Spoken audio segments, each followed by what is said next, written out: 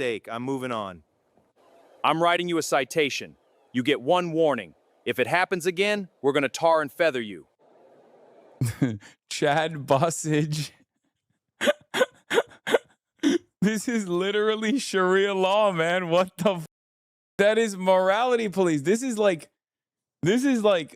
very like this doesn't even exist in like some of the more fundamentalist regions in Iran, okay? Excuse me, hi. Oh, hello. I hope I'm not interrupting. I just saw you and wanted to introduce myself. I'm Alex. Would it be okay if I asked your father to get to know you? Sure. Here is his business card. What the Yo, that's how it's done. What a game last night. That interception was brutal. Their defense needs work.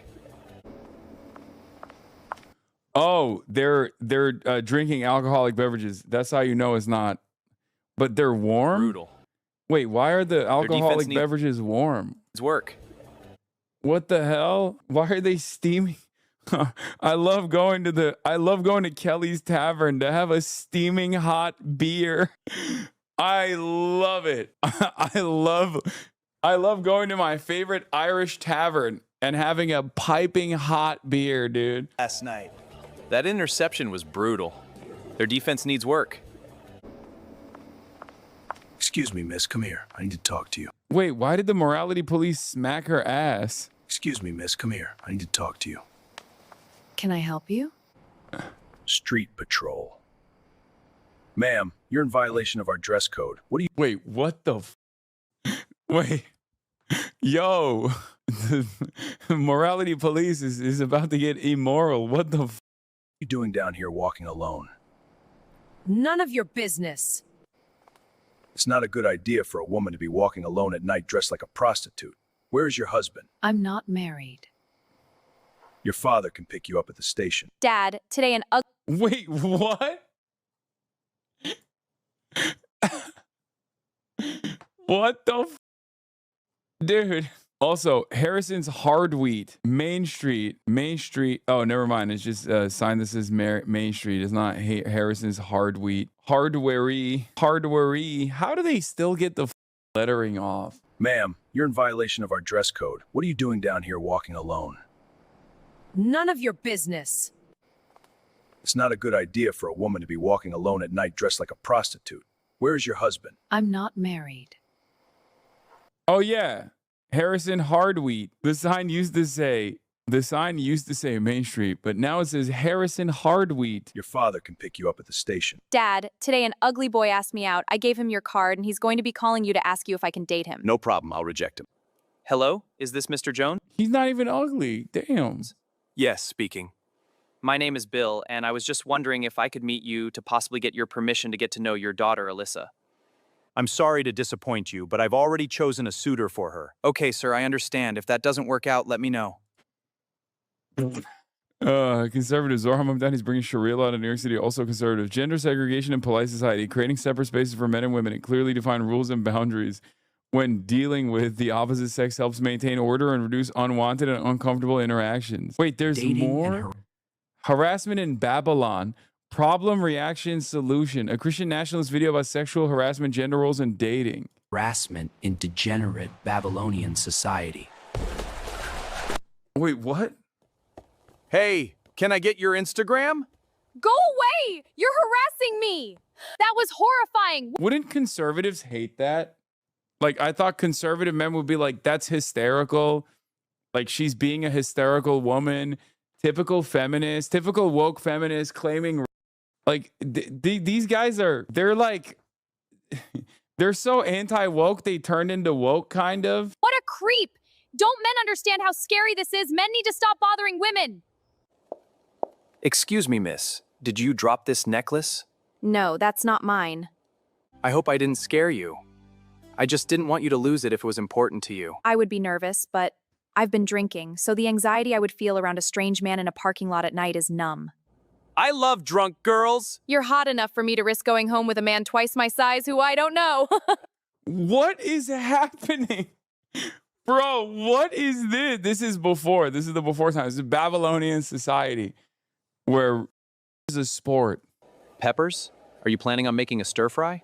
Maybe. You know, I make a great stir fry. Carrots, huh? Are you making a stew? I wish I had a woman to make me a stew.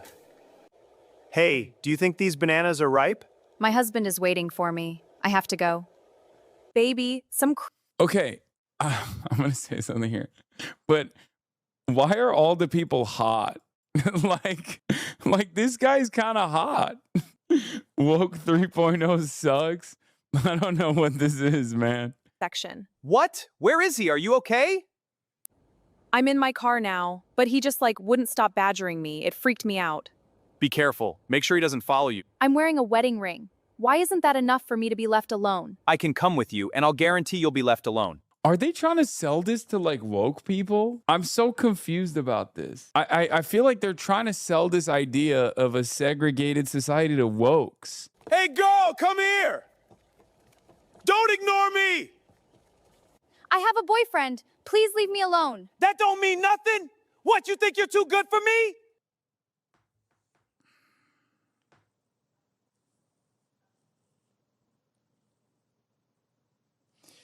Yeah, that's weird as man. That's okay. No, that's definitely not for wokes. Excuse me, miss. Could I join you for coffee? Help, stranger! I'm sorry, I don't mean to startle you. It's just, I don't know anyone here. I just thought, Help, stranger danger! Oh, I see you're nuts. Okay, I'm out of here. Ma'am, are you okay? A man almost assaulted me! Is there anyone I can call for you? Maybe the police. That guy was a creep. I think he just was saying hello, probably harmless. I've been assaulted before. I do not like men. They scare me. I'm sorry. That must be difficult. I think you might have overreacted because of your... Bro, what is happening? Who?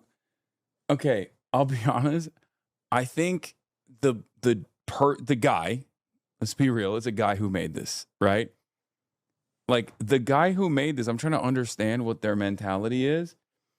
And I guess this is he's never interacted with a woman before. So what he's doing, he's learned about what women behave like by watching Fresh and Fit. And these are the tropes of how women behave in woke liberal society, right? This is the guy who made this is an AI. Yeah, it's an AI making this generative AI. This was made by Gamergate. Yeah. Your trauma. Are you in therapy? I love some Ererso in the morning. No. Instead of getting the help I need... Wait, what about Erieps or some RDAs? Could I offer you some I'm going to vent my anger on random men and expect the rest of the world to accommodate me. The media has taught me that white men deserve no respect and that there's no reasonable expectation for me to act like a lady. This is how women actually do think and speak. I can't believe this guy nailed it. Elon made this 1000%. Entitled to act as insane and verbally abusive as possible because I'm a woman. The liberal judge let my attacker out with only probation. I live in constant fear. I'm so sorry. That's awful. Oh, wait, what? But then it's also this is how woke liberals are. But then also they hate the woke liberal judge. Do you see what I mean? It doesn't make sense. There's no consistency within this character, right? If this is supposed to be a woke libtard in your mind, they would say, I'm glad that the liberal judge, released my attacker because he shouldn't go to prison for that long because I'm in favor of prison abolition. They wouldn't say the liberal judge released my attacker and I'm terrified. all of the attackers are getting out, so now every man I see is a potential attacker. I'm freaking out. Chad, it's 1 a.m. I haven't heard from you in a month. What do you want? I miss you. Can I come over? What for? You ghosted me twice. Chad. Come on, baby. You know I was going through something. I know, but I need more from you than this. I need a real man. Listen, beautiful, I can be that guy for you. Really, baby? You think I'm beautiful? Yeah, of course. I'm coming over. We'll talk about it then. Wow, baby, that's great.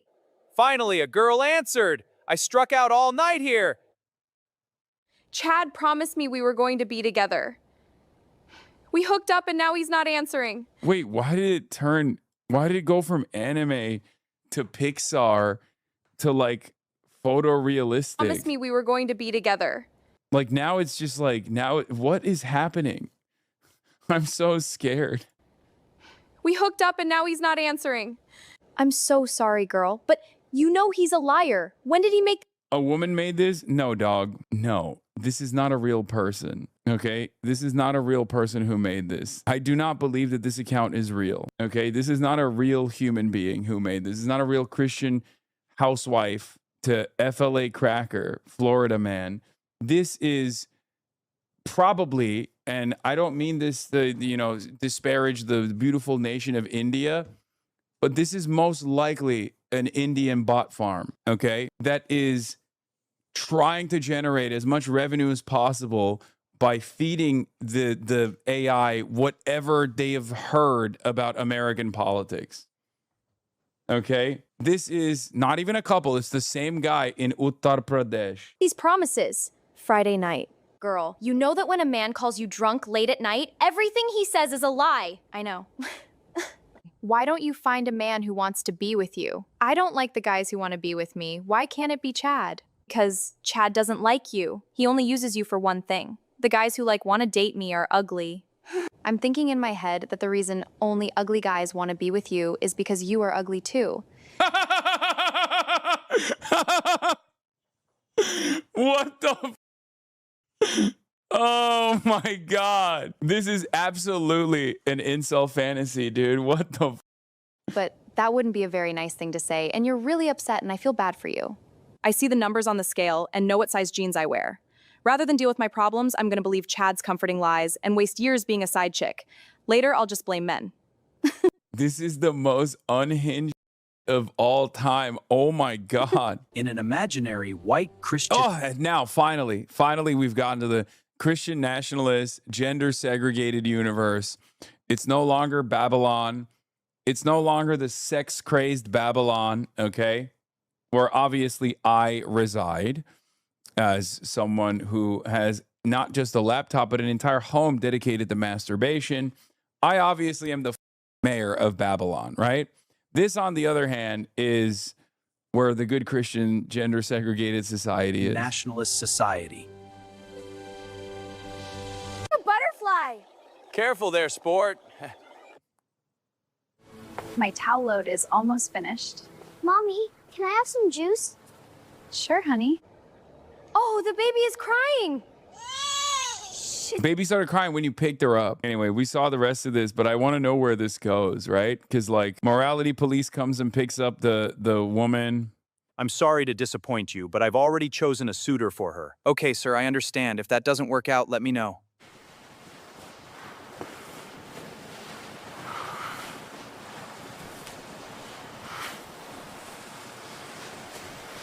What? Hey guys, watch me do squats. Uh-oh, this creep is staring at me. Ma'am, you're under arrest for violation of dress code, harassment, and posting indecent image of yourself online. What? He was the harasser. This outfit violates dress code. You can wear this in the women's only gym, but not here. Cover Wait, up. what? What are they supposed... Wait, what?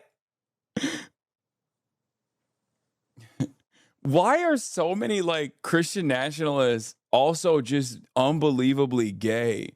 There's gotta be something. There's gotta be something going on with their tendencies, right? Because it's so weird. They're like, yeah, that's right. Only hunks get to wear sexy ass clothing in public. No, it's okay, that's strange. That's an odd thing. And this isn't even no openly gay person would obviously ever think about this. This is a very specific type of repressed version of homosexuality, where you're just you not only hate women, but you literally do not want any women to be around you at all times. There's no gay guys ever gonna obviously make a deal about this. They're awesome, right? They don't give a shit. They're like, oh, great. I don't want to walk you to the patrol car like this. You have the right to remain silent. Oh my God. Cover up. I don't want to walk you to the patrol car like this. You have the right to remain silent. Lady, you're a real creep. Female flashers will not be tolerated. How dare you? I was the victim. Hey, Becky, it's good to see you. Can I talk to your father about going out sometime? Sure, here's his business card. I am here to report an assault. We have a female officer here who serves the police force in a limited capacity only to interview female victims. What? What? Wait. I like that they specify, like, don't worry, there's no female cops in woke Sharia.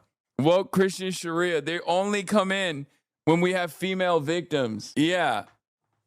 Yeah, don't worry. Like, we're not doing DEI except on women-related crimes. Only to interview female victims. Sarah, tell me your side of the story. Start from the beginning. There was Why is she so large? Why is she significantly larger than all of the other people living in woke Sharia town? Not woke Sharia town, Christian Sharia town. this creepy older dude in a gray shirt. It looks like Sarah's story checks out. The swab test came back positive for our suspect. We can actually afford to test those kids because our tax dollars don't get wasted on welfare. Great. She will feel much better if he's in. Like, it's weirdly woke. It's weirdly woke, but in a not woke way. You know what I mean? Like they just mentioned untested kit backlogs, dude. What right-winger even thinks that's valid? Right-wingers think those logs or the kit backlogs are actually woke nonsense anyway, because all women lie about being is their mentality normally. This is so strange. They're trying to sell this not just to obviously like weirdo incels, but they're trying to sell it to like woke people too. What the yeah, it's like right-wingers be like, we'd be woke if the woke people got out of the way and let us do woke, but in a very militant and very weird way. Jail. Security camera footage confirms Sarah's story. Street Patrol says they've had problems with him too. We should easily be able to get the death penalty. Open and shut. Open and shut case. Oh my God.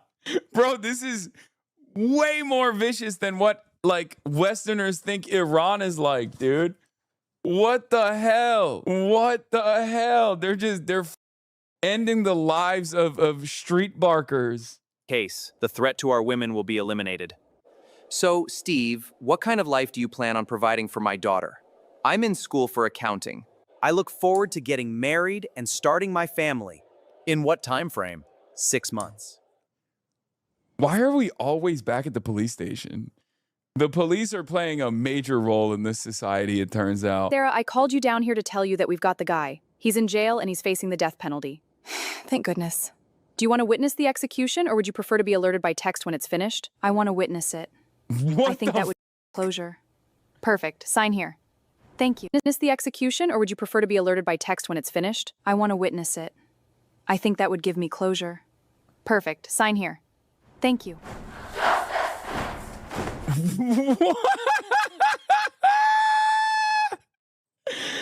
They're using the guillotine.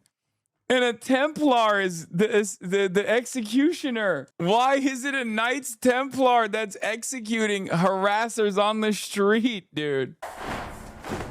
What did you do? I was convicted of adultery and 3 counts of paternity fraud. What? What the? She's having her head chopped off for adultery? How is what is paternity fraud? I don't even know what this is. You? I assaulted a woman. My wife ended up in the hospital a few times. I was convicted of assault. Are you sure you want to see? Again, woke. Wait, what? Actually woke. What is happening? It's both anti-woke and like weirdly woke at times. Obviously not the death penalty, but like prosecuting domestic abusers. Like, what do you... This doesn't make sense. Right-wingers don't want to prosecute domestic abuse. Right-wingers in a gender-segregated, backward society actually want to maintain women as property. Like, none of this makes sense. There's no consistent through line here. It literally feels like they just shoved as many like weird incel talking points as they can into this machine, and it ended up spitting out like sometimes weirdly woke stuff, but in a sea of anti-woke. We found the Gen Z conservatives. Is this what Gen Z conservatives believe? Yes, I will be okay. I need this. Need to see some justice today. This creep assaulted one of our women! May God have mercy on your soul. Damn, that's a loud-ass thump. Was she so happy that his head was... This is the best day ever! It truly is. To family. Cheers to that! What is this hand? Oh my God, AI is so ass. Now let's eat. I now pronounce you husband and wife. You may kiss the bride. Hooray! Congratulations! Yeah, I have noticed that there's not a single person of color in this. I wonder why. Sarah, would you like to dance? I would like that. Wait, why isn't this a creepy guy now? Like what? I guess now she's safe because now there was one person of color who was portrayed as a sex pest. No, that was Babylon. That's a different society. This is no, I'm saying this is the future society. I've noticed that there is no, in the Christian nationalist commune, there isn't a single person of color. You guys are talking about Babylon, which is Bedlam, where people of color are barking at white women. Yeah, this is the Agartha.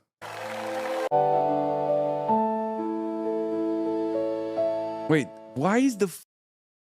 Okay, I know this is not the point, but like, why does the art style keep changing so dramatically? It's weird. Like, this is a different dude now. What the f... In a black Christian nationalist state, Whoa! black Christians are free to police and govern themselves. I used to be terrified to drive.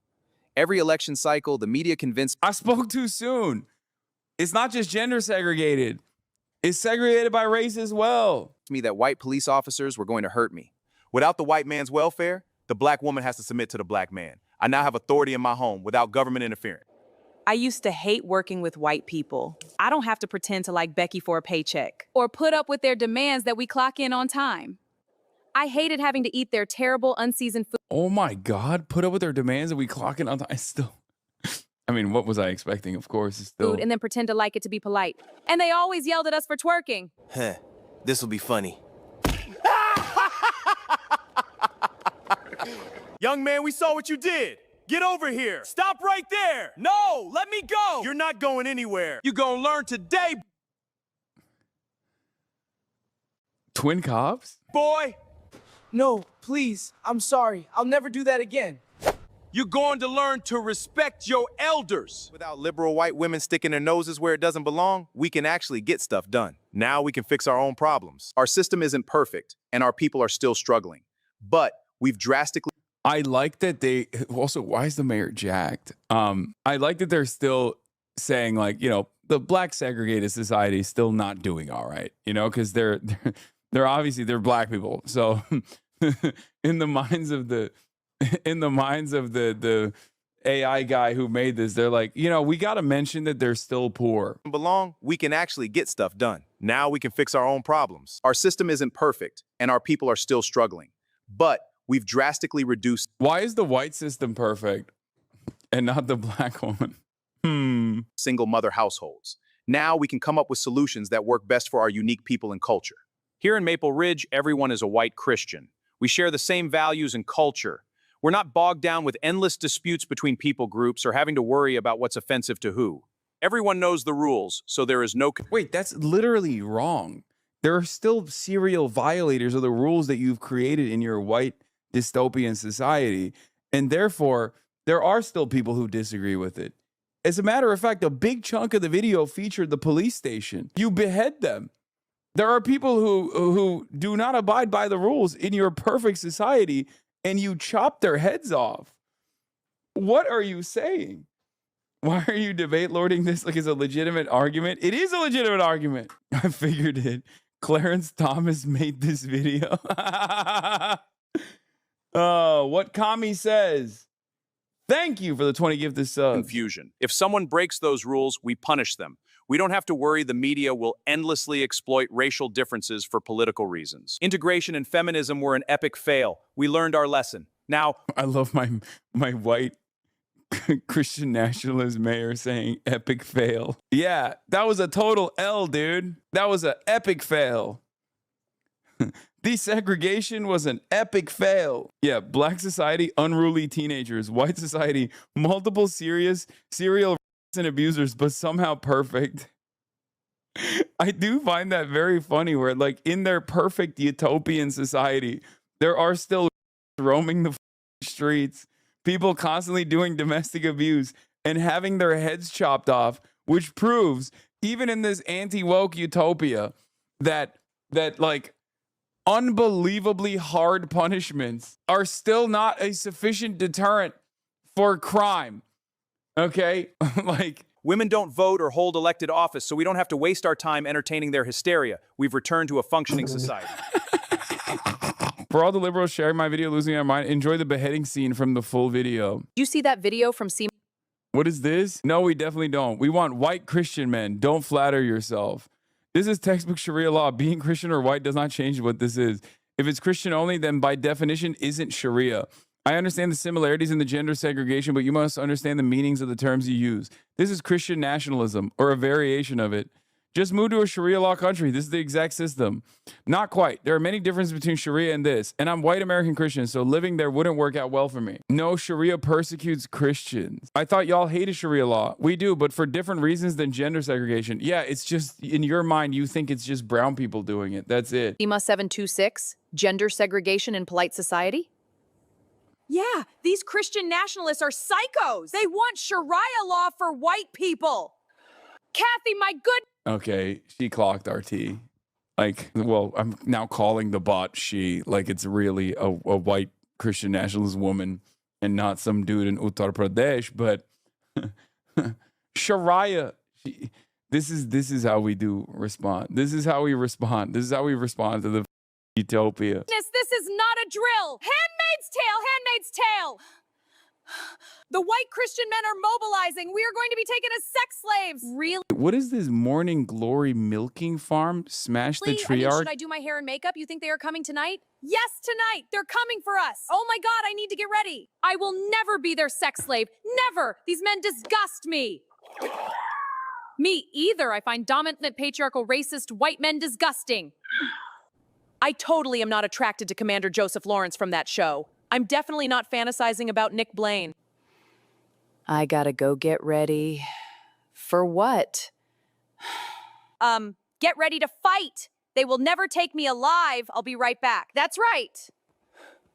What time are these disgusting Christian Taliban coming? Any minute now, I'm sure. So what's the argument that these women are like horny to be dominated by the Christian Taliban? Is that what they're saying? Like their secret desires? Handmaid's Tale. Oh my goodness, we're about to be rounded up. Delivery. Oh my God, I'm terrified. Let's go. Good evening. I have a delivery for you. Listen, you disgusting racist pig. I will never be your sex slave. Yay, I'm not a baby machine, you sicko. What? Ladies, I'm just here to deliver your package. I'm not sure I understand what's going on. Don't play dumb with me. I will never be your sex slave. I'm not going to your weird little compound. I'm not wearing a headscarf, weirdo. I'll be your sex slave, but a scarf is where I draw the line. What is happening? Wait, is this like a prank? Am I in a viral video? How is he holding the... Oh my God, he's so horny. Okay, his dick is in the box. He is torqued. He's torqued. His dick is in the box. He is so hard right now. He can cut through diamonds, dude. Look at him. Look at him. They were right. Oh my God. Or something? Christian Sharia, patriarchal psycho.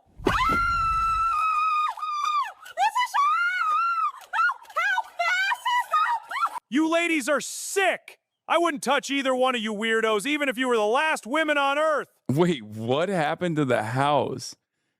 He ran into the house, which also happened to be... I'm sorry. He runs into the house, but it's also out in the open. Sick! I wouldn't touch either one of you weirdos, even if... What the f... you were the last women on Earth! This is a message from the Creator. Yes, I am a woman.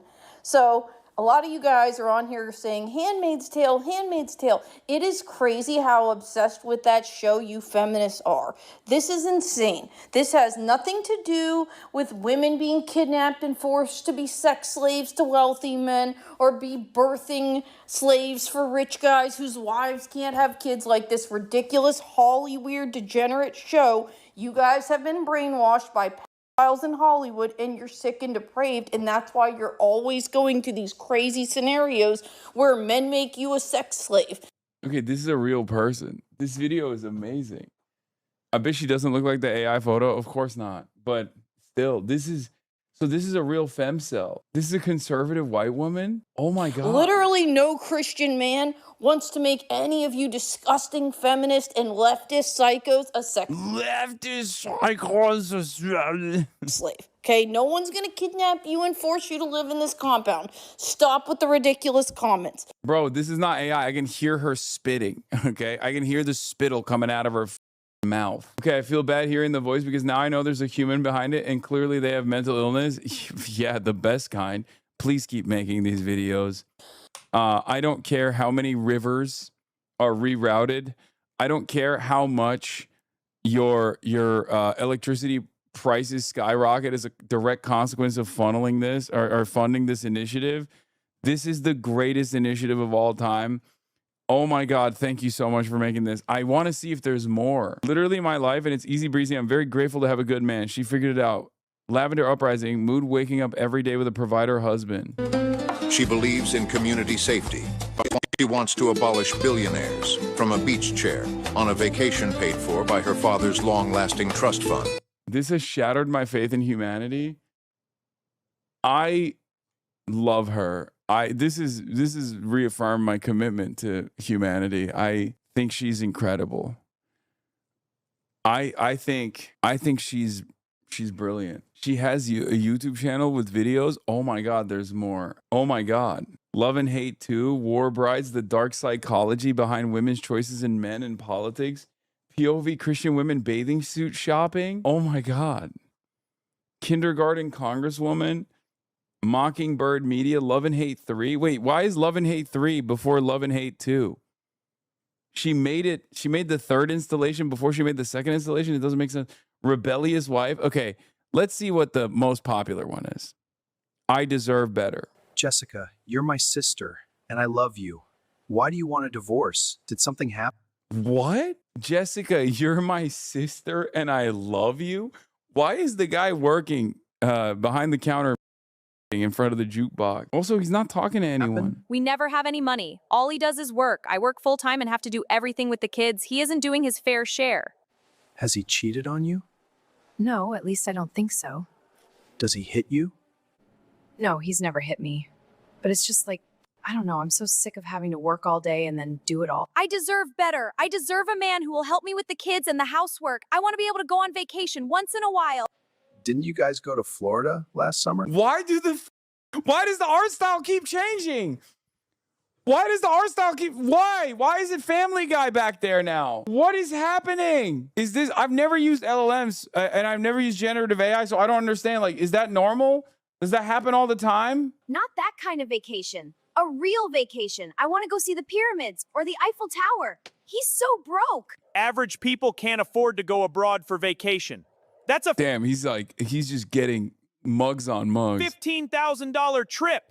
You married an accountant. If you wanted a luxury lifestyle, why didn't you marry a doctor? He was hot. We were in college when we met. I didn't know an accountant couldn't afford to go to Paris. He was fun to get drunk with and party. Jessica, you sound ridiculous. You're 35 years old. It's time to grow up. Most people are average. Okay, we're learning a lot. This is exposition. We're learning a lot about the prompt engineer's real gripes here. You can only generate like 30 seconds at a time, so every cut is basically a new thing. You have to try to get it to spit out the same thing. Oh, that's how it goes? Yeah. We're learning a lot about how this person feels about certain professions and about how she also has basically sucked it up. Because, like, obviously, the good thing to do is to be happy with the shitty relationship that you're in with a broke boy, right? Like, know your place. That's not true. Look at these influencers. Hey everyone, we're here. Look at this amazing resort. Why is this Bratz doll? Why is it a Bratz doll? What is happening? Wow, so great. You can't be serious. None of that is real. These are actors that are hired by the resorts to promote the place. Normal people don't. This guy's like having a hard time getting across this important message to his sister, and basically getting older, and so is the establishment. The establishment is getting dirtier and more beaten down because of her horrendous vibes. Do this? Name one person we know who has this lifestyle. Okay, but I deserve it. I need a real man who can take care of me. If he won't help me take care of the kids, I'll get a real man who will. Dagnabbit Jessica! You think some stepdaddy is going to work all day, pay for your delusional lifestyle, and be a better father to your kids than the biological dad? You always take his side. You're such a jerk. I deserve better. You're not coming to live with me. Go back to your husband and get real. Don't tell me what to do. You think you're so perfect with your happy little family? I'm done with this! You're ungrateful! Go home to your husband and thank him. He's a saint to put up with you. Dave, I deserve better. You never take me to Cairo or Paris. We don't have any money. I deserve. Honey, please calm down. Deserve. We can't afford that. I took you to Florida to the beach. How about I'll take you to California? You broke piece of crap. I deserve better. It's over. Brian, I brought you here because I need your help. What is it now? I'm having a really hard time since my divorce. I work all the time, do nothing other than... It's been 5 years and they went to the same diner and they're wearing the same clothes. That's crazy. She just wanted to go to Cairo, man. Clean and take care of kids and can't afford to make ends meet. Whatever happened to you marrying a millionaire and traveling the world? Thought you had it all figured out. I'm trying. I'm on all the dating apps. These guys just want to play games. They don't want to be a real man and step up to the plate. Millionaires date supermodels. You need to get real. Go back to Dave and apologize. Do the right thing. What? I can't. He has a girlfriend. She's 26, that little tramp. Anyways, I need a favor. I just need to borrow $5,000 to move. I'm getting evicted. Absolutely not. I told you not to do. Why does this establishment have mugs that say world's okayest mom? Actually, I kind of like that. That's kind of funny. Random diner and all the mugs are like world's okayest mom. You broke your home and ruined your children's lives. What you did wasn't very Catholic. I will not enable. Brian, please. My kids are going to be in the street. I really need your help. I wouldn't ask if I had other options. I'm sorry, but I will not bail you out of the consequences of your sin. Your divorce was not just in the eyes of God. The kids can come with me or go with their dad, but not you. Wait, so it's beneficial for the kids to be with their dad who's like 26-year-old? That's the Christian way? That's what we're doing? So I've been living in my car a few months. I'm a single mother working a full-time job, door dashing, and doing Instacart. Wait, hold on. I mean, she's popping on TikTok, though. At sleeping in parking lots. She's popping on TikTok. So she figured it out. She figured out the method. So she's bringing it back around. 12K likes. She's monetizing her demise. This is literally Darman for the far right. I mean, Darman is Darman for the far right. This is awesome, dude. I love this. I love this show. This is my favorite show, okay? Incredible. How was her phone outside the car? I mean, if she's popping as a TikTok content creator, maybe she's found like new ways of making engaging cinematography. This is Nazi Coco Melon. This person has a bright career ahead of her as a prompt engineer. Okay, have you seen this? Ban AI at politics? Yeah, I know. The AI shit is crazy.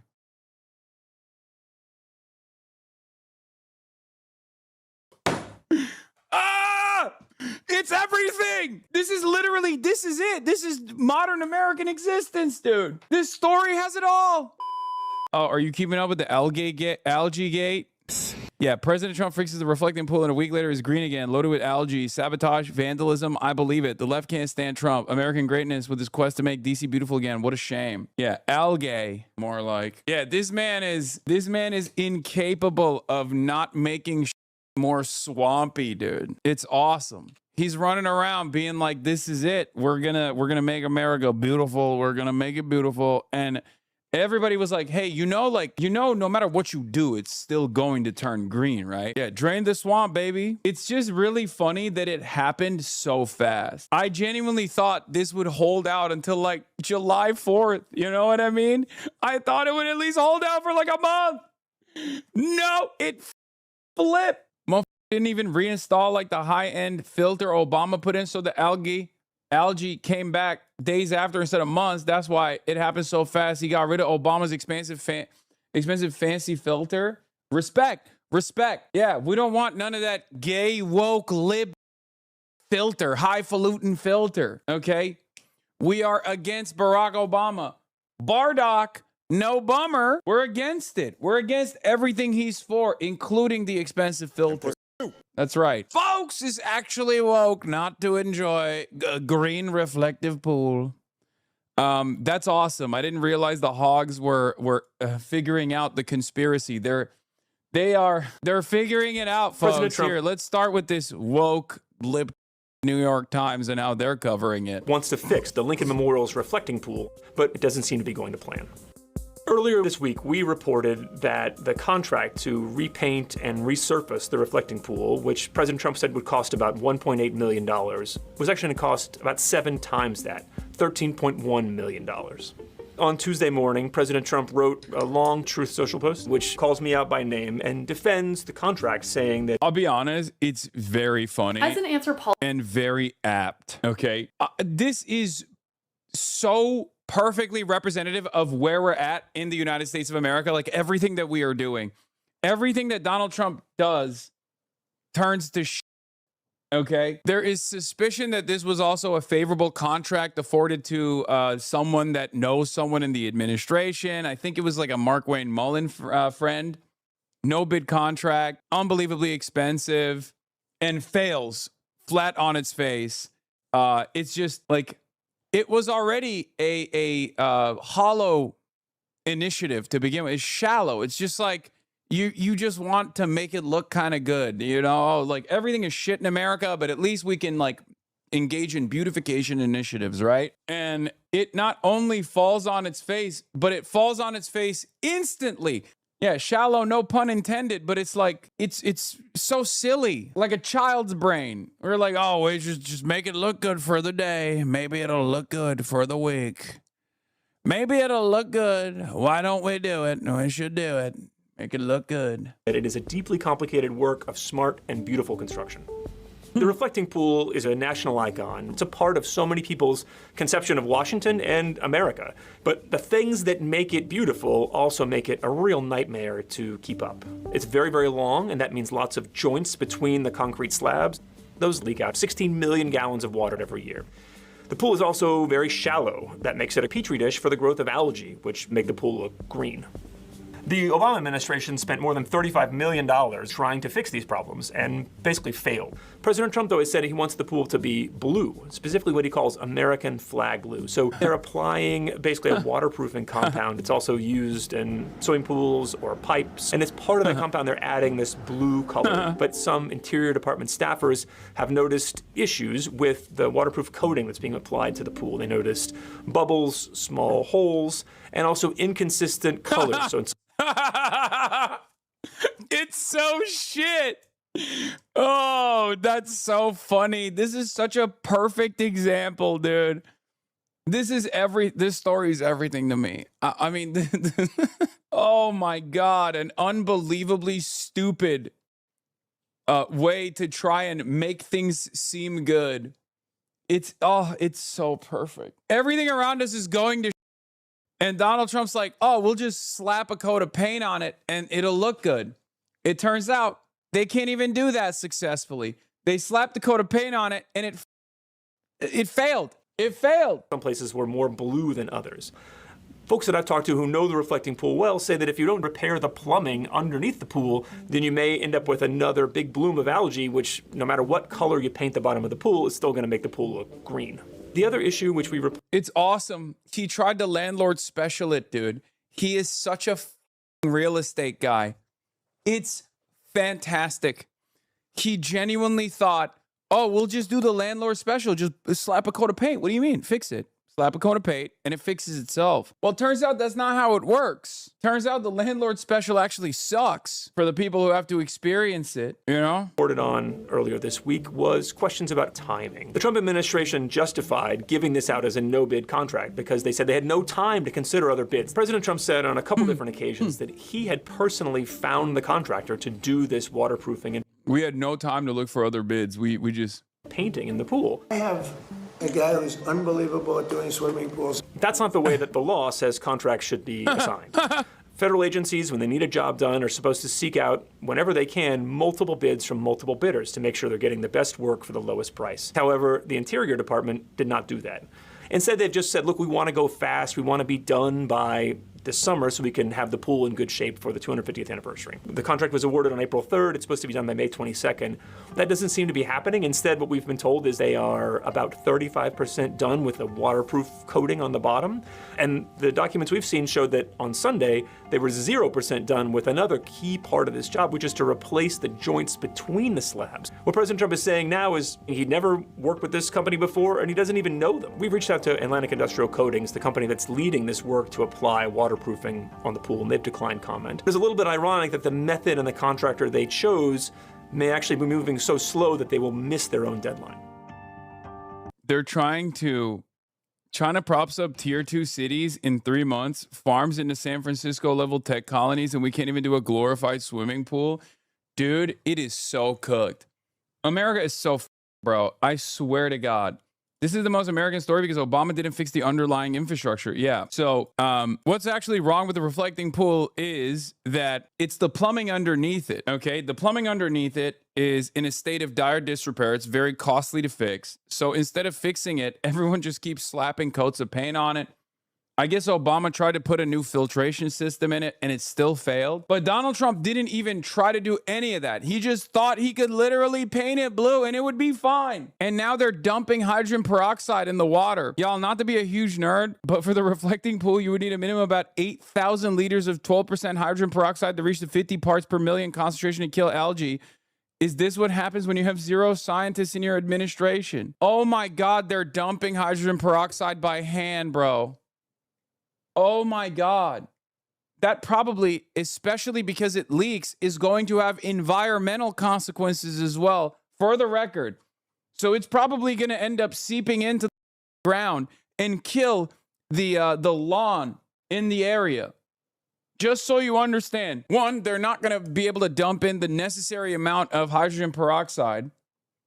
And two, even if they were supposed to do that, it's going to kill a ton of birds, a ton of the natural wildlife in the area, and it will probably kill the greenery in the area as well because it has holes in it. There's no way, if you hit the necessary amount of hydrogen peroxide, that amount of hydrogen peroxide making contact with the natural environment is probably not going to be good. God damn, everything is so stupid. It's safe, it degrades fast. Oh my God, it's so funny. What a hilarious failure this is.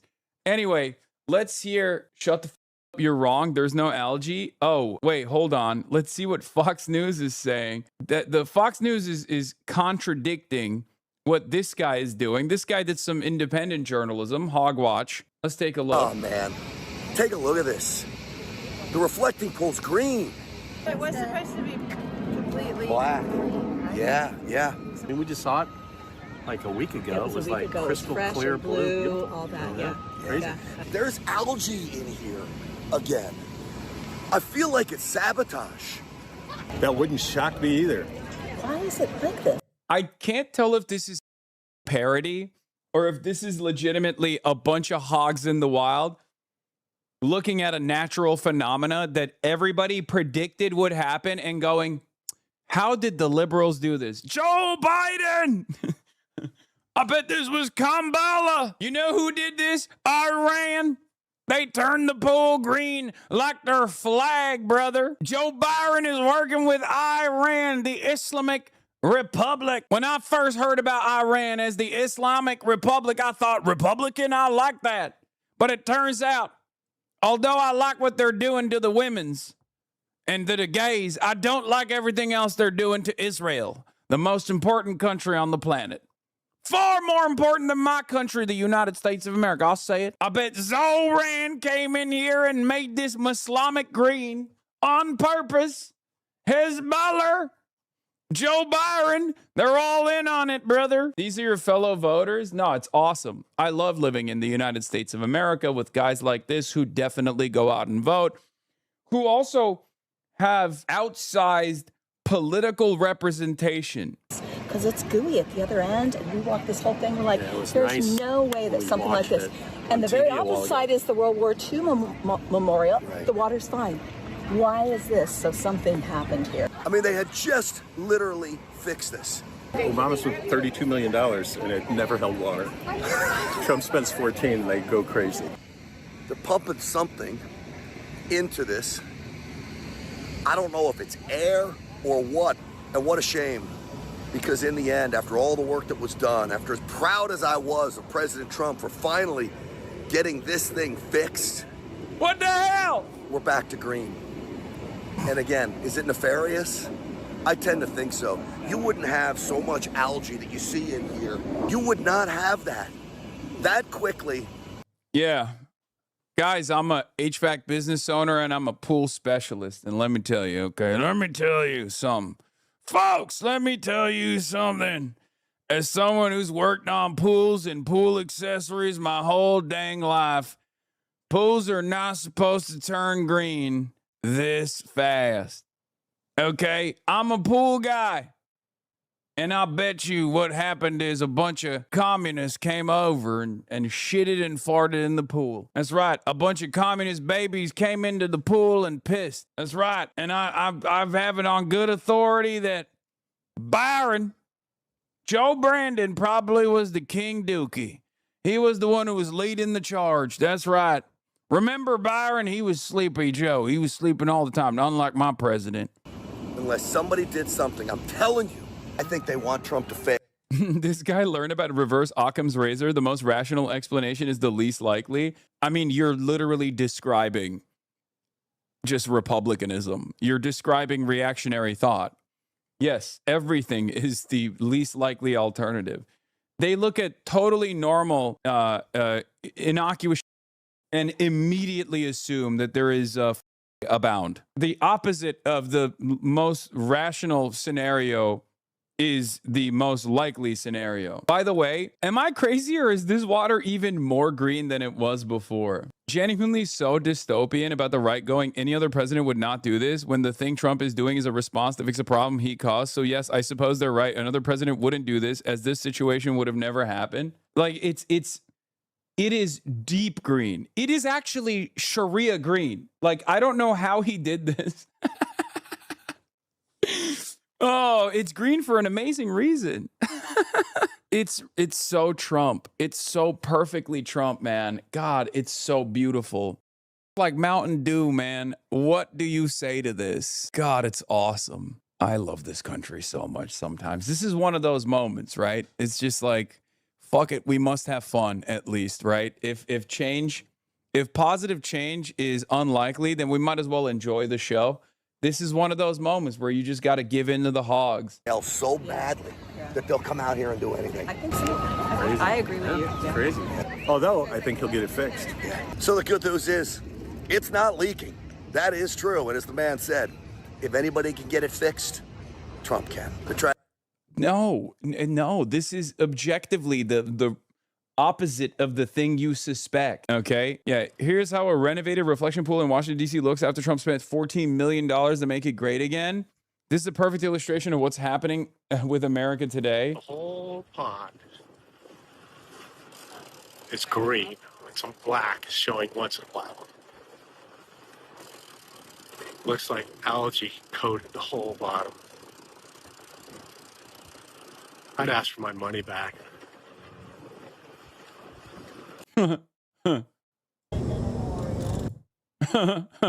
Oh, on one end, the guy pours hydroxide into the pool. On the other hand, a child plays with their hand in the water. Yeah, that's also America. Bro, this is literally, look. No disrespect, but this is straight up third world. Like, this is third world country with a Gucci belt. I'm seeing it happen in America. It's like, this is so positively Turkified. I don't know how to explain it to you guys. Like, I literally lived through this exact same thing that's going on in America right now when I was growing up in Turkey. It's so funny to watch it happen in the wealthiest nation on earth. It turns out the institutions, the democratic process, like things, the checks and balances, the 700 scientists that would tell you this is an idiotic decision in the process, the red tape that these guys actually love destroying was there for a good reason. Okay? I mean, this is literally the point. This is why you need, regulatory agencies to take a look at these contracts. This is it. It's happening in real time. In real time, it's happening. It's just... Anyway, let's see how Fox News guys sold this, though. I'm here at the newly renovated reflecting pool. It's painted American flag blue. Oh my God. They're doing the don't believe you're lying eyes. He's literally staring at it. He's like, look at how blue it is. It's blue. This is blue. Don't you dare say it's green. It is not Islamic green. You do not say it's green. This pool is blue. And the Democrats are going to tell you, oh, there's green algae. It looks so bad. But there's pool guys cleaning it up right now. No other president would do that. But President Trump is still cleaning it up. How is the reflecting? Oh, my God. Oh, my God. We are such a stupid country. Oh, my God. Oh, my God. We painted it in Islamic green as a part of the Iranian MOU. I mean, this story has everything, okay? This story has everything. It's captured every aspect of modern American existence, all of the stupidity, so perfectly. Trump comes in, wants a beautification initiative when everyone's like, this is not going to fix any of the problems. Trump literally brings in a contractor that he likes personally, that he knows personally, no bid contract. And of course, thinks that the landlord special of just like painting it blue is going to fix the problem when everyone says that's not going to work. They cut away with all the red tape, Abundus style. Okay. Turns out that red tape is actually for a good reason, right? And in a matter of weeks, the problem gets far worse. The algae issue becomes a far larger problem instantly. Then you got the Trumpians, the Trumpies, the cultists that go there and suspect that there is some kind of sabotage from the woke left.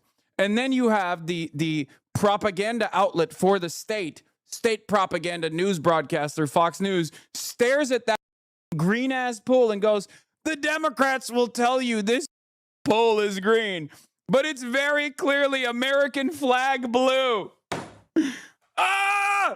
It's everything. This is it. This is modern American existence, dude. This story has it all. You got a Fox News guy looking at the very clearly green reflecting pool behind him and going, don't believe your eyes. That's blue. It's the most beautiful type of blue. And I know there's going to be fans. There's going to be Trump cultists that go, that's blue, you tard, shut the hell up. Your stupid mouth up. That's funny. Yeah. Dems say blue and green are different colors. They're not. What's going on? The reflective pool is very clearly blue. The bluest type of blue that you've ever seen. Democrats will tell you it's actually green. Do they want it to be green? Do they want it to be green, the color of Islam? Perhaps this plays a role in their immigration initiatives. What's going on? Is the Statue of Liberty green or blue? Well, I say it's both. Big W for the colorblind community. Yeah, big W for dogs. New images of the blue. Okay, dude. 11 years ago, the dress was posted on Tumblr. It was later confirmed to be black and blue. Yeah, I mean, there is an incredible irony to this, where they're like, they will sincerely look at like a trans woman and be like, that's a man, right?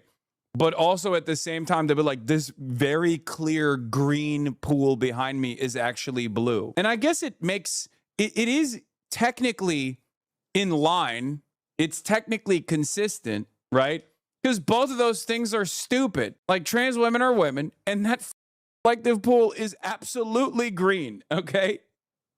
And Republicans want to be on the wrong side of both of these issues. They want to be like, nope, my way or the highway. And sometimes they let it slip, which is always my favorite moments. Like when Ben Shapiro will accidentally correctly gender a trans woman, and then we'll catch him doing that, and he has to stop and misgender them. You know what I mean? Where they'll be like, well, she was, I mean, he was. It's so funny. This is not a normal way to live, man. I don't know why. Yeah, it's even funnier because he's wearing a navy suit, so you know what blue looks like.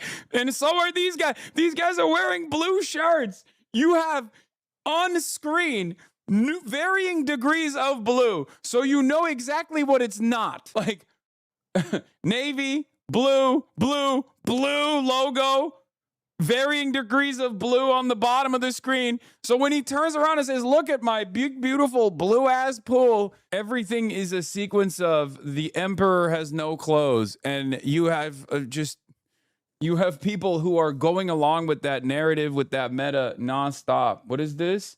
Before and after, it was blue before. This combination of pictures created on the 10th of June using satellite images released by Vantor Technology shows the Lincoln reflecting pool on the National Mall in Washington, in Washington, D.C. on June 2023 on the top and June 2026 on the bottom after it was resurfaced and painted blue. Yeah, and it went back. Yeah, it was blue for like one day, and it wasn't like American flag blue either. And now it's green again. The peroxide is making it look worse. Oh my God, foam floats on the surface of the U.S. National Park Service workers dump bottles of hydrogen peroxide.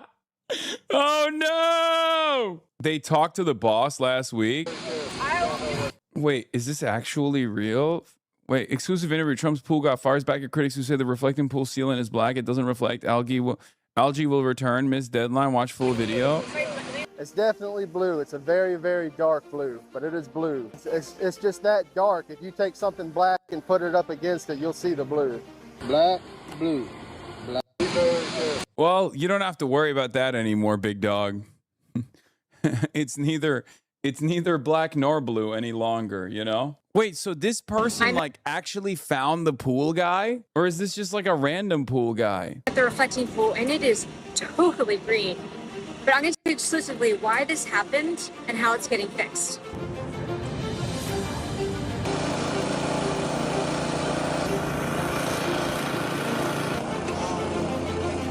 Oh no. Oh no, those ducks are going to die. Oh no, the children that are going to the park. Those ducks are dead, bro. That hydrogen peroxide is going to kill those motherfucking ducks. Oh no, that's a dead family of ducks right there. They're so stupid. The algae mats are on the bottom. The peroxide won't mix properly without something to agitate the water, and they haven't thought about the smell that dead algae will emit just in time for July 4th. RFK goes, yum. Well, when those squirrels around the reflective pool start drinking the hydrogen peroxide infused water, what to many looks like scenes out of the Bible of bedlam, death, and destruction. To me, I say, yum. It's dinner time. When I see roadkill on the reflecting pool, I think to myself, I'm starving. Many people are worried about hydrogen peroxide. You know what time they're coming?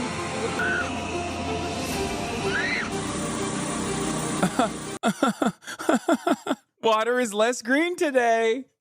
Dude, how, like, this is literally shit that we would, like, this is one of those stories where you can just like directly match it with China, and you very quickly realize like this is exactly the type of thing that would never happen. You know what I mean? Like, this is the type of like beautification initiative that the Chinese government would control and try to engage in, and would never allow something like this to take place. Like, they would just like fix it up. As some of the chatters also pointed out, like compare and contrast the reflecting pool beautification initiative and the failure that it is in a matter of months versus in that same time period, like, I don't know, some kind of infrastructure growth that took place in China. This is something that developing countries do, and their excuses that they are poor. Yes.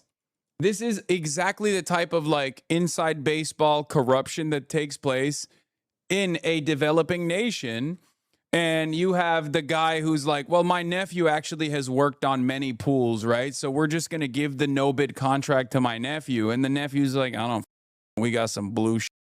And, you know, we slattered it around and it's probably fine. Except it's happening in the wealthiest nation on earth. Yeah, overpaid uncle contracts are a normal part of you know, developing nations, except now we get to experience it as well. Yeah, put the green water, I mean not green, objectively less green water back in, please.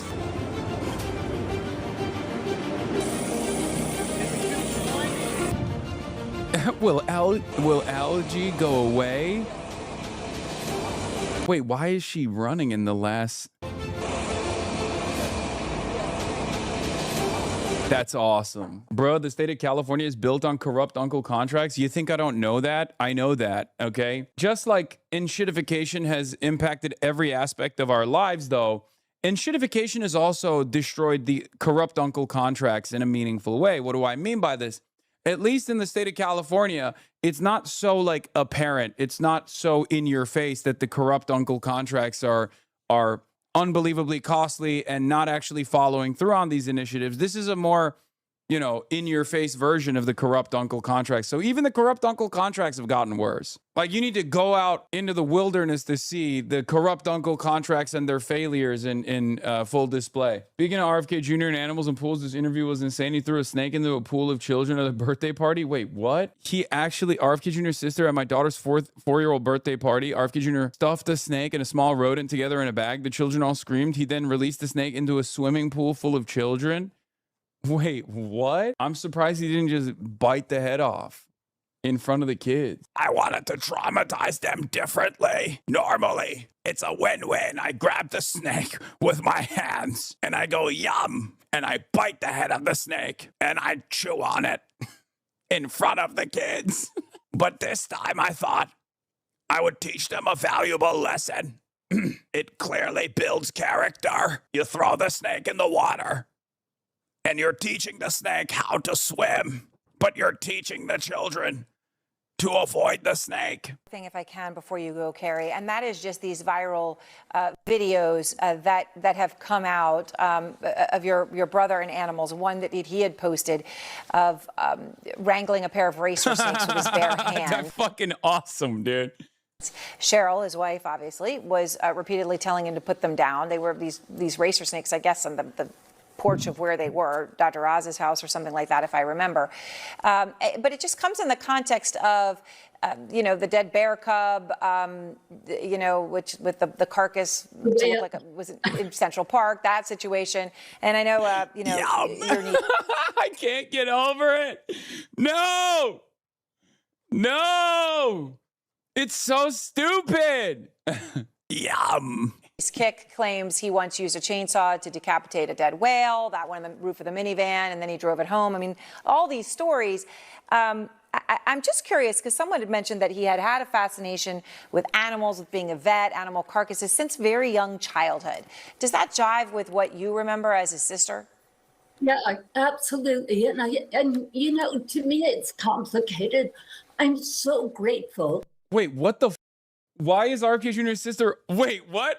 Wait, what? Why does she sound like him? Wait, what the is happening? I can't even hear anything any longer. The only thing I can hear is she sounds like a less bass boosted version of him. What the fuck? He taught her how to talk? Does she also have a brain worm? The same kind of worm that took over RFK's brain? Oh my God, why do they both sound like that? To Bobby, as my older brother when I was a kid, his fascination of nature he shared with all of us, and he took me to catch snakes and learn about frogs and salamanders and go on nature hunting trips. And he gave me a crow when I was a kid, and gave me a hawk, and I learned so much about him. Spasmodic dysphonia? I know, but like, why do they both have it? Is this like a genetic problem? Because RFK didn't used to sound like the way he sounds now. He infected her. Yeah. No, it's maybe the worm. Maybe the worm actually infects everyone around it. We first thought the worm only controlled RFK Jr. like Ratatouille, right? But maybe the worm also spreads. Have you ever thought about that? There was another side. There was always another side. I'll just tell you this quick story. I guess my daughter is almost 30 now. So when she was maybe 4 years old, we were having our little birthday party. And I was looking in the garden and I found a snake. So I called Bobby. He just lived a mile down the road. And I said, there's a snake in the garden. He rushed over with his infant son, Aiden, in one hand, who was just a few months old, and a bed sheet in another, a pillowcase in the other. And he grabbed the snake and stuffed it into the pillowcase while he was holding his infant son. So that was a little scary. And then he walked up to where the rest of the birthday party was, and he reached into the bag, and this snake was just chomping on his hand. And he pulled out the snake to show the kids.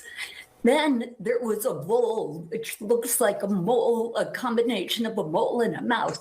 And he grabbed that with his hand and he put it into the bag with the snake, which made all the kids scream because now they were afraid the snake would eat the bowl. So then he shoved his hand back into the pillowcase and grabbed the snake, which chomped. Bro, look at her face.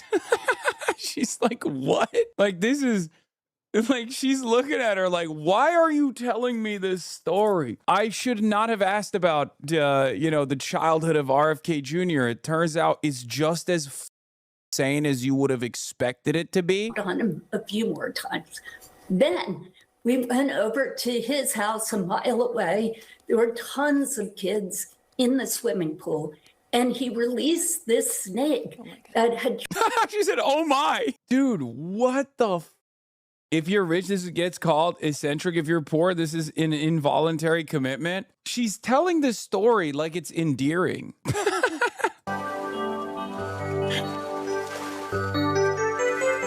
Oh, God. Oh, Jesus Christ. I mean, it's perfect. It's a perfect... we're talking about RFK Jr. and all of a sudden, AI RFK Jr. pops up. Oh, my God. Phone floats on the surface as U.S. National Park Service workers dump bottles of hydrogen peroxide in the Lincoln Memorial reflecting pool as a part of their effort to mitigate an algae bloom, which followed the completion of recent renovations in Washington, D.C. Does no one look at everything that's going on? Like, all of these, like, very overt signs of instability and just like worse overall experiences and think perhaps there's a problem here. Is that not a thing that people call into question at all, where they're like, it's kind of weird that these guys wanted to fix the problem by just painting it blue and then it failed and they didn't actually... They did away with all the red tape, all the bureaucrats that would have normally stopped this to ensure that it's actually successful. The implementation is actually successful. We decided, nah, we're not gonna do that. No more red tape, right? Obligatory China comparison. Yeah. In Shanghai, a 100-year-old 7,500-ton historical city block was temporarily relocated using 432 walking robots.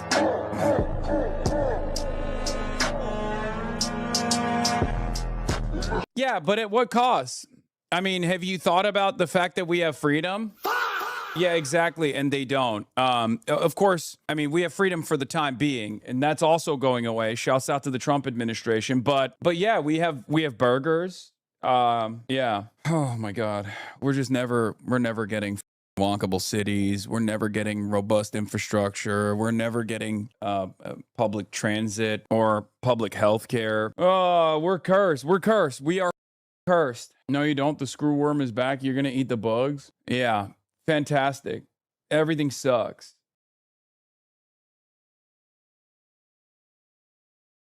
Like, it's just disgusting. It's disgusting to me that Ethan Klein runs around and gets to manipulate other people's behavior like this. Like, where he just gets to behave like a petulant child, a sociopath, where he's just like, apologize to me again, a third time. And I didn't even get to cover the iDubbbz apology to Ethan thing, which I don't think he should have ever apologized to Ethan Klein, let's be real. But if it gets his ass, out of costly litigation, even though it's like totally defensible litigation, you know, you got to do what you got to do. A little bit of pressure from Moist Critical, by the way, and Ethan Klein folded like a picnic table. But I just truly don't believe that this lawsuit is in any way, shape, or form helpful to anyone. Outside of the lawyers, they're smiling ear to ear. They're salivating right now, literally drooling with a bib on. But it's harmful to, I think, literally everyone involved and does have potential ramifications for others way outside of it. I have never and will never be a fan of extreme litigation, and I have always been vocally advocating against creators going that nuclear path. Folded like a goddamn napkin. Ethan Klein has dropped his defamation suit against iDubbbz after being widely mocked online. He had attempted to sue iDubbbz for showing a comment written by streamer Destiny accusing Ethan of harassing his own children.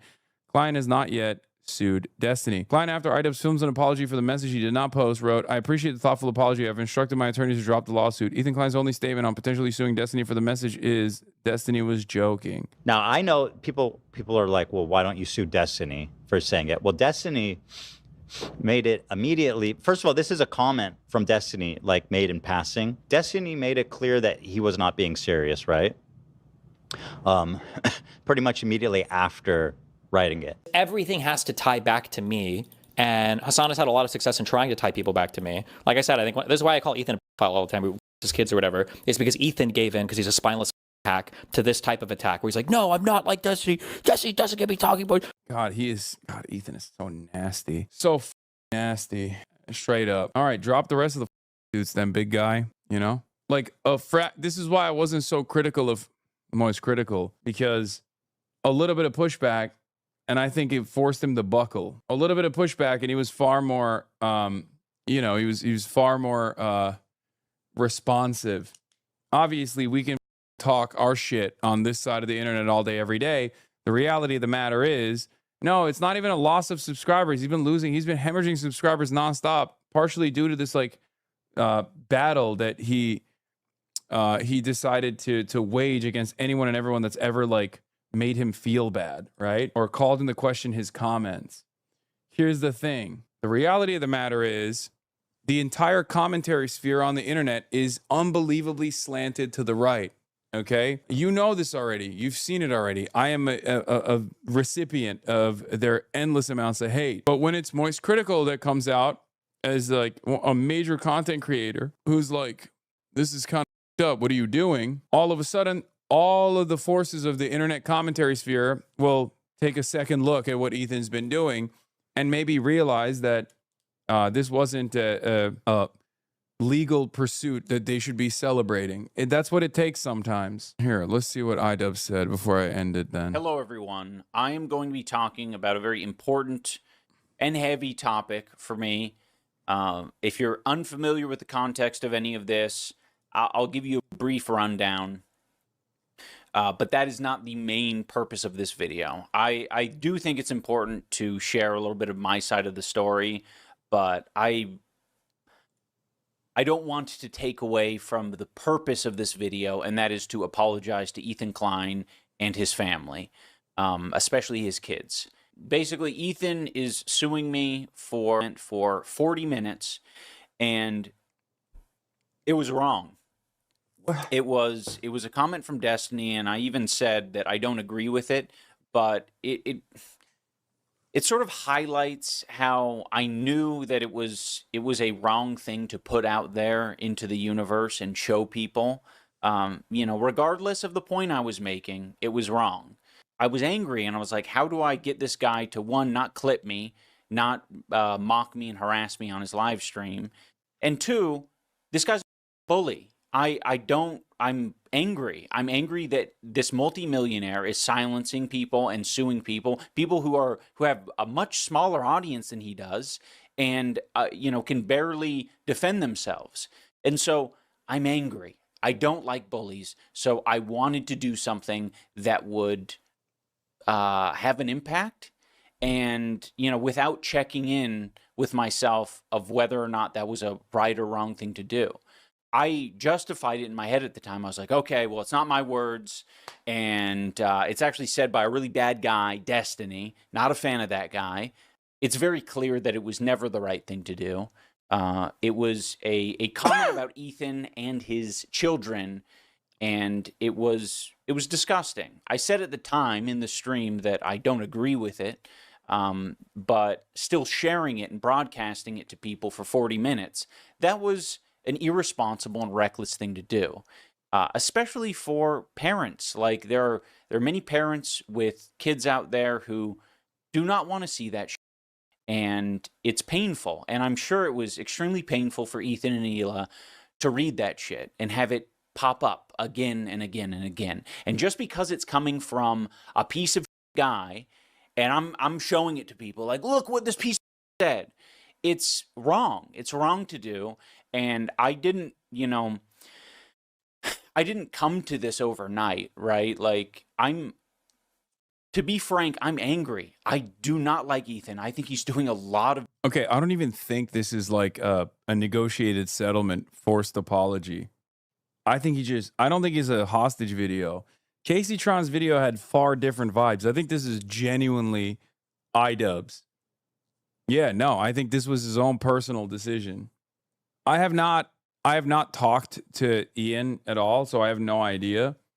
I'm just purely speculating. I know for a fact that the Casey Tron one was obviously a hostage video. That was the Casey Tron one was very clearly a forced statement where that was like straight up scripted by Ethan's legal team or Ethan himself to maximize the damage and like to max out on the humiliation, making Casey Tron apologize to Asmongold, Nick Fuentes funnel Asmongold, self-described Nick Fuentes funnel Asmongold. I view my role as being a more mainstream ally towards this stuff without necessarily spearheading any sort of like real controversial change, because I can't really do that. It would compromise my position. That's the reason. I'm a funnel. Yeah, I kind of do that. Yeah, like a funnel in a way. By the supposed anti-Semitism destroyer, Ethan Klein, who directed Casey Tron to literally apologize to Asmongold. I just want to point that out one more time. Mr.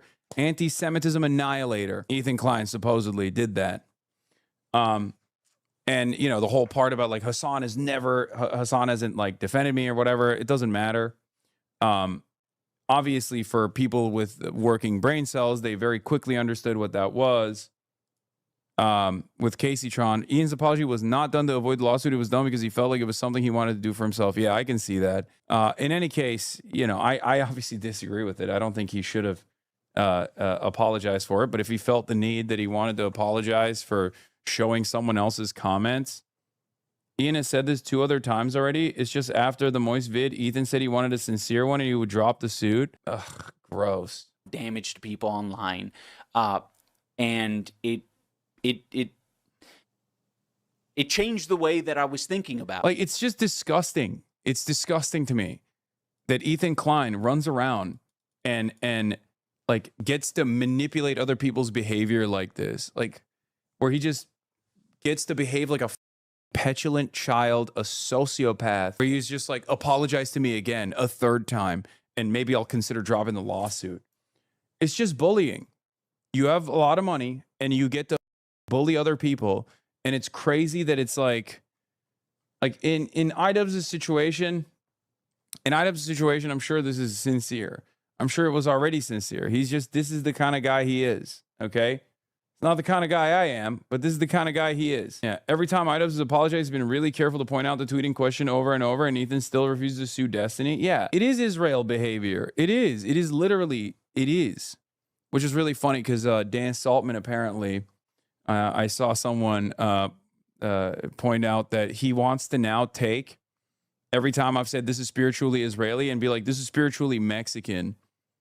Okay. And with the AI, change my words and then mass promote that to make it seem like I'm being racist. Like if it was any other country, it's like, yeah, if someone said this is spiritually South African during apartheid South Africa, I don't think people would be complaining. You know, it's ironic because like when you change the wording like that, it changes the meaning. If I said something is spiritually Canadian, no one would think that it's a pejorative. If I say something is spiritually Rhodesian, though, people will understand exactly what I'm talking about. They're so stupid.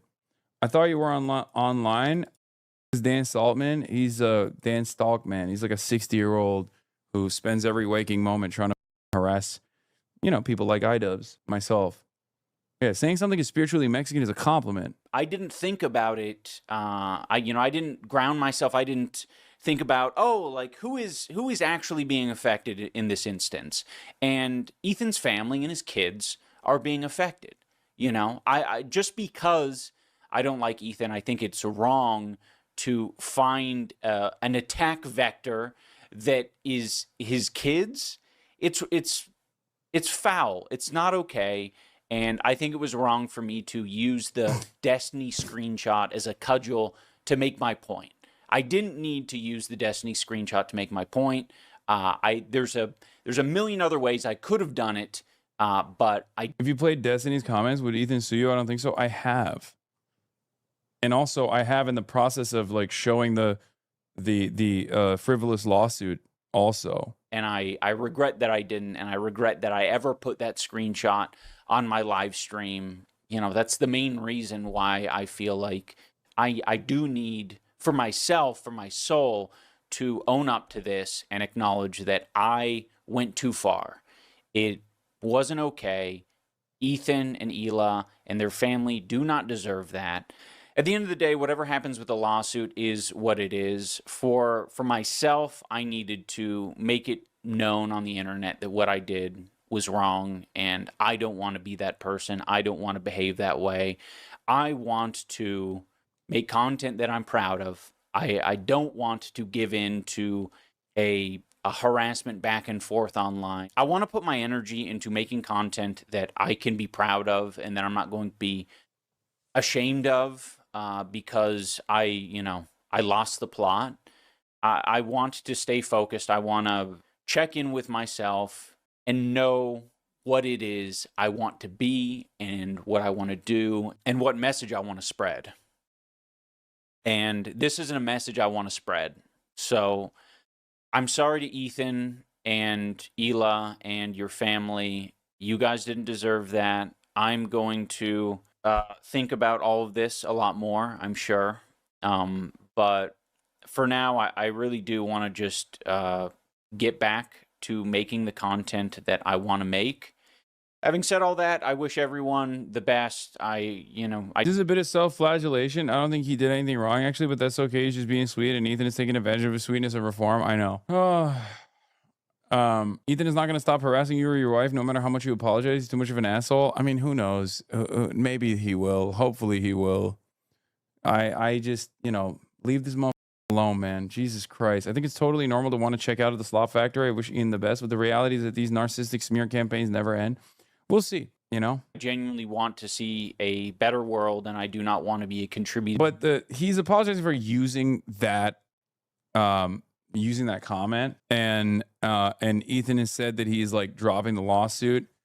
I don't think he'll stop harassing Ian and Anissa. I'd be shocked. I hope that he does. I hope that Ethan does stop harassing them. I hope that Ethan stops harassing everyone. It's insane. His only content is just like bullying people. Alarming.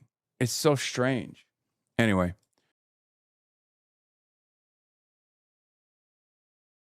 You get to do weird shit at the White House if you're actually, winning, right? If you're actually doing things. You don't get to do that while you're also failing. You don't get to do that while you're failing.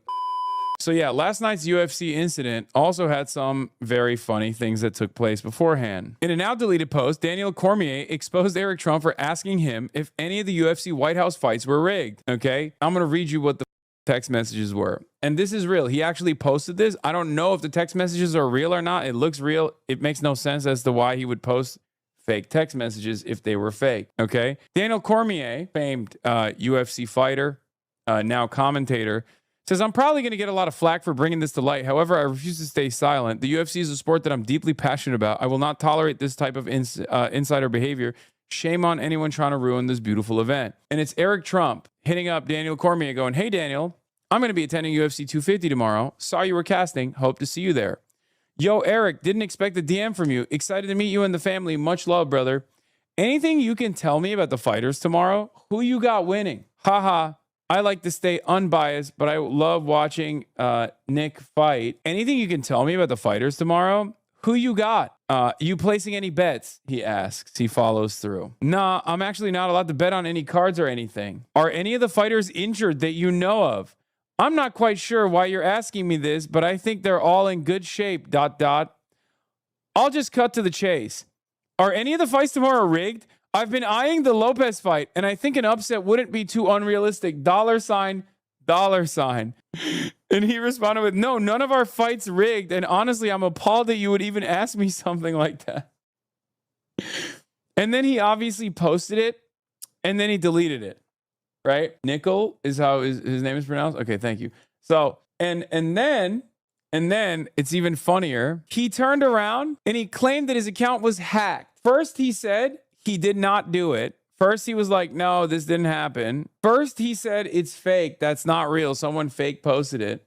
Then he realized that obviously, yeah, we're supposed to believe Daniel Cormier was hacked, but then he regained access to the account 2 minutes later without help from Twitter. Right. Eric Trump is as corrupt as his daddy. Where's the video? Because I know there's a video of him being questioned about it when he's getting into the car and he looks like he's pants. Because they were just like, oh, here it is. See what happened with those posts were from Eric Trump. Not real.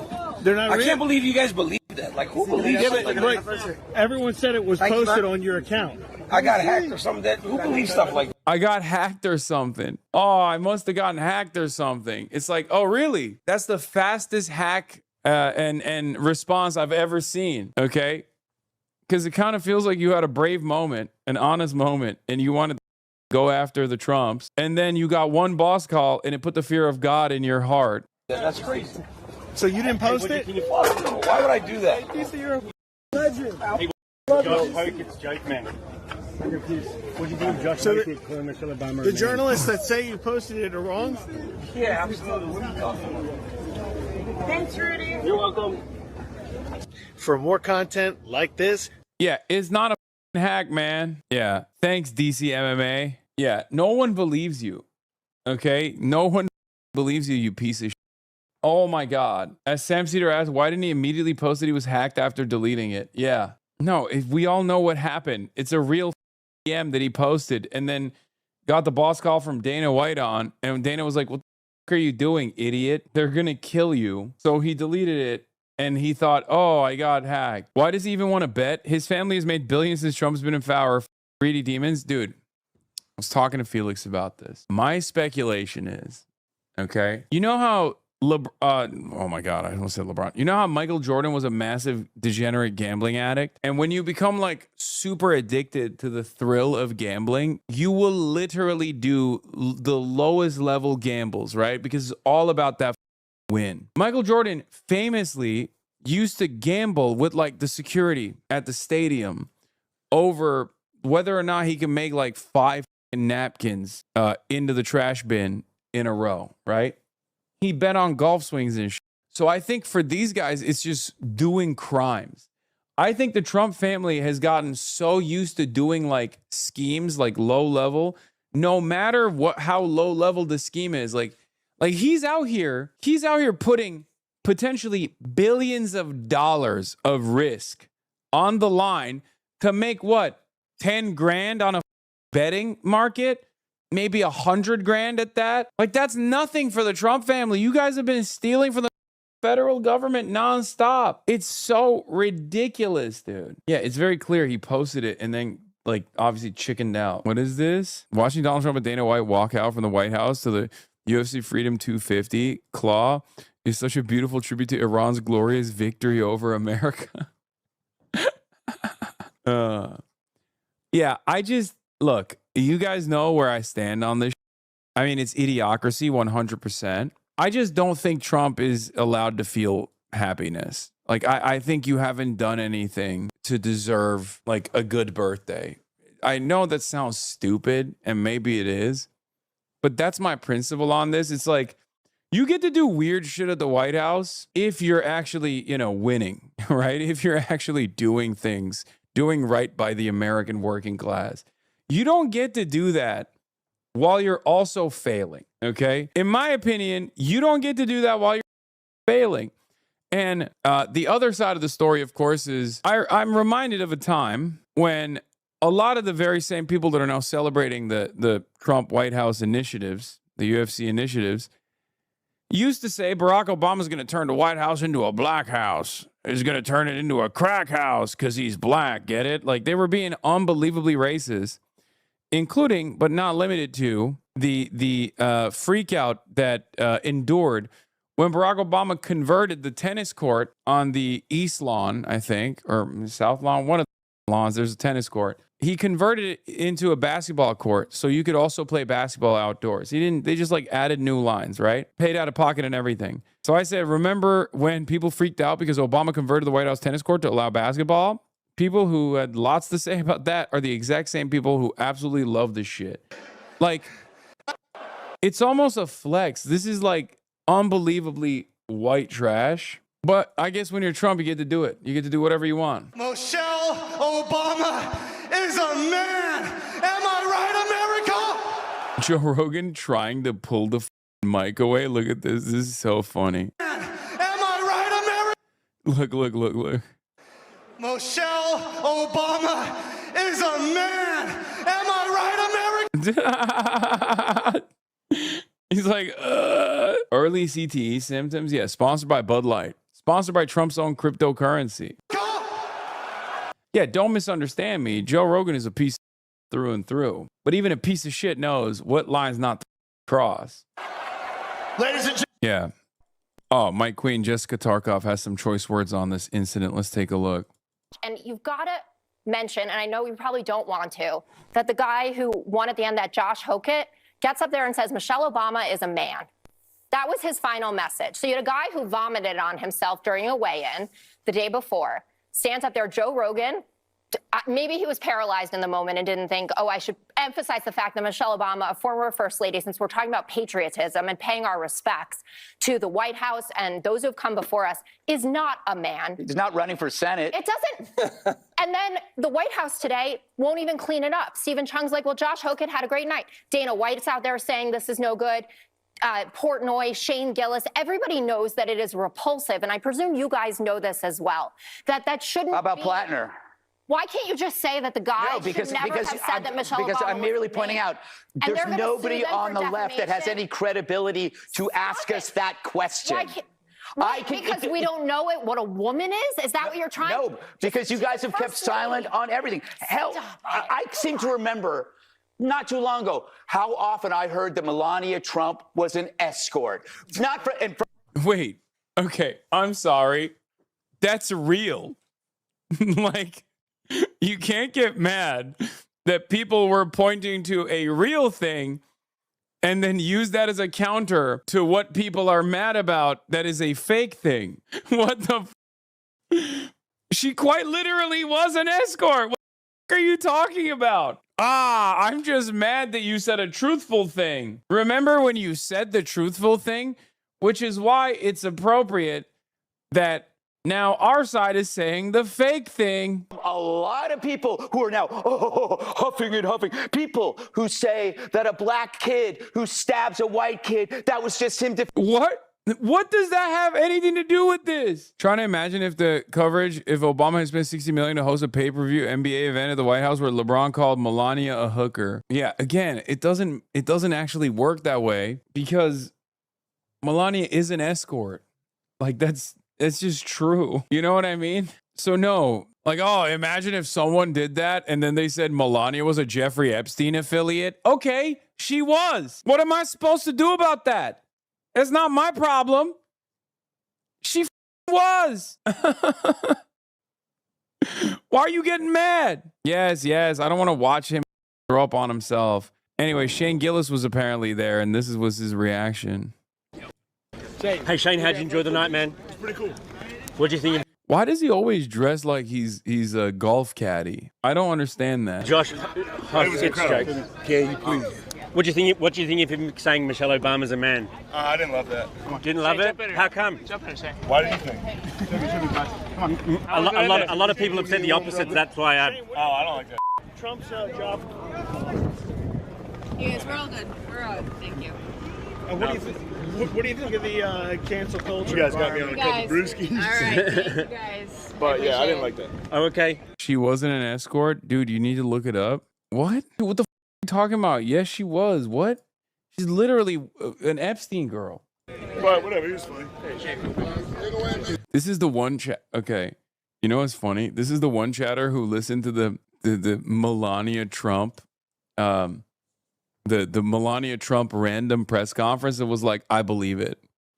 When she came out, when Melania Trump came out and was like, I am not a Jeffrey Epstein affiliate.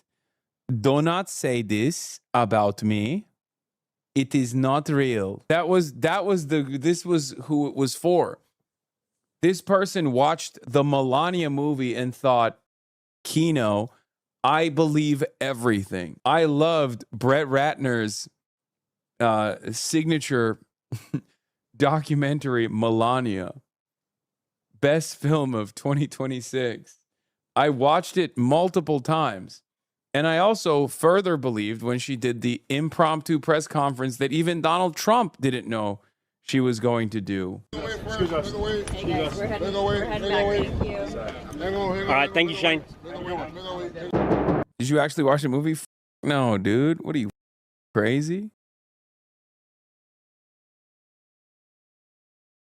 Do you think Trump is petty enough and stupid enough and childish enough to just wave a shiny deal just for his birthday? Yes, I think that is a reality. I think that's a realistic scenario here. I do believe that Donald Trump is that childish, is that narcissistic, is that much of a baboon. Following intensive talks, we are pleased to announce that the peace deal between the United States of America and Islamic Republic of Iran has been reached. Both sides have declared the immediate and permanent termination of military operations on all fronts, including in Lebanon. The official signing ceremony will be on Friday, 19th June in Switzerland. We would like to thank the United States of America and the Islamic... We would like to thank the United States of America and the Islamic Republic of Iran for their commitment to finding a diplomatic solution to the conflict. We would also like to extend our sincere appreciation to our brothers in this mediation effort, the great leadership of the state of Qatar for their support in reaching this agreement. I would also especially thank the visionary leadership of the Kingdom of Saudi Arabia and the Republic of Turkey for their immense contributions in this regard. With the agreement now in place, mediators will facilitate a series of meetings this week. This is literally a memorandum of understanding that hasn't been signed yet, that'll be signed in Switzerland. And it is the Prime Minister of the Islamic Republic of Pakistan that's stating this. I don't know. I don't know how reliable this is. I don't know how valid this is. Again, especially considering that Israel, from this point on, is going to do everything in its power to completely pummel. This is an MOU for an MOU. With the agreement now in place, mediators will facilitate a series of meetings this week. These pre-implementation discussions will lay the foundation for technical talks and the official signing ceremony. What are the Iranians saying about it? Only 30 minutes ago, a Khamenei advisor warned that a 0 hour had arrived after Israeli strike on Beirut. Ali Akbar Velayati, the senior foreign affairs advisor of the Iran supreme leader, warned Sunday that Tehran's patience had run out after the Israeli strike on Beirut. Now, this might be posturing, specifically because they will still sign it, but they want to engage in tough talk. But what I do think is, no matter what happens, if Iran doesn't establish military deterrence, if Iran does not establish military deterrence, then Israel is going to effectively ruin this until Geneva happens. Long time between now and Geneva. 5 days, 5 whole days where Israel can consistently pummel Lebanon. And every single time, including this last time when Israel hit Dahia, Israel hit Beirut, and Iran doesn't retaliate, that's another notch for Israel. That's another blow to any kind of, that's another blow to whatever military deterrence Iran had created. I remember a tweet exactly like this from the Pakistani prime minister before Israel declared it was not bound by any such deal between the U.S. and Iran with regards to Lebanon, and Lebanon continued to be bombarded with even more ferocity. Yeah, this literally looks like the exact same Gaza ceasefire deal where America is trying to get the opposition to Israel to cease its hostilities, and then Israel continues to Netanyahu. It appeared, at All right, least, we'll go that this to- was a genuine attempt to derail the deal. Now, I've said before, this is quite a birthday gift, given this is Donald Trump's 80th birthday from his so-called friend. What this appears to look like is very fancy diplomatic language hiding the fact that this virtual signing is not going to happen today and is simply buying time of a few days more. And so what we have is the Pakistani mediators that have been playing a role in trying to get Iran and the United States. By the way, this isn't even a temporary ceasefire. This is a temporary cessation of hostilities before the temporary ceasefire is implemented, where there's a memorandum of understanding that will be signed, which will then kickstart the 60-day negotiations process for a full-blown facilitated ceasefire. So this is a ceasefire before the actual ceasefire. It's unbelievable what's going on. And it's very clear, in my opinion, I think this is, some people will say Israel did this to ceasefire up. The ceasefire is beneficial for Iran, and their militant posture here was simply to get a better deal out of Donald Trump. I think ultimately this is still the very same existential threat for Iran, as Israel will absolutely, in my opinion, perhaps I'm wrong, but Israel will absolutely continue to push the boundaries over and over again. And as long as Iran does not retaliate, it's just giving Donald Trump everything he wanted without Donald Trump actually committing to real security assurances for Iran. Reportedly has indicated to the Wall Street Journal is agreed to. But again, it's that all-important signing. And it appears that what's going on right now is that the White House, along with the assistance of Pakistan, is buying time in order to achieve that by saying that the official ceremony won't be till Friday. Okay, Kimberly, I may well be back with you. In the meantime, let's bring in our correspondent, Osama bin Javed, who's on the line right now with us. He's in Doha and possibly can give us some insight into this statement from the Pakistani Prime Minister, who appears, Osama, to be saying that there'll be more talks about talks before the agreement is signed. Well, after what we saw the Israelis do this afternoon, where essentially all hopes were dashed and the deal felt like it was torpedoes and Iranians would react, it appears that Pakistan and Qatar, the two countries who've been in the mix of things, sticking their necks out, have been able to pull it through, albeit for a later date. It is not the virtual signing that the Americans had hoped for, but it is not the complete breakdown as was feared today. So once again, these really frantic mediation efforts have now been bearing fruit for a couple of times now. Remember the ceasefire that was announced initially when Bagher Ghalibaf and J.D. Vance met, and then the extension of the ceasefire because of these efforts that have been continuing. So it appears that now there is going to be a sigh of relief for all sides. There is going to be further detail that needs to be ironed out about the language.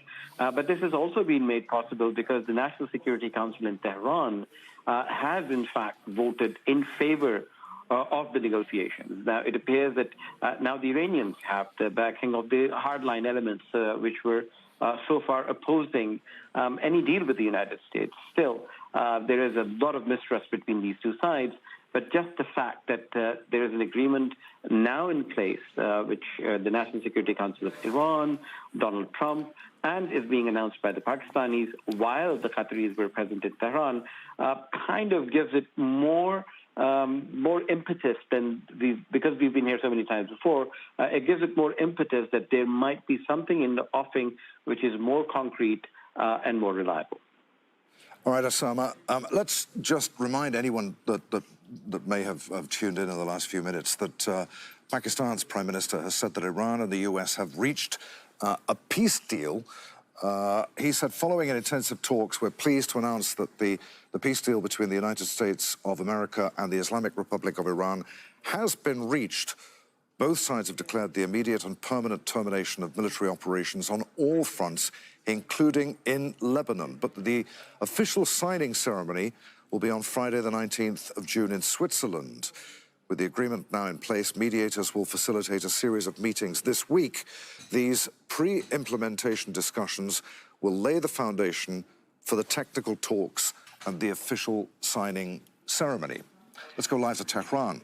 Al Jazeera's Mohammed Val is there. What are we to make of that statement from Pakistan's Prime Minister, Mohammed, especially in terms of the peace deal covering Lebanon? It's very interesting because of the atmosphere here in Tehran and across Iran is very highly charged. There have been statements about imminent strikes. I mean, I'm not here confirming, I'm not talking about confirmed deadline or announcement that at this time or at this hour we will launch missiles against Israel, but high readiness, and that has been expressed by various components of the Iranian armed forces and IRGC in response to the recent to today's strikes on Beirut. So, I mean, this is a huge development, this announcement by the U.S. president, particularly when we know that there is no confirmation so far from the Iranian side. So it's a completely reverse orientation to the escalation that has been that is being expected tonight. Which means that something behind the scenes is going on across the board. We know that the Qatari delegation has visited, probably still here in Tehran. So there is a race against the time to counter the efforts of escalation that are being deployed by the Israelis when they launched those strikes in Beirut. I can understand, people here can understand that there is a strong message in this announcement by President Trump. He is anticipating the situation, and he's probably sending a strong message to Prime Minister Benjamin Netanyahu that whatever he does to disrupt this process, the Iranians are adamant that will go ahead. 4 days from now, that signing is still 4 days away from us, and there are many hours and many minutes and many seconds where anything can go wrong. We don't know what the Israelis are going to do. We don't know whether the Iranians will now calm the situation and desist from attacking Israel. So everything depends on the reaction that is expected here in Iran, whether they are along with what President Trump has said, whether there was an agreement behind the scenes before this announcement has been made, or whether it has been unilaterally made or, by the Americans without any consultation with the Iranians. That's going to be really a dangerous scenario because the Iranians are in full gear about this situation in Lebanon. And it's just like a very interesting development emanating from that statement by President Trump. It's almost late in the night. I don't understand why people, including Trita, are claiming that this is definitely done. I don't know why. If the calculation is, and Trita is saying this as well, the deal is cut and anyhow failed. If the calculation is that, what's his face? Israel gets to do whatever it wants.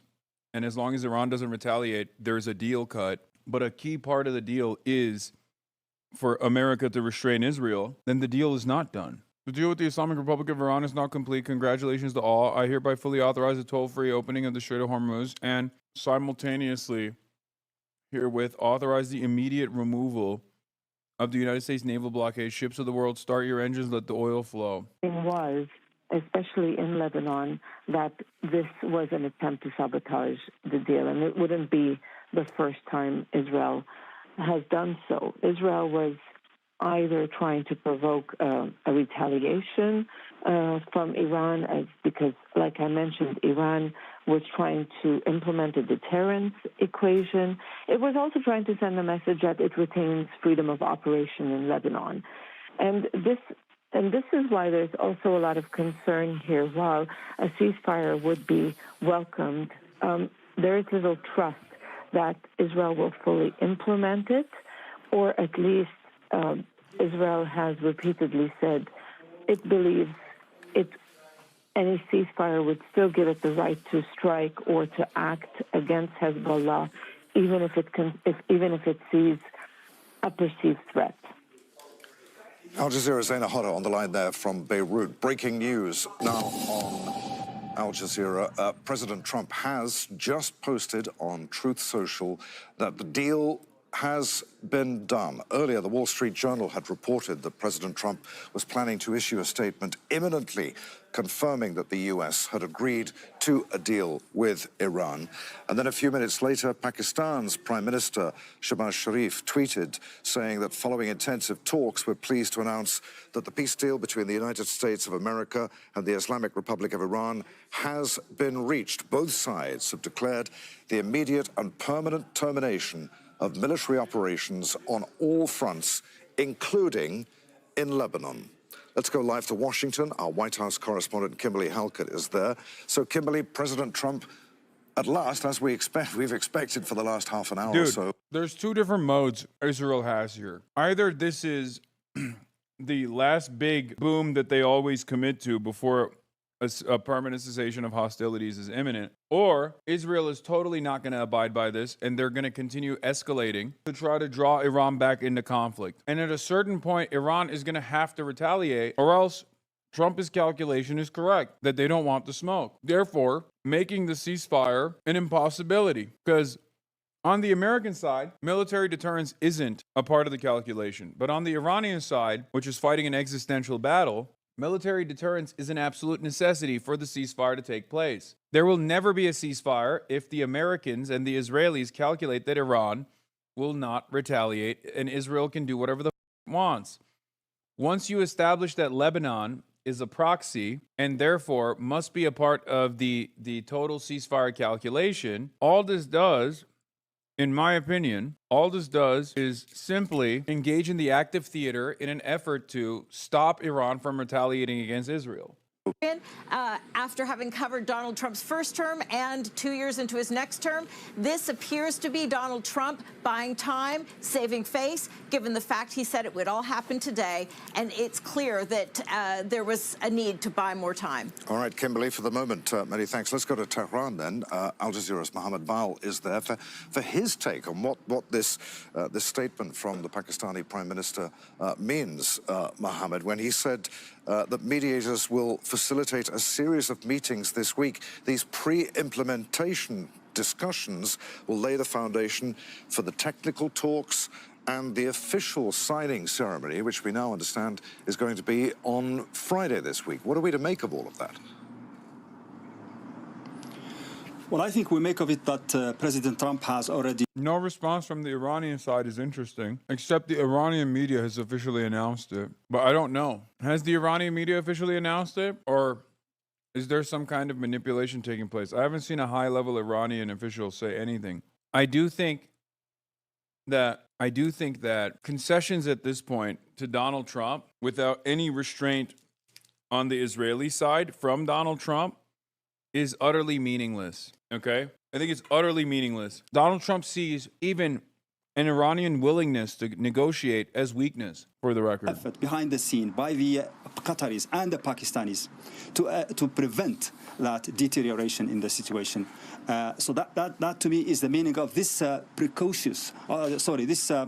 this announcement by President Trump, even before the preparations are over and even before the discussions and the talks about the signing are over. So, I mean, we can understand on the one hand that things are not yet ready 100%, but the sides, the Iranians and the Americans, would like to send this message and to express this strong support to the peace deal, just to make sure that the Israelis cannot stop it and cannot disrupt it. Al Jazeera's Mohammed Val reporting live from Tehran. If you're just joining us, US President Donald Trump has confirmed that the deal with Iran has been reached. He says that the deal with the Islamic Republic of Iran is now complete. Congratulations to all. I hereby fully authorize the toll-free opening of the Strait of Hormuz and simultaneously herewith authorize the immediate removal of the United States naval blockade. Ships of the world, start your engines. Let the oil flow. We'll that statement coming after a tweet from Pakistan's Prime Minister saying that the deal had been completed following intensive talks. Let's bring in our correspondent, Osama bin Javed, who's on the line right now and can tell us more about what Pakistan has been saying about this. Osama? Well, we've been getting some more details from a number of sources, both in Pakistan and in Qatar. I've just got some word from a diplomat with the knowledge of the situation telling us that the Qatari delegation is still in Tehran as this announcement has been made. It's worth noting that the Iranians are still weighing on what the words to use for their announcement of this. But as you see the words coming out of Donald Trump's social media post, it's essentially that the Strait of Hormuz will be open and the ships should start their engines. It might not be as simple as the U.S. president is putting it, but it appears there's a lot of diplomatic activity that has been taking place in the last week.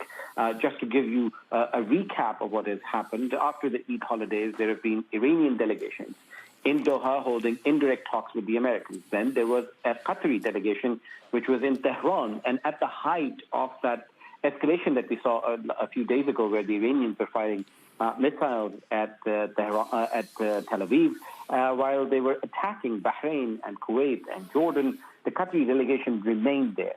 There have been a number of visits by Pakistani officials as well. So this was a two-track, two-tier diplomacy using every lever that was in their power. And obviously, as a diplomat with the knowledge of the situation has told us, this was essentially the vision of the leadership of Qatar, including the Qatari Emir, that they were sent there to get a deal done, to make sure that the apprehensions by various factions within Iran, especially those who are not in the favor of peace, especially those who do not trust the United States and Israel, have a voice of reason in the room, and they're able to listen to the guarantees that have been put into place that at least for the next 60-day period, whenever this deal comes into effect, we're hoping that it will be Friday, but whenever it does, for the next 60 days, there is going to be relative calm. Your nose is whistling. It's not me, Chatter.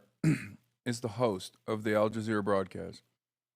The world economy will see positive changes, and especially for this region, which has been reeling under a war of choice, it has been a The mouth noises are coming from the host, dumbass. Participant, which has been dragged into war, they'll be able to take a sigh of relief. Al Jazeera's Osama bin Javed on the line. There. Many thanks indeed, Osama. Let's bring in Al Jazeera's senior political analyst, Marwan Bashara. He joins us now live from Paris. Marwan, what do you make of all of this? Well, look, I can understand the skepticism and the cynicism on the part of many because, as we've been reporting already, President Trump some 36 times have broke the news about a deal is coming, been crying deal for more than 2 months now. But finally, the deal has come. So, I mean, this is important. It's important that there is a deal, memorandum of understanding, a basic deal, general deal, guideline, whatever you want to call it. It's important that there is something in paper, that something has been reached and something is going to be signed. And that is certainly better than war. The question is, for us, yes, if this could end war, it's great. Could it then pave the way to peace? Will it bring peace? That's a far more complicated question, and that does require some skepticism, knowing the gap between the two sides. And that's why one would expect that the deal will probably be not that too many pages, and it will probably have 4 or 5 key words like Hormuz, like nuclear, like Lebanon, like regional security, and so on. But it wouldn't have more than a few adjectives and generic language, because this is meant to be a sort of a general statement lacking in detail that allows both parties to declare victory if they must, but opens the way for the next 60 days or whatever, how many days, in order to negotiate a more pronounced, if you will, roadmap to peace. Marwan, looking at what Pakistan's Prime Minister said in his statement, both sides have declared the immediate and permanent termination of military operations on all fronts, including in Lebanon. President Trump said that the Strait of Hormuz is open for business once again. But Pakistan's Prime Minister said that with the agreement now in place, mediators will facilitate a series of meetings this week. These pre-implementation discussions will lay the foundation for the technical talks and the official signing ceremony. It's literally a memorandum of understanding to sign a memorandum of understanding to sign a cessation of hostilities that will then create a permanent cessation of hostilities. Literally, the MOU is supposed to be signed to sign off on a 60-day ceasefire, which would be, at the end of it, would create a permanent cessation of hostilities. This is a memorandum of understanding before the signature of a memorandum of understanding. Every step of the way, Israel will do everything in its power to destroy it. Chaos in the Middle East. Now we are coming to some sort of a sense that this doesn't make sense anymore, and Netanyahu's grand design for the Middle East that he manipulated Trump into accepting is, of course, wishful thinking. Iran has not been destroyed. The regime has not been changed. It still has a hold in its nuclear materials. So propaganda, it's entirely dependent on what Israel does next. Israel's the key player here. Israel has been successfully the spoiler in these endeavors.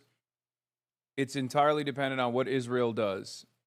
Okay? Israel has successfully played the role of a deterrent, and it tried to spoil it this morning by striking Dahiyeh. Iran said they would retaliate. Trump freaked out. I don't know what they offered Iran in exchange for not retaliating. But clearly, as it stands currently, Iran is still going forward with the Memorandum of Understanding. So far, we haven't heard from any key Iranian leaders, just the media. So we shall see. Israelis being unhappy about it doesn't mean anything. Yeah, Trump sold out Israel. They're babies. Trump and Bibi go home. A disgrace to the state of Israel. A disgrace. The whole country needs to take the streets. What a shame. Israel news from the field. Yeah, they always get this way whenever there's talks of a ceasefire, because their ultimate goal is the complete destruction of Iran. And if they don't achieve that, then there is no victory. There's no victory condition for them beyond the destruction of Iran. Well, in the Israeli media, Adrian, there is a lot of chatter. There is a lot of discussion and basically a lot of lamenting about what has happened. In fact, we saw and we tracked commentary from senior security correspondents. These are people who are usually thoroughly and accurately briefed by the Israeli security establishment. And they said that instead of collapsing, did this work? I can't tell. I'm trying to fix the lighting a little bit. It's really busted, unfortunately. Yeah, it's not good. Note, immediate lifting of the blockade, not phased. Israeli media had reported that Trump was offering Iran that in exchange for not bombing Israel. Iran has called off the planned attack on Israel. The Iran-U.S. talk we're seeing, Israel is expected to comply. Now, of course, the devil is in the detail. The signing, as we saw, will be on the 19th of June. That's a few days from now, and that's a lot of time to try again, if the Israeli government wants to collapse the talks or to collapse the deal altogether. Al Jazeera's Noor Odeh reporting live there from Ramallah in the occupied West Bank. For the moment, Noor, many thanks indeed. Let's go back to Washington and our White House correspondent, Kimberly Halkett. Kimberly, a lot seems to have happened in the last, 50 minutes. Marwan was echoing a few moments ago, Marwan Bashara, echoing your reporter's skepticism here about at least what President Trump was saying. That's right. And, you know, I'm going to apologize and be the Debbie Downer, as we say here in the United States, and continue with that skepticism. And here's why. We've been here before. I was looking back through my notes, and Donald Trump has announced breakthroughs before. As far back as October of 2025, he said the U.S. and Iran were ready to reach an agreement. Here in Al Jazeera, June 11th, just days ago, within the last week, the U.S. president once again announcing breakthroughs and agreements with Iran before there's been any sort of implementation or signing of the Memorandum of Understanding, saying on June 11th, discussions have been approved at the highest level of the Iranian leadership. And as a result, those strikes that the U.S. was launching against Iran just in the last week, he canceled the final day of them. So the U.S. president has repeatedly since then been suggesting a deal is imminent. He said that it would be signed virtually on his birthday, today, Sunday. That obviously is not occurring, and it has a lot to do with the fact that the U.S. president outraged that the Israeli prime minister, the American ally, allegedly, basically derailed diplomacy with the attacks on Lebanon just within hours of this virtual signing that the U.S. president said would usher in 60 days of talks to reach the ultimate deal with Iran, as he called it. But given the fact that that diplomacy was derailed, my reporter skepticism in covering Donald Trump for so many years is that he needed to save face. And so he's doing one of two things. Not only is he doing that, but he's also trying to do something else he does when he projects in his True Social statements what he hopes to achieve, and that is calm the oil markets. Why? It's Sunday. They're set to reopen in the coming hours. And he hasn't made good on the promise that this Memorandum of Understanding was going to be signed. So as a result, when the U.S. president in his True Social post is saying the deal is now complete, he's aiming that at the financial market, saying, ships, start your engine. Okay. Yeah, I mean, this is, from the Trump side, it's very clear what's going on. Obviously, he wants the markets to recover, the markets to breathe. And this is a huge concession from the Iranian side to Donald Trump. What they got in exchange, we will find out. As far as the official statement for the Secretary to the Supreme National Revolution Council about the ceasefire agreement will be released shortly. According to this report, after the attack on Dahiya, an area of Beirut, Iran canceled its negotiation and was preparing to attack the Zionist regime. However, in the end, with last-minute concessions offered by Donald Trump, including preserving Lebanon's territorial integrity, Israel's withdrawal from the Lebanese border, and the immediate lifting of the siege, Iran was persuaded to refrain from carrying out its attack. It was also decided that the legal system for navigation in the Persian Gulf would be arranged in cooperation between Iran and Oman. Iran called off a planned attack on Israel in retaliation for strikes on Beirut following intervention by President Trump. So Iran is saying that there's a toll system still. It has been decided that marine traffic through the Gulf will be regulated by Iran in coordination with Oman. Iran will still control the strait. And a complete withdrawal from Lebanon, from the Lebanese borders, that seems insanely unlikely. I mean, the entire point of this last Dahiya attack by Israel was to deliver a big f*** you to Iran. I don't think Israel is going to retreat from even striking Dahiya. I suspect Israel won't even stop doing that in an effort to spoil it. Iranian Deputy Foreign Minister, the immediate and permanent end of the war and military operations on various fronts, including Lebanon, will be announced starting tonight. No nuclear deal, market manipulation. Iran gets to build nukes for 60 days undeterred based on this deal. Yeah, but they never were going to do that anyway. As they are ready for peace. I'm saying this even though I don't know yet what that official statement from the Supreme National Council will say, whether it is going to agree and accept what President Trump has just announced, or whether it is going to say something contrary to that. But the understanding is that this delay and this subsiding of the war rhetoric over the last couple of hours after the Iranians announced that the finger is on the trigger and that the response is coming shortly. Those are Iranian leaders saying that just a few hours ago. Now there is some hushing of this language. And we have talks, we have the Iranians saying to the news agencies that the leaders here are discussing discussing these statements by the Americans. So understandably, there is something going on, not just the war rhetoric, not probably the strikes, something related to the peace deal. We don't know what it is, but it is something different from the language of just a few hours ago. And Mohammed, while you've been speaking to me, so you won't have seen it, Iran's deputy foreign minister, according to Newswires, has said that the immediate and permanent end to the war and military operations on various fronts, including Lebanon, will be announced starting tonight. He's also quoted as saying that from tonight, the end of the U.S. naval blockade against Iran will begin. Well, that means that the Iranians have now balanced their act. They have come to the conclusion that probably this announcement of a peace deal tonight is going to be a much stronger blow to the Israeli disruption process than retaliation with missiles.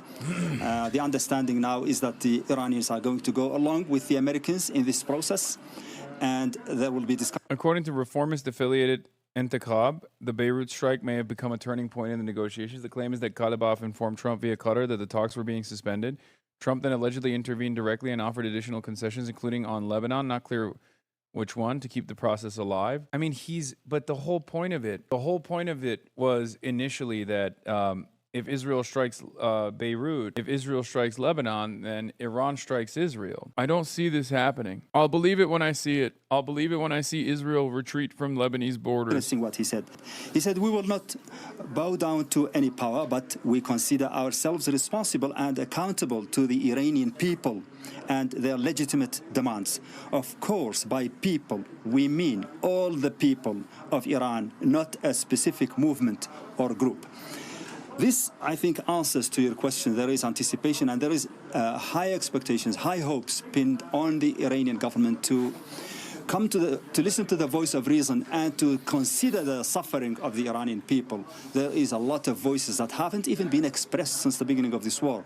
The huge component of the population who are not only opposed to the government, but also opposed to probably the approach that has been taken over the last several decades in the Middle East by the Iranian leadership, and they think that it's because of the Iranian policies in the region that Iran is suffering the way it is suffering today. So these statements by the Iranian president indicate that there is some listening happening, some listening going on to the people in the street, to their demands, to their needs. Not all of them are on board. Not all of them are supporting this war, even if they didn't talk about it. And those who support it, many of them support it out of a feeling of nationalism, not because they support it in principle, even though it is a war of aggression and it hasn't been triggered or started by Iran itself, but they think that Iran could have avoided it has it adopted different policies in the region and in its relationship with it. Does this mean Iran abandoned Lebanon? I don't know, because for all intents and purposes, Donald Trump says there's a deal. Iran says there's a deal. And Iran says, or at least the Iranian side is saying that, Iran's deputy foreign minister says the text of the MOU will be published after official signing. Iran's deputy foreign minister says MOU does not mean trust in the enemy. Iran's deputy foreign minister, negotiations for final deal will be held in a period of 60 days. And the claim is that Trump is going to force. The claim on the Iranian side is that Donald Trump is going to force Israel to retreat from Lebanon. I don't believe it. I will believe it when I see it. I think Israel will do exactly what it's done so far, which is keep bombing Dahiyeh, keep bombing Beirut, keep pushing into Lebanon. Free opening of the Strait of Hormuz, and simultaneously herewith authorize the immediate removal of the United States naval blockade. Ships of the world, start your engines, let the oil flow. Iran's deputy foreign minister has responded in the last few minutes. He says that the immediate and permanent end to the war and military operations on various fronts, including Lebanon, will be announced starting tonight. Well, mediators Pakistan have also announced that the peace deal is happening. Prime Minister Shehbaz Sharif said in a statement, following intensive talks, we're pleased to announce that the peace deal between the United States of America and Islamic Republic of Iran has been reached. Both sides have declared the immediate and permanent termination of military operations on all fronts, including in Lebanon. The official signing ceremony will be on Friday, the 19th of June in Switzerland. With the agreement now in place, mediators will facilitate a series of meetings this week. These pre-implementation discussions will lay the foundation for the technical talks and the official signing ceremony. Al Jazeera's Mohammed Val is live for us in Iran's capital, Tehran. Noor Odeh is following Israeli reaction from Ramallah in the occupied West Bank. And Al Jazeera's White House correspondent, Kimberly Halkett, is live for us in Washington. Kimberly, let's start with you. Walk us through what has happened in the last hour with this, first of all, a Wall Street Journal report stating that President Trump was going to make an announcement, and then he did. What did he say? That's right. I've been in touch with the White House back and forth in the last few minutes, trying to just nail down where things stand and how all of this is playing out. And what is clear is that there is a breakthrough here in terms of the agreement with Iran, even if the timetable and what we expected might happen is now looking a little bit different. And as you point out, that has a lot to do with events that have transpired in the last few hours. What happened in the last hour is that the Wall Street Journal here in the United States began reporting that the U.S. president would issue the statement you just read out, that there had been an agreement reached between the United States and Iran, and that the U.S. president in that announcement doing a couple of things he said wouldn't happen until that memorandum of understanding was signed. But again, because of the incident that occurred hours earlier, that attack by the Israeli military in Lebanon, it did start to look like things were falling apart and that there would not be that agreement that the U.S. president suggested would be signed on Sunday and that would be signed virtually. But we now know, given the fact that the U.S. president has put out this statement, that the agreement still stands despite any attempts to derail diplomacy. Things are in place, but that virtual signing is not going to take place on Sunday. But according to Pakistan's prime minister, it will now take place in Switzerland on June 19th, and that there will be discussions leading up to June 19th in order to get things, those T's crossed and those I's dotted in the memorandum of understanding. So this is significant because the U.S. president promising that by Sunday there would be a deal laid out, and now announcing in the last hour that that deal with Iran has been finalized. In his Truth Social post, the president said that the Strait of Hormuz is open. Just how important is that for him and for the United States right now? You can't underscore how important it is having the Strait of Hormuz open for the U.S. president. There are a couple of reasons why. First of all, Donald Trump is keenly aware of financial markets, and being that this is Sunday night, those financial markets are opening up in Asia, and then it will continue on. And this announcement, many in the financial world, the oil traders, the insurers, were all holding their breath, waiting for this signing to happen, and also for the Strait of Hormuz to be open, for the U.S. to end its blockade. If that didn't happen, the impact on the financial markets would be devastating. So Donald Trump, knowing that, was good on his promise that this would be delivered on Sunday. But he also had another reason he needed to do that, and that was because of domestic pressure here in the United States, not just because of the price of oil and the concern that that would translate into higher consumer prices, but also politically. The U.S. president not only under enormous pressure to deliver on this deal because of his Democratic critics, but also for those hawks within his own Republican Party who insisted the U.S. president needed to get this done. Earlier when we were talking, Kimberly, you sounded a note of skepticism about all of this.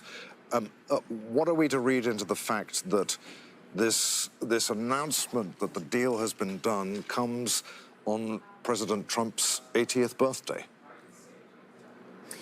Well, there's no question that it seemed like the Israeli prime minister delivered not a very nice birthday gift to Donald Trump on his 80th birthday. No question about that. And there is reason to be skeptical of this accomplishment, given the fact that Donald Trump has announced before that an agreement has been reached with Iran, only to see it derailed. And so the skepticism isn't just on the part of the media.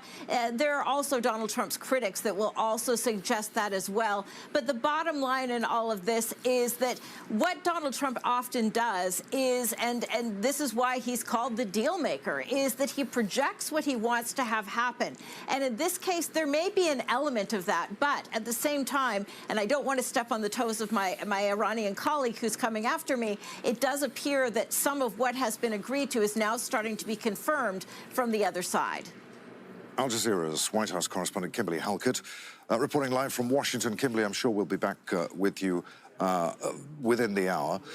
Within the last few moments, Iran's Deputy Foreign Minister, Kazem Garibabadi, has been giving an interview to a local Iranian television channel. We were reporting on some of the things he said about 10 or 15 minutes ago. That interview has gone on, and the Deputy Foreign Minister has said that this memorandum of understanding doesn't mean that there's trust in the enemy. He said, "We did not agree to the MOU until we incorporated our final demands into the text." He said that Iran's armed forces will always, quote, have their finger on the trigger, and that the 60-day period negotiations will focus on the ending of sanctions. Let's go live once again to Tehran. Al Jazeera's Mohammed Val is there for us. So we've been hearing from the Iranian president today, as well as military commanders. What are we to make of all the comments that are coming out of Tehran right now, particularly from the Deputy Foreign Minister? Well, I think he struck a positive note in his statements to balance those that you have just mentioned about suspicion and about precaution and so on. He struck a positive note in some of the lines here. He said, "Today we spent long hours with the Qatari delegation in Tehran to discuss the memorandum of understanding and our observations on it. Two issues will happen immediately as of this morning. The first is the end of the war on all fronts, permanently and immediately on all fronts, including Lebanon. The second is the lifting and termination of the naval blockade that the United States had imposed on the Islamic Republic of Iran." And then he said after that, Iran's commitments will begin after the official signing on Friday. It's interesting that this day has seen the utmost level of alert and emergency feelings here in Iran, escalation imminent with the Israelis, and hours later, just a few hours later, we have this language coming from the Iranian leaders, that understanding that they have agreed to this memorandum of understanding and that they have agreed to begin the implementation starting from this morning. So this is something that is going to supersede most of the rhetoric that has been repeated throughout the day and the last few days, but it's not going to be a final mood here in Tehran. There will be suspicion all the time, as you mentioned in his statements. There will always be suspicion towards the Americans until they see a final peace implemented and until they see the Americans make good on their promises within the framework of this memorandum of understanding. To what extent, Mohammed, might Iran have been, feel that it's been railroaded into this deal? What concessions might Iran have been forced to make to get this deal? Well, up until now, they are refusing to admit that they have been forced to give any major concessions. Quite to the contrary, they are saying that all the points, or most of the points, at least those that are in the memorandum of understanding, boil down to something that is good for the future of Iran, the lifting of the blockade on the Strait of Hormuz, and they are still talking about future ability for Iran to collect fees on the ships passing, even though the Americans are saying no toll is going to be involved in that situation. So this is something that is not finalized. The Iranians are saying only good things about the memorandum of understanding, the including of Lebanon, if it holds, if it Listen. Israel continues the posture, which I expected to. That means that Iran just gave a birthday gift to Trump and they're dominating Iran. If Israel actually retreats from Lebanon, as is being discussed on Iranian media, then Donald Trump made the boss call to Israel finally. Judging by past performance, I don't expect this deal to hold. I don't understand it. I don't know what kind of concessions America offered Iran. There you have it. Netanyahu told Trump the IDF will not withdraw from Lebanon and that Israel does not consider itself bound by the Lebanon clause in the U.S.-Iran agreement. Right as I was in the midst of explaining this, senior Iranian political source tells Amwaj Media, as concession following Israel's attack on Beirut, Trump agreed to expedite the lifting of the naval blockade. The U.S. blockade will now be lifted immediately. Until 24 hours ago, plan was to phase it out over 30 days. Iran will also end restrictions on maritime traffic immediately, whereas the previous plan was to do so gradually. There's a 98% chance the Trump team will deny that any last-minute concessions whatsoever were offered. So there's nothing on the Lebanese front. Yeah, I'm not gonna lie. This is looking like major concessions from Iran, which will backfire on them. You're just giving Trump the upper hand for no reason, and Trump does not see that as a good faith negotiation.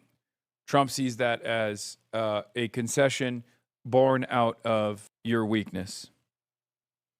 And perhaps he's right. Israel's withdrawal from the Lebanese border looks very much like it will not be signed until Israel is compelled to withdraw from Lebanon, which brings us straight back to the problem of incorrect assessments. The two sides have left the ball in a third party's court, and that third party does not want any deal. Yeah. Yes, I know what the Iran deputy foreign minister is saying. It doesn't really mean much. I'll be honest. It doesn't mean anything at all. Who's won the situation? Nobody. This is just an additional concession that Iran gave the United States of America, just a birthday gift that Iran gave to the United States of America, and a birthday that Benjamin Netanyahu gave to the United States of America. Hezbollah sites in response to the group firing into northern Israel. Lebanon has been a major sticking point in the negotiations with Israel. Marandi saying that Israel will withdraw from Lebanon is, I'm sorry to say this, utterly meaningless. Okay? Utterly meaningless. Even the foreign minister of Iran saying America gave us assurances that Israel will withdraw is utterly meaningless unless they have the sufficient military deterrence to back up, to actually force Israel to do this. It's not, this is, I'm sorry, this is just wish casting. Okay, this is just wish casting. Netanyahu's stupidity broke the deadlock at the negotiating table. Contrary to some speculation, there was no final text until his criminal attack forced Trump to accept Iran's demands, especially on Lebanon. Yeah, except he's not going to, Benjamin Netanyahu's not going to retreat on Lebanon. It's going to be with us for a while. Until they do. Appreciate the time and perspective. Until Israel withdraws from Lebanon, even though Netanyahu just said he will not withdraw from Lebanon. If Israel does not withdraw from Lebanon and Iran does not actually establish military deterrence once again, then all Iran did was concede to Israel's demands and America's demands. That's it. The demand to open the Strait of Hormuz. Agreement or an agreement of some kind. We will follow the details here in the CNN newsroom. I know. Iran Deputy of Foreign Ministry. MOU will be signed Friday in Switzerland. Delegation heads will discuss arrangements for future talks. U.S. commitments, ending the war, lifting the blockade, and releasing assets will be verified. Entering 60-day negotiations is conditional upon U.S. fulfilling these commitments. Why would Iran agree? I don't know. To end, and that's what we're seeing happen. And certainly there's a lot of pressure, not just from the U.S. side, not just from the Iranian side. I mean, my honest assessment of it, do you want to know why I think Iran agreed? Because America bribed them. That's what I think. I think America gave him a sweetheart amount of unfrozen assets that gave them enough confidence. That was what I suspected could happen, as I warned about over and over again. You know, I suspect that's what took place. Businesses, they do not want to see the war ended. So it would not be surprising if in days to come you hear about drone strikes, missile attacks. Remains to be seen. Is this a memorandum of understanding that we're signing here for the next 60 days, a wait-and-see effect? I think everybody needs to take a breath here just to see how this deal works itself out, because we've been here before, maybe not with a full signing of something, but before we pop the champagne here, particularly in the West, If Israel refuses to retreat, doesn't that free Iran to strike Israel without America intervening? They have the deterrence, don't they? They have plenty of missiles, and America's shortage on defensive missiles is the reason America might decide not to defend Israel and claim it's Israel's responsibility to leave Lebanon. Yeah, I don't think that that's ever going to happen. I think America would defend Israel down to the bone. Okay? I don't think there's a world where America tells, because you know what's easier for America to do? Get Israel to retreat from Lebanon. A country that can't stop its junior partner in air quotes, from retreating on its belligerent foreign policy in the region, when the cost is not only for America far too great, but the rest of the world far too great, is not going to stop defending that country militarily. America will literally deplete their munitions till the very end to defend Israel. The much simpler move here would be to restrain Israel, which America's not doing. The crux of that, and what we've seen actually in the last 48 hours, is Hezbollah continuing to launch rockets into Israel. And so what we have to see in the next few days, of course, while Iran and the United States say that there's a ceasefire, Iranian Deputy Foreign Minister Qasem Gharibabadi. Yesterday, a Qatari delegation was in Tehran to help finalize the negotiations. More than 15 hours of talks were held, during which we proposed amendments that were ultimately accepted. 2 immediate steps must take place in the early hours of this morning. First, an immediate and permanent end to the war on all fronts, including Lebanon. And second, the end of the naval blockade. Our own commitments under the agreement will take effect beginning on Friday. Despite successive official denials by the Americans based on parts of the negotiations, the UAE is committed to releasing $10 to $20 billion of Iran's financial resources, with the recent $3 billion shipment counting as the first part of this agreement. Yeah, I think that's what it is. I think they just decided they're not going to punish Israel if Israel does whatever the wants in exchange for money. The money in and of itself is seemingly a good enough sweetener for the Iranian side to believe that America will abide by some kind of long-standing commitment, which they won't. We're at the bone. We don't have enough missiles left to defend. Okay, chatter. I don't disagree with you. I think that America's munitions have been depleted. However, don't you think that a much better way to save face in this circumstance would be for Donald Trump to restrain Israel? This way, Benjamin Netanyahu gets to say, look, what can we do?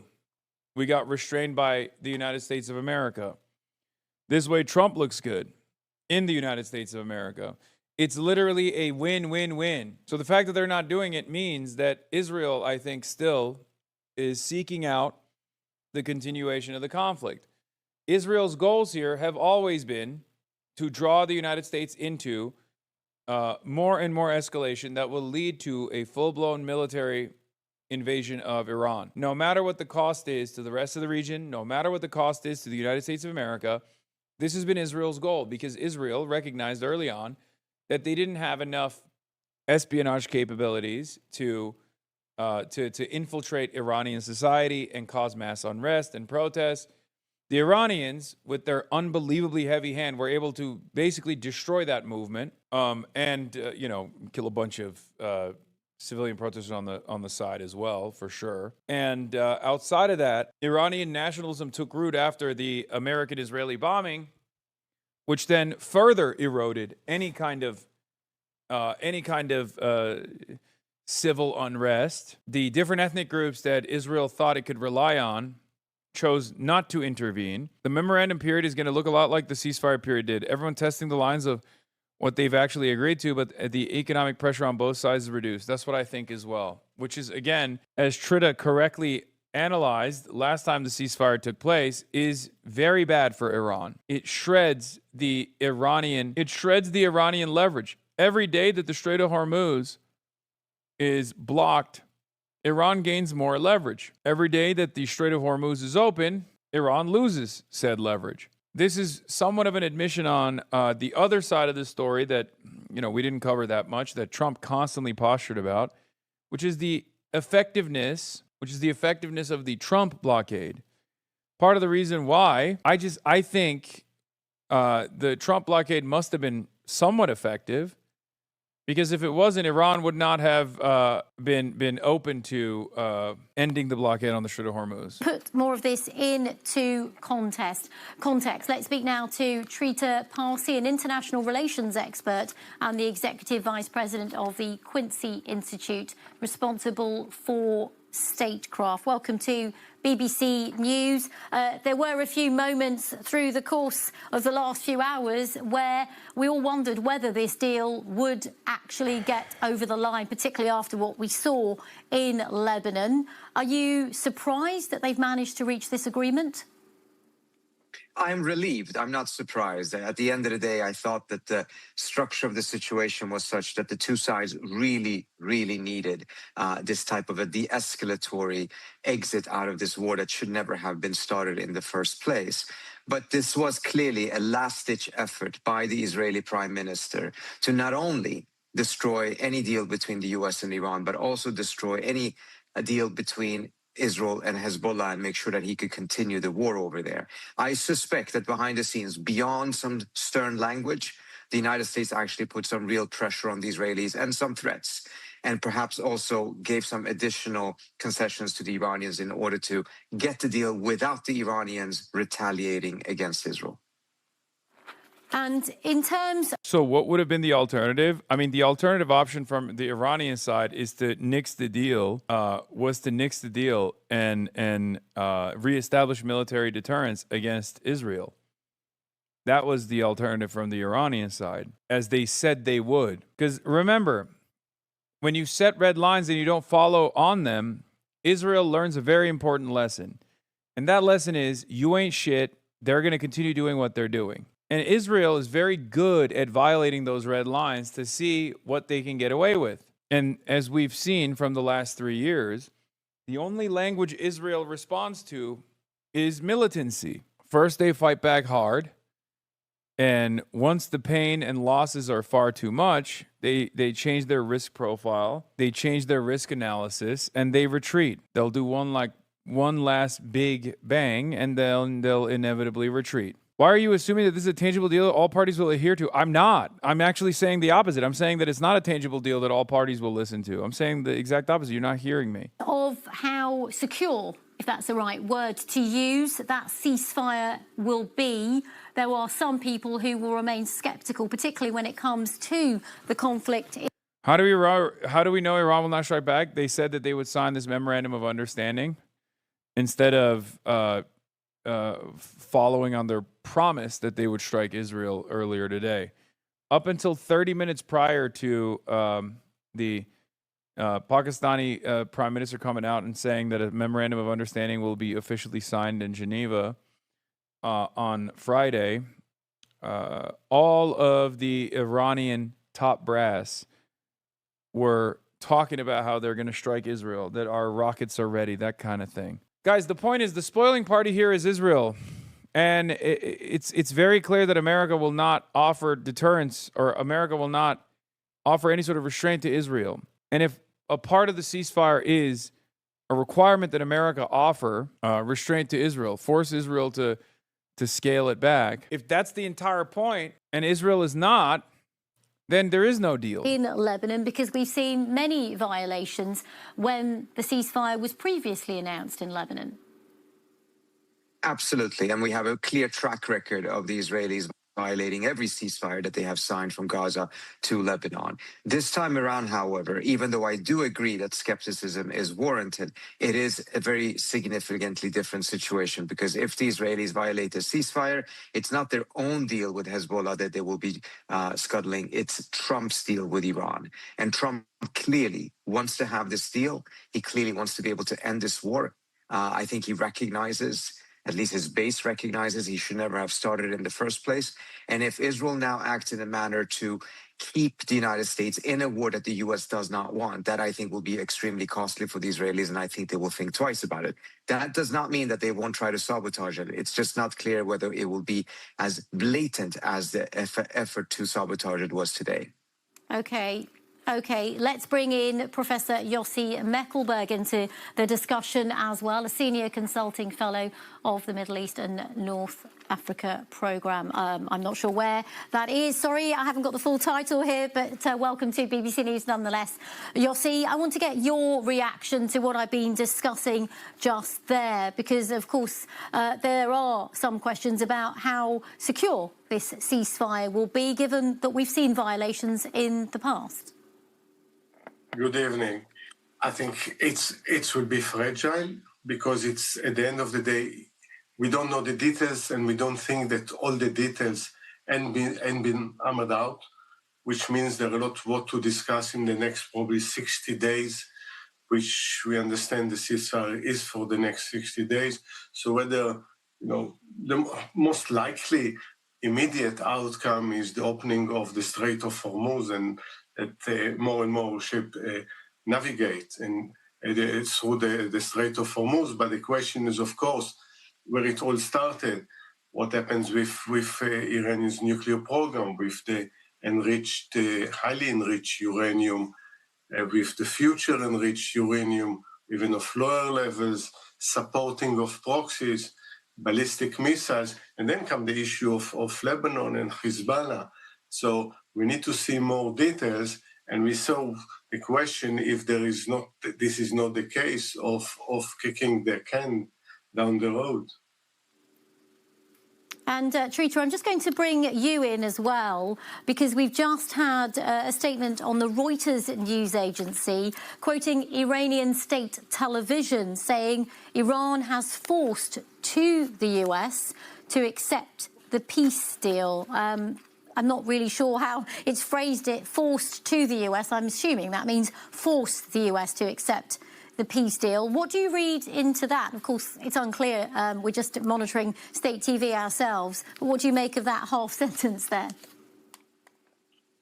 Well, I think on the Iranian side, in the last couple of days, there's been an effort by hardliners or ultra-hardliners to really scuttle the deal. They even organized protests outside of the Iranian foreign ministry, calling for the execution of the Iranian foreign minister because of his role in negotiating this deal. So I think the Iranian government itself, because of its ultra hardliners, are going to do everything they can to frame this as a win for the Iranians. And Trump will do the same. Both sides will try to put forward a narrative of victory. What's important, however, is to make sure that that narrative does not negate the other side's narrative, that both sides can have a narrative of victory without necessarily contradicting each other.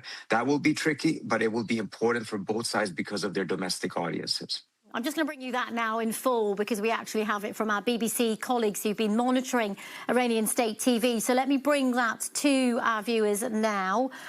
We are hearing that in that announcement on Iranian state TV, a presenter said that the US was forced to sign an agreement to end the war with the Islamic Republic of Iran. So certainly state television and some Iranian outlets are framing this deal as a victory for Iran, but we've yet to have an official comment on that. Yossi, I'll come to you in a second, but I just want to get Trita's comments on that. I mean, of course, everyone is going to be framing this as a... I mean, look, the only thing I see here's what I think. I think that as long as there's military presence in the Strait of Hormuz, if Israel violates the ceasefire again, then I guess Iran can reestablish a blockade on the Strait of Hormuz.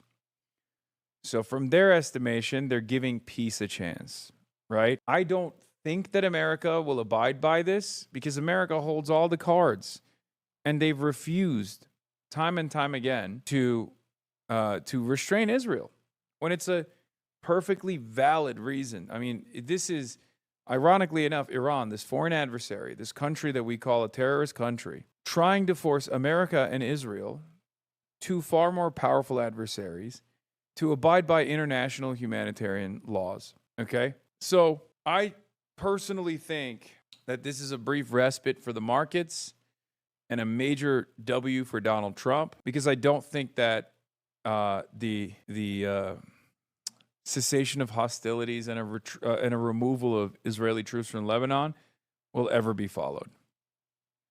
Israel will do whatever the wants. Victory. I'll come to Yossi in a second, but just your reaction to that extended statement now. We've had a bit more on what State TV is saying. Look, at the end of the day, it's really going to be important to see what the details of this memorandum is, because both sides have been sending around various versions of it. Some of them seem to be quite exaggerated. But once we have the actual plan that we can take a look at, then perhaps there's a way to discuss who won the most. But I think, to be fair, both sides won here. This was a bad war. This was a war that should not have been started. It should have been ended as soon as possible. And if both sides find a way to extract themselves out of that situation, it's a win for them. And it's a... Like, the question is, do you think Trump is petty enough and stupid enough and childish enough to just wave a shiny deal that is not actually going to happen just for his birthday? Yes, I think that is a reality. I think that's a realistic scenario here. I do believe that Donald Trump is that childish, is that narcissistic, is that much of a baboon. Like, Donald Trump and Israel could have just had a conversation where Donald Trump's like, listen, I don't really give a shit about any of this. You can keep bombing Dahia, you can bomb whatever random Arab country you want to bomb. But just for the day, you really f***ed up my birthday. Just for the day, we were so close to getting an MOU signed by Iran. You f***ed my birthday up. Once my birthday's over, you can go back to doing whatever you want. I feel like that's such a dumb way to do political analysis. But when the actors are that stupid, when the actors are that childish, I don't know if it's that dumb. Dude, what are you even saying? I mean, we'll see. We'll see what happens. It's pretty obvious what I'm saying to anyone who's paying close attention to what's going on here. A lot of people are presenting this as a W for Iran. That's only a W for Iran if Israel is actually restrained. And I just don't think Israel is actually restrained. Israel already came out and said that they are going to, their decisions on Lebanon are their own. They just said that. Benjamin Netanyahu came out just now. It's a small W if Iran gets the money, but nothing major changes. No, where's the other chatter who responded to me? Yeah, Netanyahu told Trump that Israel does not consider itself bound by the Lebanon-related part of the proposed U.S.-Iran agreement. According to Israeli sources, Israel plans to keep troops in Lebanon, continue operations against Hezbollah, and respond to attacks as needed. The Iranian side claims that within the memorandum of understanding that Israel is actually pulling back. Then Iran will retaliate. No. I said then Iran attacks back. No. Yes. But then what happened? That we're in agreement then. Yes. Potentially. But that's my point. My point is then all Iran did was give Donald Trump a birthday gift. That's what I'm saying. For like just the duration of his birthday. Win for most of the world, because they have been suffering tremendously from this economic repercussions of this war, particularly countries in Asia who are very dependent on oil from the Persian Gulf and who had absolutely nothing to do with this war. Yossi, let me bring you in now, because, of course, what we heard in the moments before, the hours before, was President Trump saying that he had had a very stern conversation with the Israeli Prime Minister in the aftermath of that strike on Beirut. There were reports he'd used very strong language. Where does all of this leave Prime Minister Netanyahu? And in some ways, was he pressured into agreeing to this? Yeah, and I think this brings back to the question of how to frame this deal. And again, when we see the details, we'll see also who come, better off out of it, but definitely not Netanyahu in this sense. Because the promises, and not only in the case of Iran, but also in Hamas and Hezbollah, is promising absolute victory. And definitely this is not the case in any of the fronts. What actually Israel finds itself, that with open fronts and still right now with troops occupying parts of Lebanon, unfinished business there, and the north of the country is not protected. Israel is occupying 60-70% of Gaza. The situation in the West Bank is deteriorating, and Netanyahu is few months before election, while there is an obvious, open and very public rift with President Trump, the closest ally. of Israel, the United States. So this put him very open to criticism from opposition in election that probably will take place sometime late September or early October. Okay. Okay, thank you very much, Yossi. We'll be back with you both in a second. Don't go away, but we've got some more updates on this breaking news story because we now have an official reaction from Iran on the announcement of... I was on the phone, chatter. Of that ceasefire agreement between America and Iran. Iran's deputy foreign minister saying the immediate and permanent end to the war and military operations on various fronts, including Lebanon, will be announced starting tonight. And from tonight, that statement continues. The end of the US naval blockade against Iran will begin. So now we've had reaction from all the relevant parties. Of course, this news was announced by the mediators, Pakistan.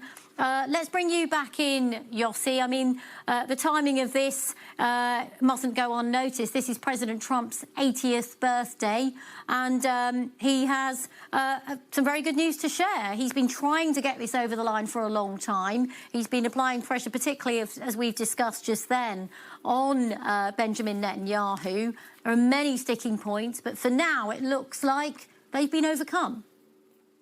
Yeah, it's a bit of an artificial deadline for negotiations, the birthday of the president, but obviously we know when it comes to Trump, it mainly is about him.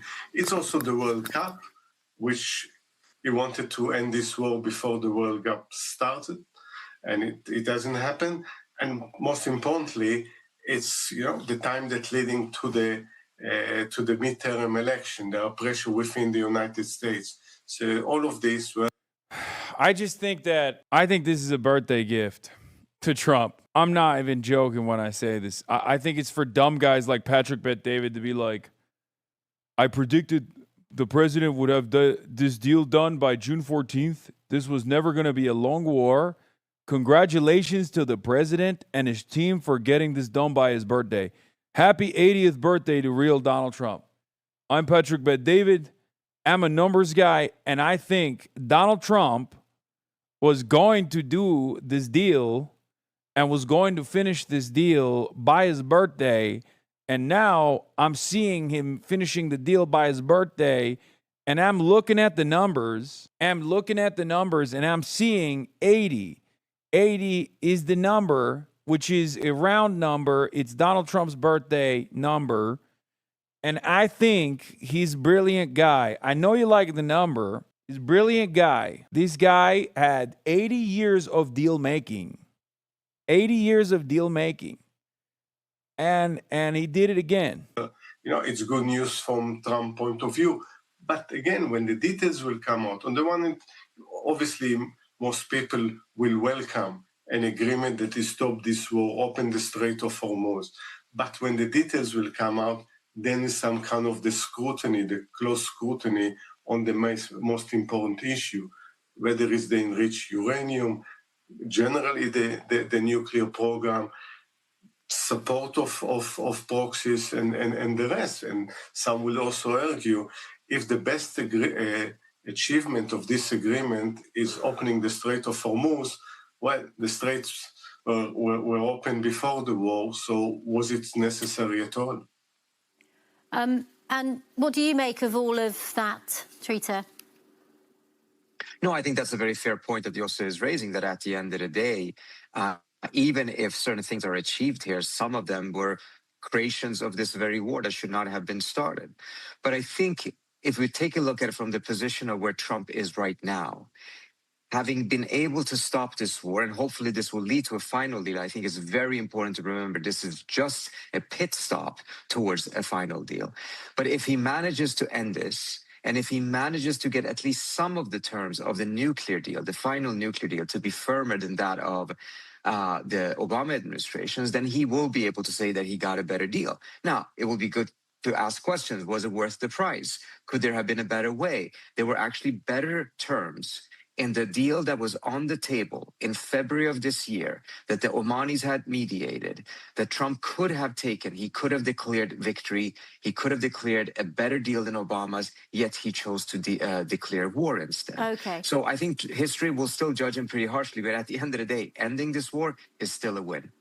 Indeed. And of course, let's not forget all of the lives that were lost in the conflict across the region. Of course, the economic turmoil as well. I'm just going to thank Trita Parsi as well as Yossi Meckelberg for joining us for reaction to that breaking news. Amanda Walker in Washington, D.C. is going to be taking... I don't know why Trita can't upload videos without making them 4x3. Yes, the Power to the People rally, you should donate to. I'm going to be heading over there in a little bit to interview the candidates. Okay? We have that link, the ActBlue link. Yeah, if you're pissed off about all these venues canceling, if you're pissed off about the actions being taken by all these private venues because they're terrified of the type of things that Maylot Quiros is fighting for, Justin Pearson is fighting for, go to secure.appblue.com/donate/Power to the People rally. Justin J. Pearson, Donovan McKinney, and Maylot Quiros will get your donations distributed evenly amongst themselves. This was the rally crowd. It was massive. That's amazing. Iran's mayor says the 14-article draft memorandum of understanding between Iran and the U.S. includes complete lifting of U.S. naval blockade within 30 days, would suspend sanctions on Iranian oil and petrochemical sales, immediate permanent halt to war on all fronts, including in Lebanon, reopening the Straits of Hormuz within 30 days under Iranian arrangements, necessary for U.S. and allies to present reconstruction plans for Iran amounting to at least $300 billion, envisages 60 days of talks on nuclear issues and full sanctions. I mean, this is just the Iranian. This is the Iranian assessment. This is the Iranian demand. Draft excludes Iran's missile program and support for resistance groups from final talks. Calls for release of $24 billion in Iranian blocked funds during talks. Half of Iran's $24 billion blocked funds must be available before final talks start. Final Iran-U.S. agreement would be endorsed by a UN Security Council resolution. Netanyahu can't stop the wars because the Israel that he created is a momentum entity where Zionism is fanatically aggressive ideology like Bolshevism or Nazism that needs to keep attacking and expanding in all directions. Why would you compare it to Bolshevism, man? Nazism is right there. You don't have to compare it to Bolshevism. At the same time, the IDF cannot fight without U.S. intelligence, arms, and logistical support so that it's somehow severed in Lebanon to maintain a deal with Iran. I expect Israel will pivot to attacking Syria or attempting to finish the genocide and ethnic cleansing of the Palestinians. All right, March is here. All right, we're gonna roll out right now.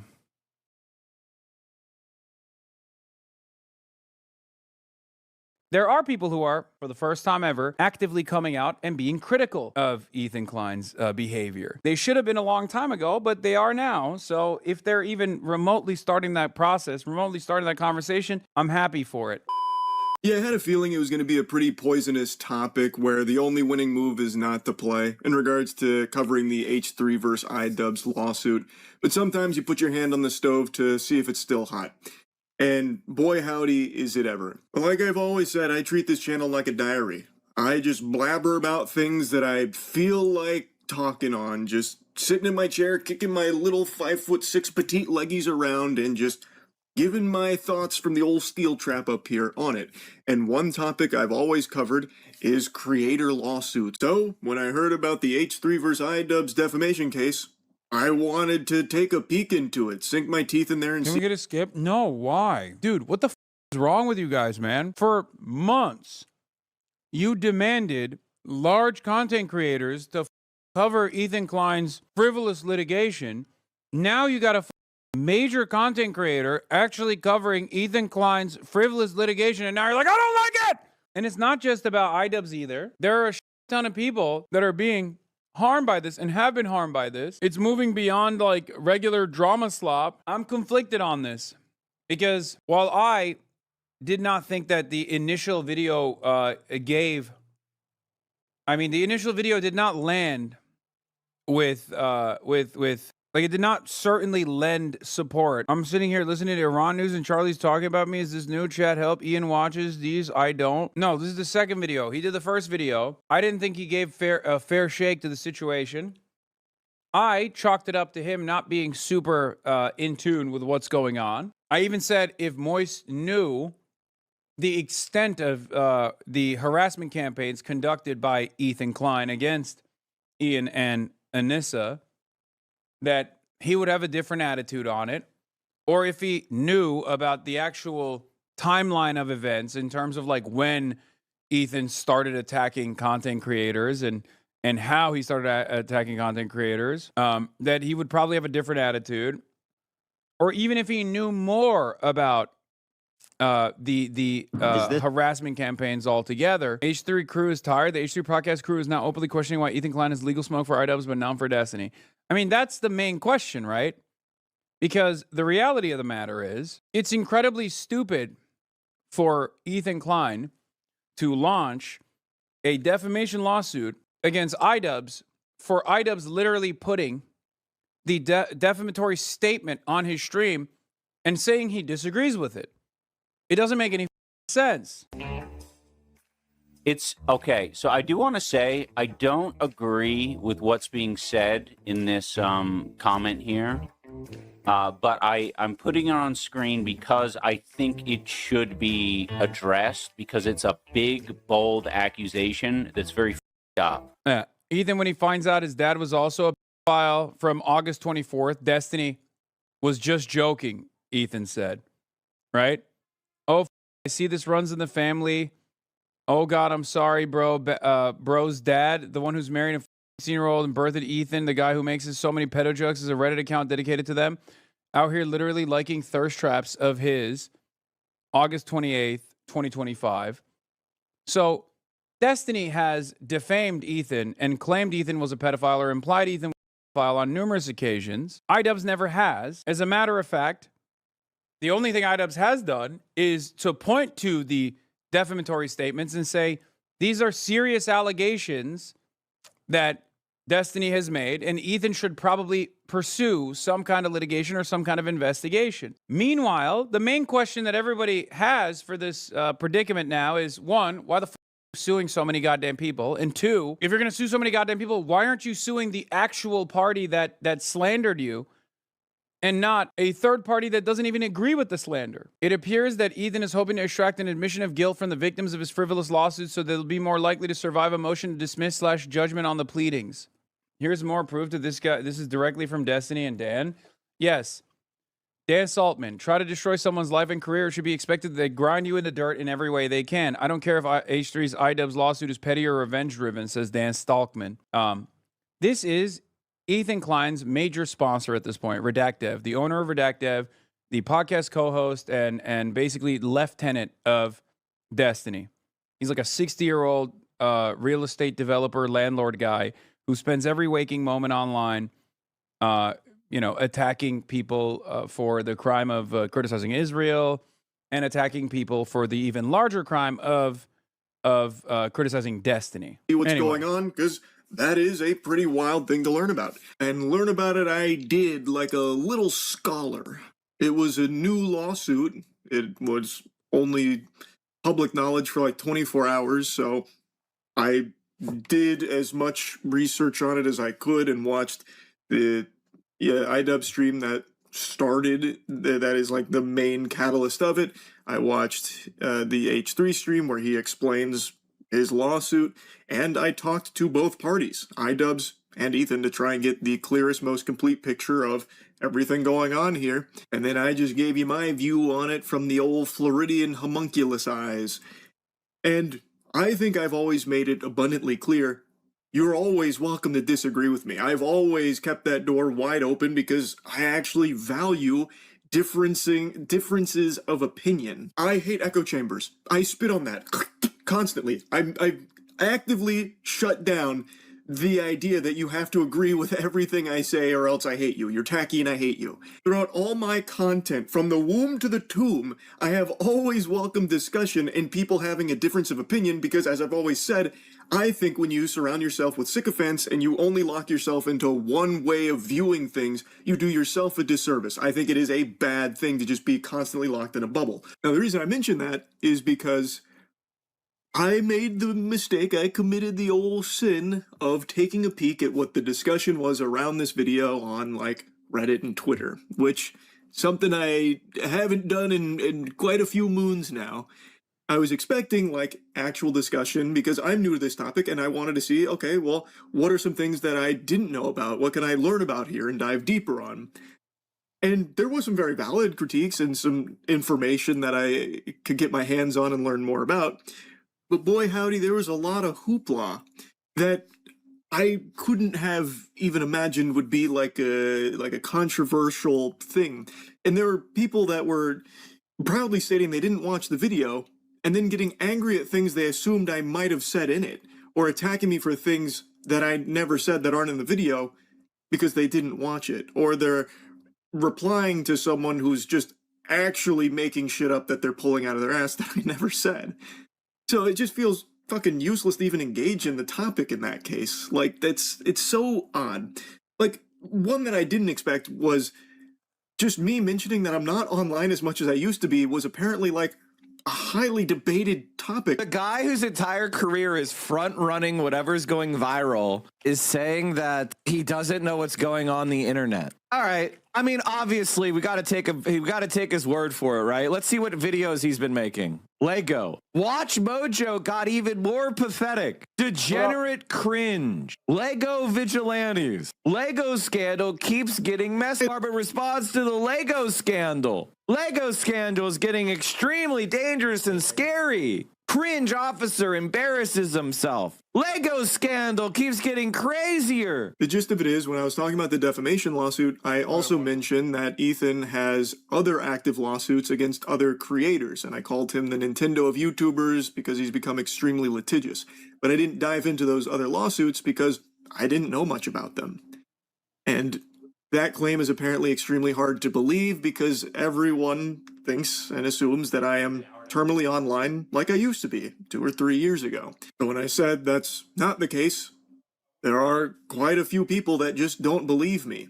Unfathomable moment, so it must be a lie. So here's a streamer debunking by going through my channel and noticing I've posted a lot of videos on Lego, for example, because of the big Lego scandal, which I think is a very interesting example to use off the point he's making about me front-running every viral story. Because with the Reckless Bin versus Bricks and Minifigs Lego scandal, I actually was getting called out for avoiding that and ignoring it because I was late to covering it. Reckless Bin dropped part 1 on May 21st, and I heard about it from Stream Chat, and then a friend sent it to me as well, and I made my video covering it on May 26th, 5 days later.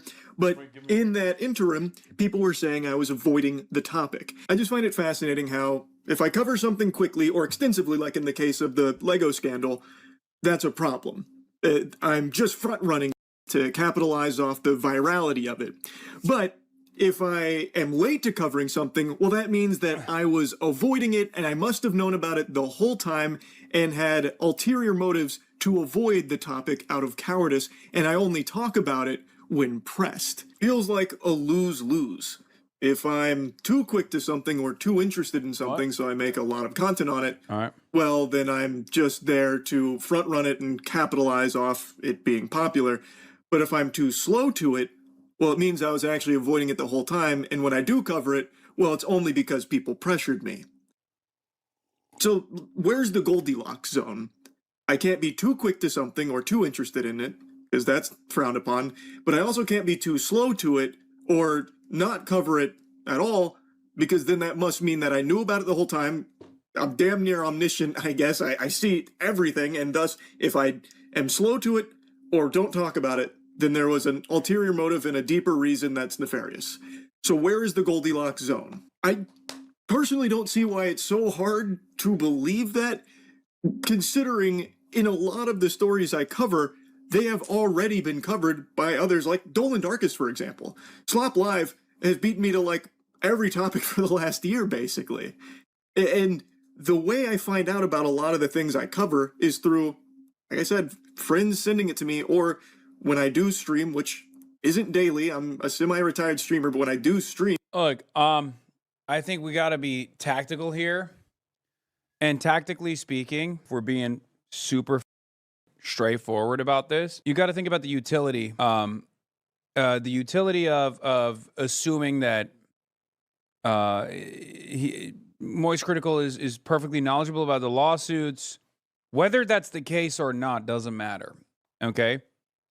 He was always knowledgeable about the lawsuits, and he was like personally not saying things about it.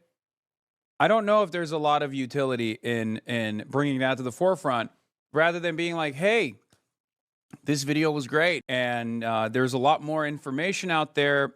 You know, if you take a look at it, I think you would have a different perspective. Because I do think that it sided perhaps or gave far too much charitability to the party that is engaging in frivolous litigation. But I think it's, it's better to just be like, hey, I'm not going to immediately assume that you're being cynical here and trying to maintain like a centrist position against a lot of content creators that are considered. And I say this as someone who has been on the receiving end of Moist Critical's commentary that I found to be not so nuanced, right? I mean, he very quickly did the Kaya Gate video. He's one of the first to do the Kaya Gate video, and I'm still saying that. I mean, Ethan Klein is a menace.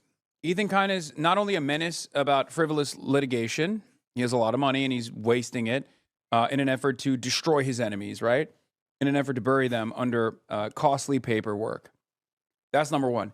Number two, Ethan Klein has done everything that he claims is being done to him and far worse to numerous content creators. He is vicious. He's ruthless. He's a bully. So that's exciting. Congratulations to the Ecklers. We're ready for either baby one. Number one. Oh, everything's neutral. God, yeah. Got both names ready. Yeah. Yep.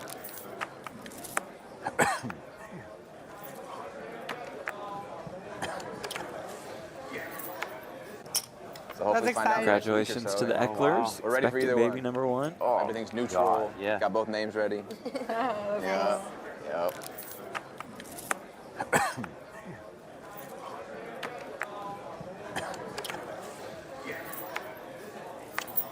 He never shies away from bullying content creators. He does it all the time. He does it like a sport, and his community certainly revels in that. His community loves it.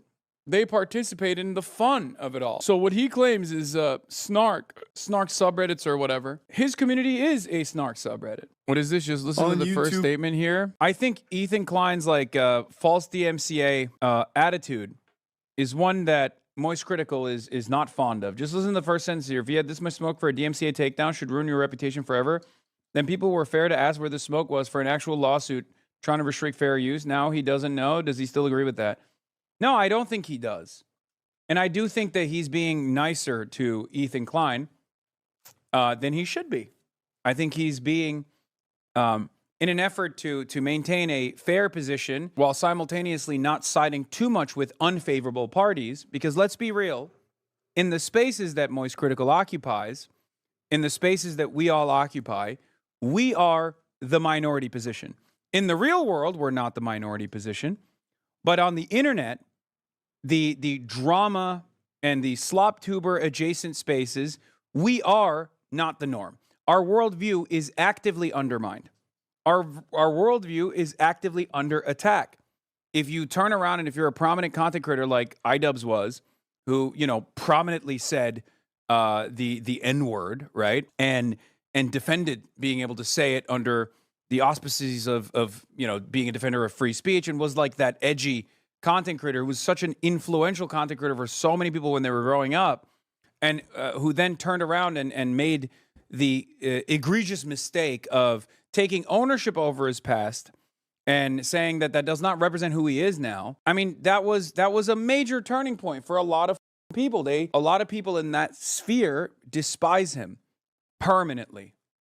Okay? They hate him, and they will forever hate him to a degree that I do not understand.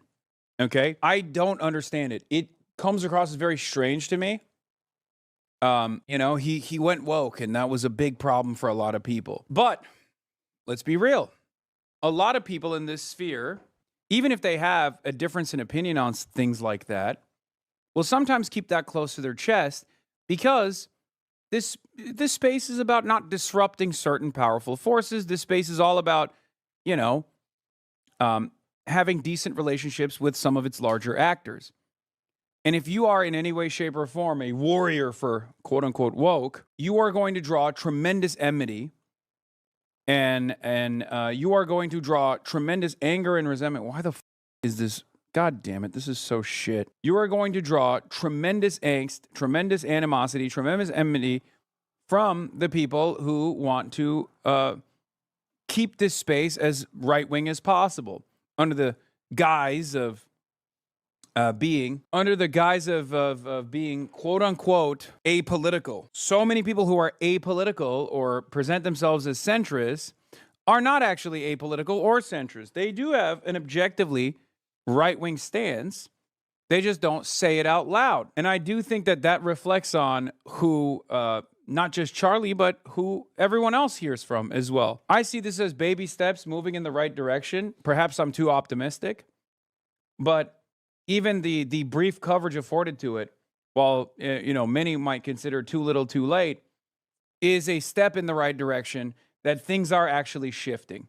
The reason why I say this is because for the last 3 years, there wasn't a real peep from not only Charlie, but the overwhelming majority of the commentary YouTube community was actively in support of Ethan's lawsuits, regardless of the fact that they were very obviously frivolous on its face. Okay?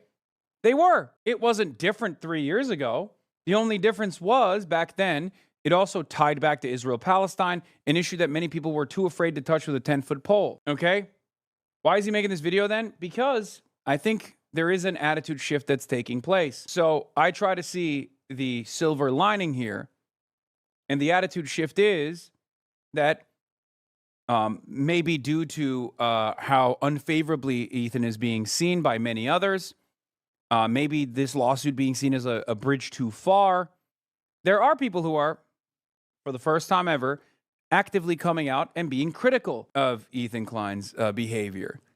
They should have been a long time ago, but they are now. So if they're even remotely starting that process, remotely starting that conversation, I'm happy for it. There's an unwritten rule that when violated, it ruins your image forever. It causes irreparable damage to your reputation, and there's really not much you can ever do to get back in the good graces of the platform. That is abusing the copyright takedown system. Yeah. I mean, he's right. It is an unwritten rule, except Ethan tried to rewrite that rule. And he's done it. With you. He's not only done that. The problem here is, guys, okay? The problem here is a multifaceted problem. Okay? Whether we like to admit it or not, even if amongst the normie sphere, okay? Amongst the normie sphere, politics is very different than the internet, specifically YouTube commentary. There are many different pockets of very woke places online. You know, you got TikTok, there's a woke slant there, maybe even hyper woke at times. But a lot of the commentary sphere get their notes from Twitter and Reddit. And unfortunately, Reddit is very malleable and easy to brigade, and Twitter is a neo-Nazi shithole.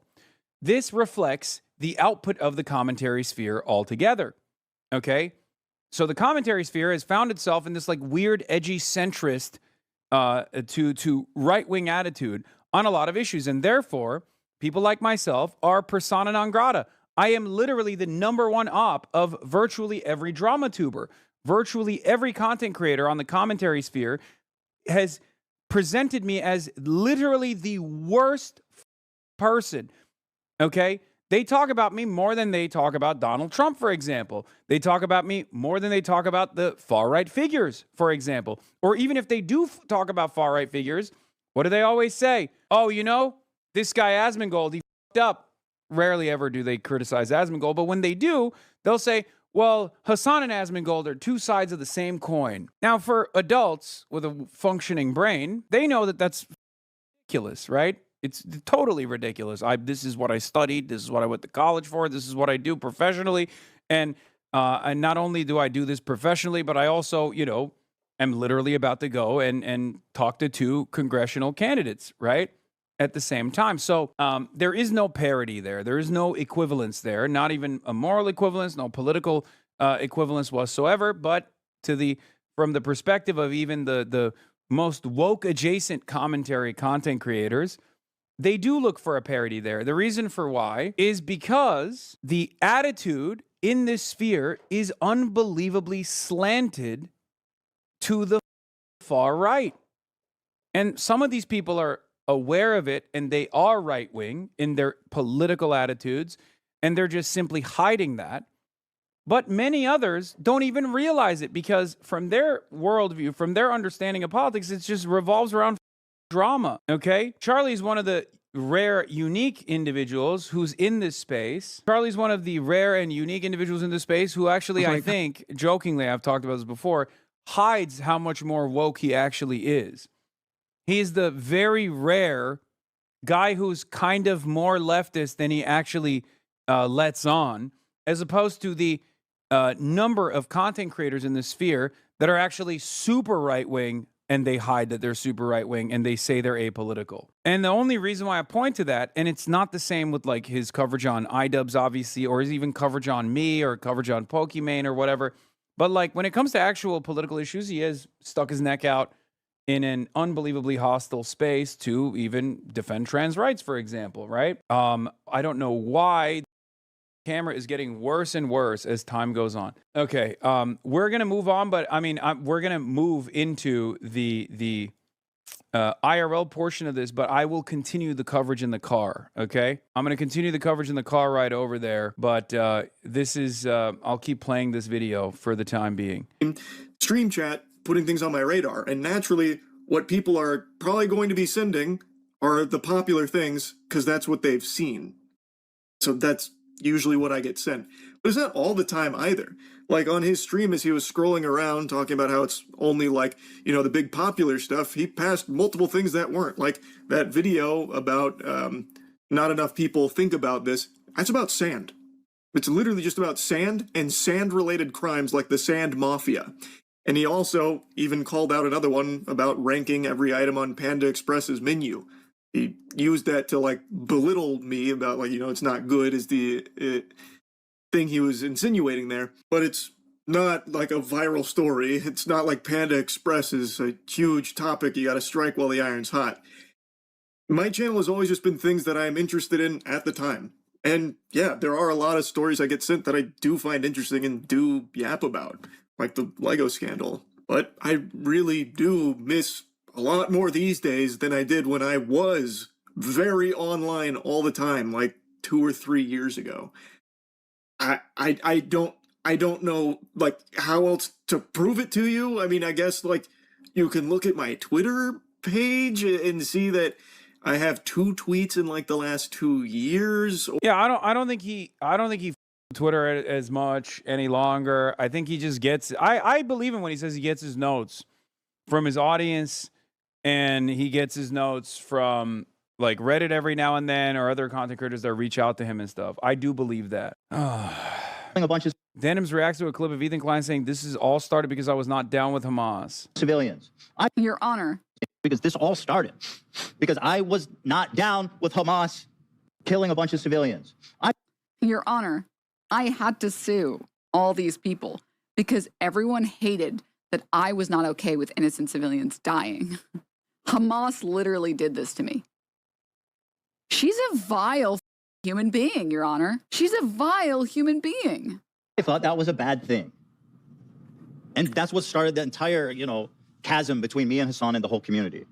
Which is why I started suing every content creator around Hassan that I suspect has been friendly with Hassan at any point. This is this H3 crew is tired. H3 Proc is now openly questioning why Ethan Klein is legal smoke for iDubbbz but none for Destiny. Is Ethan starting to lose support of his own crew smoke? At this point? I don't know. Does this count as smoke for Destiny?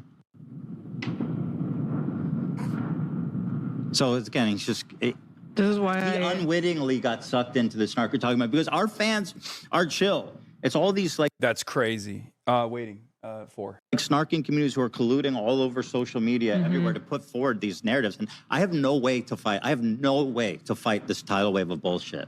And someone who's reasonable, thoughtful like Charlie is now is like unwittingly. First of all, his community is not chill. They've literally like harassed the CEO of Twitch. Hey Dan, do you have any comment on why you won't let Ethan Klein stream on your platform? He is the streaming on the Hassan platform. content nuke? He is. Why he got banned twice? It got reversed. While he was calling me and everyone that was pro-Palestine a terrorist, I had the Teddy Fresh rug behind my back, and I literally was oblivious to what he was saying and kept repeatedly defending him, which was a massive mistake, in my opinion. Ethan is a mega Zionist. You are wrong, okay? Trust me. I don't think you know many Zionists if you think Ethan is a mega Zionist. Not even close, dude.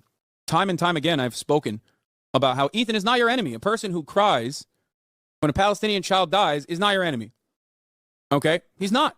I've said these exact words over and over again.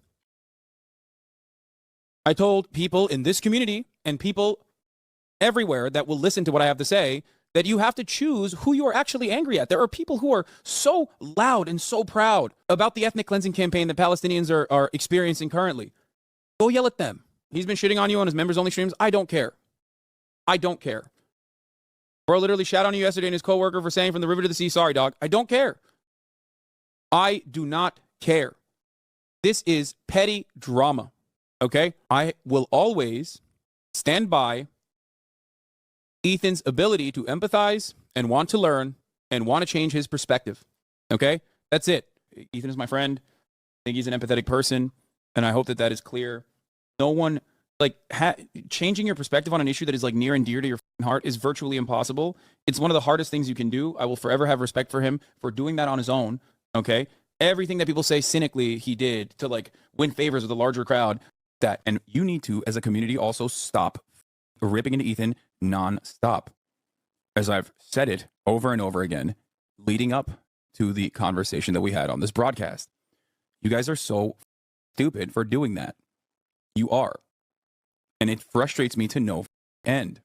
I've told you this time and time again in this time frame, just like I kept telling you, Ethan is not your enemy over and over again. That's why I love iDubbbz, Ethan as well, people that have actually changed course, recognize their mistakes in the past, and now advocate against those sorts of things, I think are very valuable, because every single person has a reactionary perspective deep down inside on one issue. We are all totally susceptible to the intersectionality of privilege. Privilege causes us to have blind spots. Ethan is my friend. We may have disagreements every now and then, but I have maintained the position that his heart is always in the right place, and he's on a journey of learning. Every single day I went live in the beginning, every single day I would spend at least 5 minutes to 30 minutes talking about how Ethan is not your enemy. You should not yell at Ethan. Ethan is a good person. Be more charitable to those who are open and susceptible to your opinions. I recognize that now. But he was a incredibly shitty person to so many people. Yeah, it's just classic Darvo. He's just denying, deflecting, and saying, and projecting and saying that his opposition is doing the things that he's doing. Meanwhile, what's funny is Redact Dev is right there. This is Dan Saltman, who is a serial doxer, serial harasser, serial cyber stalker's own company that is a sponsor of Ethan Klein. Okay, that's the reason why he won't sue Destiny for this clear-cut instance of defamation. That's why he has to cope and say, "Oh, it's actually because he was just joking." Repeating the stuff, like saying I have no smoke for Destiny, is crazy. I think he means no legal smoke. Why would I? Well, why we don't have a legal claim to sue him. I'm just saying. What do you mean you don't have a legal claim to sue him? He's the one who made the defamatory statement. I think that's what he's referring to. But what legal smoke? Why would I sue him? Why would I be because suing he made? Okay, that's even his employees are like, because he made this statement, Ethan. Because he made the statement. He made the statement. What I thought. I mean, something needs to happen that would qualify. With Destiny, it didn't happen. But everyone else. It's not like what Ian did. What did Ian do? Yeah, I mean, this is literally him saying, this is Destiny saying, Ethan Klein, Destiny, who's the VA? I can't play it because they use voice actors when talking about the I assume that cat eugenics game or whatever. Destiny, quick daily reminder, Ethan for issue is likely to lose his own children. Like, these are statements. These are the defamatory statements that Destiny made. iDubbbz not make these statements. Point of like, how come he's not suing Destiny, but he's suing Ian? It's a snark. That's a snark talking point. Oh my God. It's just, it's totally ridiculous. Hopefully I'll be able to show the YouTube video because I wanted to continue doing commentary over it. But all right, everybody, we're back. That he has actively going on, there's nothing in there that makes me think that this is like the right way of doing things, or that this is different from other times in the past where creators have sued each other over disputes. Now, clearly, I don't know all the nuance and intricacies of fair use law. Ethan would certainly know that better than I, and many others would. So maybe he has some strong cases here, and in one of the instances with one of these streamers, it did seem like they were just uninterrupted playing the video without even an attempt to transform it. So, does Moise know that specifically got his YouTube video basically patented and then openly admitted that he was laying a trap for content creators to watch, including myself? Some of you guys out there sweating. I formulated an idea. What if I could make a long-form, irresistible piece of content that I knew that these streamers couldn't resist? They couldn't avoid the temptation of watching it the second it was published. The trap was set, and it worked even better than I imagined it would. Because I don't know if that's like, he would know if he did actual research, but he refuses to. Yeah, I don't think he knows that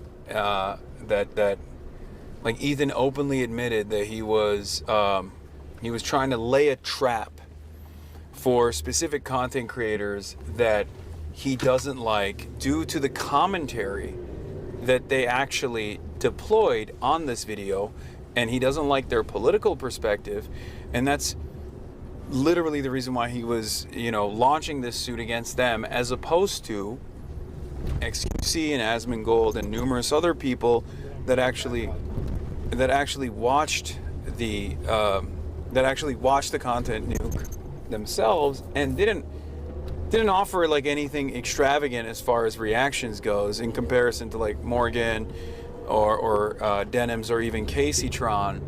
And Caseytron was the only person that was able to, I guess, fundraise enough to be able to continue this lawsuit, and instead of like getting a default judgment or potentially conceding like Caseytron did.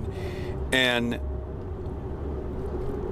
Denims, I'm glad she pursued it because of that pursuit, we found out that Ethan's own legal claims that his lawyer made were used against him in the default judgment,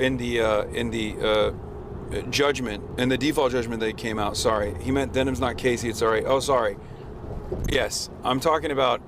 There's 3 instances of frivolous copyright claims, right?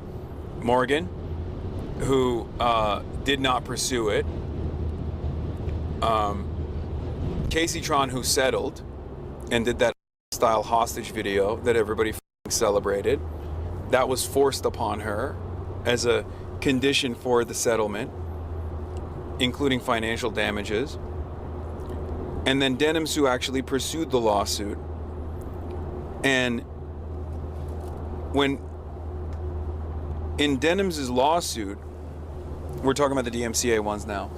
In Denims' lawsuit, the argument that his legal team actually pursued, unironically, was used in the default judgment against the legal team, because they had said, oh, they admitted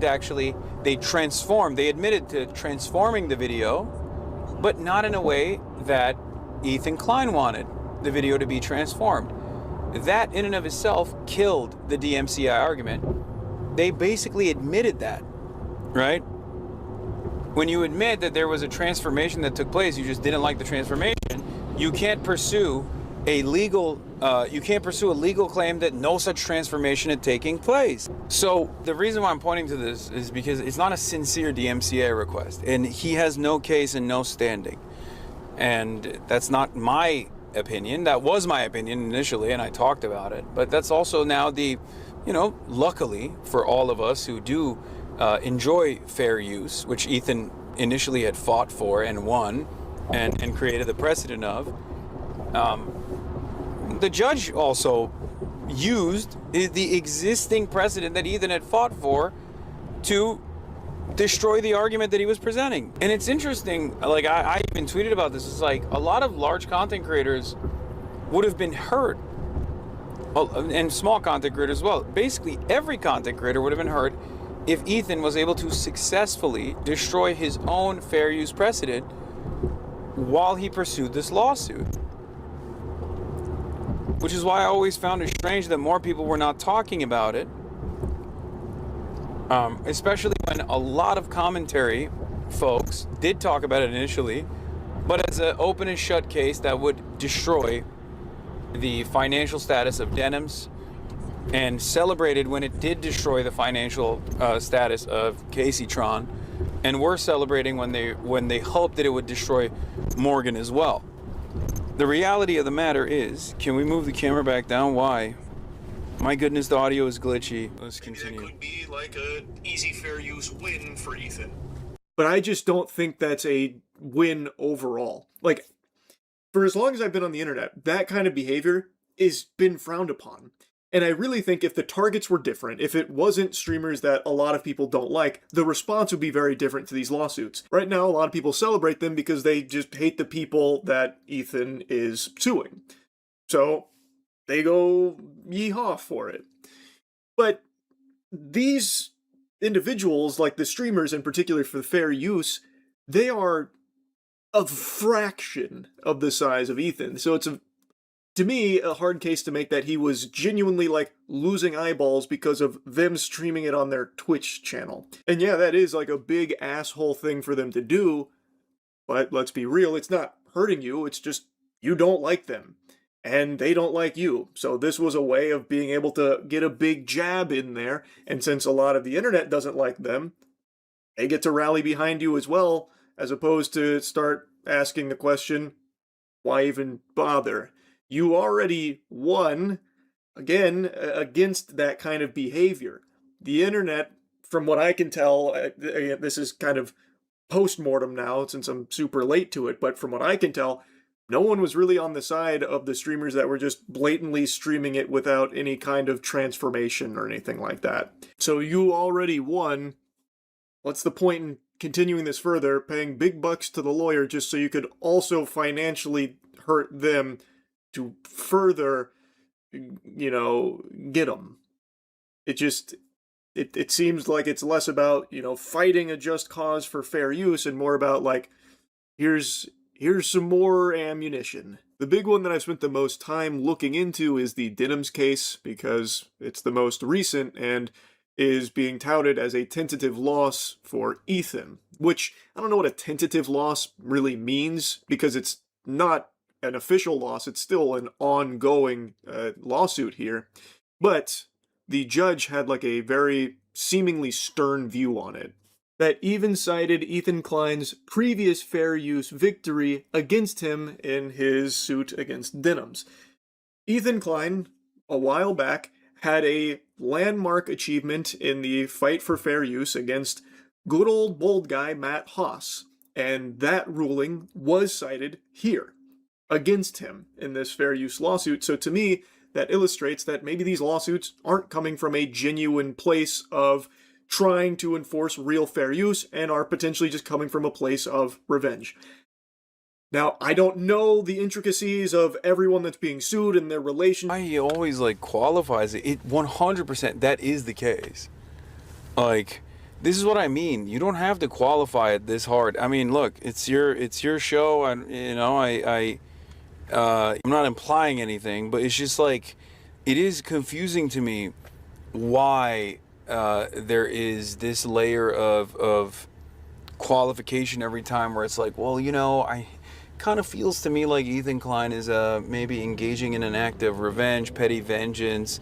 Yeah, I mean, you're right. He is. That is what he's doing.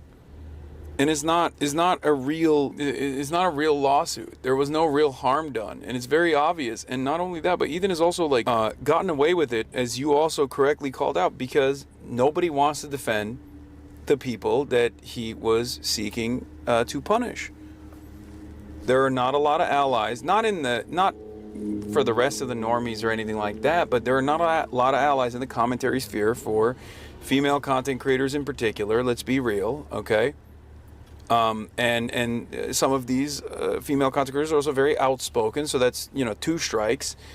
And they were outspoken on an issue that is considered a no-touch issue like Israel. So that's 3 strikes and you're out. This was a wonderful opportunity to punish like internet-designed enemies.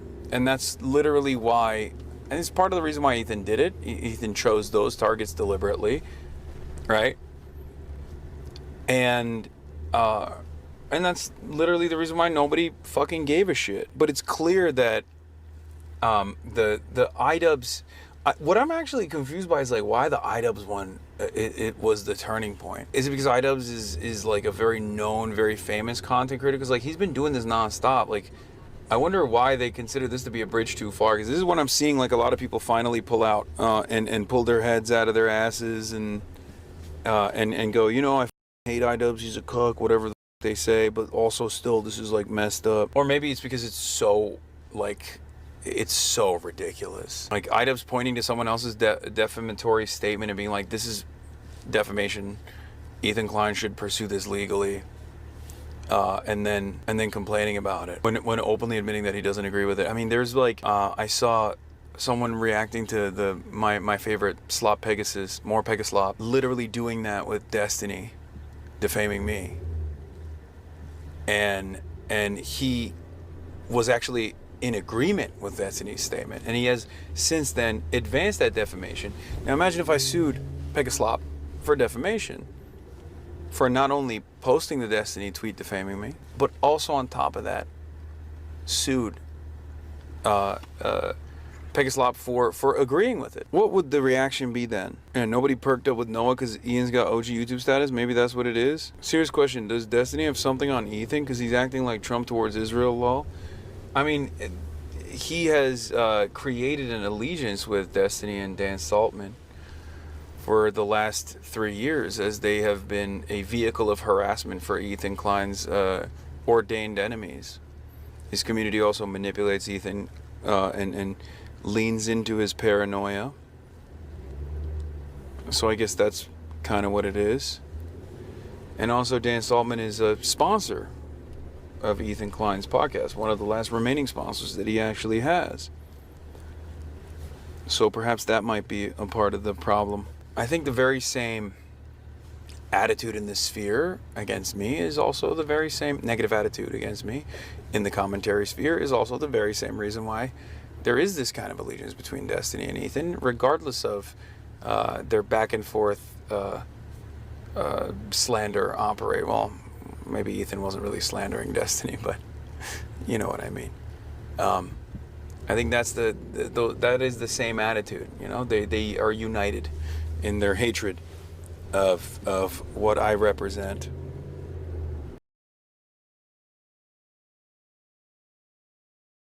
This is the mighty falling out of favor, okay? This guy worked for presidents. He has reduced himself to debating Twitch streamers, dude. It's over. Your movement is dead. It's done. I will obviously be talking about the Vox debate that dovetails into this exact conversation, this point of contention that we're addressing right now about like what my purpose is, what my goals are. The third way guy on Vox mentioned Shoykot and Steyer lost because of you, but didn't mention anyone campaigned with you and won. Yeah, they actually they gave the third way guys a favorable edit because third way guys also talked about Ramen losing because of me, and they had celebrated far too early. And I actually dunked on the third way guys for saying that. I guess that didn't make it into the final edit then. Anyway, but we'll get started here. He is bigoted, he's anti-Semitic, and he is deeply misogynistic. Hassan Piker has blown up in recent years. After the 2024 election, the popular leftist Twitch streamer became a go-to voice within the Democratic Party, looking to him for questions on how Dems should embrace the new internet, how to reach young men, or even the political cost of the Biden White House's policy on Gaza. But Piker's glow-up has angered a section of Democrats who are growing louder in voice. He is such an extremist that it will only do damage to Democrats and hurt their chances of beating right-wing populism. In March, a Democratic group called Third Way If you think I'm an extremist, you think the average American is a terrorist, okay? Why am I an extremist? Because I want Medicare for all. Why am I an extremist? Because I want free college, free health care. I want better infrastructure. I want to stop all these wars that we're waging, that all of our finances seemingly go to, you know? If I'm an extremist, then the average American is an extremist, but you can't say that. So you have to keep trying to do this stupid, idiotic disciplining thing, this disciplining method where you just try to cut the head of the snake. But meanwhile, while they're calling me an extremist, we got a hype train going. 4 minutes. You already know what the deal is. It's a hype train. Support the Piker Broadcasting Service. Support the the People's Broadcasting Service. Almost said the wrong name for it. If you support the show, you support independent media. Anyway, let's continue. Published an op-ed in the Wall Street Journal's opinion section saying, quote, Democrats are too cozy with Hassan Piker. Now, Piker is controversial, no doubt. But is he toxic? And how much of this blowback is actually about Piker the person versus the leftist politics he stands for? I think, as a matter of fact, Third Way's brand of politics has helped Republicans. Why? Their attitude since the Clinton era has been to constantly concede on culture war issues to the Republican Party and never focus on economic populism, left economic populism. Let's dig in.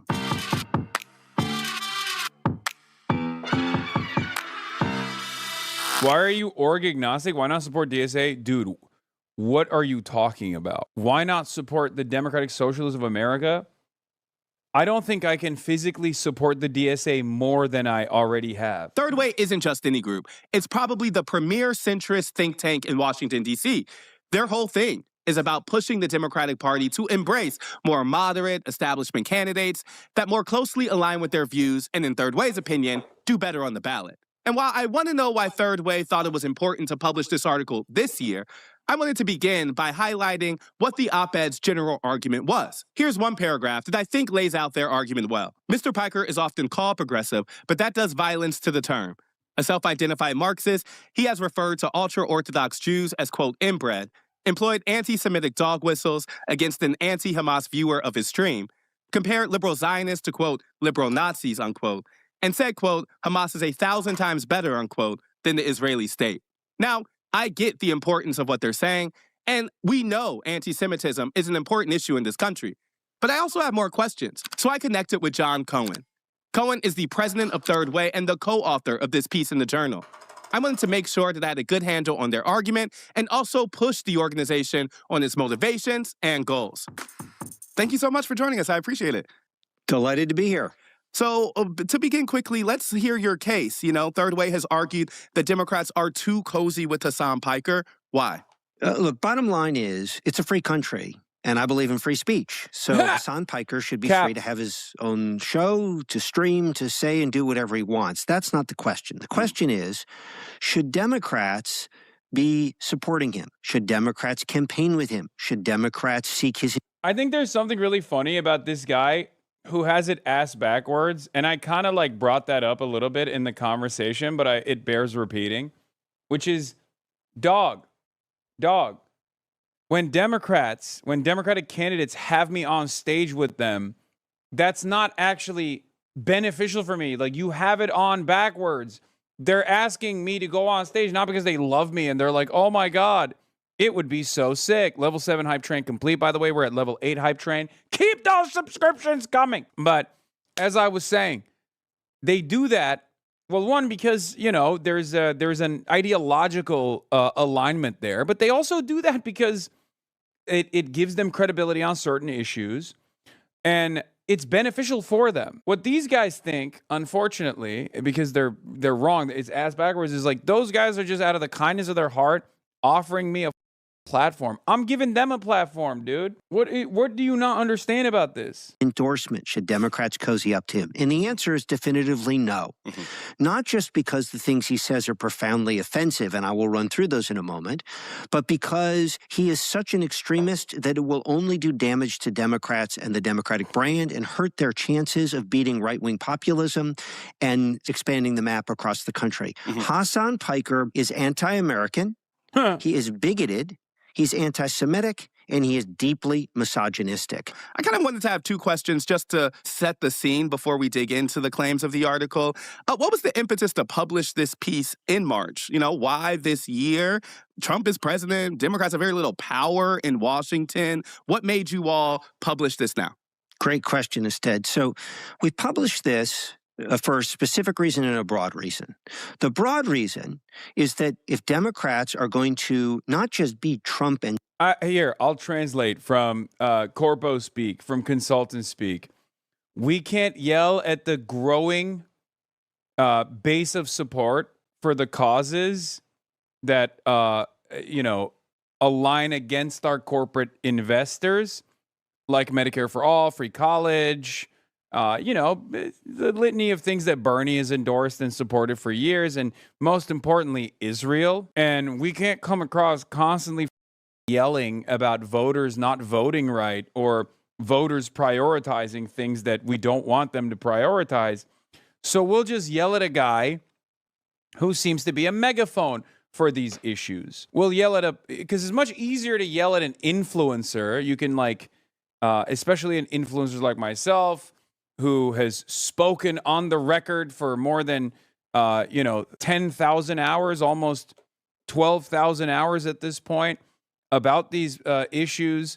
It's much easier to identify key quotes that you can just keep repeatedly slamming me with over and over again. But yeah, it's about Israel too. It's about Israel is a great catch-all, okay? Trumpism, but MAGA long run, we need to be able to build majorities in lots of red and purple places. And right now, the Democratic Party is perceived as more extreme than mainstream in many places. So if the party aligns with folks who are this extreme and cozies up to them, it's going to make it much harder, not easier, for Democrats to not just flip the House and get the White House back, but beat Vance and MAGA and Rubio and the rest of them long run. The specific impetus was that the Pod Save folks, right, very prominent Democrats, had featured Hassan Piker at a conference where they are officially elevating him and aligning him with Democrats. That's what triggered this for us, and then a series of other things beyond that. Okay, let's jump into the article. You know, the article opens up by likening Hassan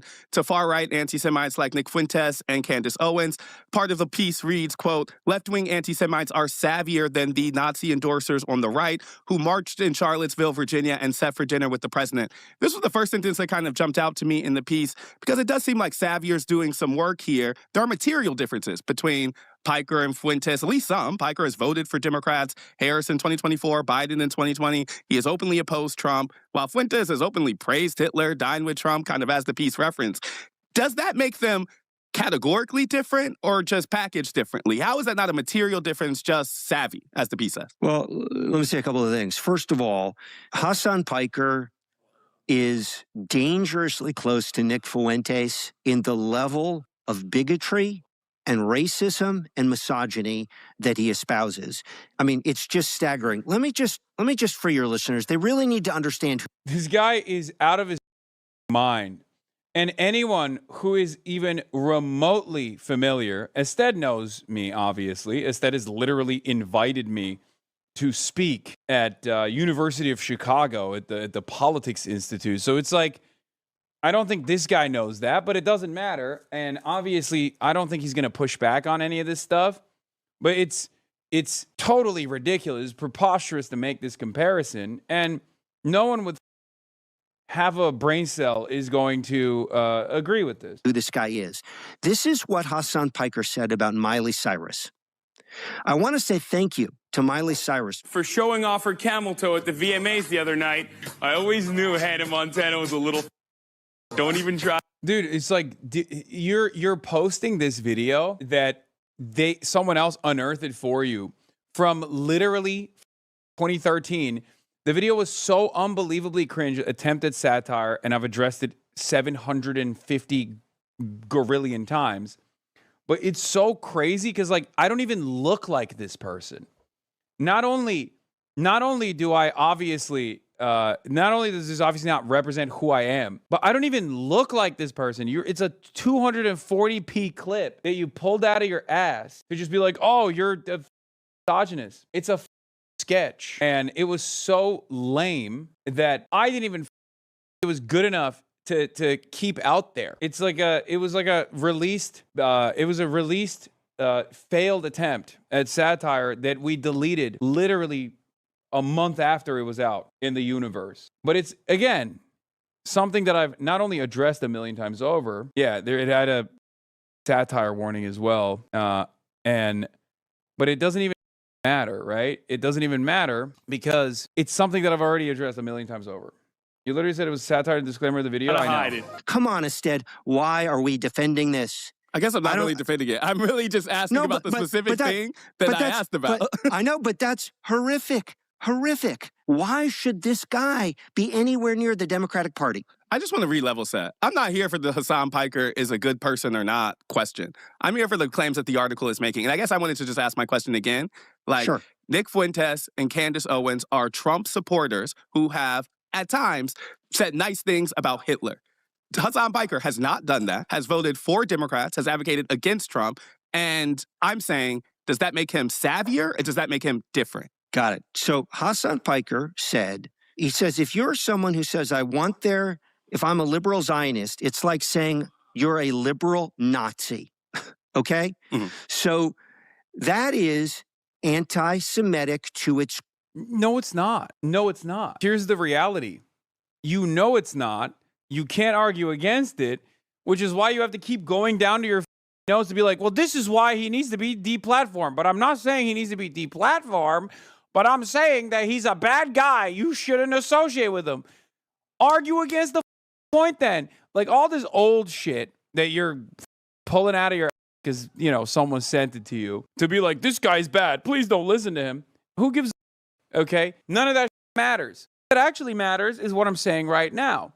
And you can't argue against anything that I'm saying right now, so you have to keep going. But please, it's just like Nick Fuentes. Why would Nick Fuentes say liberal Zionists are just like liberal? Why would Nick Fuentes say liberal Zionists are like liberal Nazis? He's a Nazi. So you can't even make that comparison. He literally has a positive opinion of the Nazis. He has openly stated that he is a neo-Nazi and he likes the Nazis. He said Adolf Hitler's base. Obviously, that comparison falls apart with literally a little bit of scrutiny. Core to say that someone who believes in the existence of Israel is the same as a Nazi. I can't really see the difference between that and Nick Fuentes. On his voting for Democrats... I can. Nick Fuentes would consider that to be an inappropriate comparison because he's positive about Nazis. This is what he said about Kamala Harris. He said Democrats, if they were in charge now, would be doing 100% the exact same thing. Exact same thing he means as Trump. 1-to-1. Make no mistake. Anyone who tries to tell you Kamala Harris would be different. Yeah, again, on the issue of Israel, it's so unbelievably disingenuous that we have straight up adults that are supposed to be goddamn adults that are Democratic Party operatives that have worked within the Democratic Party for 3 decades, that are perhaps most responsible for its failures, still trying to be the banner carrier for this uniparty attitude when it comes to Israel. Also, even the clip chimps, unironically, are probably more appealing to the average normie. Again, I can't stress this enough. Normies don't actually look at the Democratic Party's attitude on Israel or anything else, really, and think that there is major differences anyway. I do. You're yelling at a guy who does recognize that there is differences, just not on foreign policy and especially not on the issue of Israel, with some fairly significant new developments and exceptions with respect to what Donald Trump has done. Okay? He's a delusional moron. So, no, he's not for Democrats. He's for China and Russia. He has said that America deserved 9/11. America is, quote, truly the Fourth Reich with newts. So it's not I'm arguing with you. You're asking great questions. It's that I reject the whole premise. This guy is like Nick Fuentes. Okay. And we shouldn't be close to him. And the article also says this language can beget violence. Last year, an alleged murderer, seemingly inspired by left-wing rhetoric, killed 2 people for the crime of being Jewish at the Capitol Jewish Museum. Democrats must understand that accepting anti-Semitic figures like Mr. Piker into the mainstreams puts Jewish lives in danger. Now, I think certainly unequivocally anti-Semitism is on the rise. That represents a violent threat to many Americans. I think we can both acknowledge that. But the CNMP's link there, connecting Piker to the violence, doesn't even mention his name. So I kind of was wondering where that connection came from. Saying that anti-Semitic figures like Piker puts Jewish American lives in danger seems like a pretty big claim. Do we have evidence that Piker's rhetoric has led to violence directly? There is no question that... Yeah, no, he doesn't. He's just... He doesn't. He doesn't. So he's just going to be like, well, it makes me feel bad. Extremist rhetoric, bigoted extremist rhetoric, including anti-Semitic rhetoric, on the right and the left, absolutely encourages violence. There's a ton written and thought about this. That's incredibly clear. And also, so... Can you explain further? Can you elaborate further on how I've done this, though? No, you can't. They don't want you canceled, but they also want to call you a Nazi who shouldn't be associated with. Yeah, no, none of it makes sense. Anyway, he does a long interview with him, but he does an even longer interview with me. So, where I address some of the comments that he pulls up. So, get ready. There's my part that's coming clear. up. Piker is someone who actively encourages violence. So, let me give you a quote from Hassan Piker. This is about people who own property. Kill them. Kill those and murder those mother. Yeah. So he interviewed this guy. He did the classic, all the bits, all the greatest hits, oh, look at this. I'm so scared of him. He is a scary guy. Why won't you believe me? Why won't you believe that he's a scary guy? I own property. The talking about? I literally famously purchased a home. What are you saying? Period. End of story. Okay, we're moving on. The article concludes by saying we're all for a big tent, but Democrats need to draw a line in the sand. I wanted to know, what is that big tent? Who's in? It's really funny because another subject of today's commentary, my former podcast co-host Ethan Klein literally put all of these greatest hits out there in the context nuke, right? And his purpose of this nuke was, by his own, by his own statements, he openly admitted to this, was to deny me any sort of mainstream approval and to, quote unquote, end my career. Now, of course, that context nuke did not end up doing that at all. As a matter of fact, one could even argue that it backfired spectacularly. But one of the wonderful things that has happened is that regardless of the hit piece, it's reached a higher level of prominence now. It's basically all these other people are taking bits and pieces from that hit piece and deploying it. But because the hit piece itself didn't work at all, this is still not working. They didn't look at that and go, well, obviously this was a failure. We shouldn't try this. They just keep trying it over and over again, and it doesn't work. At most, you can maybe get a couple scared 75-year-olds that watch Fox News to hear this stuff out and go, yeah, this seems bad, if that's their first interaction with me, right? But it's just pearl clutching. It was just, and it has been, and it will still forever be pearl clutching at a time when most people have a negative association with that sort of thing. Most people see this stuff and go, oh, here we go, dude. I know you, they also recognize that cancel culture is so unfavorable and viewed so unfavorably by the broadest subsect of American society that they have to couch this with I'm not trying to deplatform him, but... So if you're saying that first part, you already know that this endeavor, this malicious outrage manufacturing is going to fail on its face. It's going to fall on its face, it's going to fail, it's not going to work, because most people just go, I don't give a shit, man. I don't care. Who cares? Okay, this guy's bad. Why should I give a shit about this? Why not keep trying it over and over again? That's what centrist corporatist hacks do with Trump every 4 years. Yeah, but it didn't even work with Trump. That's the point, right? They tried this with Trump. It literally didn't work with Trump, and they're still trying to do it. And now they're like, maybe if it didn't work with Trump, but maybe we can do this to the socialist left flank. It's not working. It's not working. People are smart enough. People are smart enough to, one, get annoyed with this shit because it's unbelievably annoying. And two, they're smart enough to recognize, I care about the policies. I care about the worldview. I don't care about the optics. I don't care about what someone has said in the past. I don't care about the quote mining that you engage in. I only care about who this person is now.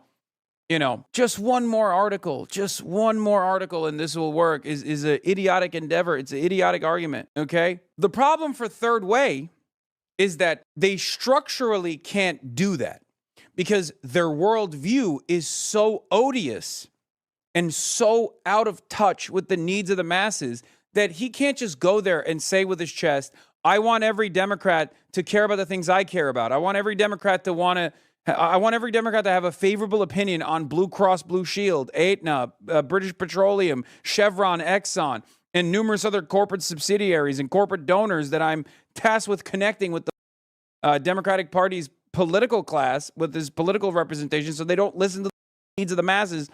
Or rather, I want to change the needs of the masses to being more favorable to this corporate oligopoly that we have created. He can't say that, so he has to go, oh, the people railing against this structure are actually bad people, I promise. It does work, though. It worked on Corbyn. No, it doesn't. It literally doesn't. It does not. It doesn't anymore.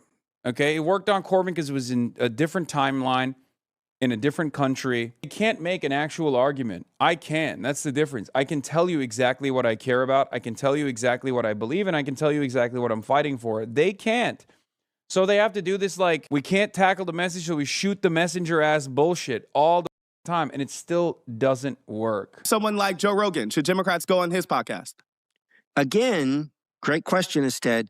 Democrats should go anywhere and everywhere to make their case and to argue against people who are bigoted. So if you go on Joe Rogan and you disagree with his point of view, argue vociferously about his point of view, call him out.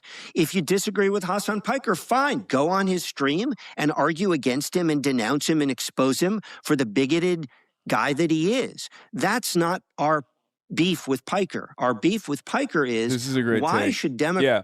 Some of the most blatantly identitarian people left on this site are pro-Israel moderate Democrats, people like this, that will cynically say, like, at some point, Dems are going to have to acknowledge how ridiculous it is that all of our top punditry is straight white male trust fund babies. Meanwhile, our coalition is predominantly working class women, BIPOC. Yeah. Famously, the predominantly working class women, BIPOC, LGBTQ plus coalition, which, by the way, all of our candidates are, ironically enough, the centrist Democrats are you know, usually old white men or old white women. Our coalition is actually queer, BIPOC, all this stuff that you're presenting as far as our political representation goes. But not only that, but also you have a Israeli flag in your bio, dumbass. Do you think a predominantly working class, female-led BIPOC, LGBTQ plus coalition is pro-Israel overwhelmingly or anti-Israel overwhelmingly? These guys are still holding on to the 2016 era Bernie Bros mentality where it's like, come on, please, just one more time where we just cynically claim Bernie Bros so white, Bernie Bros so misogynistic, Bernie Bros so racist, and this time it'll work. They're chirping to an increasingly smaller audience, okay? That's it. Democrats cozy up to him. Why should Democrats platform him at places like the Pod Save conference? Why should Democrats campaign with him? Why should Democrats seek his endorsement? That puts Democrats both on the wrong side of morality, given all of the things I've just said about him, the wrong side of being pro-America, and it is very hurtful politically. The moderate Democratic base is heavily working class people of color. It doesn't really exist without that kind of diverse base. I wondered about where this priority comes from. If Third Way's point is that Democrats are struggling in places to win over more moderate voters, I guess I was wondering, how do you know that the moderates in question, kind of at the base of the party, share this priority? Do they care about Hassan Piker? They do not. Not even a little bit. Like, in a way that is like... in a way that's unforgiving too. In a way that's very forgiving for me and unforgiving for Third Way's priorities. Because once again, the quote-unquote moderate base of support align with me almost entirely. Okay? Maybe not to the degree, maybe not to the choice quotes that they clip out of context or find from like 2013, you know what I mean? Like from 13 years ago to be like, this is what he believes right now. Like, I'm sure there are plenty of things that you could present that the average American voter that's like leaning Democrat would look at and go, I don't agree with this. This is ridiculous, right? But broadly speaking, the issues that I care about, the issues that I fight for, whether it is to call into question America's allegiance to Israel, whether it's to demand free healthcare and free college education and a better infrastructure, to change our spending priorities, to improve the material conditions of the American working class, as opposed to what these dickheads advance and advocate for, which is the exact opposite of those things. Who do you think the average American, like, which message is going to resonate with the average American voter? Saying Israel, we should stop giving them money and spend that money on healthcare instead? Or saying, actually, Israel is our most reliable ally and we need to keep giving them money and we should allow them to also merge with our military, as a matter of fact. And you're an idiot and simpleton if you think that you deserve free healthcare. Who do you think? What do you think the average American is going to identify with as a political message? What I'm saying or what they're saying? This moderate voter mentality is gone. Okay? This moderate voter was never there. There was never a moment in American politics where there was a guy who was like, you know what? I want to vote for the Democrats over the Republicans, but I really don't like free healthcare. Like, as a concept, I really, really hate free healthcare. I don't deserve it. I love being saddled with medical debt after a life-altering medical incident. I love that shit. As long as Aetna and Blue Cross Blue Shield are turning profits, as long as they are increasing the GDP year over year, I'm happy as an American civilian, American citizen, and American voter. Idiotic. What's shocking to me is that they've been able to maintain this nonsensical meta for as long as they were able to maintain it. And they were able to maintain it because the media was completely captive to the same exact corporate interests. So the media kept giving these guys the time of day and reinforcing this message that electability falls on the side of moderates. Electability falls on the side of incremental gains. Electability falls on the side of people who say, no, private healthcare is good, actually. No, Israel is good, actually. It's not real. And it's such a demonstrable failure that Kamala Harris represented those values, and she failed spectacularly. And she failed in such a spectacular manner that even the voters were like, oh, dude, you've been lying to us. Let's take African-American voters who want to win. We just held a major conference in South Carolina. Those folks want to win. They don't want a party that is deeply connected to and associated with hateful, bigoted extremists like Hassan Piker. That is, their priority is winning, beating back Trumpism and expanding the map. They know in their bones that to do that, you don't... Yeah, this argument falls by the wayside if you can't prove it. And you can't prove it because it's been disproven. Kamala Harris's defeat, alongside Hillary Clinton's defeat to Trumpism, disproved this for every single Democratic Party voter that wants to win races. Okay? It disproved it. Become a mirror image of the other party, the right wing that is extremist and bigoted. We don't need two extremist parties in this country. If Democrats are going to beat MAGA and expand the they map, have to become the House, MAGA light. They have to become MAGA light. Sure, it didn't work the last million times we tried it, but this time it'll be different. Senate and the White House, the only way to do that is to offer an alternative to the extremism of Trumpism, not to mirror it. I guess Third Way's memo after the 2024 election about the working class disconnect in the party, which I think you may be referencing here, concluded that the party leans too hard into identity politics. The number one takeaway in that memo was that working class voters... Yeah, cook his ass instead. Leaning too hard into the identity politics. And now look where they're at. Leaning hard into the identity politics to yell about someone who represents the interests of the masses. Feel like Democrats prioritize niche identity-based groups. I guess I'm asking, how do you say that in 2025 and then have a campaign come 2026 that is frankly a priority about identity politics? It seems to me that just as you all argued that voters care about more kitchen table, tangible concerns, how do you follow up with that with a campaign about Hassan Piker? I'm not positive I'm following the premise of the question, but let me respond as best I can. So, First of all, we didn't say that voters and working class voters only care about kitchen table issues. We said they care a lot, but they also care that Democrats don't take what they perceive to be extremist positions. Yeah, no, the reason why you didn't understand the premise of the question is because it literally undermines the position that you had earlier. What you're doing right now, this practice of like, we should really dial in on a streamer as a representative of the growing left flank politics and the overwhelming appetite that the masses have for this left-wing politics. We should cast it aside as extremist and literally hit the same identity politics lines, the cynical deployment of IDPOL that we previously said sucked on culture issues. That's absolutely a thing we've said consistently across for years and years and years. So I don't see how this is identity politics. We are making a simple assertion that if Democrats cozy up to an extremist like Hassan Piker, not only is that morally wrong, but they are going to push away many of the moderate voters that they need to build electoral majorities. And by the way, how do you know that? Like, here's what I'm saying. Like, it's happening right now. The man has a popular Twitch stream, much more popular than a lot of other people, and a lot of more moderate folks making a similar message. He's not getting invited to CrookedCon or these other things because there's not an audience. How are you so confident in your assertion that Hassan Piker's political views, which I understand you're making a point about the clearly offensive things that he has said throughout his time in public life. But there is clearly an audience for Hassan Piker's political message. So I'm saying, how do you separate those two things? How do you deal with the reality that Democrats have changed on terms of like America's relationship to Israel?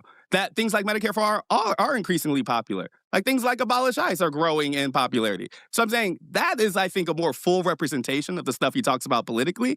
How are you dealing with that shift among the Democratic base, even if you're making the argument that he himself is offensive? Well, let me just give you an example. I get your question. So in 2025, in the off-year elections, right, Mondani, a Democratic socialist, won in New York, right? And Sherrill and Spanberger won in New Jersey and Virginia. They were both. This is why these guys would rather there be a Republican majority in the Senate than push for Graham Plattner to win. Lucky for us, they got no motion amongst the masses. Do you understand why? Because guess what? If Graham Plattner wins, if Abdul al-Sayed wins in Michigan, if Democratic Socialists keep winning, not just their primaries, but their general elections, okay, then this argument that he is about to present, which you've heard a million times over, falls apart in spectacular display. And the counter to his argument also is that Spanberger is now deeply unpopular due to the same exact moderate policies that she has advanced, as opposed to Zohran Mamdani, who has followed through on his campaign promises, is deeply popular. That's the issue. Not only is their argument about moderates winning elections wrong, okay? Yes, in an anti-Trump wave year, yes, you can put a cookie-cutter neoliberal Democrat in office and they will probably win, okay? But will they maintain their popularity, or will they make way for potentially a worse version of MAGA later down the line is the question.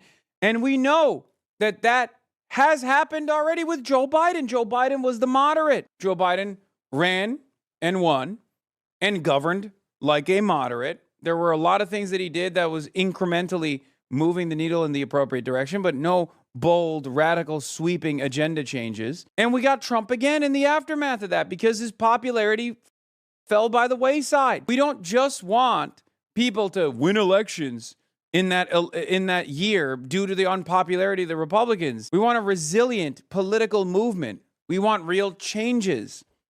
We want real changes to come that will benefit the working class, okay? Moderates. Yeah. Where was turnout higher? New York, Virginia, or New Jersey? That feels like an unfair question from a local to statewide election. Like, come on. We're talking about a mayor's race versus a governor's race. Like, that's a trick question. That's not a trick question. It was higher in Virginia and New Jersey. I mean, Mamdani's favorability rating is much higher than Sherrill's or Spanberger's. Like, you can pick a number and make this argument in either way. I'll give you another example, okay? So since 2018, right, since 2018, a central task has been to flip red congressional seats to blue, right? That's a central task in the Trump era. Crucial, crucial task. The House New Democrats have backed candidates and invested in candidates who flip 50 seats. Our Revolution, right, and Justice Democrats, two of the most prominent left-wing groups associated with Piker and Bernie and AOC, et cetera, have flipped literally zero. Yeah. Zero. Yeah. Zero. Okay. Well, that tells you where voters are at. Voters are... Dog, you have an unbelievable money cannon that you deploy at these races that you identify with, whereas groups like Our Revolution are so much pickier by design because they have an ideological slant. I don't know if what he is saying currently is correct either, but you're literally taking ownership over the entirety of the coffers of the DNC and then pairing that up against a random group that doesn't even have a fraction of the coffers of the DNC. You're literally talking about cushy seats. It's ridiculous. Saying, I want the moderate candidate with the moderate vision. That's how they flip 50 seats. Is it true that there are deep left places in the United States where that you can make even more blue? Of course there are. I don't even know exactly what the argument he's what the data he's referencing here is, for the record. I don't even know. But that's not the central political challenge of our time. If you want to beat MAGA, is to make blue places bluer. It's to flip red. But yeah, he's like referencing Zoran's turnout, for example. So you know he's making an indecent argument regardless. Red places to blue. And the track record there is unequivocal. These folks have tried over and over and over since 2018. They only make blue places bluer. So I reject the premise of your question. It is true that Mondani can be popular in a deep blue place. And it's also true that lots and lots of moderates can get elected in purple and red places. Those things are simultaneously true. They don't... As far as what he's saying, this is the last gasp of a dying movement. Neoliberalism is dying. People find this kind of politics to be repugnant. It's elitist. It's out of touch. It puts corporations and corporate interests first over the interests of the masses, right? And so he's basically presenting the last version of this argument, which is Zoran only works in New York. It doesn't work in purple districts. Okay, Maine and Michigan are very important races for that reason. That's why I keep saying it doesn't matter what Graham Plattner's background is. Okay? Doesn't matter what Graham Plattner's background is. Doesn't matter what the red flags are there. As far as like an argument against the way that these guys have represented the best possible electoralist method, Graham Plattner and Abdullah Syed are going to be the final nail in the coffin for this kind of pro-neoliberal, pro-corporate Democrat message from advancing. It's the last place that they can point to. Once that goes away, they're going to say, "Oh, why can't socialists win in Alabama?" And guess what? We'll win there too one day. All right, but that's all this is. First, they say socialism doesn't win anywhere.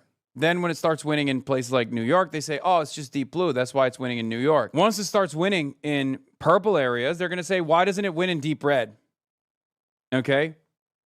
And one day, we'll win in deep red places too. Disprove each other. Yeah, I agree with that. I mean, I think that particularly to your point about like the left coalitions not necessarily succeeding in red to blue places, I think that's unequivocally true. Their goal seems to be a little different. Their goal is to somewhat change the Democratic Party, and the way that, you know, MAGA and Trump, others had a specific goal of changing the Republican Party through primaries, through pushing candidates that believe a specific vision. It seems like we're talking about kind of two different things. But I mean, let's ask a question. If the existential threat politically of our time is MAGA and Trump, the job is to beat them, to win the White House, to flip the Senate, and to flip the House. That's the job. Why would you then try to make blue places bluer? That's a serious distraction if you believe that MAGA is an existential threat to our democracy and our way of life. Donald Trump is... Why? Why is that a serious distraction? Why? Why is that a serious distraction? President right now. Not because of progressives, really. You know, like the existential threat of Donald Trump, that goal, Democrats failed it. Like, he won again. It did. So I'm saying, like, it doesn't seem to me that the question is about the... By the way, here's the thing. Instead, unlike many of his counterparts in mainstream news and mainstream media, because of his job as a reporter that travels the entire country, has talked to these real moderate voters. So he knows that the third way argument is a failure. He has seen the third way argument be broadly represented to the masses and fail. He has heard from people in red districts and purple districts, moderate voters, what this guy would perceive as moderate voters, and he's heard from them that the Democratic Party is seen as an absolute failure. Existential threat of MAGA. It feels to me that really where the left and others are trying to do is say, in the rubble, that is this Donald Trump reality, how is the kind of Democratic Party moving forward? It actually seemed like you were kind of leaning in that question too, in terms of shaping the Democratic Party's future also. So I feel like this red to blue point is kind of a diversion from what you all are both doing, which is pushing the Democratic Party. I agree, but I don't think it's a diversion at all, meaning this, instead. If you're offering a vision for the future of the Democratic Party, right, that vision cannot just be your dreams of what you want to have happen. It has to be grounded in political reality, right? Your vision has to have concrete proof that you can over and over and over again expand this deep blue formula to places that are red and purple. Because if you can't do that, all you're saying is we can hold a small slice of the country and make it even bluer, but we have no formula to actually flip the rest of the country. That's a non-starter as a political vision. That's where it connects, which is It's just like, we know this is a failure, dude. You own the Democratic Party, and therefore you own its failures. We know it failed in 2016 and also in 2024. You wouldn't be... Here's the thing. If this vision, the constant pivot to the center, had a real base of support and was broadly popular, you wouldn't have to dignify Ested with a conversation about a socialist Twitch streamer. It's that simple.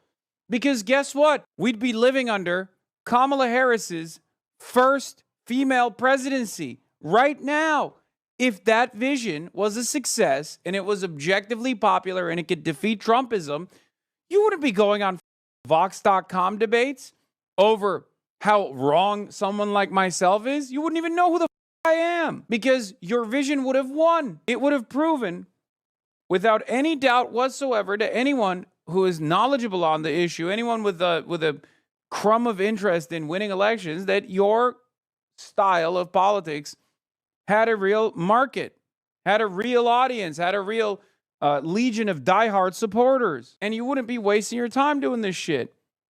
The reason why you're duking it out about a Twitch streamer and failing to deliver a convincing message to Ested is because it's failed. The Democratic Party has failed over and over again. To have great ideas. I agree with you. Great debate about left-wing ideas. But half of what you offer as a political movement has to be a formula for flipping the country your direction, and these guys have utterly failed at that. We're going to talk to Piker, as we mentioned, about these controversial statements, about the distinction between anti-Semitism and anti-Zionism, and what he thinks about his responsibility to the audience. I think one thing that's important that we haven't really talked about is this is different than kind of a traditional media person or endorser, because, these Twitch streamers make a lot of money from controversy, and there's not really a gut check on accountability. So all I'm saying is we're going to ask about all that. Is there anything that you think he hasn't answered or is a question that you want to put in front of him from Third Way? He has said repeatedly that he doesn't want to apologize for anything he says. He doesn't take it back. It's all taken out of context. We've heard him say that many times. That's not true. So, again, same thing. Listen, man, if you serve a platter that has a diverse range of issues that you're representing as though it's like it bears significance on my current attitude or my current advocacy, while simultaneously peppering in actual that I have said recently and do believe and do stand by. Yes, some of those things I'm not going to apologize for because there's nothing to apologize for, like the Israel-Hamas dynamic, right? But yes, of course, there's plenty of things that you've brought up in here that I have apologized for in the past. You could go through all these quotes. Well, I gave you the one on Miley. Yep, we'll ask about that one. Okay, how about this one? There is nothing more annoying to me than first generation, second generation, third generation Asian mothers who are dogs to white people. You are literally barking for white people. My question to Hassan Piker is... Yeah, see? That's a great quote. I'm talking about minority groups that tokenize themselves deliberately to participate in white supremacist actions. What do you want me to say? You want me to apologize for people that literally place themselves at the forefront of the anti-DEI, anti-affirmative action initiatives? Do you not feel even a sense of shame when you're talking to a black man too about this? Like, it is out of context, I guess, in that circumstance. Out of context quote. Yeah. No, there is no standpoint epistemology. When you come to me with a quote like that, I'm going to tell you what the quote is about. Now you can tell me if you disagree with it. Do you think that the anti-DEI initiatives were actually appropriate? Do you stand by that? Do you agree with the Trumpism and the MAGA movement on that front? Do you think it was good that a bunch of white supremacist organizations with a white supremacist goal of destroying what remains of a crumb of hope, a crumb of upwards mobility that we've offered to some black people if they're fortunate enough to receive it, that getting destroyed was good? Is that how you feel? You think the anti-DEI initiatives are solid? Yeah, I think it's ridiculous. I don't give a shit if it's a white supremacist organization that puts at the forefront of their message a bunch of students that have been harmed by affirmative action and anti-DEI initiatives that happen to be Asian. Yes, they're using standpoint epistemology to advance a white supremacist agenda, okay? Is he ever going to apologize sincerely and profusely and go on an actual apology tour for the...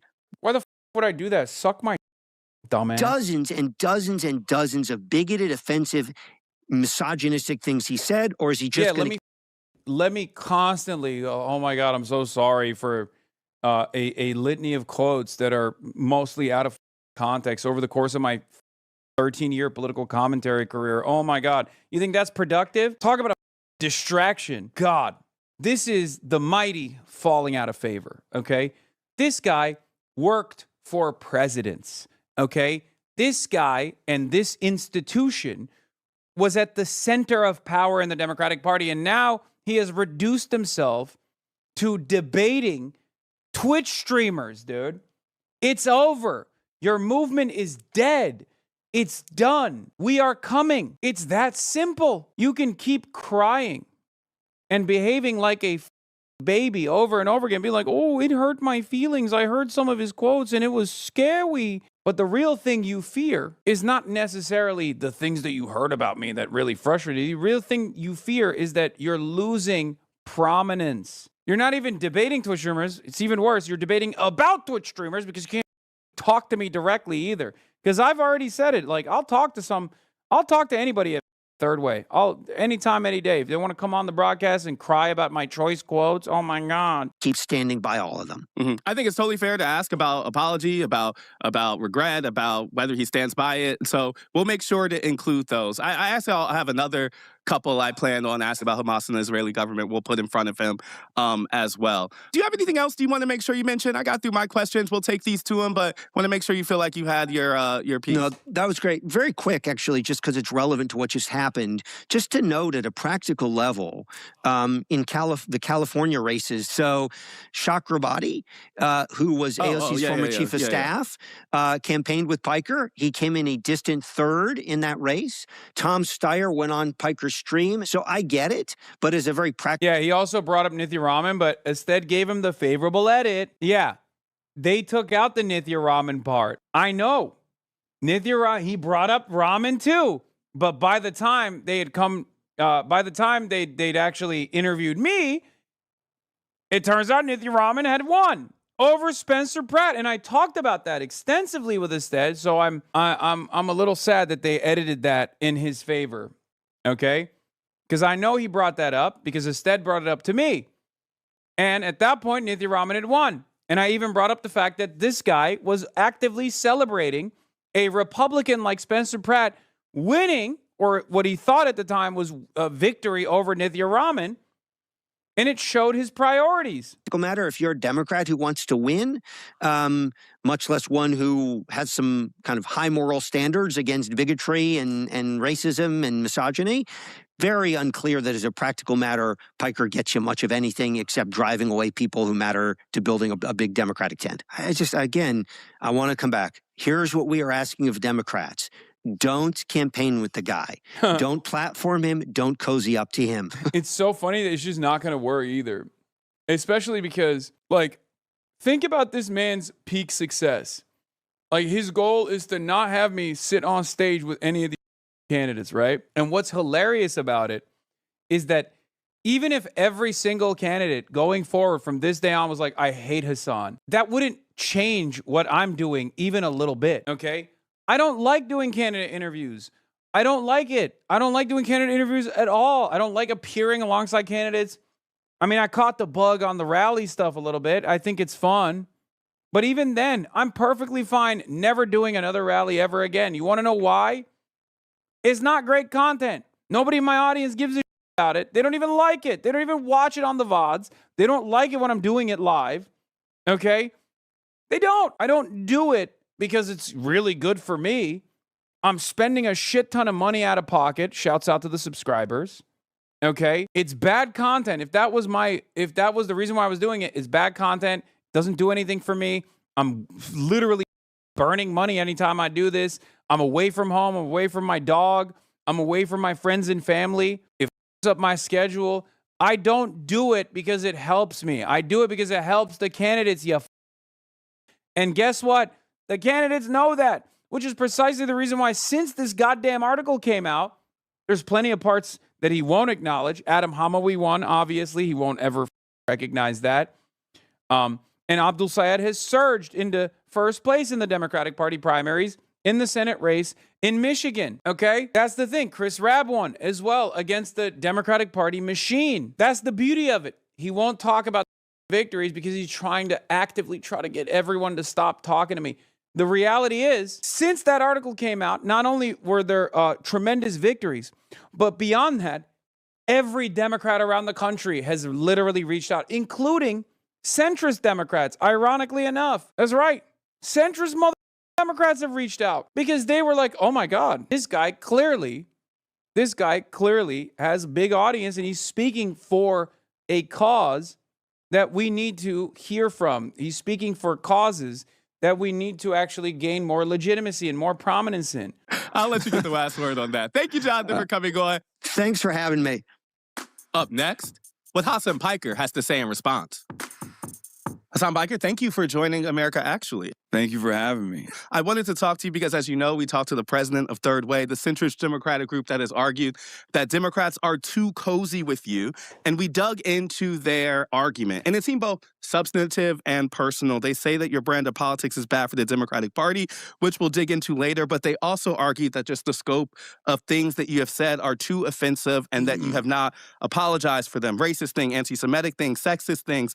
I wanted to start with some of those statements that get quoted a lot. I know that some of which they quoted were not taken in context, but a couple others seemed as if there were some merit to them. So I'm going to play the first one. I want to say thank you to Miley Cyrus. Oh, my God. At the VMAs the other night, I always knew Hannah Montana was a little... Don't even try to hide it. Okay, so that was one of them. I want to say, how should we think about these past statements? Do you stand by them? Will you apologize? Oh my God, it's so cringe. It's that is an unearthed attempt at a satirical like pop culture / like dating advice show that I was trying to do that was like bro focused. And of course I've apologized for it. I mean, it's nasty. It obviously doesn't reflect my current values, and it hasn't reflected my values since like I was 2014. What would you ascribe that to? Like, what was the shift in values? Is that just growing up, or is that like something happened that make you think, let me pivot away from this conversation? No, it was a desperate attempt to try to be funny. What is and this? I was much younger back then too, and I definitely played it fast and loose with the satirical element of it becoming like. Dude, what the fuck is this? Caroline Kwan announces that Hassan and Fira looking to buy a house in New York City for a few weeks per year, that they're there visiting from LA. She suggests that Hassan can write off taxes if the house is used for content, as she walks back several unhoused individuals. Dog, please don't give any attention to this absolute stalker account. Jesus Christ. Why? Why are you guys literally Why? What's wrong with you? That's Dan Stalkman's personal account that he uses to take anything and everything anyone in my vicinity has ever said and then negatively frame it. We are not buying a house, man. Half is a joke. Oh my God. Yes, dude, I'm buying a mega mansion, okay? And I'm specifically displacing orphanages in New York City, okay? You caught me. That's literally what we're doing. And I'm going to rent it out. And I'm going to be a bad landlord, okay?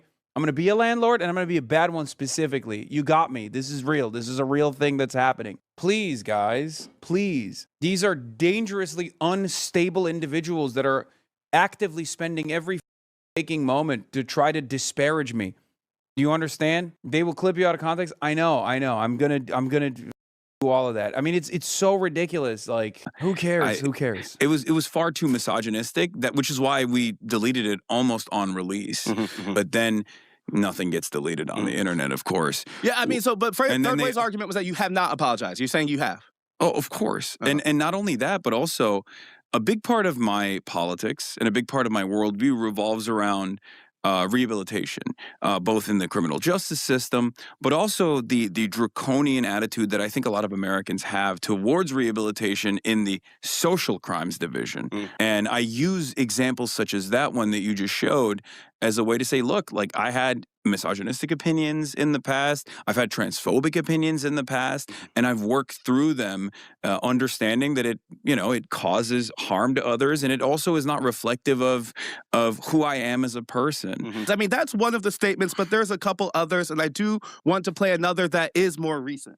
Now, this comes from the question that Third Way was raising about anti-Semitism, which seems central to the reasons that the UK recently barred you from entry. You have said that Hamas is 1,000 times better than the Israeli state and doubled down on it later, saying that you would vote for them over Israel every time. You once referred to ultra-Orthodox Jews as inbred, but the one that they focused on most specifically was a time on stream when you were arguing with the Jewish man and said this statement. You want every single Palestinian to be fucking executed ruthlessly in the streets so that you can build another fucking theme park in Gaza. You baying pig. Bloodthirsty, violent pig dog. Now, I'm going to... Also, that person is not Jewish. Yeah, that was just a addition. They just added that on. It's an anonymous account. That person was not Jewish. To ask about that because they brought up that specific slur as something that you also have not apologized for. In the aggregate, how does this not add up to someone who has trafficked in anti-Semitic tropes? Yeah, I didn't even know that this is like in any way, shape, or form anti-Semitic. The term, the utilization of the term "pig dog" is what is in contention, right? Yeah, I didn't realize that. I don't even think anyone else realized that this was actually an anti-Semitic statement. I've only heard about it being referred to as like capitalist pig dog and red alert as a common thing that socialists have deployed against capitalists and fascists. But that common alike. thing could be based in a history that has anti-Semitic ties I didn't, to it, right? I didn't know that. And so the same question becomes the same. They were asking Did you catch the watermark on the clip? No, I have not. What was it? I didn't even see the watermark. Where is it? Where was it? Oh, these messages from Hamas Piker. Oh, God damn. Yeah. It's ironic because I do bring up the Hamas Piker website later. You heard about it being referred to as like capitalist big dog and red against anti-Semitic ties. I didn't know that. And so the same question becomes the same. They were asking specifically about apology. Is there one for this statement? Oh, for the utilization of the term, pig dog. Yeah, I mean, of course, it's look. I don't think they're being sincere when they say this stuff. We'll get there. But and we can talk further about that. But yeah, of course, I'm not. I never want to offend entire swaths of the population unless they're fascist. The third statement they talked about that we want to ask about, again, before we get to the kind of broader questions, is that you had advocated for violence. Now, I pushed back against some of their claims specific to anti-Semitism because I don't think that really added up. But there was a moment in a 2025 live stream when you said, quote, if you cared about Medicare fraud or Medicaid fraud, you would kill Rick's. Yeah, I don't know why they're like the pig dog thing has any salience whatsoever. Because I don't even think that it is like a known... Look, I have a PhD in racism, okay? As you guys know, I'm Dr. Jihad. I have a doctorate in jihad and a PhD in racism. And that's not like an established trope. That's not an established trope at all. I don't think it's an actual anti-Semitic term. I don't know where that came from. I don't know why people say it's an anti-Semitic term. I've never heard it. It looks like it was a common insult in Germany. So I'm sure it was used by Nazis to describe Jews, but it's clearly not specific to Jews. Yeah. It's just like, it's a reach. It's a total reach. But again, if it's offensive to people, like, yeah, I'm sorry. I don't want to offend you, you know? God, that comment got you temporarily pulled from Twitch, but you've since said it was a figure of speech. I still wanted to ask, though, based on their argument, in a country with real political violence, is that irresponsible? Yeah, that also was directly clipped out of context. I was actually referencing Mike Johnson talking to Caitlin Collins on CNN. He was bringing up the fact that they were not actually taking people off of Medicare or not trying to erode Medicare expenditure, but instead combating Medicare fraud. And I said, if you, Mike Johnson, actually cared about Medicare fraud, you would.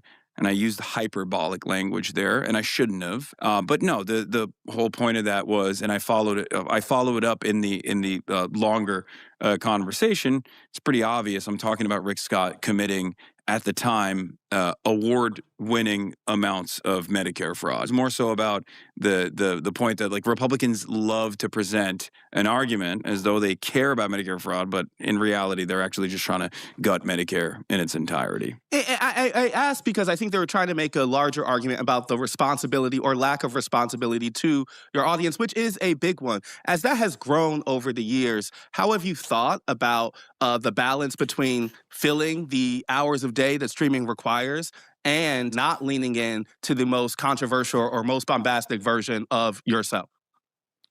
Do you think about that? I do, absolutely. I mean, I think the fact that over the course of 10,000 hours, the only choice quotes that they can find are from like 2013 that are actually embarrassing and not even like remotely out of context or something that, like, I don't think anybody knew was an anti-Semitic slur at all. And I still don't even understand fully what that, like, where the pig dog thing comes from. Rick Scott was 2025, you know? But yeah, but Rick Scott is a more recent example. And I think, like, that, once again, it's pretty obvious what I'm saying. I'm not, like, talking about, like, advocating to assassinate an American politician in that situation. There is always going to be opportunities for groups to create and manufacture outrage, manufacture controversy around everything that I'm saying. And the medium that I occupy makes it virtually impossible to be controversy ridden. Right. I mean, to be controversy free. Yeah, controversy free. Sorry. Now, I guess, though, if someone was hearing an introduction to you for the first time through Third Way article or even some of the arguments they made, and to me, if we were to add up what that defense is it apology? Is it taken out of context? Or is it something where you're like, this is a while ago and I'm a different person now? It's all three. And on top of that, there are a lot of people who are just, like, waiting around to genuinely clip stuff in the moment, to be like, ooh, I can clip this out of context and I can blast into the orbit. I have a lot of people who despise my worldview. Have you changed how you go about those 8 hours as the focus on you has gotten bigger? Absolutely, but I think it was post-October 7. It wasn't recent. Okay. Post-October 7, I very quickly found out that there were numerous advocacy organizations and numerous groups on the internet that were volunteering to do this thing. They set up a website called Hamas Abi, I think on October 14th, 2023. It's incredible. Like, October 7 happens, it's horrifying. The world is in crisis. Israel very quickly goes into Gaza, starts murdering Palestinians by the hundreds, by the thousands. And there were people on the internet whose first goal in that moment was to set up a website to log every single thing that I have said about Israel from October 8th and onward. And that's when I realized, like, I have to be unbelievably careful, which is precisely the reason why since October 8th, 2023, I've talked for thousands of hours on this issue. And there's like 3 things that they can point to. And one of them is me referring to, ultra far right ethno-nationalists and fascists as inbred, which is something that I deploy against all matter of racists and white nationalists in general, because that revolves around purity politics, like genetic purity politics at the end of the day. And I think that's a normal pejorative to deploy against neo-Nazis and far-right settlers as well. I guess I do want to clarify one big point, though. I do think that like the double down you made on Pod Save America, specific to saying you will vote for Hamas over Israel, is to some people enough of an offense to ignore the rest of, I think, the context you are trying to lay out. When you say Hamas is 1,000 times better, do you actually mean that? Or is that a rhetorical move or like a solidarity signal? Like what? I mean, it's all of the above. I do mean it. I think it's a rhetorical move because it frustrates a lot of people. I've also said I'm a harm reduction voter. I'm a lesser evil voter, and therefore I would vote for Hamas over Israel every single time. I want to give you another opportunity. An opportunity. I've already tripled down on it. Yeah, I'm like, you're about to triple down on it. No, I I'm about to quadruple down because I tripled down on it. I tripled down on it on LBC.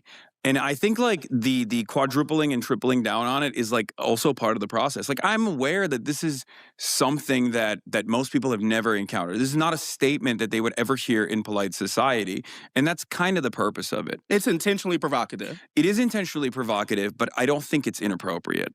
I mean, if the point of the statement is to underscore the violent atrocities that the Israeli government has committed, particularly over the last 3 years, I think that people understand that. But That's doesn't that flatten?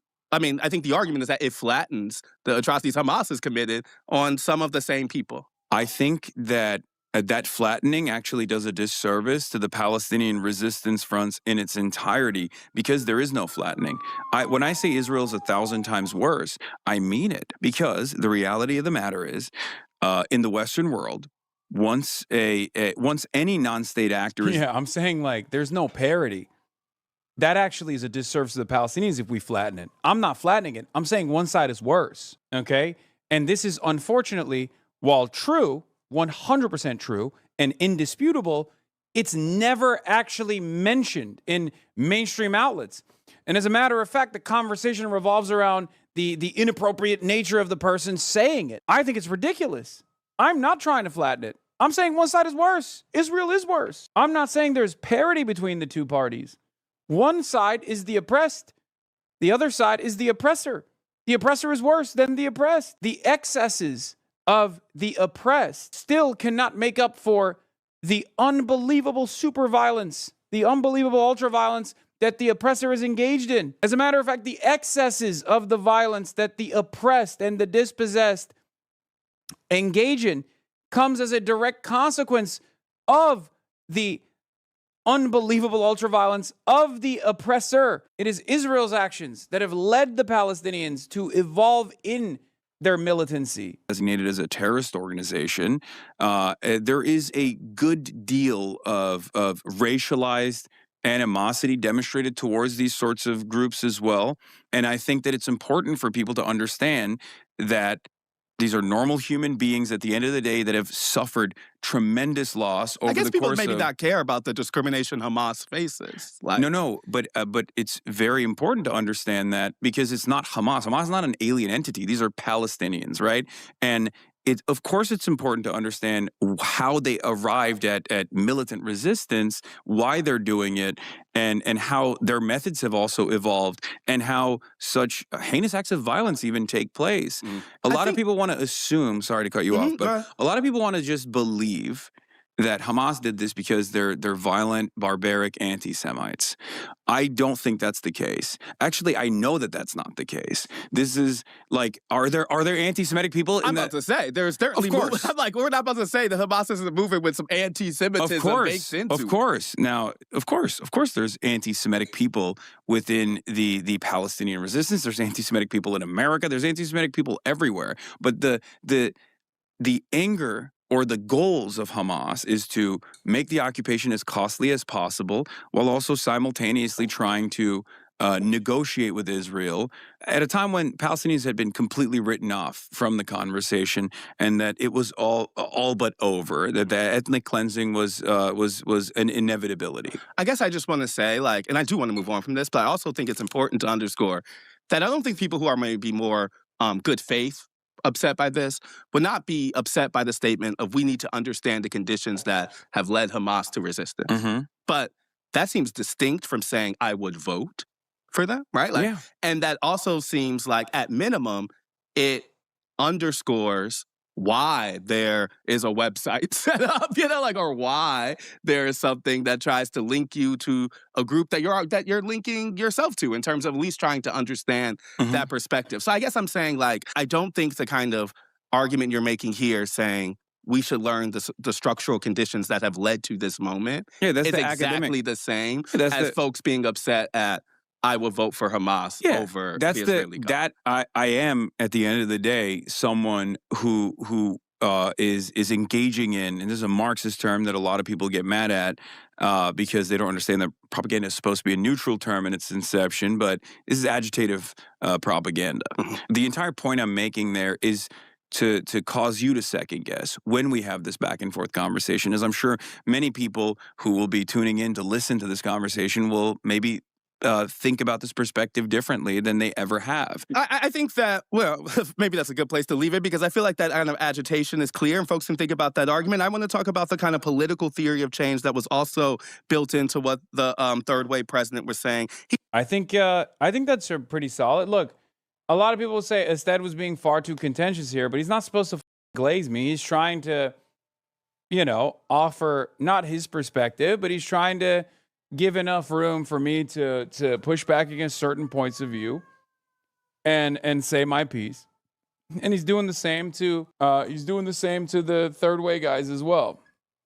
Okay? If he comes across bad in this interview, that's him falling on that grenade in an effort to make sure that he can give both sides and their perspective, even if it's an issue where he has his own personal opinions, right? In any case, I think I said my piece and it was pretty solid.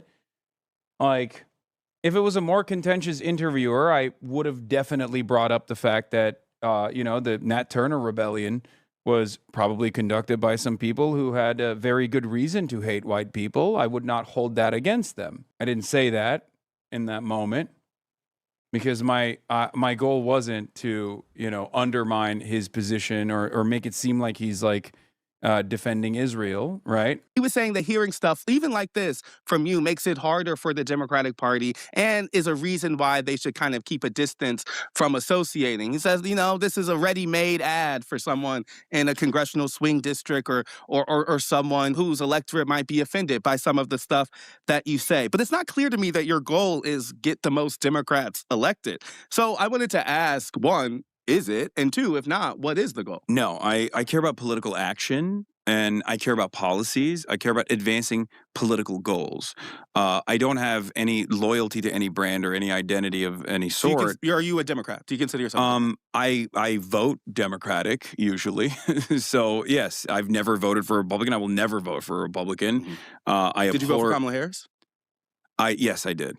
But I did not endorse Kamala Harris. Famously, I remember that part. Yeah, and the only reason for my refusal to openly endorse was because of the red line that I think was a pretty understandable red line, which was a continuation of the genocide in Gaza.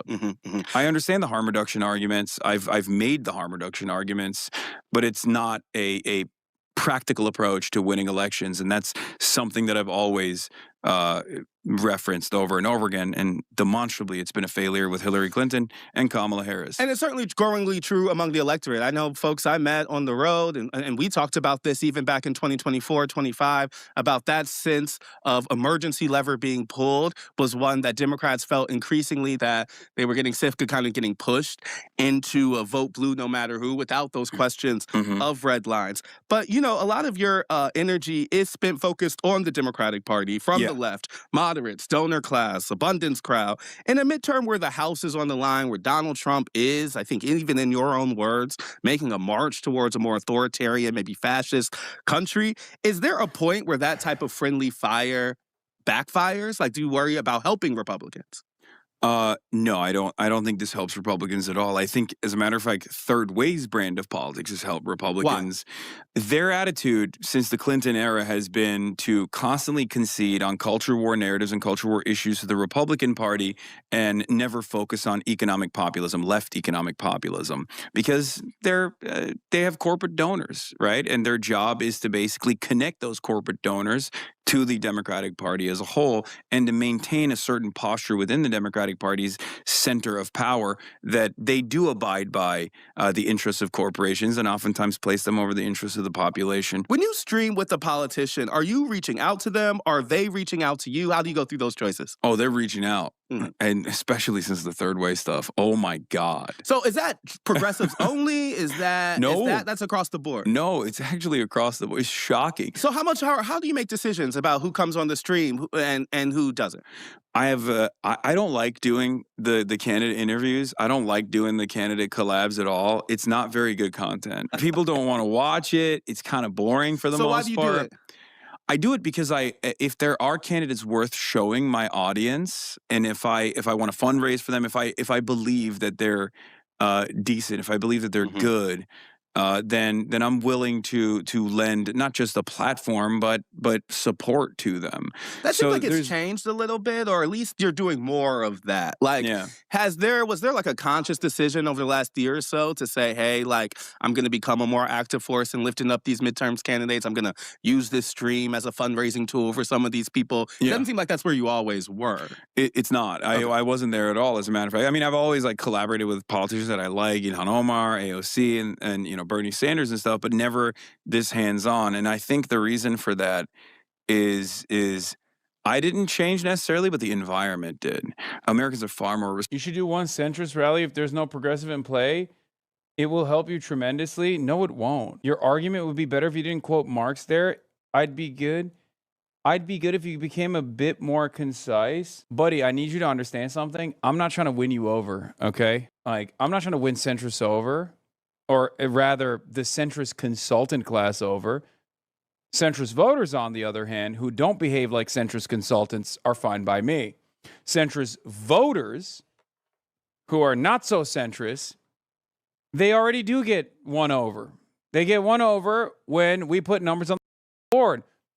They get won over when they see that the centrist politicians are not winning races. I'd like you a lot more if you were a centrist. Is not something that I'm invested in, okay? No, you have that dog in you. You already won me over, not talking about me. No. You need to rid yourself of that brain poison. You're doing that thing that I despise amongst the electorate. There are people that for decades have been conditioned into thinking that they have to not vote for their favorite candidate, but they have to vote for who the television man is telling them is electable, okay? Those who seek out candidates that they think others will enjoy, others will like. You are doing that very same thing. Erase that part of your brain, okay? You have the dirtiest case of pundit brain, consultant mindset. And I say dirtiest because you're not even a consultant. You're not even getting paid to advance this agenda. You've just been duped into believing that centrism is something that actually wins people over, okay? I don't want to win over the third way people because the third way people are irrelevant. Wake up! Wake up! Why the would I ever want to win over the third way neoliberal camp? They do not have a real constituency. No, their voters, not there is no real constituency for it. Hello, wake up. Point to one fucking guy that doesn't work in Washington, D.C. that still sincerely, when asked if they would want free healthcare or paywalled healthcare, says, oh, I want paywalled healthcare. That's not a real person. No one in the United States of America is going, I really, really want to vote for the continuation of the current paywalled, privatized healthcare structure that only seems to exist in the United States of America. That's not a real voter. That's not a real voter in the same exact way that there is no real constituency for people who are former never Trump Republicans, former Republicans that have spent their whole lives being Republicans, who now find the Republican Party to be disgusting. There are that constituency only exists on TV. That constituency does not exist in the real world. Receptive to my kind of politics, to our worldview on the left, and they're just simply not getting that representation. Do you think that's driven by the shift in sentiment around Israel post-October 7th, or are we talking about larger economic populism? Both. Okay. I think that I think that was a seismic shift that gave a lot of confidence to the left, that as long as they stood by their positions and they were steadfast in their advocacy, that people would actually see the truth. And that's precisely what happened with Israel, and that's why there was such a seismic shift. And it certainly gave a lot of confidence, I think, to many left figures to not only run, but also it gave them confidence to be more bold about American militarism, because that's not something that you usually hear. Certainly. And that's always been my perspective. I'm an anti-imperialist. I believe American imperialism is a force for not good things around the world, and it's just not good for the average American either. And they kind of understand that. We're staring at the failures of the global war on terror. $8 trillion, 12,000, 14,000 American service members killed. 22 veterans killing themselves every single day. But you're right. We don't really see that kind of anti-war, anti-imperialism worldview among the elected class more than I do hear it increasingly as a unifier among a base. Yes, absolutely. And I think... Do you see part of your project as bridging that? Yes. Okay. Yes, 100%. Part of the reason you blew up, particularly post-2024 election, at least in more mainstream Democratic world, is that it was helpful for the party to try to understand the new media ecosystem and kind of how to reach young men, which became a topic a lot of folks were coming to you for. I wanted to just summarize, in your opinion, what's the chief reason that liberals have failed to really take off in places like Twitch or in streaming culture more broadly? I think that there is a lot of moneyed interest that early on adopted independent media, and the same funders that were funding the Republican Party were also offering millions of dollars to, like, the Daily Wire, for example, which was initially funded by the Wilkes brothers, right? They're, oil barons from Texas that are also major Republican Party donors as well. There's also always been a conservative media ecosystem that is constantly cross-pollinating with, like, professional media outlets, legacy publishers and the like, in a way that no such connection exists between independent left content creators and, liberal media broadly. Got it. But the reality is, Republicans get to portray themselves as authentic. On the internet, authenticity is everything. And Republicans present themselves as authentic by being racist. That's it. Yeah, tell it like it is. Yeah, they tell it like it is. Exactly.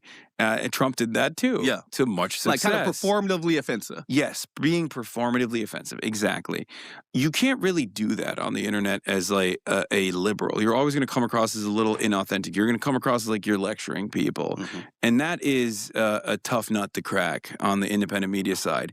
And sometimes when you do a pretty good job at identifying right-wing misinformation and tackling it and combating it like I do, then Third Way comes after you and says, oh, well, you're not sufficiently woke, but you're also too woke at the same time. Yeah, I mean, they were kind of making the argument that you have succeeded by adopting some Republican-y tactics or that, If that was the case, wouldn't Third Way love me? I'm saying there's like... that's what they want to do. I guess what I really wanted to ask, to bring it back to the young men point, like, is there a way to be appealing to that demographic without the misogyny lean in, right? Like, is there a way to be authentic to wide swaths of new emerging Americans without offending traditional Black structures? Like I'm saying, sometimes those two things do feel a little in conflict about how you live in the culture of those people without reflecting values that I would like to think left or liberals don't like. Yeah. No, I'm unapologetically anti-right-wing, anti-reactionary. I will always argue against white supremacy. And I make that very clear in my commentary. Yeah, I've heard that. And now they're saying I'm actually too reactionary, which I find to be very strange, because these groups are also the same people that are saying we should be a little bit more right-wing on culture issues. Yeah. No, that's a fair thing to point out. It doesn't make any sense. It's just completely inconsistent. It is. The two critiques are kind of in conflict. I guess I want to end with a couple of more quick ones. What's your message to the slice of Democrats, Third Way included, that have sought to marginalize you in the last few months? Oh, it's awesome. Your boos mean nothing when I've seen what makes you cheer. And guess what? The people also feel the exact same way. It was awesome. I knew from the start, people would come up to me and they'd be like, dude, they're on your ass right now. Are you okay? Like, how are you feeling? I was like, first of all, it was a lot lonelier on October 8th, 2023, when I was saying the exact same things that I'm saying right now. Okay?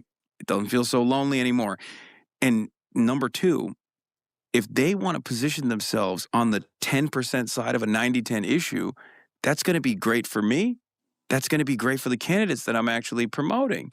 Yeah, it really does keep coming back to me that you're kind of making the argument that Third Way's memo seeks to make, which is that, like, you know, their focus on the wrong side. Answer the misogyny question here. What do you mean? What's the misogyny question? That I said misogynistic things in like 2013 in a satirical bit that I've apologized for that we deleted instantly after it was released? What do you want me to do? Apologize for it every damn day of the week? And I already did answer it. I'm sorry. I'm so sorry. I'm sorry. I will forever be sorry. I'm so sorry. 13 years ago, I made a satirical, an attempt at satire that fell flat, that I recognized fell flat in 2013. I'm so sorry. I'm so sorry. I will forever be sorry. I think some of the people, this is a liberal holdover, right? It's like it doesn't reflect who I am as a person now. It's not my current values. Okay? But the reality of the matter is that the demands of self-flagellation are so they're so reminiscent of woke 1.0. You want performative self-flagellation, okay? Well, not you in particular, but these guys do, but they don't even want performative self-flagellation. They actually just want me to go away. Or, better yet, they want me to just adopt their framing. Because if you think these guys would bring up, if you think that these guys would be like, I'm so offended by what you said in 2013, like if I was a pro-Israel, pro-Aetna, pro-Blue Cross Blue Shield, pro-Chevron content creator, you're out of your mind, okay? You're out of your dang mind. They'd be loving my ass. They'd be like, oh my God, you're the best guy. You're the best there is. You're the best around. Of a cultural uniting issue, which is, you know, most people do think that Israel's committed a genocide. Most people do think because that atrocities. Yeah, and so I'm saying, like, you're saying, like, so they're positioning themselves on the wrong side of that thing is worse impact for Democrats than what. Honestly, you'll never be enough. You'll never be sorry enough for that cringe clip. At least I know you have to live with it existing. I mean, yeah, it is what it is. You know, it sucks, but who gives a shit? No, like I apologize for it back then, but I'm not gonna apologize for it every day. You know what I mean? I'm sorry that you saw it for the first time ever. If you think it's like reflective of my current values, then you're an idiot. You know? That wasn't even the question. The question was, can the left capture these racist, misogynistic people without being misogynistic? And you said yes. Yes. And I do. I do every day. It's that simple. What you're saying. Yes, there is no constituency in this country for someone who says, I want more moderate solutions to the healthcare problem that me and my family is currently experiencing. And I also simultaneously want a Democrat that's going to be like kind of racist, but not so racist that I feel racist voting for them. That's not a real person. The real person in the real world is probably like, yeah, trans people are kind of weird, but I don't really understand why we're talking about them so much. I've never met one. Who cares? But also, I want free healthcare.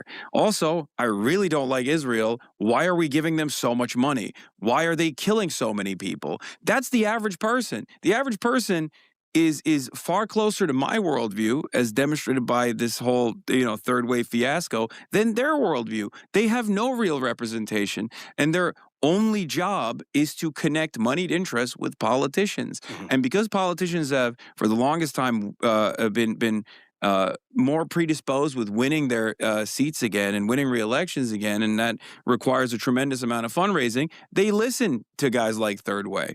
But that's also the reason why they don't do what must be done when it comes to these, key issues where Americans are suffering, which is precisely why I always say changing the Democratic Party isn't a silly vanity project. Changing the Democratic Party to make sure that we have some real fighters, to make sure that they're going to fight for the American people rather than constantly tell them that better things are not possible, will actually create long-standing change in this country that will be good for the American working class, and it will certainly be the most effective way to combat fascism. I appreciate your time. Thank you for joining us. Thank you for having me.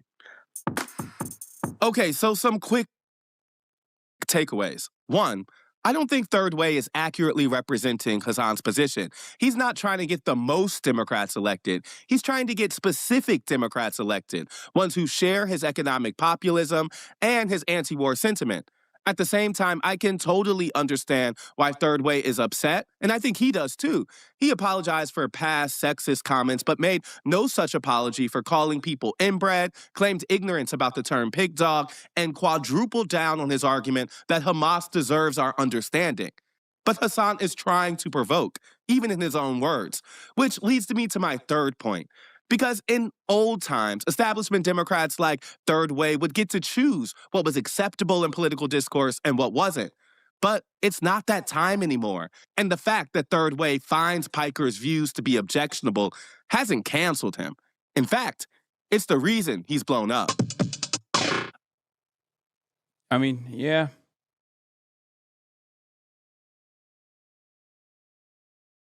If you are a billionaire, you should not know who Twitch streamers are, okay? Yes, the richest person on the planet absolutely despises me. Musk's. Anyway, SpaceX shatters Wall Street records as expected. SpaceX starting to trade publicly this morning after an initial public offering that made Musk the world's first trillionaire. Elizabeth Schulze has those details for us. Good morning, Elizabeth. Good morning, Rebecca. This is a record-shattering day on Wall Street. SpaceX becoming the most valuable company ever to go public, making its founder, Elon Musk, the world's first trillionaire. Musk's rocket company, valued in its initial public offering at around $1.8 trillion, that would immediately put it in the list of the most valuable companies in the world, alongside chipmaker NVIDIA, Apple, Google, Microsoft, and Amazon. In its IPO filing, SpaceX says its goals include establishing a permanent colony on Mars with 1 million people, launching AI data centers in space, mining asteroids. The company isn't turning a profit and acknowledges that these goals might not be. You can say anything. You can say anything, dude. This man is on a cocaine bender. Literally. Awesome bullshit. Money is fake. Everything that Elon Musk says is fake. And people don't give a dude. Achievable, and some big name investors are skeptical, but major banks and also retail investors have been clamoring to own shares of SpaceX as a way to bet on Elon Musk. Now, keep in mind, there are new rules on stock exchanges that make it easier for public companies to be added to index funds. What that means, if you got a 401k or retirement account, you could very soon own SpaceX without even realizing it. George. Yeah, Elizabeth, thanks very much.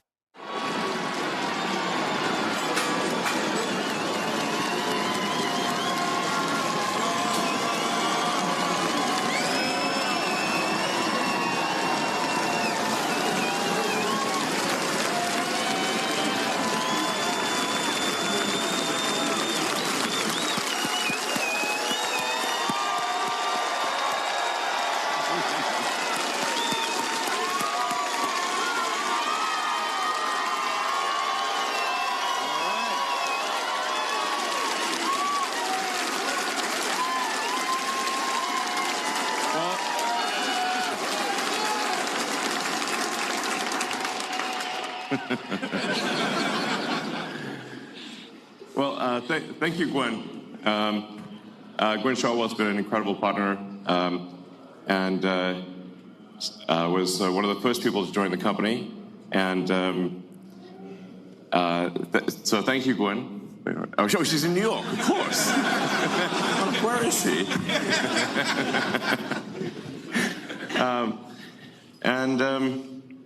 Yeah, it is certainly hard to believe that a little company that started in a warehouse in El Segundo is now going public for with the largest IPO that ever.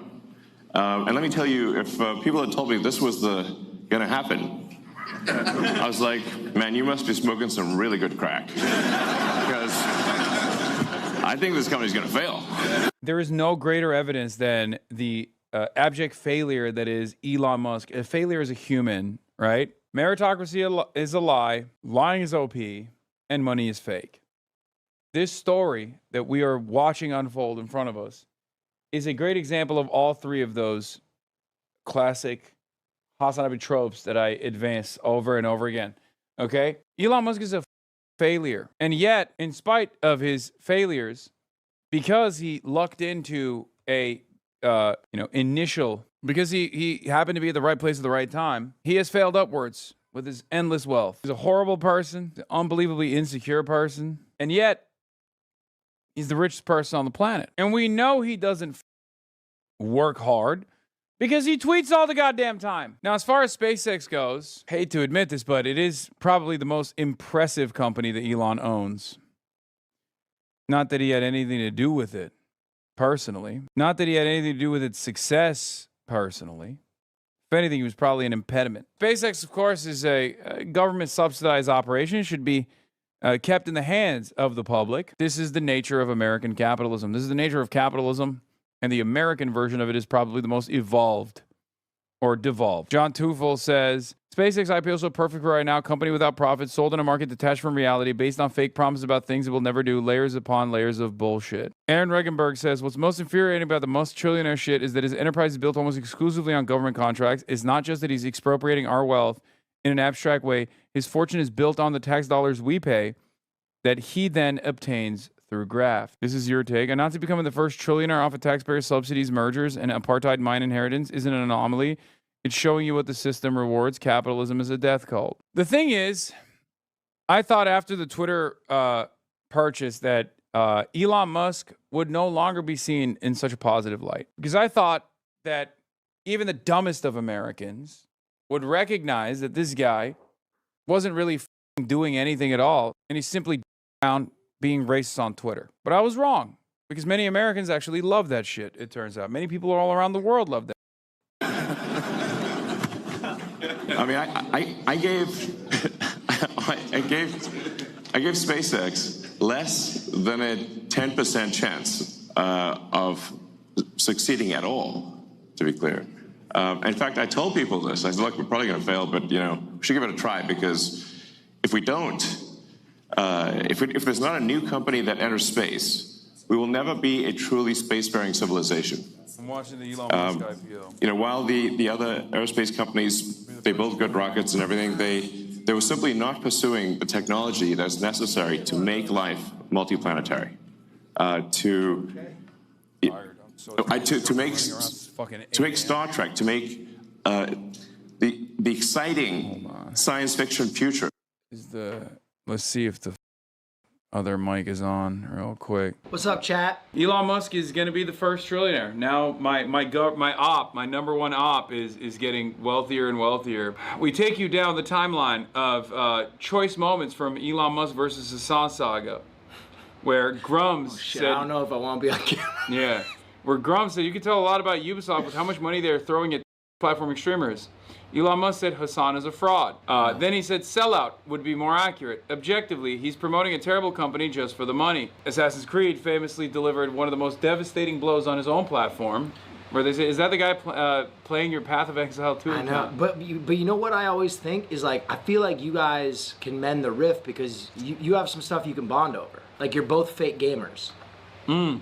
You just both pretend to play video games. That's true. Which is unique. Well, I've done something even more impressive than that. I've just stopped gaming altogether. Right. Which is like, I guess there's a little bit more honesty in that, as opposed to... Dude, that's what you should do, is hire a Korean kid to play video games while you just sit there. Yeah, I don't think after your stream. Yeah. To appease your gaming frogs, dude. Yeah. Well, gaming frogs like complaining about not having gaming on the broadcast. You're really gonna shit on them when they're starving. Yeah. Like this. They have nothing, Hassan. They like complaining about not having sufficient gaming on the broadcast, and then when gaming happens, they leave anyway. They're starving. So I'm giving them exactly what they want, which is an opportunity to complain about not having gaming on the broadcast. I said this. Literally based on when the Power Levels character in Path of Exile 2, Lamau, what do you mean I'm a fraud? Elon, I challenge you a duel in Elden Ring. I will cook your fat rolling ass. I cooked his ass too with a fat ratio there. I would have watched that. That would have been next to UFC on the White House lawn. That would have been the fighting event of the decade. Yeah. Oh my God. He would never do it. Then he called me a chicken shit R word and said, that I blocked him. That's great. And then he posted the block. And then, what is this? Oh, a quiet ban would not be enough for me, this person said. Twitch needs to issue statements acknowledging they do not enforce rules evenly and clean up their moderation team. I love when random Twitter Nazis will be like, Twitch needs to change its terms of service right now so that I no longer feel bad about Hassan being on the platform. It's like, why would they do that for you, man? Anyway, to which he replied with, what's up here at Jeff Bezos? Trying to get Jeff Bezos to ban me off Twitch. Which was really funny. Awesome. That's so awesome. Which is funny because, like, I'm literally on his platform. Yeah. Where he's complaining about how I blocked him on his own platform. Yeah. Then liberal influencer Hassan Piker tells the viewers that conservatives, and then he goes, incitement to murder. So he's been watching the compilations. I'm surprised he hasn't banned you off X yet. I think the reason why he hasn't done that is because I'm such a power user on Twitter. Yeah. And I'm probably one of the only accounts that doesn't bot. Like, there's like a real organic You're the last yeah, I might be the last non-Nazi account. non-account and the last account on this platform that actively drives engagement. You got to for him. start using that methodology. You got to do like a fundraiser for the DSA and then write in comments. Yeah. You might drive crazy traffic that way, bro. You blend in better. Yeah. And he probably doesn't want my my non-stop posting ass to go to like Blue Sky or some shit. The double standard is not just unreal, it's surreal, it makes no sense, says Grums again. He loves Grums. To which it was Ethan Klein reacts live to his 30-day Twitch ban for playing the hostile content nuke on loop. OMG, it got banned for encouraging and glorifying extreme violence. That's the Hassan Piker's content nuke on your platform, blah, blah, blah. And he goes, yeah. Now, this is just some of the instances where he's like directly responded to people talking about me or directly responded to me. There are thousands more tweets where like Asmongold will be like, Hassan is bad or whatever. And he'll be like, yeah, we should ban him. Can I be honest? You got to look on the bright side with this one. What? Can you imagine if he was a huge fan of yours? If the only trillionaire ever was like, I love Hassan, it would look bad for your whole shit, bro. You are right. It would look bad for your entire mission statement. I think the best outcome here in a normal, if we lived in a normal universe and not whatever kind of hellish nightmare that we're stuck in, would be that like a guy with that level of power and influence and wealth would not spend any time knowing who the I am or any other Twitch streamer for that matter. Right. Like, if you are a billionaire, you should not know who Twitch streamers are, okay? If you have reached that level of wealth accumulation, that level of power accumulation, power consolidation, you should just not know streamers. Right. I mean, you are the dad who stepped up, though. It's true, but, you know, it's regardless. Elon tweets at you more than he talks to all of his children combined, I know. Yes, the richest person on the planet absolutely despises me. And, you know, he's still getting richer, so I guess he's doing something right. Trillionaire. Catapulted by the historic market debut of his rocket company, SpaceX, the tech mogul has officially amassed 13-figure wealth. SpaceX debuted on public markets Friday at $150 a share, locking in an unprecedented $1.97 trillion market valuation. Ahead of the first trade-in, Forbes put Musk's net worth at $982 billion. Much of his fortune comes from his electric car company, Tesla. He also co-founded the company that later became PayPal. $1 trillion is 1,000 times greater than $1 billion, and 1,000,000 times greater than $1 million. A 1 and 12 zeros, 4 commas. Still, the number 1 trillion is hard to comprehend. So let's put it in perspective. If you made $100,000 a year and saved every penny, it would take you 10 million years to— I'm sorry, but if this doesn't radicalize you, if this isn't enough, like if you should, chatters, you should be showing this to every single person that you know, okay? You should be explaining this concept and the size differential, the disparity of wealth here to every single person that you know. If this doesn't work to radicalize the masses, I don't know what will. I mean, there are those who are celebrating it, dude. There are those who are celebrating this. They're like, oh, it's so awesome. My apolitical coworker thinks it's up for the record. match that wealth. That means you would have had to start working when early human ancestors were first walking the earth. If Musk decided to buy every single American adult a $4 iced coffee every single day, he could keep the entire country caffeinated for almost 3 years straight. His wealth will sit just shy of the gross domestic product of Poland, while completely eclipsing the entire annual economic output of Taiwan. Only about 21 countries have a GDP higher than $1 trillion today. If you divide up $1 trillion... All my chud friends think it's all skill. Oh my God. We're not going to make it, dude. We're not going to make it. This is worse than kings. I mean, this level of wealth and power in the hands of such few people on the planet, especially with the technological advancements, it's unlike anything we've ever seen. I don't think we've ever experienced this kind of wealth and power disparity. Why are you so lame, Hassan? Says the goth vagabond. It's actually very cool to defend the concept of someone having $1 trillion. It's actually very lame to say this system is fundamentally broken and needs to change. And then... What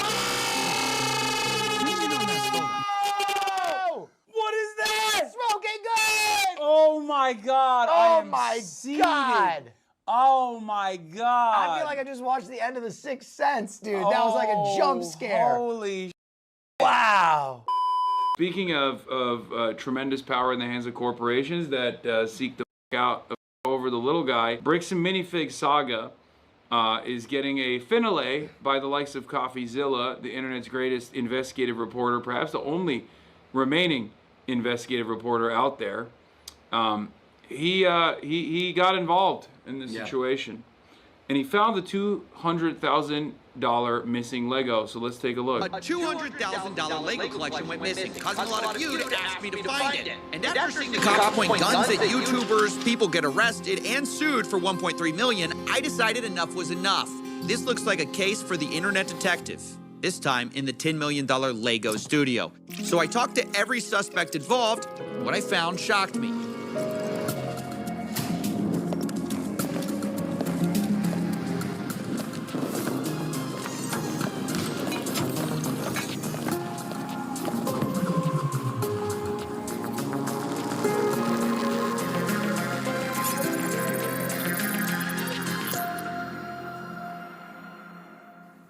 Okay, before we can find these missing Legos, let's give some background. A massive Star Wars collection was put on consignment at a Lego store called Bricks and Minifigs in Salem, Oregon. Consignment just means the owner, Brian Mansell, gave it to a store to sell, and he was supposed to get a cut when it sold. The entire time he made... Chad, the reason why you can't hear us is because we're muted. I muted...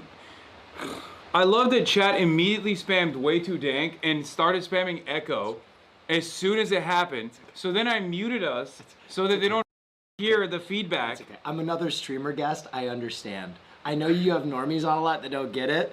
The audio perverts will break. It's death by 1,000 cuts. It's crazy. Fingers and toes. It's crazy. But it took like literally 3 seconds for them to immediately go, "You muted yourself! Hey, streamer! Let it out. You're Let muted! It out, King. Let it out. Look what you did. Look what you did. Audio perverts." Oh my God! It's echo and muted, echo and muted, echo muted, muted echo, echo. Bro, if Elon really wanted to, all he had to do is make a bot that just complains about your audio all day, and he might break your mind, bro. I know. I'm not strong enough for this. Just 100 bots that spam way too dank all day. That's low key. One of the things that people always talk about nowadays in the interviews that I keep doing is like, how do you deal with this shit? Like, you're getting attacked by governments, you're getting attacked by the entirety of right-wing media, and I don't have the heart to tell them that it's like the audio perverts. No, I don't have the heart to tell them that like I've tested my mettle in the worst marketplace of ideas. Twitch chat. I deal with fans. I deal with lovers and fans, legions of admiring fans who make me want to myself every day. That's okay. So I'm used to it. Israel's got nothing on you, bro. Let it out. Let that shit out. Chat is my biggest op. They just want, listen, they're all wearing headphones, okay? Their ears are sensitive. I know, dude, try having to entertain and educate 30,000 man-children for one day, and you will understand quickly that New York Post got nothing on it. Hey, women, children, and MB children too. That's true. Thank you. Thank you for correcting me before they got to it. Jesus Christ! Thank you for correcting me before they got to it. Damn it, Hassan. Can you be inclusive for once in your life? Anyway, let's continue. Maintained ownership of the collection, and a social media post estimated it to be worth about $200,000. But then, on November 14th, 2024, everything went wrong.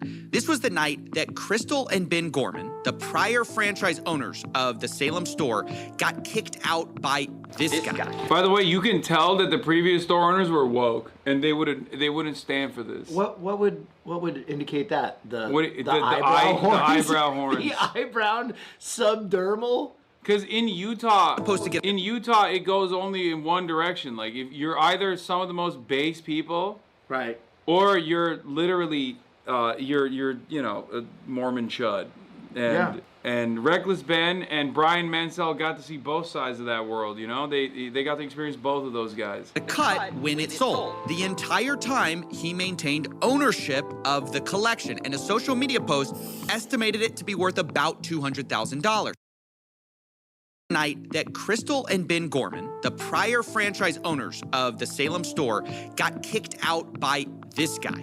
That is Brandon Best. He and his partner Josh Johnson ran a sister store in Eugene, Oregon, and Brandon drove up that night to kick the Gormans out. Brandon and Josh would be taking over the franchise in Salem. And this is very different vibes with the new ownership, if you noticed. Yeah, that dynamic definitely persists here, you know?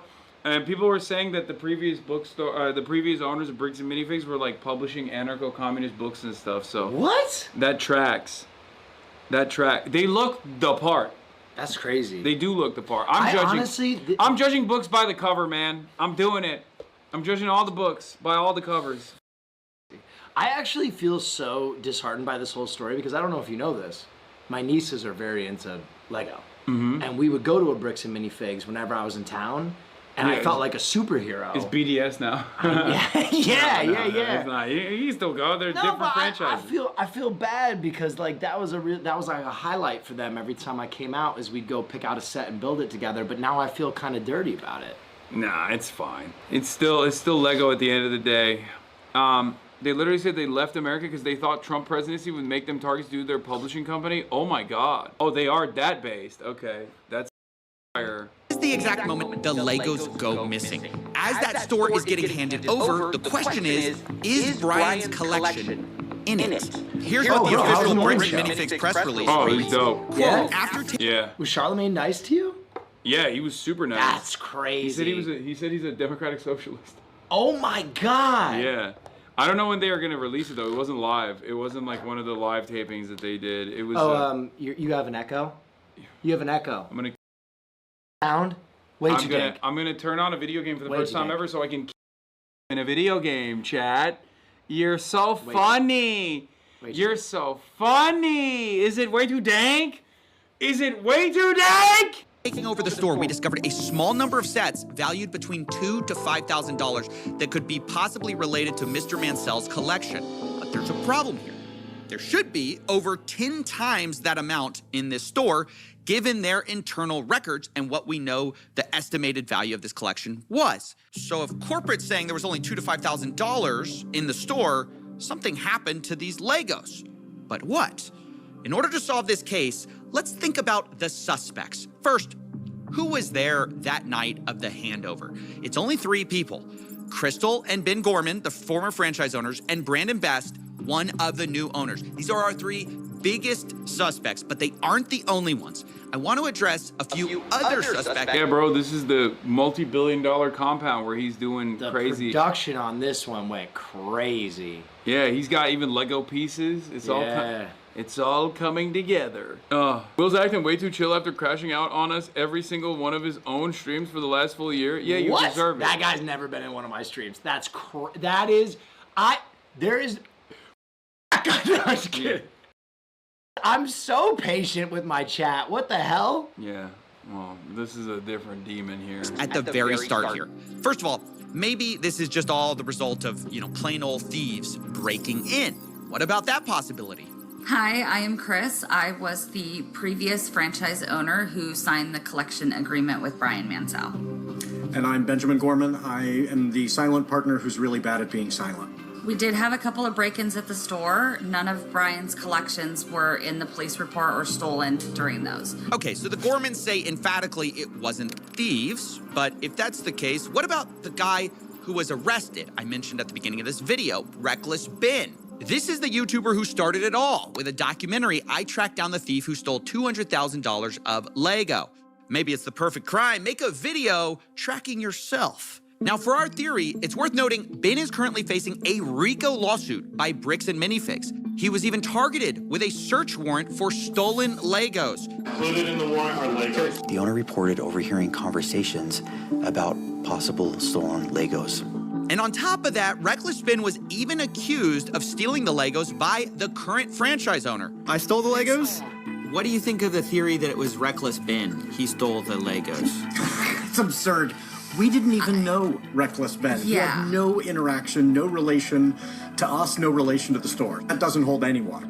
Okay, I'm gonna be honest. Apologies to the genius cops in Utah who play different. We play differently here. But I don't believe that Reckless Ben stole the Lego, mostly because he couldn't. He just wasn't there that night, and I don't even think he knew about these Legos. But who does Ben suspect is holding the Legos since he did this whole documentary series? The guy who runs the entire company, Ammon McNeff, he personally came out to talk to us. So what's going on? So you guys are holding some of our Legos? No, we're not. You're not? No. Is that a lie? No. Okay. Maybe this. Oh, this is it. All right, This is fixed it? it. All right, we're good. Chat, can you hear us? Yeah. It should be good now. Okay, I just wanted to clear the record. It's not lost on me that the main antagonist from this whole saga is called McNeff and has the same facial hair I do. It's a really bad look for the Neff family. It's a bad look for the Real. D'Artagnan. Yeah. It's a bad look for the D'Artagnan as well, I'll be honest. It's good now, right? I think it should be good now. I believe we fixed the fix me after that, please. I wish I could fix the entire chat in the same way. All right. Okay. All right. Okay. All right. That's a lie. You did take the Legos. There will be a little bit of echo, but it won't be as bad as it was before with the shotgun mic, okay? Just so we're clear. So we have our attorneys have visited, but like again, so who's Brian Mansell. Okay, and who's that? He's a guy who had he had like $200,000 worth of Legos in your guys' store. Never happened. My name is Ammon McNeff. I am the CEO of the Bricks and Minifix brand. So my name is Matt McNeff. I'm the CEO. Pause. Another McNeff? You have a lot to account for. This is really bad. Yeah. Oh God, this is really. With the D'Artagnan beard mustache combo too is.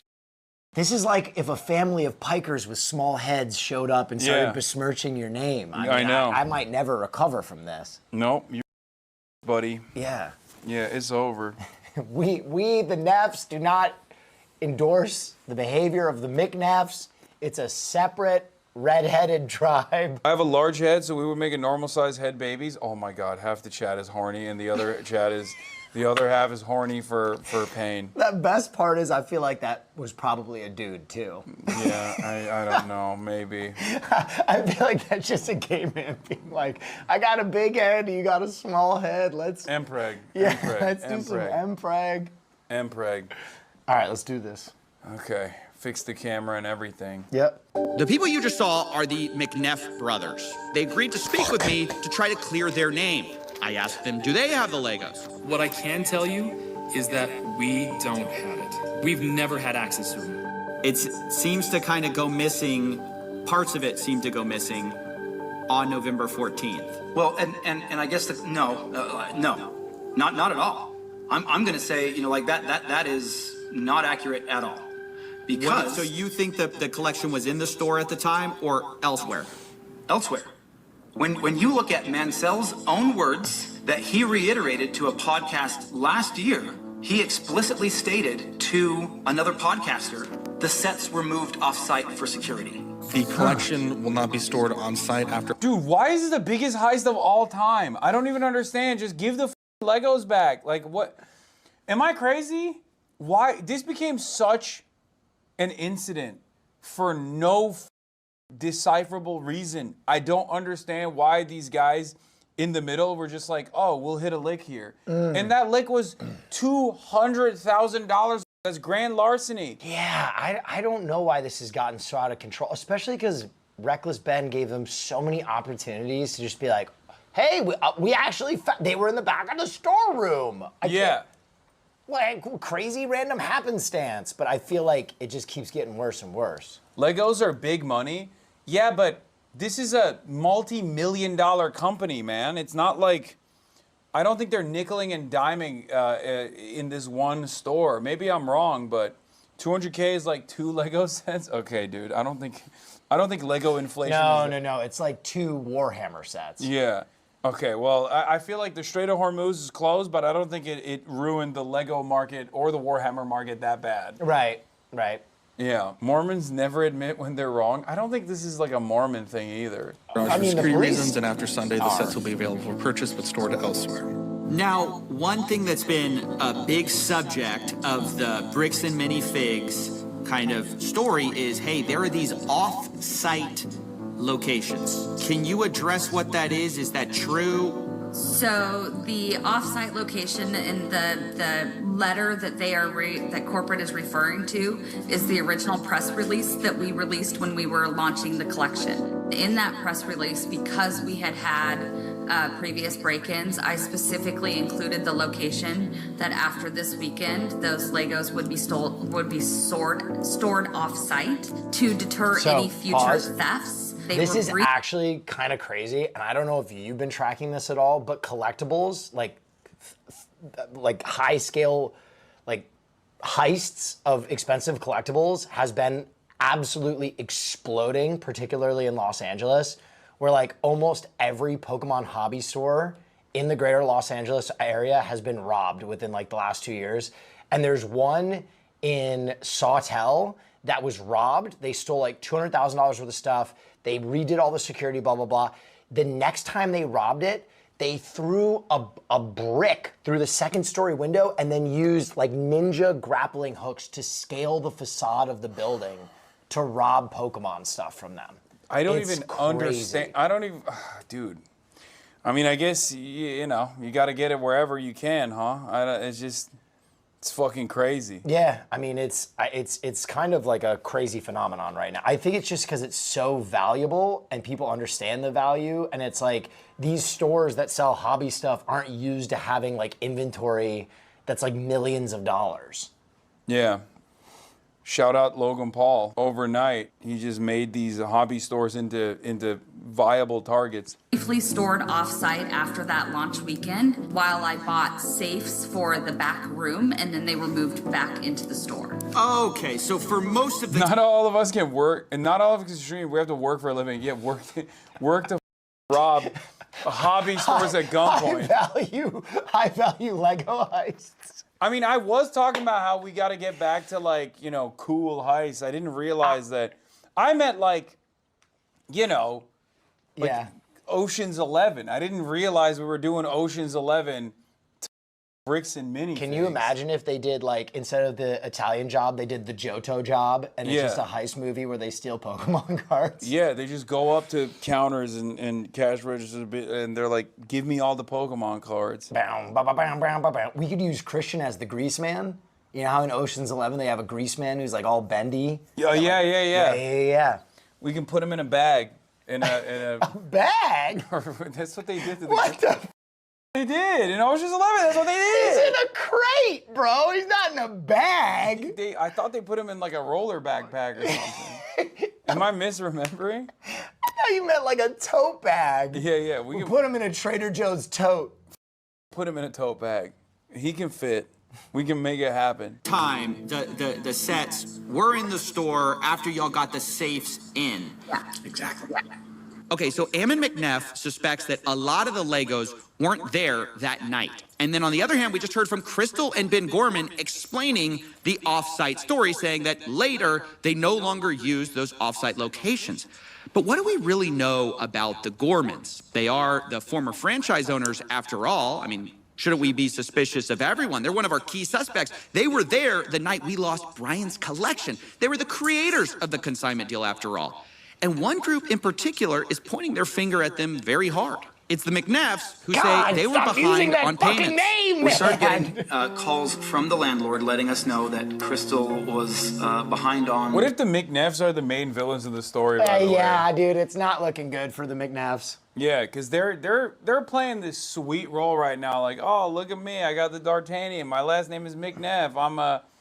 I'm not a scary guy. I'm here to reveal everything to you. And then you find out that they were actually doing a rounding error or some shit at the end. Fuck, they're just they were the main villains all along. I mean, he has a mischievous mustache. They're turning on the old McNeff charm. This is the mustache of a man who's capable of tremendous mischief. Okay, I'm just saying. let's not come after. It's not the mustache's fault. I don't know. It could be the mustache. And it's not the family name. It feels like the mustache is controlling him. Let's He's become not more let mustache a few than bad man. apples. Chud the Builder too. Okay, come on. I man. mean, how many examples do you need to see him prominently display in media? Okay. This is the lease payments at the location. We had also gotten a couple of notices from some of our vendor partners that bills had not been paid by the store, and so we felt pretty strongly that there was going to be a risk of her just, like attempting to file bankruptcy, doing some of these other types of things which we've had franchisees do in the past, and that's problematic. So that's why we sent him up there to take some video footage. So we needed to just be prepared if we needed to do a hostile takeover, which can happen in franchising, where a franchise owner just kind of tries to steal inventory and do some different things that way.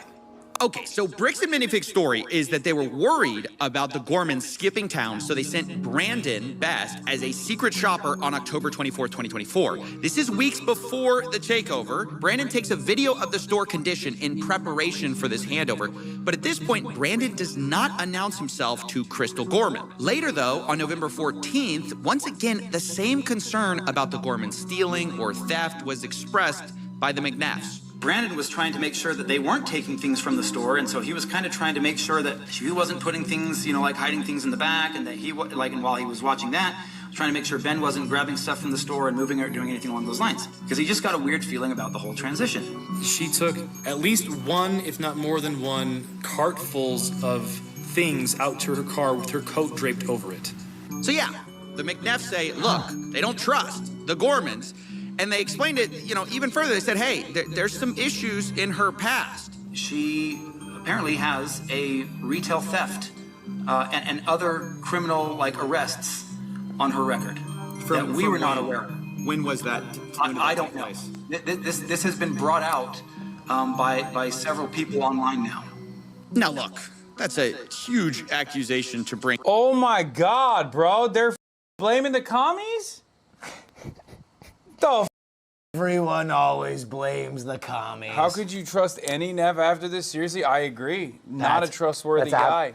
A different name. Yeah. Different name. Well, McNeff is almost like a smaller version of Big Neff, which would mean, bigger the Neff, bigger the crime, possibly? No. Like a McMansion is a smaller version of a mansion. No, listen. And McNeff is like doing lower level crimes. McNeff, totally different name. Neff, my name comes from the name Naif.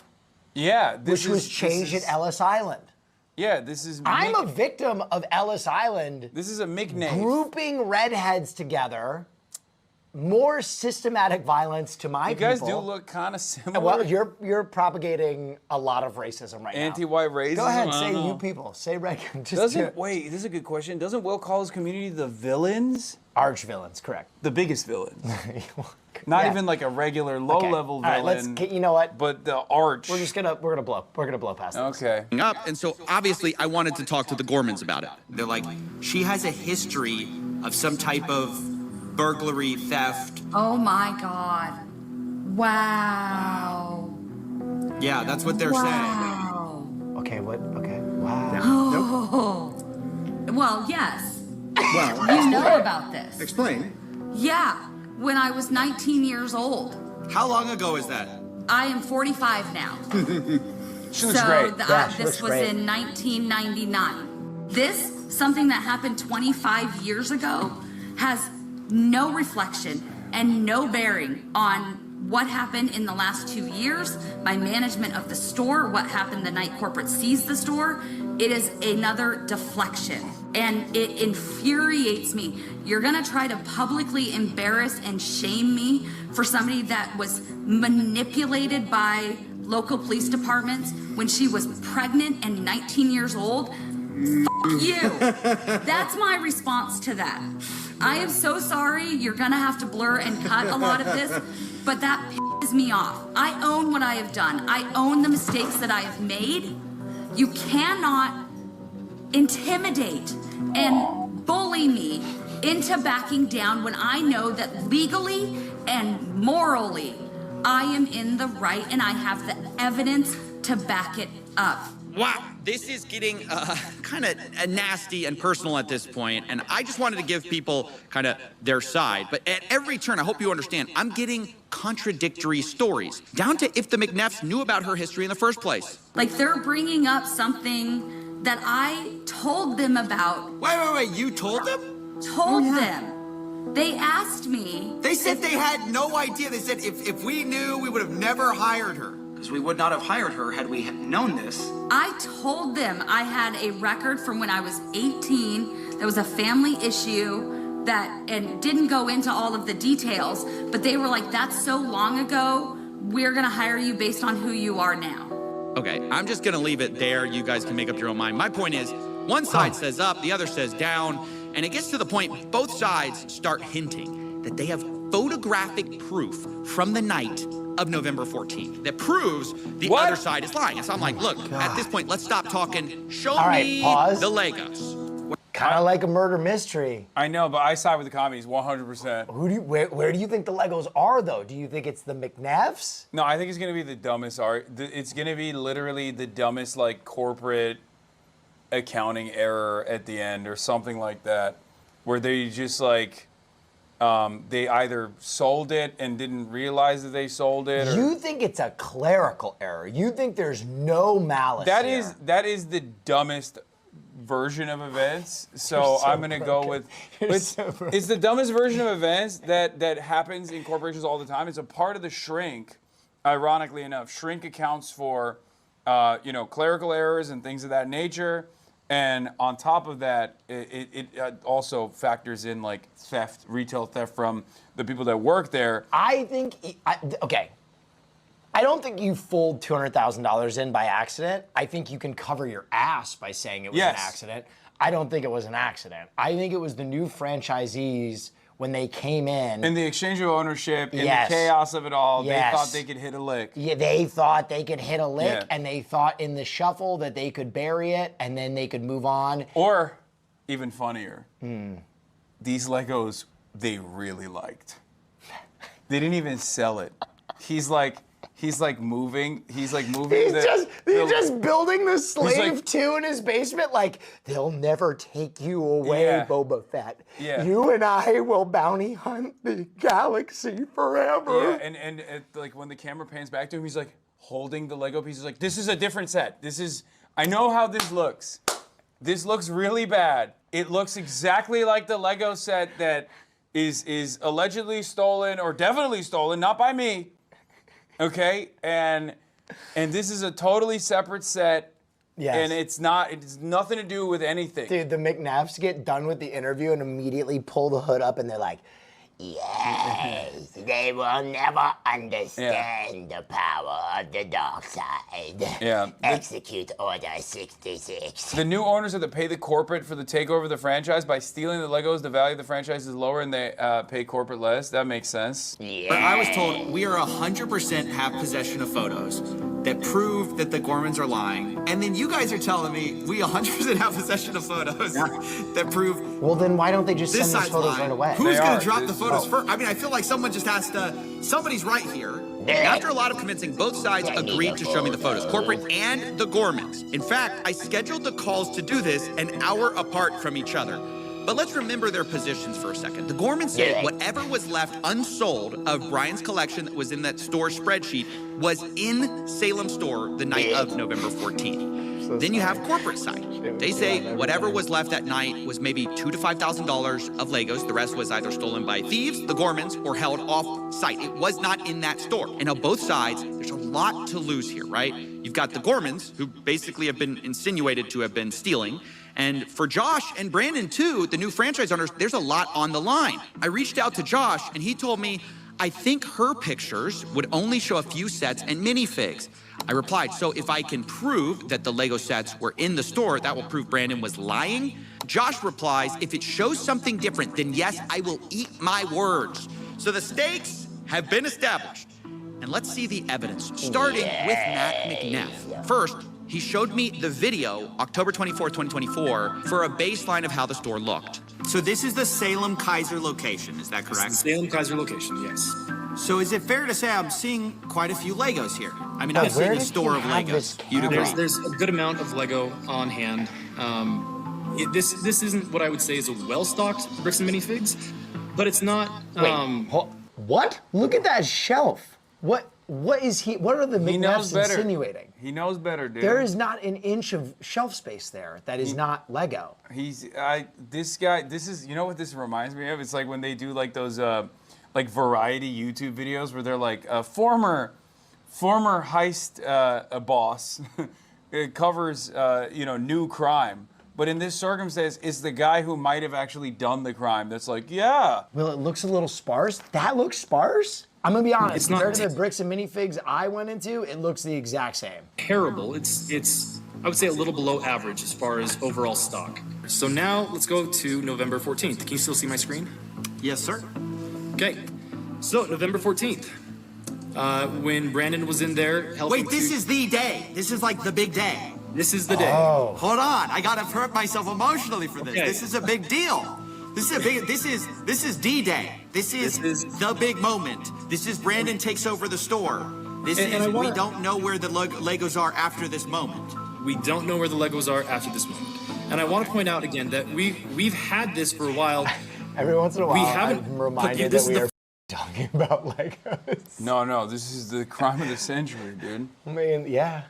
When the internet hyperfixates on something, though, it does have a tendency to make it like the much larger, much more consequential issue. And I guess in this circumstance, there is like a real victim here, so it's good that this investigation is ongoing. Yeah. First time I want to sick Reckless Ben on like I don't know, bad landlords or something. How about like corporate campaign landlords. finance reform? No, that literally no. I actually like I want to deploy Reckless Ben like a weapon against like some of the more powerful institutions in this country to see if we can like recreate this magic on an issue that I'm not saying the bricks and minifig saga is not consequential, but perhaps a little bit more consequential. Yeah, you know what I mean? Listen, I'm right there with you. Reckless Ben versus Canary Mission. Yeah, like the Israeli doxing operation. Yeah. Also, would you ever build Warhammer with me? I kind of caught the bug. Dude, there's no way. I can't hold on to tiny pieces like that. You need the tool. You need the right tools. I feel like I get really annoyed when I have to I can't hyper focus on. I've tried building stuff before. Right. Like model cars and shit, and it just like makes me so angry, and then I just smash it. What? I don't actually smash it, but I want to. Do it. No, literally. Execute orders. You've never gotten that feeling when you're like trying to put something together and it doesn't work, and you're like, ah! Yes, and you want to smash it with your hand? There's quite a bit of frustration there. Yeah, that's what I can't do it. Like I go ogre mode. Reckless Ben versus Minnesota fraud reported by Nick Shirley. Oh my God. Shown this publicly. We've been waiting for our attorneys to give us the approval to say, hey, this is okay now to share in this capacity. So we'll go through these pictures. This is what Josh saw, or not Josh, sorry, Brandon saw. He took pictures of everything in the store, all the inventory in the store. Oh.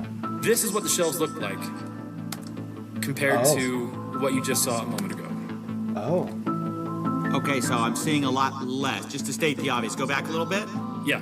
I'm seeing like way less. So yeah, the pictures I was being shown on November 14th, those shelves looked emptier than they did on the day of October 24th. But to be fair to the Gormans, they addressed the empty shelves themselves. As we get to the very end of this video in particular, right here, you'll see that empty space right here. So this is the retired and certified set section that we have to keep separate from the new in box current sets being sold by Lego. All those empty spaces up there were the sets that we had on display during the day from Brian's collection that every night when the store closed, we pulled off and put back into the safe and then put back out in the morning. So when they say, see, there's empty space on the shelves, yeah, because we put them in safes at night to keep them safe. Because we have giant windows. Yeah, it's an explanation that kind of makes sense given the history of burglary. Now, of course, this is something I had to ask the McNeffs about. Is this a case of, did y'all see Star Wars sets in the back? Did y'all not see the Star Wars sets in the back? Did he take, not in the back, but specifically in a safe? Like there were a bunch of Star Wars sets in a safe. Did Brandon see those? Has there been talk of those? Do you know what I'm talking about? Yeah. My understanding is that he took pictures of everything, and all those photos I showed you of the Star Wars were all the photos, or was literally all the Star Wars inventory in the store. Yeah, the McNeffs say all of the photos should be with Brandon of all the Star Wars items. And to be fair to them, they showed me a lot more pictures and even showed me a spreadsheet of all the Star Wars sets in the store the night Brandon took it over. And it valued to about like $5,000 to $10,000 or so. But then I had to ask. It's not 200,000. Here's another kind of set. Okay. Do you think y'all have all of these? Very likely. Okay. Again, I'd be surprised if we didn't. But then I couldn't help myself. I started to bring up some of Crystal's photos to see if they matched up. Have you seen this before? Not that I recall. So do you see that? Yep. So do you see it's in like some kind of like a safe thing? I don't know if you can see the sides there. Looks like a bookshelf to me, but sure. Okay, sure. Yeah. So I think Okay, Mr. Neff. Whoa, whoa. Mr. Neff. McNabb. Yeah. McNabb. Easy mistake to make. Well, not a mistake that we'll let slide on this day. I'm just saying. All right. Let's be a little bit more careful about the McNabb name. It's a Duplo. I didn't even know that there's like different kind of. Is that a different version of a Lego? I think that's like baby Legos that you can't choke on. Okay. Are you the throat goat? Are you saying that's what you'd like to challenge That's Duplo? what you think. the important thing is making sure that all of these are in the inventory for Mansell. Sure. Sure. That's cool. 75041. Yep. The Vulture Droid. 75169. Oh my God. 169 I'm not seeing, so there may be, okay. So there's one that is not on our list. Let's try this. 10240. Okay, nope, not seeing that one either. What about 9493? I don't see that one either. So maybe those were locked at the time, and Brandon did not get those pictures. All right, that's kind of a problem because the Gormans had over 200 photos of this store. I definitely knew looking at these photos, there's a lot more Legos in the Gormans photos, by quite a lot that Brandon's photos just didn't show. But corporate didn't really see it that way. But still, in the grand scheme of things, we're not talking, again, 10 times the amount of sets here. I don't know. I haven't shown all the photos yet. I don't know exactly how much. If there's a calculable figure that we can look at and say, great, this is what was there, I promise you it's not $100,000 worth of Lego. And so where's the rest of it? He got me. I don't know. Maybe I'm a little too in my head about this U-Haul story. You don't think it could have been some U-Haul thing? There's no way. Oh, yeah, have we talked about the U-Haul yet? We gotta talk about the U-Haul for a second. This is another one of those things that was like really disputed between the two parties, was this U-Haul that supposedly was driven up to the store the night of the takeover. What? So when Brandon came to the store that night, wait a minute. That. What do you?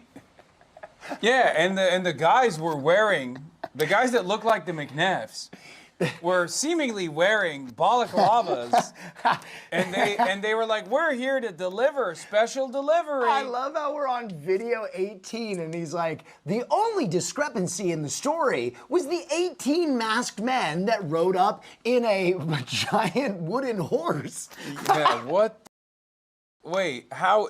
This is information that I feel like is fairly important to figure out who the f is doing this. He was driving a U-Haul truck. Now, It in was typical literally- fashion, this was immediately disputed. Brandon showed up to the Salem store in a rental car. When he came to get the keys from Crystal. Well, the U-Haul is a It's type of rental car. Yeah. Was there in a rental car, not in a U-Haul. It wasn't until after he told me he was taking the keys and locking me out that I really kind of paid attention to the fact that he had a large, not the small, the large U-Haul truck. So yeah, I just kept hearing about this U-Haul truck. Now, why is it significant, U-Haul or not? Well, one, a U-Haul truck can fit a lot of Legos, but the big reason it mattered to me was because I was actually called by an ex-employee of the Bricks and Minifix store in Eugene, Oregon. Remember, that's the one that Brandon and Josh own. And he told me something very interesting. I'm a former employee, started in 2020. Stop. Lego deep throat.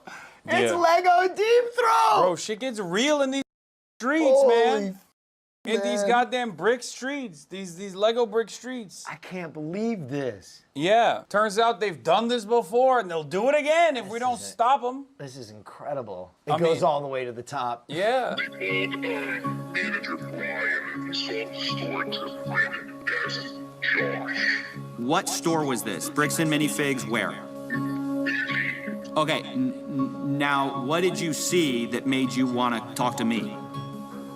I saw Reckless Ben's YouTube video about the sales for closing down because I was talking to my co-workers about the situation at Salem, and we were told through other employees that it was just a bad area to work in. It was like haunted, if you will, is what was going around. Haunted? After seeing the video of Reckless Ben, we exposed them, and it makes a lot more sense with what we dealt with Brandon and Josh.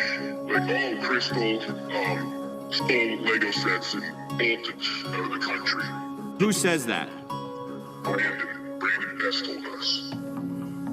Ghost? When he was jumping off all the Lego sets to us that night. And used Lego, a bunch of used Lego sets. That's that were like saran wrap, they had Star Wars CD. There's just a lot of stuff. It was like a medium-sized U-Haul truck. Wait, they brought a U-Haul truck. Yeah, from Salem to Eugene. And to Eugene, and it had a bunch of Star Wars sets on it? Yeah, Star Wars sets, like everything.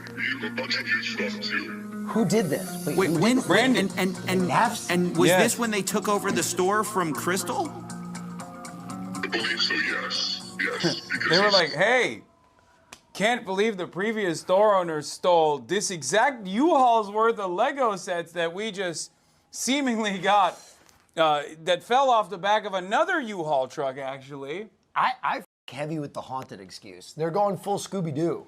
Yeah. We would have gotten away with it if it wasn't Much for... like Scooby-Doo, you pulled the balaclava off, it's Brandon McNeff. Said that Crystal stole Legos and left the country. While he has a U-Haul of Legos? Yeah. Interesting. Weird. And he's like, we're just going to hold on to this stuff until corporate tells us where we have to distribute it. And we're like, oh, wait, they it are would make more corporate. sense if we could take it because we're kind of struggling with, the product we put on the shelves. Oh my gosh. We really got to find out. Was there a U-Haul that night or not? Because everybody's disagreeing about it. This Eugene, Oregon guy says, oh yeah, a U-Haul showed up with Star Wars sets in it. Brandon was talking about the no Salem one's store. disagreeing. You got Only the Matt Brandon McNabb McNabbs are saying there was disagreeing. no U-Haul there. It was a rental car. You've got Crystal saying, yeah, I thought it was really weird. There was a U-Haul truck there. So I told the McNabbs, I really got to find out what the truth is here.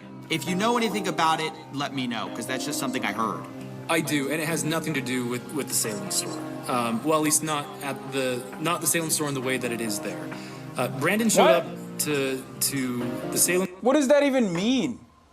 Not the Salem store in the way that it is there? The absence of evidence is not the evidence of absence. So they did go to the Salem store with a U-Haul truck, and he's out here trying to cook up a story on the spot. Also, a U-Haul truck is a rental car, so technically he's doing legalese here. Like, oh, well, I wasn't lying. You know, it is a... Yeah. Right. He's got to investigate the U-Haul store to see, to hit records. Store in a rental car. When he came to get the keys from Crystal, he was there in a rental car, not in a U-Haul. So when there was the handoff, there wasn't a U-Haul, it was a rental car. Correct. He was there in a rental car. Got it. Yeah. Okay. And I think any of the, like, if you were to look at the footage, the ring cameras, all that stuff, you won't see a U-Haul sitting anywhere in the parking lot. So after hearing all of this, I realized, look, I just got to find the evidence. So I start sifting through these photos I have, right? I realize I have a parking lot photo. I check it. No U-Haul, just a red truck out there. I check another photo where you can see the window. But the problem is it's night outside, so you can't see. And so I'm looking at everything I can, and there's just nothing, you know? And I have this alternate angle. I'm looking at that. And then... What is that? Smoking gun! That's a U-Haul truck! Holy... Oh, no!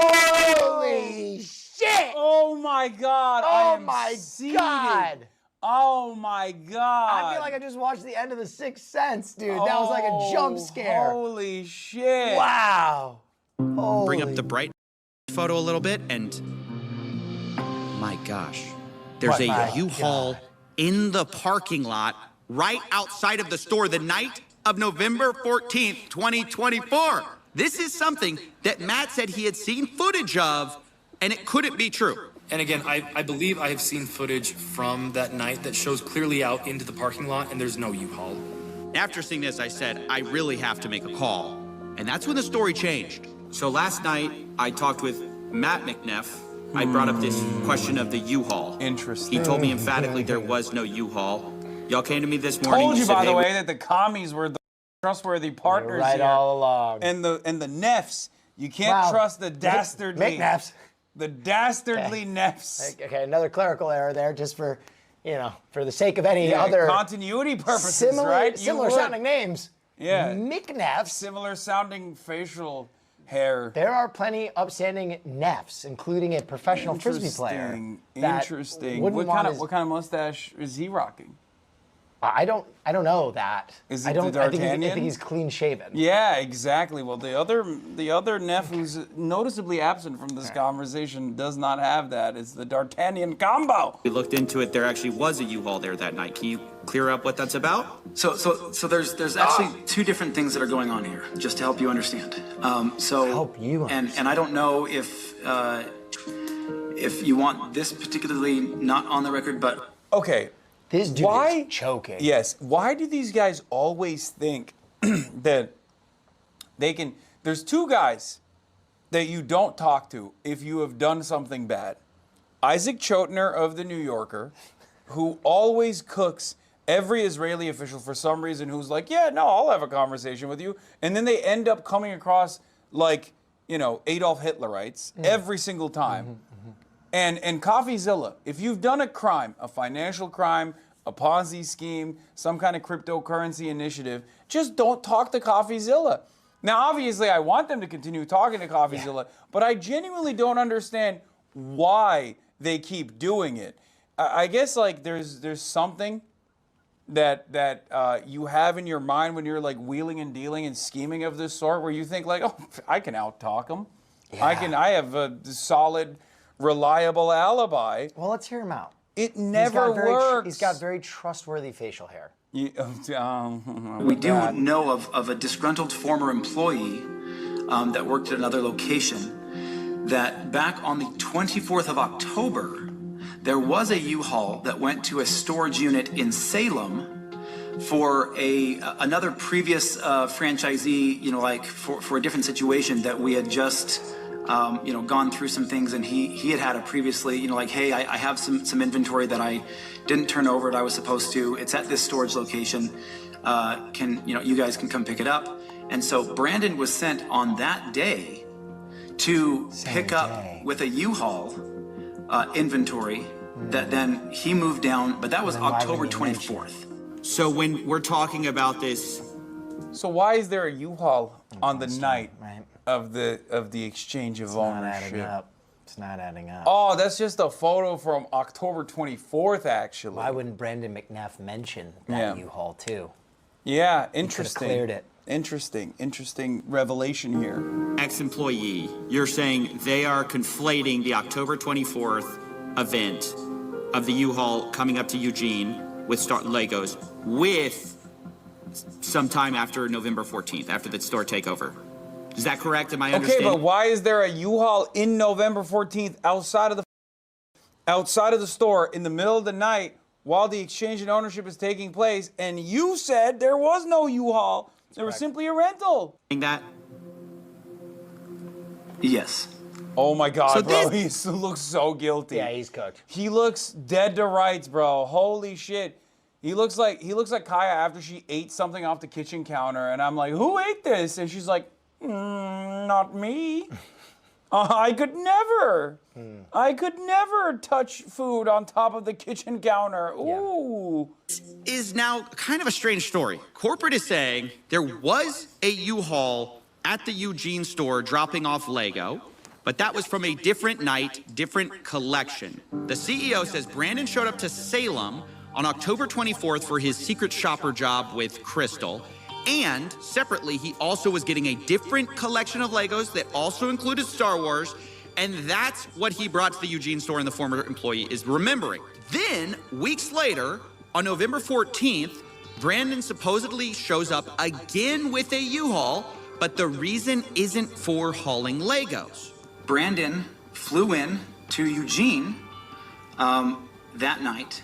At midnight. So flew from Utah on the 13th, but landed in Oregon on like midnight of the 14th. Went and got a rental truck, and then went and stayed at a trailer that had previously been moved up there in anticipation, meaning like a camper trailer, in anticipation of the potential hostile takeover previously. Is that why he had a U-Haul? Is that the reason he had a U-Haul, was for this camper, or what's going on with the? Yes. So then what happens is he takes his rental vehicle. So there was a U-Haul there after all. Interesting revelation, Mr. Neff. Sneaky, well, McNeff. Mr. I can't. I feel like for a professional newsman, you keep this clerical error you're making is classic super, mistake. It's important to understanding the entire story. Just another ginger guy whose last name is Neff. I feel like it's irresponsible for someone who does news for a living. Similar facial to just hair. drop details like that, you know. I don't know. I don't know what's going on. Okay. Oh, Haas is on the ones and twos. He posted a "Don't trust Neff." Okay, no. Why he was hacked. I know. This might not even be the Haas we know. Dude. This could be some dangerous. Dude, you know what's outsider crazy? Posting salacious things. Yeah. This reached out to me and was over here asking if we could join a game. Yeah. Yeah. Isn't that crazy? Yes. Yeah. He was like, we're just trying to start this game, but we're missing a last player. Can you join the group? You can leave right after if you want, or stay with us. Right. So we can't believe anything he says. Well, I think his, the stuff that he's doing on here. No, these are all salacious you overlays. Think that might be you think this is a hacker? A hacker. Or what did it okay, show? Well, what this is, look, this is clearly not my mod. Interesting. My team would never do this. Yeah, it kind of feels like your team is... I mean, what is that? What is this tiny ass? I don't even see that. What is that? It just says "Don't trust Neffs," I think, right? That is not... The font sizes are misleading. Bro, why are you not at Streamer U, bro? That's where the content is. What? I'm 34 years old, man. Yeah, we're tenured. I'm 34 years old. I've already graduated from Streamer. What would you teach at Streamer U? How to get everybody to hate you. I would do that. That's something that I have a PhD in. Right. I would probably teach people crisis management. That's a good one. Yeah. That's a good one. Because I've been involved in many. Yeah. What would I teach at I'm Streamer still U? here. Self-suck? Okay, that's stealing $200,000 worth of Lego Okay, inventory in a hostile corporate you know what? We're just takeover gonna go back. in exchange of ownership over a franchise, a beloved Kai, if franchise. you're seeing this does not represent. I don't know. How I about feel like film? How about film? We can just teach you the film. You could Just play teach the film. role of the Teach how to use guys. some cameras. You could play the role of the guys. Okay. I'm not saying you're the guy. There was a U-Haul that night at Streamer U. It just seems like you have experience because I'm seeing it. Right, okay. I'm seeing it on screen. Truck, and he tries to connect the trailer, the camping trailer, to that truck, and it's not rated for that particular weight, and he realized, oh crap. He called around and found that U-Haul had a rating for one of their box trucks, and so he grabbed that, went and got it at 10 a.m. on the 14th, and so he then went and hooked that trailer up to the camping trailer to a U-Haul, drove that trailer down to another location where he could set up the camping trailer in Salem, dropped off the camper trailer, and then he arrived in a U-Haul to the Salem store, and then went in, said hi to Crystal, and then as she was leaving, the door shuts, and so he locks it, calls the locksmith, takes him a while to finish up the changing of the locks. Brandon at this point is pretty exhausted, so and he has an hour drive back to Eugene to drop off the rental truck. So he drops it off at. Can you even hook a trailer to a U-Haul? I think so. Also, this is a telltale sign of someone lying when they're literally going overboard with the details. Like going above and beyond with the details. Classic sign. Everyone's saying yes. I guess the smaller one, right? Or yes, the big one? Defaming McNaffs. I'm gonna pee. Midnight or 1 o'clock, something like that. Grabs the take your rental mic truck off. and then you're right. heads back up to You don't want to listen to the it? camper trailer in Salem. I've been And then, there. it's probably gets in at around 2 or 3 in the morning. Spends a couple of, that's a little bit of sleep before he has to head back to the store at 9 a.m. before the other employees get there. The timeline that is trying to be portrayed just makes absolutely zero sense. Okay, so I asked, obviously, for documentation of all of this from Brandon. And here's what I got. First, the U-Haul contract on November 14th. This checks out what we already know. Then I got sent a photo, the last one Brandon took in the Salem store, dated 9:44 p.m., where you can see what looks like the inside of a bird cage that the Gormans had. And lastly, I was sent a photo Brandon took of the mileage in the U-Haul as he dropped it back off at the rental place on November 15th, 12:41 a.m. Now, the time gap there is about 3 hours between the last photo in Salem to dropping the U-Haul off, which is a bit of a problem for our timeline. Yeah, it took like 4 hours. What up? I mean, I worked till like 11 o'clock. Yeah. Like, I got up early for. He's in the bathroom pissing. You moved 4 hours of Legos out of this truck. All right, so as weird as I this don't know. U-Haul We're thing watching is, a Lego the timeline saga. just doesn't fit, to be honest. If it took 4 hours to unload, you can't also... You're drunk?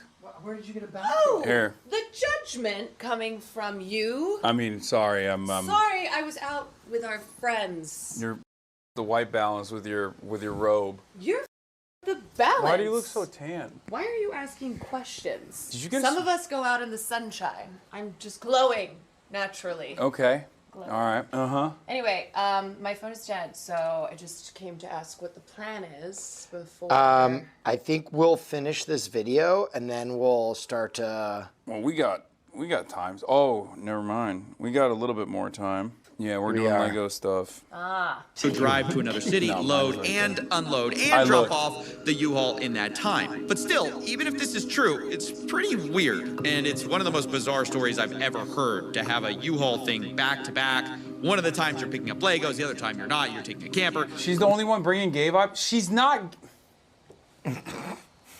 We're literally gayer than her. Nevertheless, without more proof, we kind of have to move on to another theory of how to find these missing Lego. This time, let's take the photographs that we have and reconstruct what was in the night on November 14th. Remember, that's the moment we lost the Lego. Yeah, And this time, we're going to combine it with two more things. First, from corporate, I got the point of sale records from the Salem store from 2023 to 2024. And secondly, from Crystal Gorman, I got her internal records of Brian's inventory, of what was sold or not, in order to pay him and keep track of prices. Now, before we piece things together, I need to address something. At the beginning of this story, you saw the social post saying this collection was worth $200,000. That's what everyone knows this story as, the $200,000 Lego collection. But sadly, that post was entirely wrong. In Crystal Gorman's inventory, which has a high and low estimate value of these various Lego items, the real estimated value is about $107,000. They give high estimates and low estimates, but that's right there in the middle. And for simplicity, I'll just be using averages and estimates here, but understand that, these numbers are not firm, given that they're unsold Legos. It's just rough possibilities. But the point is, it's worth nowhere near $200,000. And Reckless Bin, the one who made the original video covering this, said that surprised him. Yeah, this entire time, literally every single person's been telling me there were $200,000. Like, that's how much, you could sell all these sets for. My original assessment of about $200,000 was going up to his father's house and looking in 3 different rooms with all the sets. It was before I'd actually gone through and had set numbers and done an actual protein sticks. I know we're going to eat, but I'm so hungry. You need to fast. I need something to hold me over for a little bit. You're tempting me with food. I mean, do you want it? Dude, your fat ass is going to be able to eat everything. Don't worry. I'm not worried about that. Ass. I know how you are. I'm bringing you to a special dining experience. When we put food in front of you, you fucking slam it, no matter what. Yes, because it's like putting black tar in front of a heroin addict. What are you doing? I'm going to have a chomp. Go ahead, indulge. Would you like one? No, I'm fine. Would you like a Quest chip? I have willpower. Okay. Evaluation. I looked at it and went based on as things progressed and as I started to delve more into the actual inventory and evaluating it, that number changed. But we put out the press release well in advance of the event itself, so that press release went out before I had those full numbers.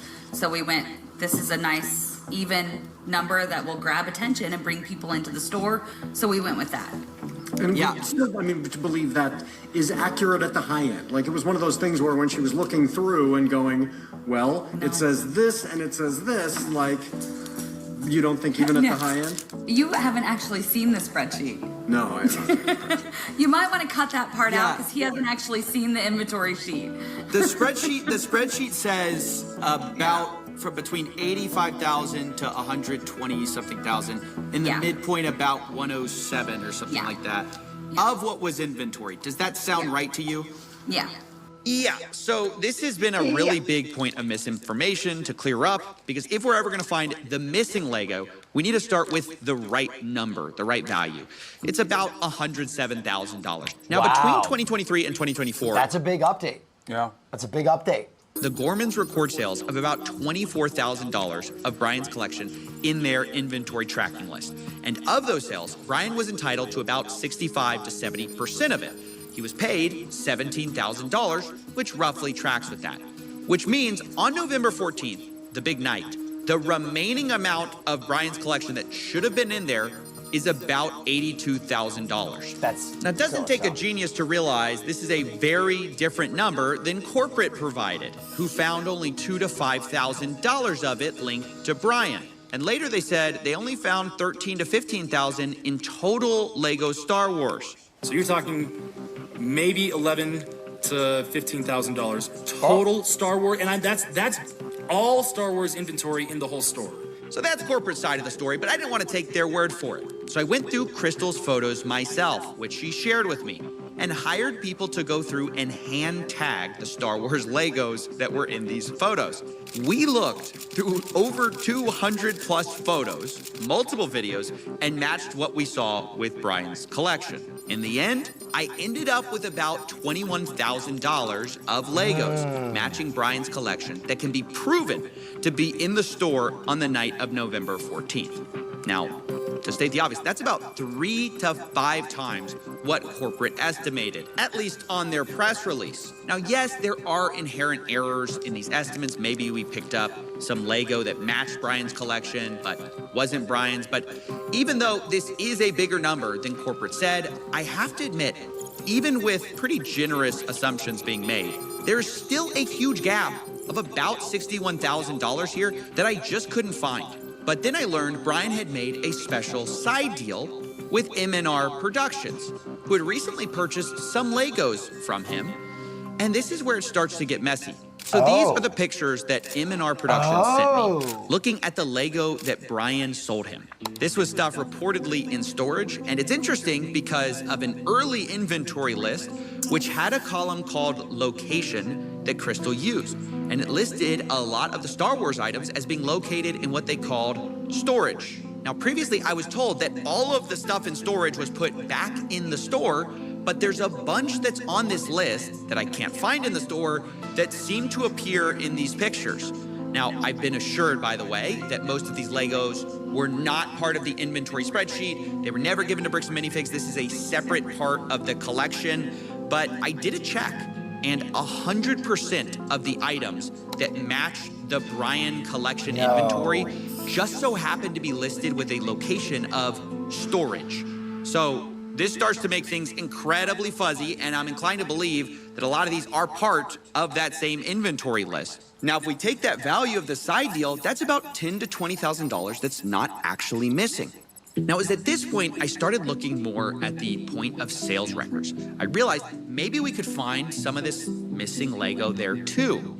So this is from the Salem internal store records. Like, I guess this is what is entered when someone does a sale, and it's everything from September 2023 to November 2024 of Star Wars anything. And by the way, before we continue, yes, this was all a lot of work. If you want to, please support us on Patreon. That's how this show gets made. But anyways, according to those records, about $51,000 in sales went through during this time period in a way that matched Brian Mansell's collection.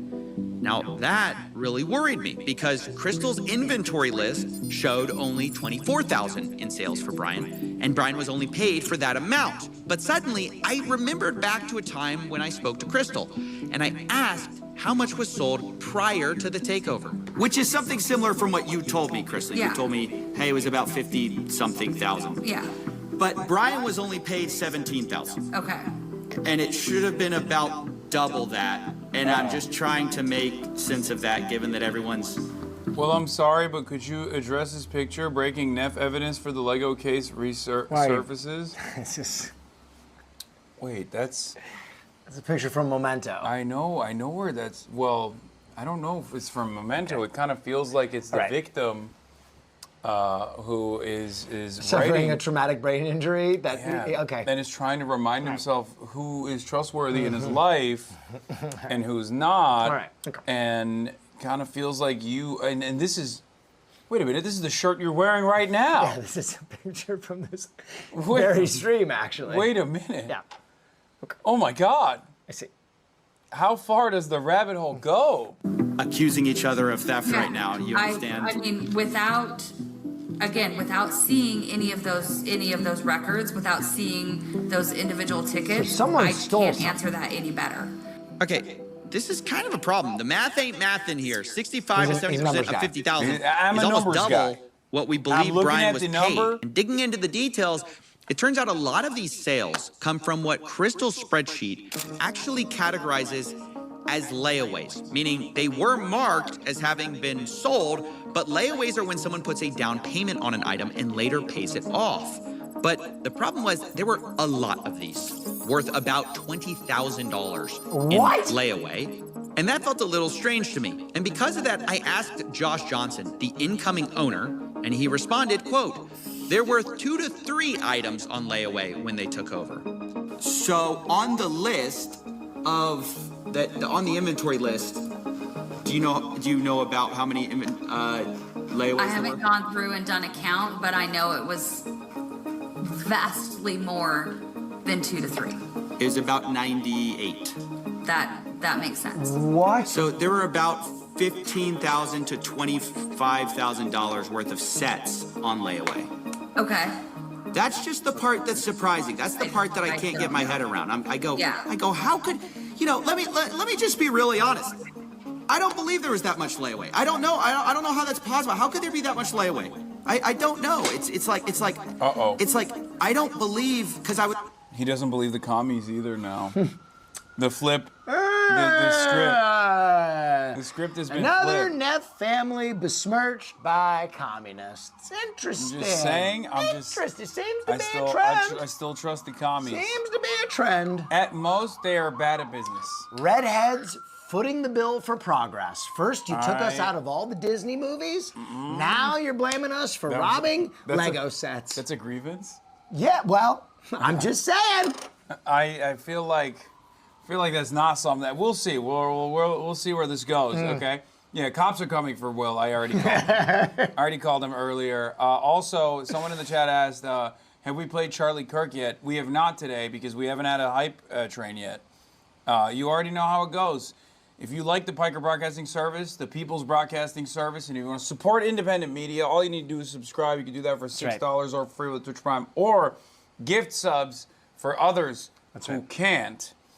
Or you can just save all of that for the stream later. On my stream, I'm going to be needing to pay attorneys for the horrible besmirchment my name is taken. Besmirchment. You're gonna launch a defamation suit. Yes. Set to it, bro. Thank you for the 20 bones, by the way. Okay, like well. I said, you already know if you get to hype level, if we unlock a hype train and get to level 10, we play a different version of a Charlie Or we could Kirk. just hold on to the money for later. Or you could just use it. Not use it. right Okay, now. it's okay. Well, And support independent media. Thank you, War Damn Eagle Brother.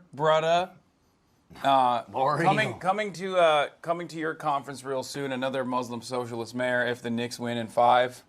So get excited for that. That's right. That's definitely Caroline, right? Oh God. I was talking to some people about bricks and minifigs. They go, yeah, there's some Wait, it might layaway. be, There's not that much layaway. I talked to people who were neutral, kind of on corporate side, but also people who were just normal bricks and minifigs people. They say there's not that much layaway.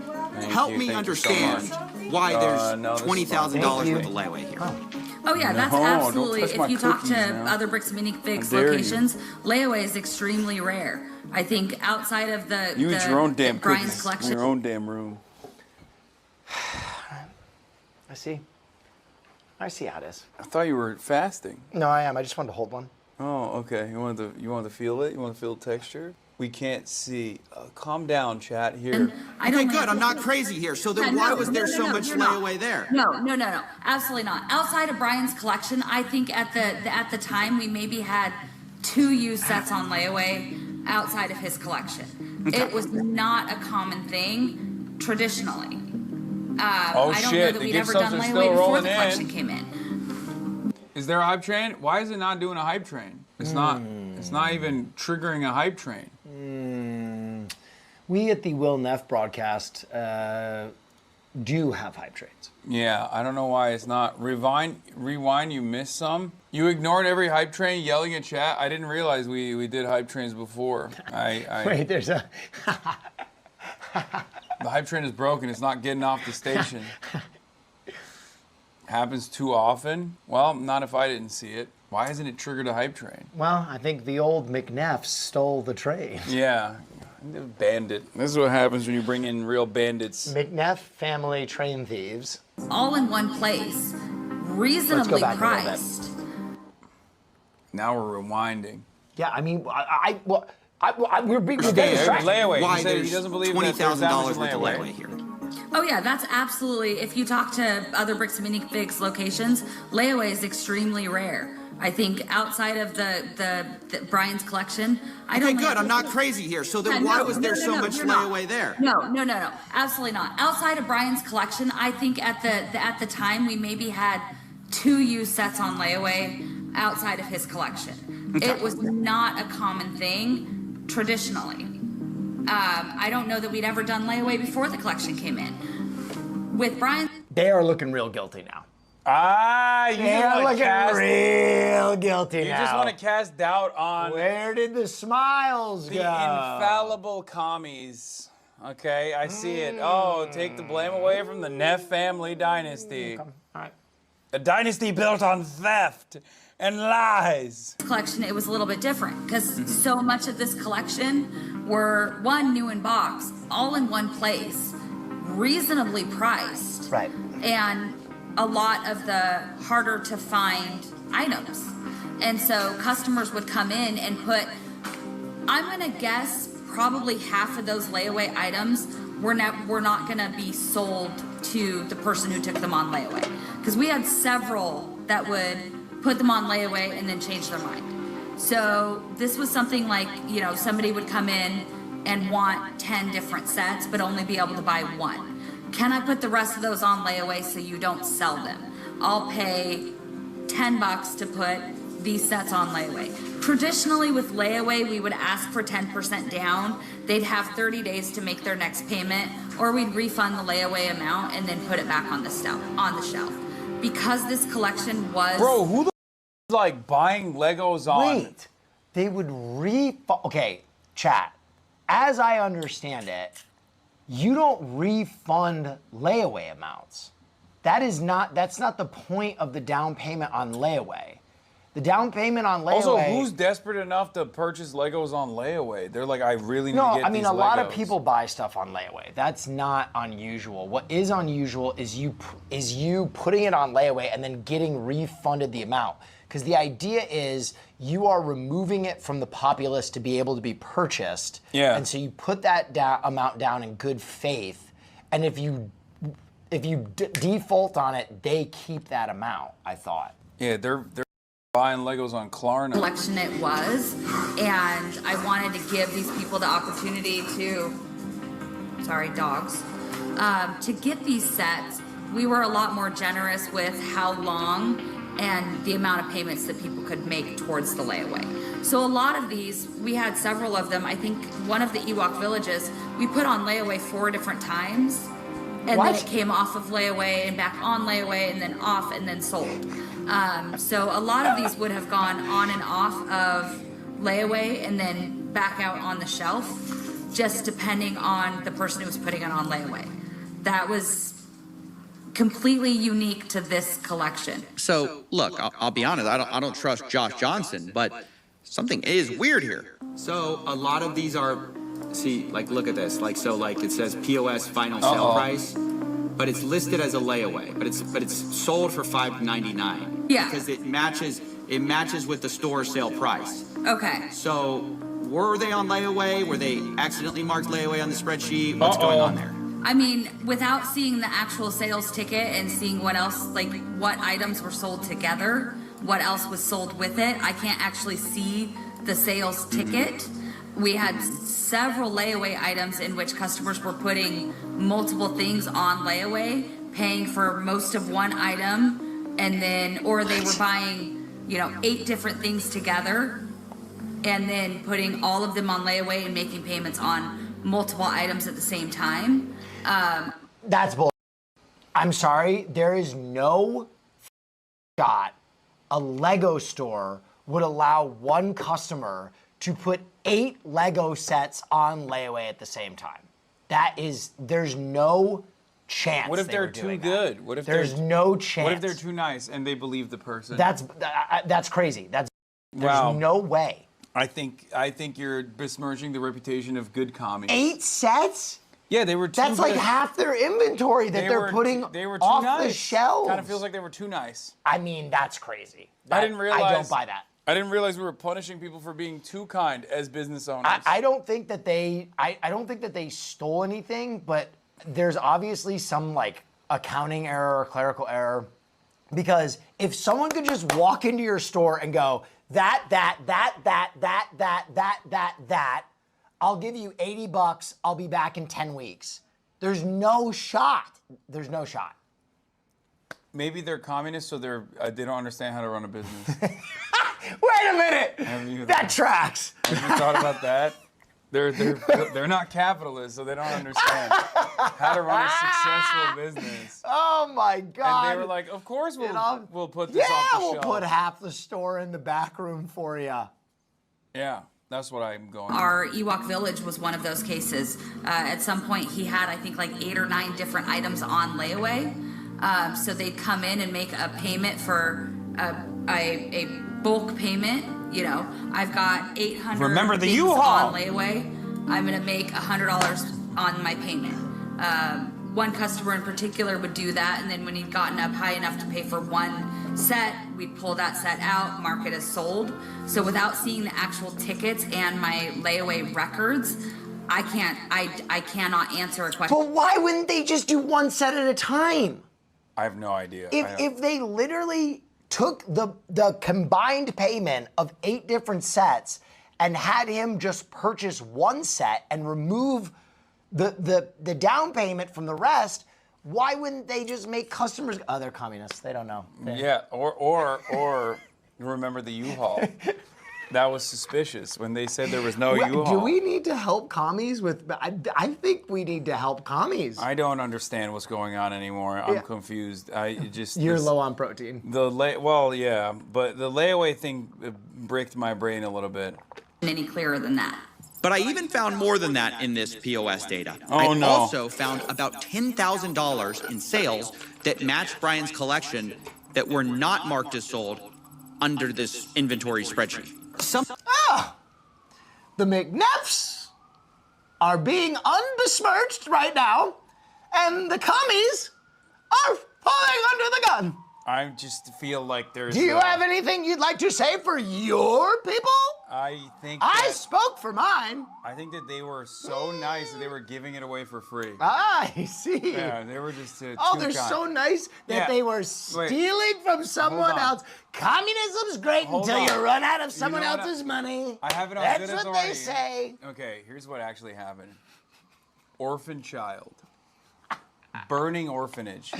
Oh my God. The commies saved the child from the burning orphanage. Wow. He's got 3rd-degree burns. He might not make it. He says, I want that Lego Star Wars set on layaway. Oh, it was a make-a-wish. I only have It was 10 a bands. make-a-wish. I only have $10. Oh my God. Can you please give it to me? Context is so important. And these guys were like, of course we don't want to harm this other customer. Now I feel terrible. But since you're a dying orphan in a burned orphanage, right? It feels apt that we would give you this Lego set. Do you want? Yeah, baby shoes never worn. Lego set never played. Saddest. I really shouldn't give these Lego sets away, but I'm going to. Saddest short story in the English language. They call them. They call him Scorched Scott, little boy, burnt in a fire. Had to give him Lego sets. Yeah. Some of our things that were not found were explained by the POS system because they were found in the POS system as being sold. So like they weren't marked on the spreadsheet, but they were marked as sold via the POS system. And this is about $10,000 worth of Lego that basically were matched. Huh. She just said, huh. See, and I don't know. Take anything happening from, let's see, sorry, I'm trying to do She's math getting flush. here. I don't know without being able to see all of the records. There is a possibility that the consignments were ended when I wasn't at work and I just didn't go through and pull them up. They didn't get put in the consignment ticket. I hadn't gone through those consignments in a couple of months. I hadn't gone through the inventory. Well, that's theft. Not by her hand, though. No, it is. She's saying that she sold it and then didn't assign the consignment amount to the person who did consignment. That is... No, she's saying she wasn't the one who was making the final, she wasn't at the store. She's saying someone else might have. Is that what she said? I think so. I thought she said she just didn't log the consignment element of it. Like she sold she's saying the set. she's saying a possibility is that an employee sold it and she didn't. Yeah, that's theft. Yeah. Ignorance of the law is not defense of it. I'm just saying she didn't know. So maybe maybe the employee was another Neff brother. No, dude, not the Neffs again. Okay. Back room in a couple of months. So it is entirely possible there were sales that were finished that I never clocked as being finished. I don't know that without going through and actually seeing it. But you're saying it's possible stuff was sold, not updated on this inventory list. It's entirely possible that stuff did not get updated on my spreadsheet. I'm not I'm not going to sit here and claim it's not possible. It's possible I missed things.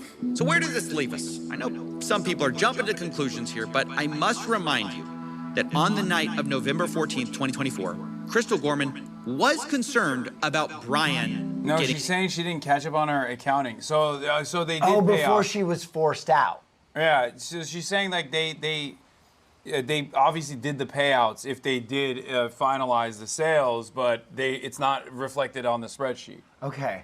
I'm sorry, there's so much You were just so back quick. and forth. Yeah, you should be sorry. You were so quick to blame the commies. Listen, I just, the You kinda- U-Haul, kinda pulled do the you remember trigger. the U-Haul? Kind of pulled the trigger fast on that. Guys, remember the U-Haul? Kind of pulled the trigger like you are one of the I'm just doing a little back and forth. I'm just doing a little back and forth. Yeah, kind of unnecessarily For the sake of the hostile. Just interesting. Paid or not getting paid. Looking like a Pinkerton over here. Not been paid his percentage yet. Oh. And if I don't have the tickets, I won't know how much I need to pay him. Oh. Okay. So Crystal, ultimately, that's a business thing and not necessarily yours. Brandon will take, it's taking on the business, he takes on all that kind of side. So obviously, one could see that and say she was intending to reconcile with Brian. Maybe she hadn't gotten around to it. And of course, corporate will probably take a more cynical view of what she's doing by printing these receipts. But the point is, regardless of whose side you're on, I think we can all agree there's a lot of weird stuff here on all sides. Abnormal stuff. Sure. I will be honest, I think this is like regular small business in a small town shit. Yes. Yes. Like you bust open the hood and look under like the average small business that is like a franchise or whatever under a much larger business, and you look at their accounting and you know the things that they're doing, and it's like probably is happening all the time. I mean, can I be honest? What? If I worked in a Lego store, You'd be I would go to stealing work. Legos? No. Well, I was you're- gonna say you are I'd go to Neff work. after all. So No, I was gonna say I would go to work torched every day. What do you mean?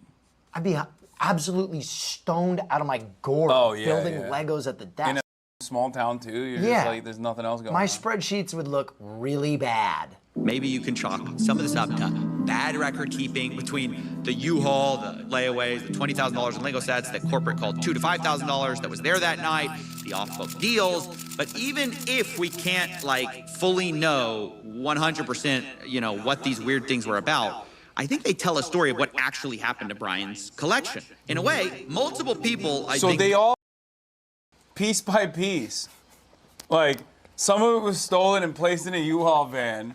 Some of it was just like sold and never paid off. It's like the end of Knives Out. It turns Everyone out is guilty. Everyone is involved, including the commies. Wow. Well, I think the commies were probably just ripped out of their skull, it sounds like. They were probably stoned and just really bad at spreadsheets. What the f? Kind of right, kind of wrong. The Gormans were correct that more of that collection was there that night of the takeover than previously thought. But corporate also alleged that some of it was offsite, and that appears to be partly true, although some of that is disputed, and it looks like, you know, way more of the collection was sold and layawayed than Brian was paid for. But all in all, there's a lot less missing than many people think, especially if you're starting Dude, what the f were they thinking though? They're just like selling off someone else's merchandise without ever, you know, they're like, he'll die. He'll die. No one will come to collect. This guy looks sickly. Well, we'll just sell off his Legos like. I don't know, man. I think coffee's gonna tell us.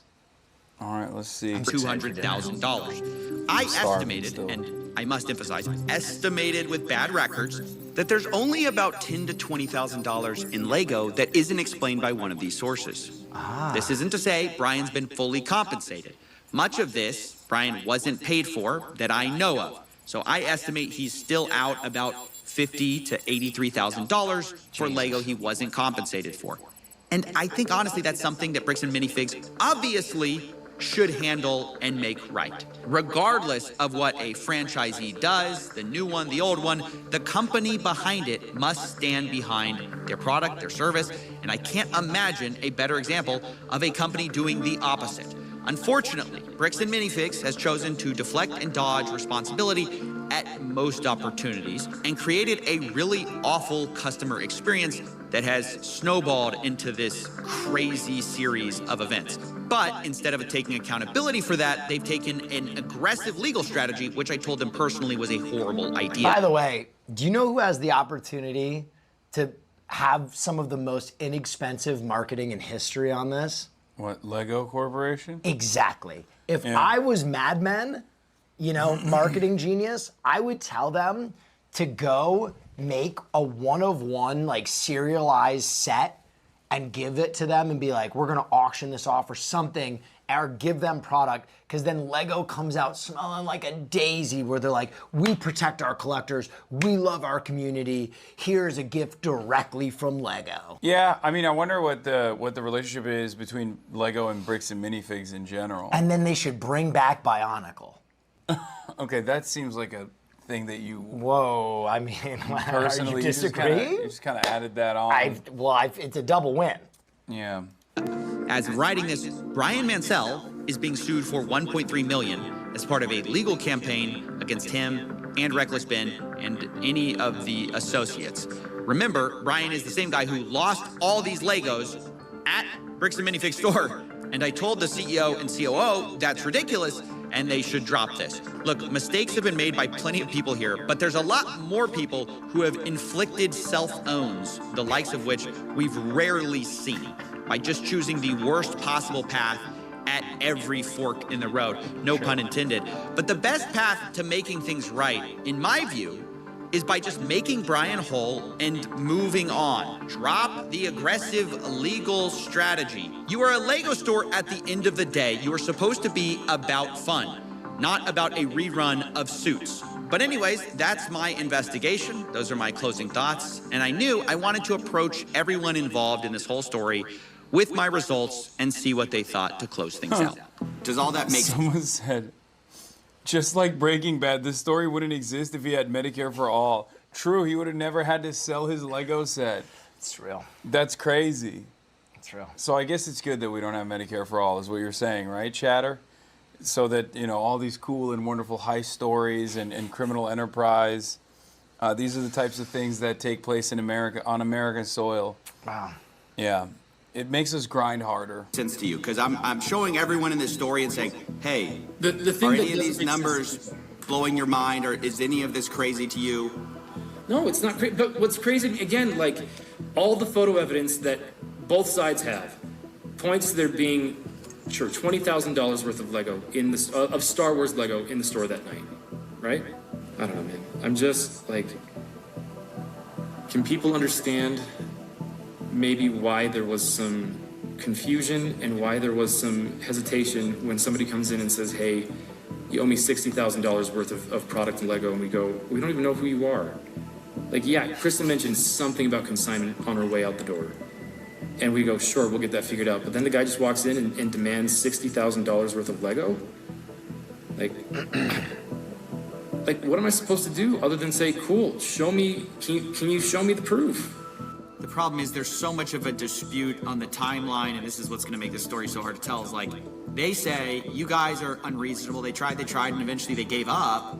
But they say they tried it. They were basically met with, like, unreasonable requests, things like that. So verification, documentation, is that unreasonable, do you think? Didn't they show proof? I thought well, I think they would say they provided the documentation, and you guys say you need more documentation. So I mean, that's kind of the right. A spread, like I understand, a spreadsheet and a contract are a good start. Yeah. Yeah, but we never got that. That was never sent to us at corporate, by the way. Y'all do have the spreadsheet though, yeah? Y'all have the spreadsheet. That was shared online, but months after we asked for it. It says it's. I'm so confused. It says I'm on the file right now. It says storage used, owned by BAM Franchising Inc. Owner Salem.or bricksandminifigs.com. What are you looking at? It says owner Salem.or at bricksandminifigs.com. That's you guys. It says owned by BAM Franchising Inc. It says created September 6th, 2024. Oh. When I look at it, this is the sell list, I believe. Oh, so this would have been created under we have the McNeff's. Y'all definitely have this. Y'all have access to this. Well, I had no idea. Oh no! Oh. So they did. McNeff's. So regardless of like what kind of accounting error or clerical error that took place, it's clear that they had sufficient evidence to look back at to figure out whether or not this dude had some Legos that he was owed, his own Legos, and these mother said, no, you don't have evidence. He got me. Perhaps assuming that the other side would not have anything beyond. By the way, it's not on the person who did the consignment to offer sufficient evidence. This is their back end stuff, right? And clearly they had it. They had the information on the back end. So they just did not want this guy back his. Yeah. If this is the first that anybody has shown me that a spreadsheet was created using like Bricks and Minifigs Salem, and all of this stuff was archived. This is the first I've seen that this spreadsheet was created by Crystal, and we don't know how accurate it is, how up to date it was. We don't know a lot of those types of things, and understand.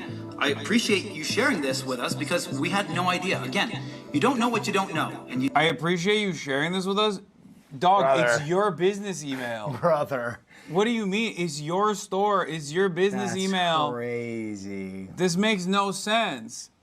Also, they provided sufficient proof of the consignment contract. That's it. Yeah. That's all they needed to do on their end. Like I'm talking about the original owner of the Lego set. That's crazy. you can't we don't know everything, and we don't go looking in every nook and cranny everywhere. We just don't know some of those things. So if that's there, we can now have our team go look for that. When it comes right down to it, they're going to have to make a judgment call and say, who's telling the truth? The people who were taking all the pictures and we couldn't take pictures of everything the night of, but we're being honest consistently, and the people who are saying, there was $5,000 there. Really? That makes no sense. We've got the evidence, and yes, there's a discrepancy. We acknowledge we did not take pictures of everything, but does that mean that the discrepancy is, and therefore these missing, percentage, whatever that would be, 5%, is some magical other place? Or it was sitting there in the store and we didn't get pictures of it? If I messed up, explanation. If I messed up on my record keeping, I will take accountability for that. Mm-hmm. It's possible. If my staff didn't draw attention that consignments had left out, so I'd move them to the thing. Any of that, I will take accountability to that. She seems honest. I am more than willing to do that. A lot more than I could say about the dastardly Neffs. Well, McNeff's. Dastardly Neff family gingers who have very peculiar, hard R on there, villainous type of facial hair choice. Yeah. Sported most commonly by villains. Okay, all right. Just saying. I need Bam to show me those tickets. As they promised to do. I will sit down with Brian and talk this over and figure out what we missed and where it was missed and how it was missed and make that right with him. I mean, that's new information no one's ever found out, so that's awesome. They're gonna lose hundreds of millions of dollars because of their own wrongdoing. They're literally gonna destroy their entire company because they're this stubborn over maybe $20,000 worth of Lego. Sure, I'll be keeping you in the loop with what Nice. I'm excited. This was good work. My other final thoughts is, dude, you solved it, dude. That's awesome. Yeah, Brandon Best and Josh Johnson got fired. Bricks and Minifigs is suing Brian Menzel and Reckless Ben for over $1.3 million in damages. Damn. Yeah, which is crazy. A restraining order is in effect against Reckless Ben to prevent him from speaking about Bricks and Minifigs. Also, the court system immediately siding with the corporation here. Yeah. Classic. But pause. Bricks and Minifigs will never recover. I don't know. It depends on how. I mean, have you talked to your nieces? Well, I mean, they haven't watched the Reckless Ben videos. I know, They're but when too young. I know, but when they show up and say, Uncle Neff, no, dastardly. I couldn't. The dastardly Uncle Neff, can we go to the Bricks and Minis store? Couldn't. Can we go to the Bricks and Minis Unless store? I get a friends and family discount from the McNabbs. Yeah. You're going there. You're trotting your ass down to the Lego store, and you're purchasing as many packs as you can. Okay. I'm just saying. The Gormans are suing Bricks and Minifigs. The lawsuit claims Brian's collection had an original aggregate value of around $250,000. Wow. That's it.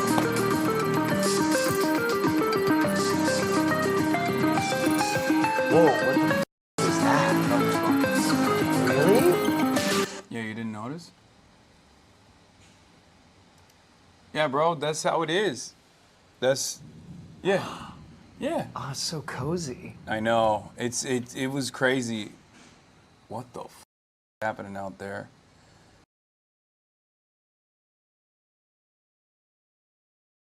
Doesn't make any sense. It doesn't, because it has nothing to do with making sense and everything to do with the fact that Ethan wants to punish people who have criticized him in the past. That's it, because he's a thin-skinned, narcissistic, multimillionaire, paranoid as I just heard about the H3 versus iDubbbz defamation lawsuit and spent the last 3 or so hours learning about it and getting into the nitty-gritty, figuring out all the bits and pieces and getting all the morsels of information I could find to really put the nipple clamps on it and figure out what. Oh boy, Jesus Christ.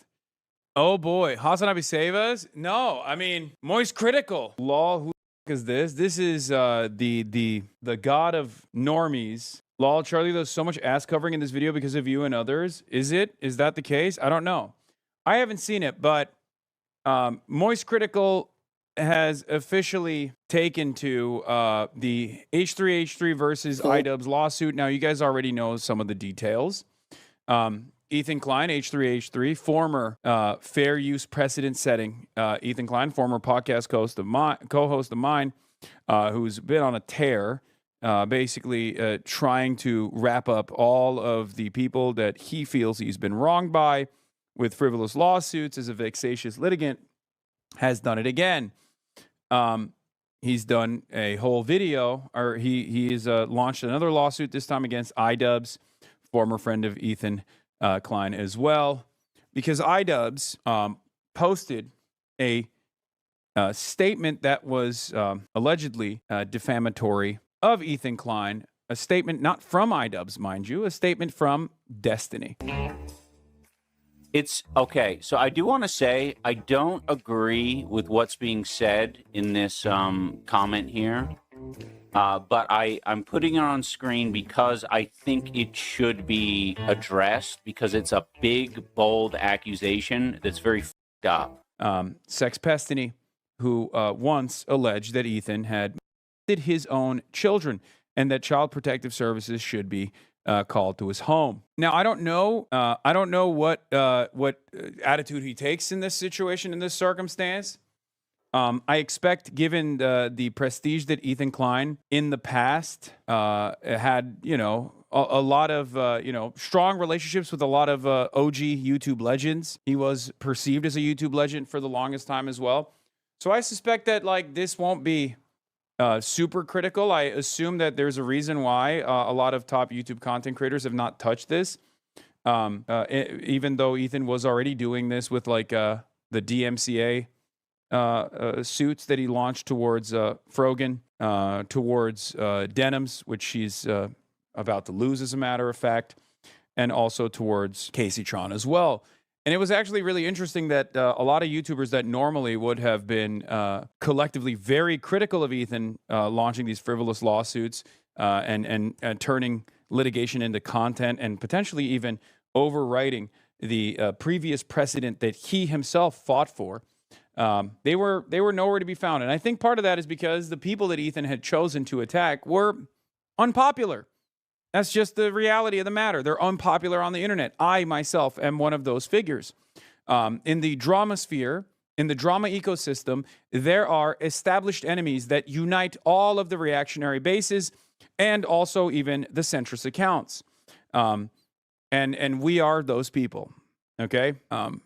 So I don't know if Charlie took I don't know what kind of stance Charlie took in this, in this piece that he did, but I do find it odd that they didn't cover the Denims lawsuit. I do find it odd that they didn't cover the other instances of litigation. But let's see what he had to say. Hours learning about it and getting into the nitty gritty, figuring out all the bits and pieces and getting all the morsels of information I could find to really put the clamps on it and figure out what all the hoopla is. And it is a real thing. The pugilistic legal paperwork has been filed against iDubbbz, so now they're gonna duke it out, not with knuckle sandwiches, but with extremely expensive litigation. Offer it before I even get into the spaghetti and meatballs of the actual story here. There is just something that pets my peeves. There is something that grinds my gears, greases my cheeks so much I can't resist yapping about it briefly. When I was in the trenches digging around for information about why are we defending a man who does not defend you? I'm not in the business of transactional analysis. That would make me no better than others who I oppose. If he gives a fair shake, I haven't seen this yet. I don't know if he gives Ethan a fair shake here. I think it's virtually impossible for Moist Critical to take a position that isn't in opposition of this frivolous lawsuit, though, regardless of how much people despise iDubbbz on the internet, regardless of how much people despise myself and Morgan and all these other people on the internet. I kept seeing people say that I refuse to cover these kind of things for a variety of different reasons. I'm ignoring it, this and that. I don't know how many more times I need to say this. I am just really not online that much these days. The only streams I watch are like the Summer Games Fest and like events like that, but I don't watch streams. I don't watch a lot of YouTube, and I don't go on Twitter, like, at all. I still have Twitter because I send and reply to DMs through there sometimes for like events, like Tyler won's League of Legends tournament. I heard from him on Twitter DM, so I have it for reasons like that, but I don't like do. You should be eating food for this, no? Okay, guys, dial back to parasocialism. Boom scroll Twitter and see a bunch of things anymore. Look at the last tweet I made. So, like, I don't see a lot of these things that are going on anymore. But for some reason, everyone jumps to, he must be ignoring it. He's got to be ignoring it. We can really tell a lot about this guy from the things he refuses to cover. I just don't see them. The things I do hear about come from my friends sending them to me, or when I stream chat telling me about them, putting them on my radar. But if neither of those two avenues show it to me or tell me about it, I just never hear about it. And I'm not even a streamer anymore, not full time. I'm like a semi-retired streamer. I stream sometimes, and sometimes I'll stream like 3-4 days in a row. But basically what I do now is I just play like old school games, like a lot of retro games or a lot of Steam cum dumpster games, like actual trash. So like I'm not even really a streamer, so I don't even see a lot of that either. So like it's not me avoiding certain things for a nefarious reason. I just literally don't ever hear about it, so I never learn about it. Now, there is some stories that I do hear about and get really invested in, like Bricks and Minifigs versus Reckless Ben. I've been very glued to that one, had my finger on the pulse of. But that was something I was put on my radar by friends and stream chat. So genuinely, I am just not online that much, so I don't see a lot of it. So with that out of the way, I did spend like the last 3 hours learning about this defamation lawsuit between H3 and iDubbbz because that did sound pretty concerning.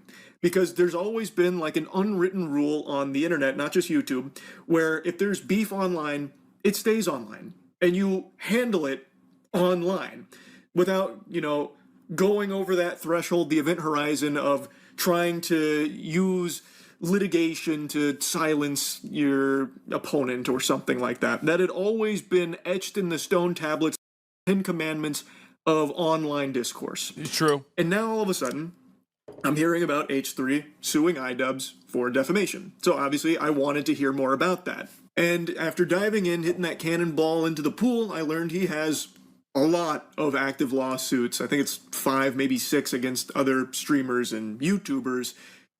So it's a bit of a rampage he's been on. I knew about one before all this, which was against the Snark community. That I did hear about. And that one... Snark community. Made a lot of sense to me, actually. The Snark community, from what I recall, was doing some diabolical, like... Yeah, this is like... Look, listen. Are there annoying people on the internet that are up people's asses all the goddamn time? Absolutely. Okay? Ethan Klein operates a snark community against myself. I don't think any of Ethan Klein's lawsuits are even in any way, shape, or form remotely defensible.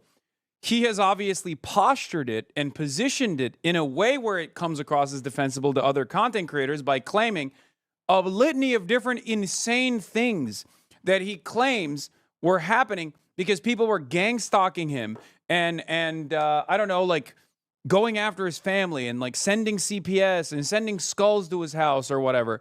Okay. I don't know the veracity of these claims, but I do know one thing. He has used that as a counter to every single goddamn thing. He stubs his mother toe. He goes, oh, it's the snark community, which, by the way, he says I'm a part of. All of the people that he has actively sued, he has claimed were responsible without any evidence whatsoever for sending child protective services to his house, to sending skulls to his house. Like, it's an incredible method. Meanwhile, I'm literally being prosecuted by the goddamn federal government, allegedly, and these guys are celebrating that decision, and at no point did I ever turn around and say, oh, Ethan Klein is the reason why I have a subpoena from the government. Okay? It's ridiculous. Just because they even celebrate that decision by the federal government, which they have openly, which is also disgusting, doesn't mean that they had anything to do with it. But it's ridiculous to be like, yeah, I'm suing anonymous Redditors on the internet because I believe that they're coordinating like a mass harassment campaign against me. And therefore, like, in order for a lot of these people to understand, yeah, he is a snarker of mine. He is, which is, you know, whatever. It is what it is. But in order for a lot of these people who have been in support of these decisions, in support of Ethan's vexatious litigant status, in order for them to come to terms with how frivolous these lawsuits are, I should probably start doing the exact same thing so they can be on board with the opposition.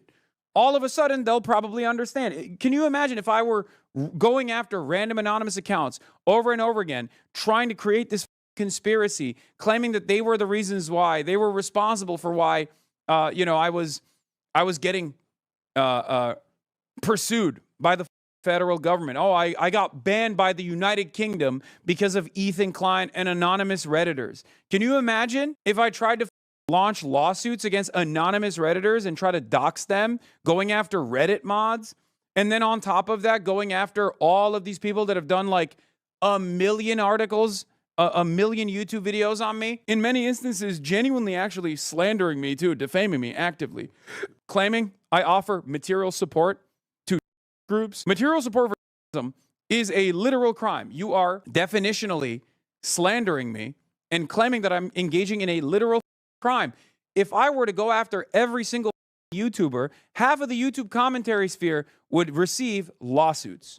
Okay? And then they would be reminded of how up and ridiculous this is, because then they would make videos about how silly it is to go after people, to go after people that are critical of you, that are holding you accountable. I mean, I've jokingly referenced suing more Pegasus, and every single one of these people that had made YouTube videos about, every single one of these people that had defended Ethan Klein's ridiculous lawsuits, claiming that it was actually the utmost, claiming that these lawsuits were like unironically maintaining the integrity of the commentary sphere, not realizing that if those lawsuits were actually pursued, that there would be a new precedent that would destroy fair use.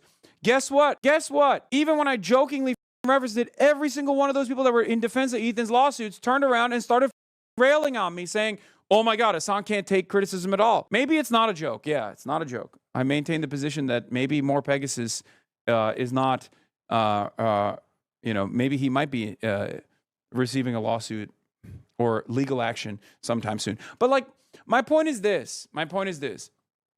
Ethan actually did sue people, okay? As Charlie here is openly recognizing. He did. He actually sued, and he even destroyed the livelihoods of Casey Tron, and even got a default on the Morgan case as well. All of those cases were frivolous, but the people that he was litigating, the people that he was suing, did not have the financial backing to pursue a long and costly litigation process. So they had to default, or they had to actually concede to the unbelievable demands that he was making. Demands such as an ISIS hostage-style video that he forced Casey Tron to read. That those very same people turned around and claimed, the very same people in the commentary sphere, claimed was valid, claimed was awesome. Yeah, he's accused multiple people of CPS. He said different streamers, Redditors, and chatters have all sent CPS to his house without any proof, apparently. You literally ask him if he has any proof. The snark community sent CPS, and he said, no, I have never said that. Yeah, remember that shit? Remember when I talked to him in person in that disastrous, I guess you could call it a debate if you want to call it that, where I was like, what proof, what evidence do you have that like myself and all these other people have actually sent Child Protective Services to your house? Like, where is this coming from? Because he was claiming everyone and their mothers was responsible for calling Child Protective Services. I didn't even know that was happening, and they were saying I was responsible for it.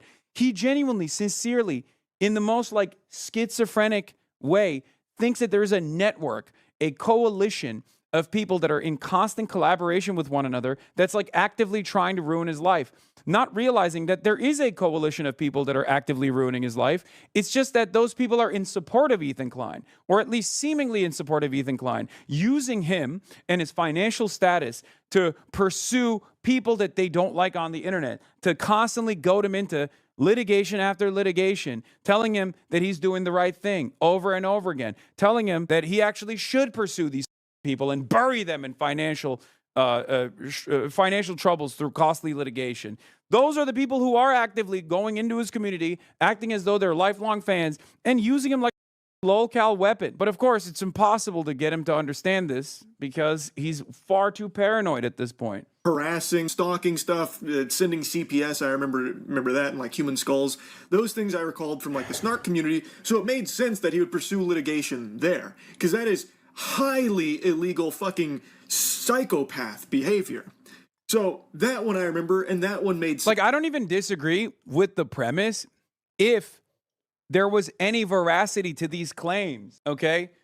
If there was any proof of like coordinated messaging where people were just like, yes, let's go, let's send Child Protective Services to his house, then yeah, it's valid. The problem is, none of his lawsuits have anything to do with that. None of his lawsuits have anything to do with that at all. He really thinks he's going to crack this case. He thinks there's like all these people on the internet are all out to get him, and they're trying to actively ruin his life, not realizing that the only person ruining Ethan Klein's life is Ethan Klein.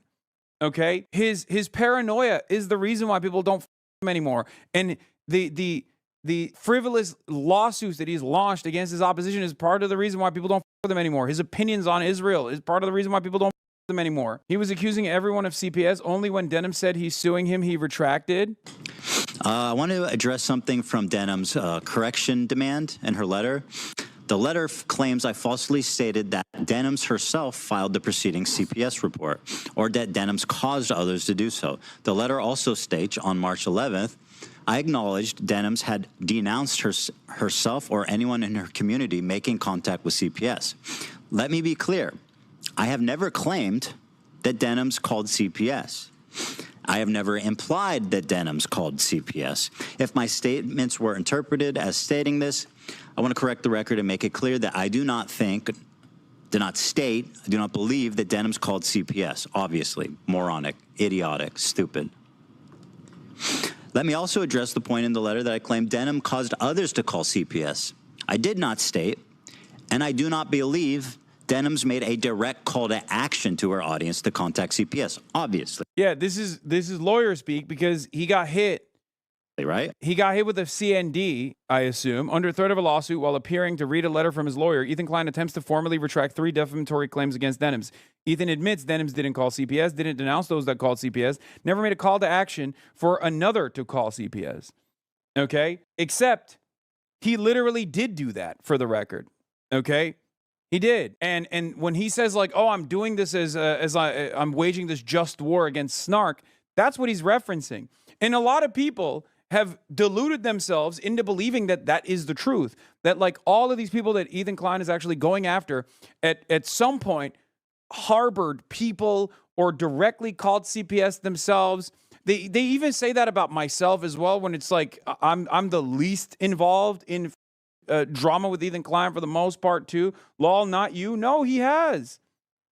Oh, I thought you're calling Ethan a punk ass. Okay, it is ridiculous. Sense to me, but when yes, he has a lot of money from being one of the OG major YouTubers, and also having at the time very successful clothing brand at the peak of YouTube, at the peak of like when YouTubers were basically printing money, and he is literally just using that war chest to dunk on like 100 concurrent Twitch streamers, man. It's ridiculous. It's like totally ridiculous. It's a classic story. YouTube has many evil villains like this, but because the overwhelming majority of the commentary sphere,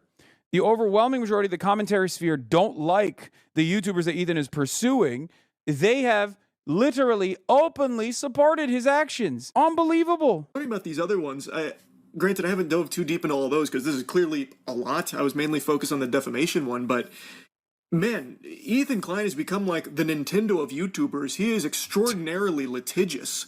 Anyway, enough blabbering. What started this defamation lawsuit was this iDub stream. Okay, this is my watermark for the stream. I don't want any of my content being stolen. Got another Kalshi ad? I'm sorry, Fazium. We're all getting Kalshi ads these days. It's okay. So I do want to say I don't agree with what's being said in this comment here. But I'm putting it on screen because I think it should be addressed because it's a big, bold accusation that's very f***ed up. It is very f***ed up. And yeah, it's like very clear what iDubbbz is doing. It's twofold. One, at that point, Ethan was just like constantly clipping his streams to like, dunk on him. So he thought that this would be a defensive shield against Ethan, most likely clipping his streams. And two, it is a defamatory statement. It's a ridiculously defamatory statement.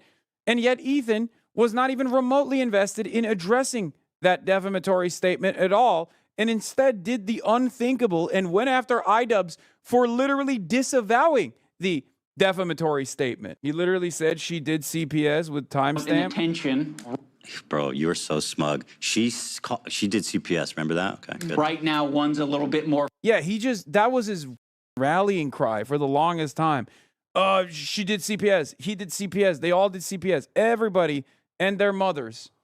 Everybody that has ever criticized Ethan Klein has been responsible for calling Child Protective Services on his children. It's ridiculous. It's despicable that he would think it's a good idea to post that there while knowingly aware that it's not true. So the message isn't Ian's. This comes from Destiny, and he found this screenshot and he kept it on screen for a very long time. And he said he didn't agree with it, but thinks it needs to be addressed because it's so up. It is a terrible stream. Just giving it to you real blunt, real raw. It is no good. And I'm no stranger to getting talked by iDubbbz. He has said some very nasty, very untrue things about me on his broadcast as well. But what is being reported in regards to this stream isn't exactly telling the whole story. Wait, what? I don't even know what iDubbbz has said about Charlie, but that's crazy, bro. Wait, and what? Real blunt, real stuff. And he's true.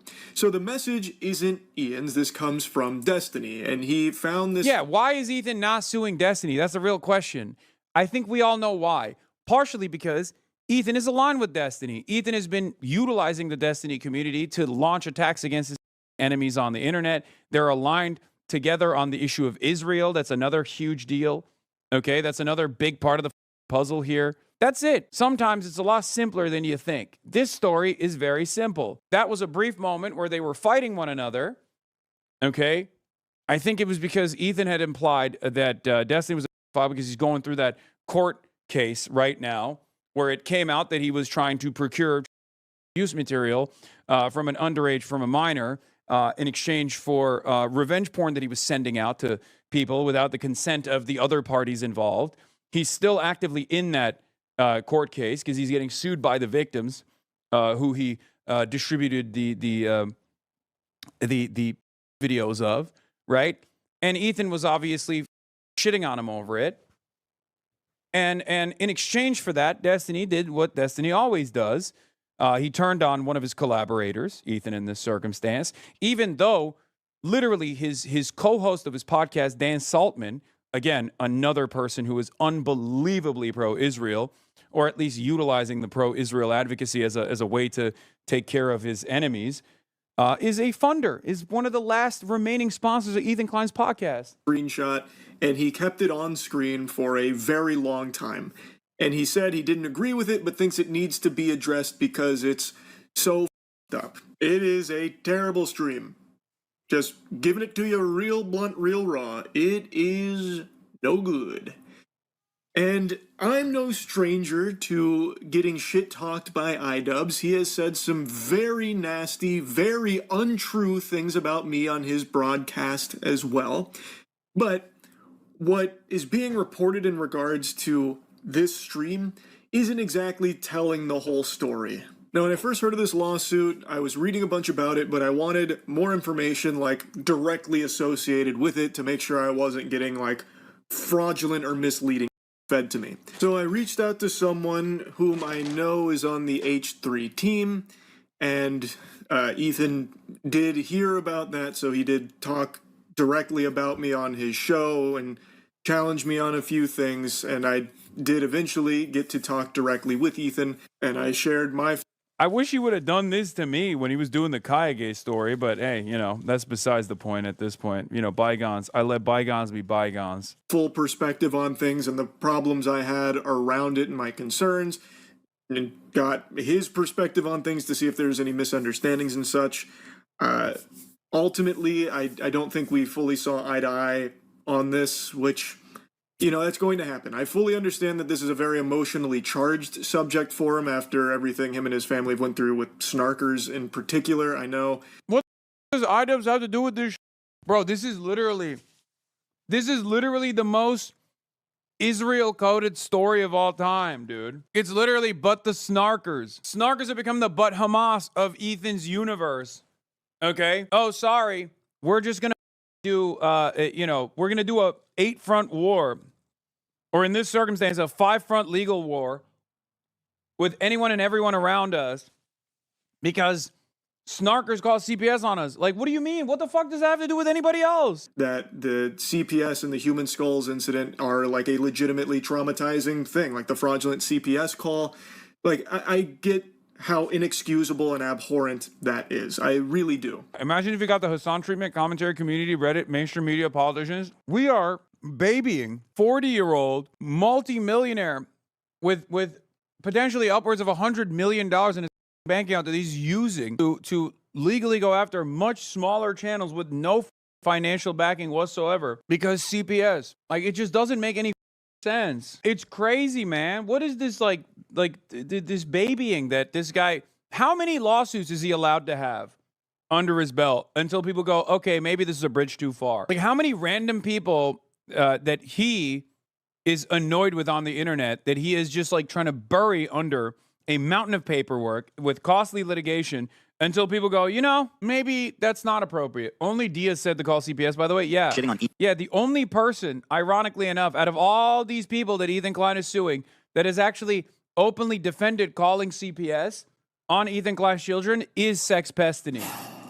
I hope CPS takes his kids. I'll say it. I do. And I hope they cry about it. And then CPS come for my kid. And then CPS can take Dan's kids. You know what? All of our children at the end of the day will just be fostered by Child Protective Services. Okay? And that'll just be, and then we can all relieve ourselves. He's just going to be a rehash of all every other video made. God, it's so crazy how this as he's spamming on Instagram and coughing and dying of whatever diseases he has, is telling me like, oh, Destiny, I used to like you so much and you need help and blah blah blah. It's like the exact shit that Hassan was doing to him. Good me. Destiny video couldn't be complete without random Hassan mention, of course. But I just truly don't believe that this lawsuit is in any way, shape, or form helpful to anyone outside of the lawyers. They're smiling ear to ear. They're salivating right now, literally drooling with a bib on. But it's harmful to, I think, literally everyone involved and does have potential ramifications for others way outside of it. I have never and will never be a fan of extreme litigation, and I have always been vocally advocating against creators going that nuclear path, and I always will. Of course, there are cases where it is understandable. Like I said, going after the snarkers that sent a fraudulent CPS thing through and the skulls and stuff, that one I do understand. Bro, but what does that have to do with iDubbbz? I mean, where is the veracity, or where is the genuine proof that there is, again, a network of like anonymous accounts that Ethan Klein has targeted and identified as being responsible for calling Child Protective Services on him? I don't even think there is any proof whatsoever. Ethan certainly doesn't have that. I don't know why he keeps bringing this up as though it has anything to do with iDubbbz anyway. But this one, I could never support that. And I just can't see the real just cause behind it. And I think it is a terrible example for other creators in the space to follow, where maybe they believe that even though this is about like a Canadian defamation lawsuit, well, maybe they can try their luck in the States. You know, it's not like defamatory lawsuits are exclusive to Canada. There's better protections here, no doubt, but still, if they take from this that maybe the way to fight battles online is to go the litigious route, well, then it's just a huge mess across the board. I think it is just a... Yeah, bro, I'm telling you, if you want the entire commentary sphere to finally pay attention to this shit, I know the solution. I have to sue one of my, thousands of insane haters on the internet. That's it. Here's E denying that to you that he never said anything. That harassment, and you pulled it up on your stream. Do you have evidence that H3 Snark called CPS on you? Did I say that? Random anonymous Redditors? Did I say that? Wait, what's the... I said they're primarily responsible for harassing me. Who called CPS? What the So, I don't know. Did I claim they did?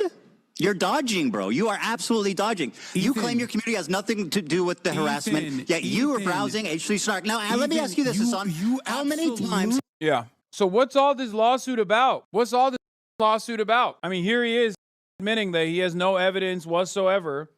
Should have ended there, right? Seems to me like you got an unfathomably rich guy who's just mad that people have turned on him on the internet.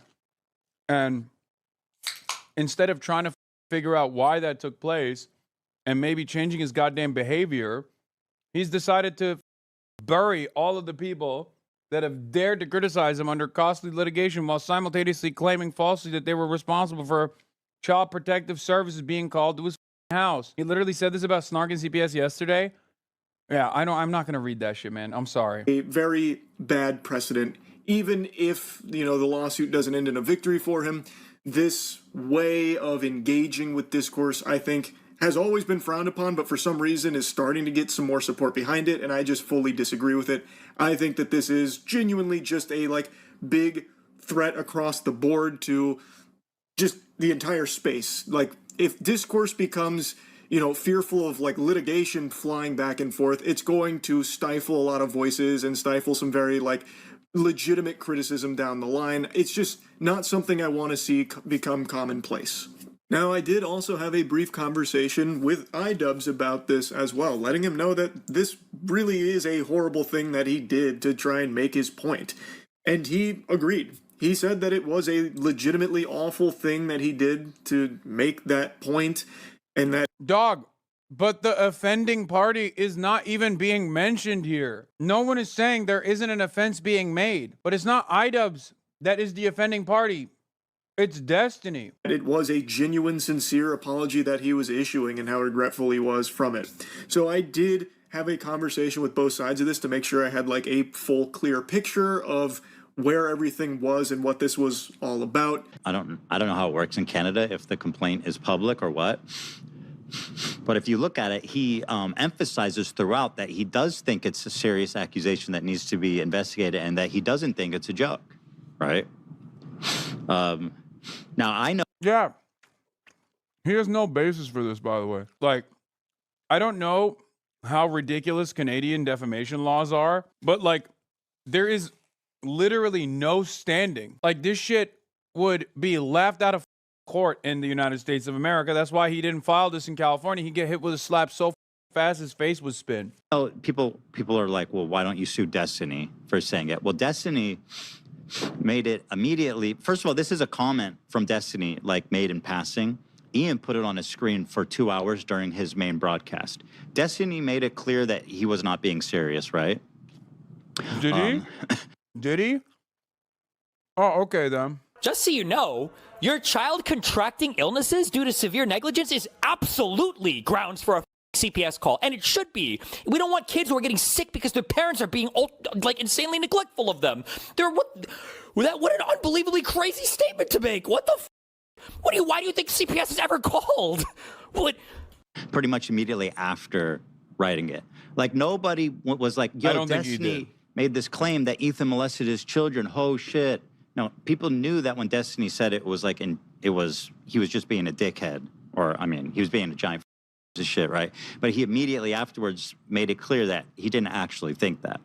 But Ian took that, and just because you're showing what someone else said doesn't make it not defamation, because you're showing essentially this accusation bare of context and also kind of saying that you think it's true, right? Now, after hearing Ethan explain that, I actually made... Wait, first of all, no, the context of it was that he's pissed off that you were calling him a pedophile. Was Destiny joking here too? Because it wasn't a one-off. Yeah, Destiny's version of kidding, great excuse to be petty to somebody else. Yeah, here he is again. Okay, never mind. I take back what I said about Ethan. Maybe he is a... What is this? He has to tie back to me, and Hassan has had a lot of success in trying to tie people back to me. Like I said, I think this is why I call Ethan all the time, we kids or whatever, is because Ethan gave in because he's a spineless hack to this type of attack where he's like, no, I'm not like Destiny. Destiny doesn't get me talking about. Incredible stuff, man. Ethan is lying. Destiny instead admitted actual malice, which is required to sue for defamation of public figures. Incredible stuff. Again, it just doesn't make any sense. It's so stupid. It's so unbelievably stupid that even the average person, when they find out the details, go, wait, what the f? I'm sorry. Now I'm even more confused. So Destiny saying that climbing kids in passing comment is fine because Destiny said he's kidding, but IDub showing it on screen is bad, despite him explicitly saying that he doesn't agree with it, doesn't make any sense. It doesn't, because it has nothing to do with making sense and everything to do with the fact that Ethan wants to punish people who have criticized him in the past. That's it, because he's a thin-skinned, narcissistic, multimillionaire who's paranoid as f***. And it's so funny because of a different reason. Here, you want to know something even crazier? I'll tell you something even crazier. He has to make excuses for Destiny because Destiny's podcast co-host and best friend is a 60-year-old weirdo by the name of Dan Stalkman, who owns the company Redact.dev. Redact.dev is one of the last remaining sponsors of Ethan Klein's company. Dan and Destiny have wrapped Ethan around their goddamn fingers and use him like a flashlight. So he can't even turn around and shit on them because that's a lifeline for his business. So remember that. I mean, come on. This is pretty basic stuff, by the way. Like, I'm sure Charlie didn't know any of this, and no one's going to tell him this shit, but it is like, it's basically just requires you to scratch the surface. The idea that there is no, like, financial entanglements between Destiny and Ethan Klein is crazy. There's a direct conflict of interest, which is part of the reason why he can't turn around and sue Destiny. He's too pussy to do that. Sure, he doesn't like Destiny any longer, or maybe Destiny's made inroads with him again by attacking his enemies again, like a pit bull, which was the reason why they were initially aligned with one another. It's crazy that there's no principled statement here, and it's all just like coalitions. Yeah, there's no principled stance that people are taking here. I mean, I guess Moise is kind of taking a principled stance here, even though he's like hitting the peak of the center of the argument when it's a fucking lopsided, totally one-sided argument, in my opinion. And he will obviously at the end side with iDubbbz because it's totally ridiculous, as he's reiterating over and over again. The noble sacrifice of going back and watching the entire iDubbbz stream segment with this in it when he was talking about it. Boy, howdy. I'm not a hero. It was brave, but I don't need your flowers. That was agonizing. It was heinous, even. It was brutal. This whole segment where he was talking about that, I think, was really, really rough. But I don't recall at any point throughout it him actually trying to argue that it's a legitimate thing or trying to convince his audience that it's real. So I know one of the big things is that it came from iDubbbz, who has actually met Ethan and his family. So there's like this air of credibility around him saying something like this, but that's just not true. He's not even trying to say anything about it is credible, even outright says that it's not, that he doesn't agree with it. So he's not trying to present it as a real argument based on, any of his experiences knowing Ethan and his family. Also, I will say that I think Ethan Klein is terrified of this guy. So it's just kind of like legit. It is to me, it's super funny that he has so much smoke for everyone that he thinks he can bully, but the person that he's terrified, he just keeps very overtly running from. And it's like, yeah.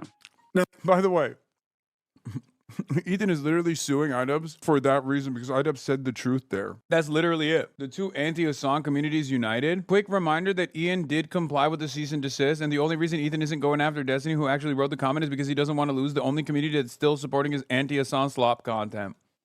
100%. Now, while Ethan is 100% correct that iDubbbz says that this is a big allegation that Ethan should be addressing, he's not doing it earnestly, or at least I don't think he was. It's actually really kind of hard to tell. The whole segment was awful, and the point he was trying to make was really dog shittily done.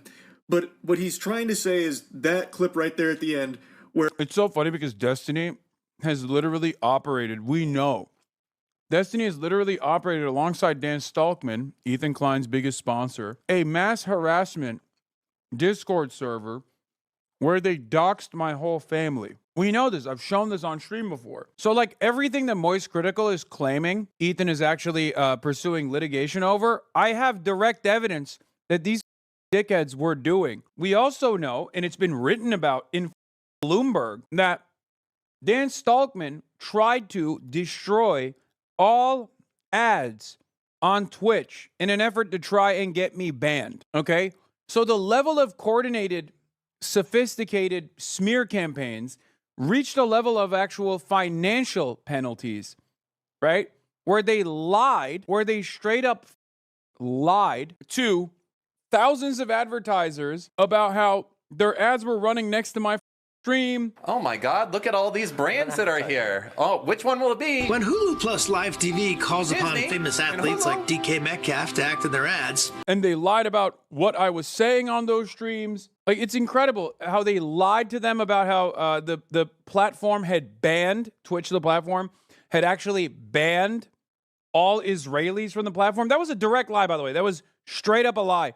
And when Dan Saltman realized that he had mass blasted thousands and thousands of emails directly to sponsors, directly to major advertisers on the platform, lying to them, you know what he said? Oh, well, I guess we'll delete the VOD where I recognize this. I guess we'll delete the VOD where, I admit to doing this. Yeah, that's not what happened at all. Wait, really? What do you mean that's not what happened at all? Not only did I cover it, but there's video evidence. Wait, who the fuck is calling me right now? Jesus Christ. Hold on. Destiny said this extremely outrageous, outlandish, disgusting thing about Ethan, and yet Ethan doesn't have smoke for him, but he does for the other people that he's gone after through lawsuits. I'm pretty sure that's the point he was trying to make by putting that on screen. Like, look, Destiny has said something absolutely... Wait, what do you mean you're pretty sure that's literally the clip that you clipped? That is the point he's making. Despicable, yet you don't have that same energy for him as you do for the others. Unless I've blanked out and like erased moments from my memory from this segment, I don't recall him saying that this is like a serious thing he believes in and is presenting it as such. Like about Ethan is this, and this is a real allegation that really has a lot of water to it. Now, this doesn't change the fact that what iDubbbz did here is completely awful. To try and make this point using that kind of comment with something as monstrously evil as that is just so... I disagree. It is. But I don't believe that's how Ethan is necessarily... I disagree. I 100% disagree. I don't think so. I think this is just moral posturing. What do you mean? iDubbbz is not in agreement with the comment whatsoever. I think it's perfectly valid to use such a severely defamatory statement like that one, which ironically enough, Destiny's made about me as well. Because he's a psycho.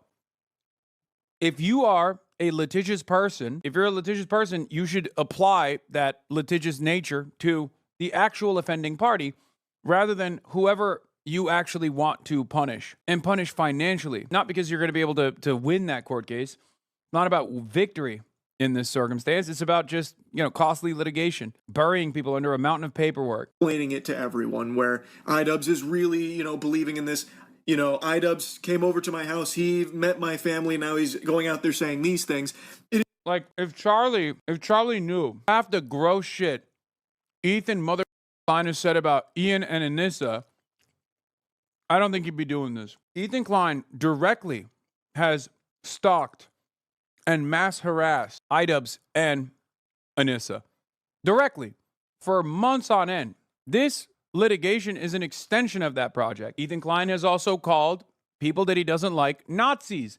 Photoshop photos on his Instagram stories to imply that they're Nazis. He's done it to me too. He has called people that he does not like pedophiles, including Dan Clancy, the CEO of Twitch. He's extremely scummy because he did meet his kids and everything, and now he's putting a comment out there like that. That is very scummy, but he's not using it to try and make this claim that Ethan is those things. He's trying to use that to show that... Dude, who's the scumbag here? Is it iDubbbz? Or is it the guy who's been harassing iDubbbz and Anissa for months? I'm sorry, dude. Come on, Charlie. I know everybody hates Ian and myself and Morgan and Casey Tron on the internet, okay? But come on, dude. I mean, he's taken stronger stances in the past. Defending trans people. He's taken stronger stances in the past. Criticizing Israel. I guess in the commentary sphere, being even in any way, shape, or form remotely in defense of the truth, which happens to side with iDubbbz or happens to side with Denims, is worse than all of those things combined. But it's crazy. I don't know. Maybe this is a sincere opinion. I'm willing to be charitable. And I'm willing to be charitable and assume that it's coming from a place of him not like fully researching this stuff. But it seems like he's researched it extensively on one side. So he has tremendous amount of insight into, the grievances that Ethan Klein has experienced or claims to have experienced, even though it doesn't tie back. So even after hearing Ethan's side, he still doesn't side with Ethan.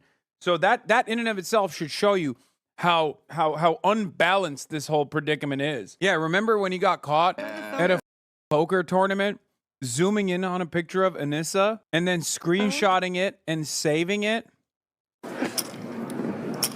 Congratulations to the Ecklers. We're ready for either baby one. number one. Oh, everything's neutral. God, yeah. Got both names ready. Yep.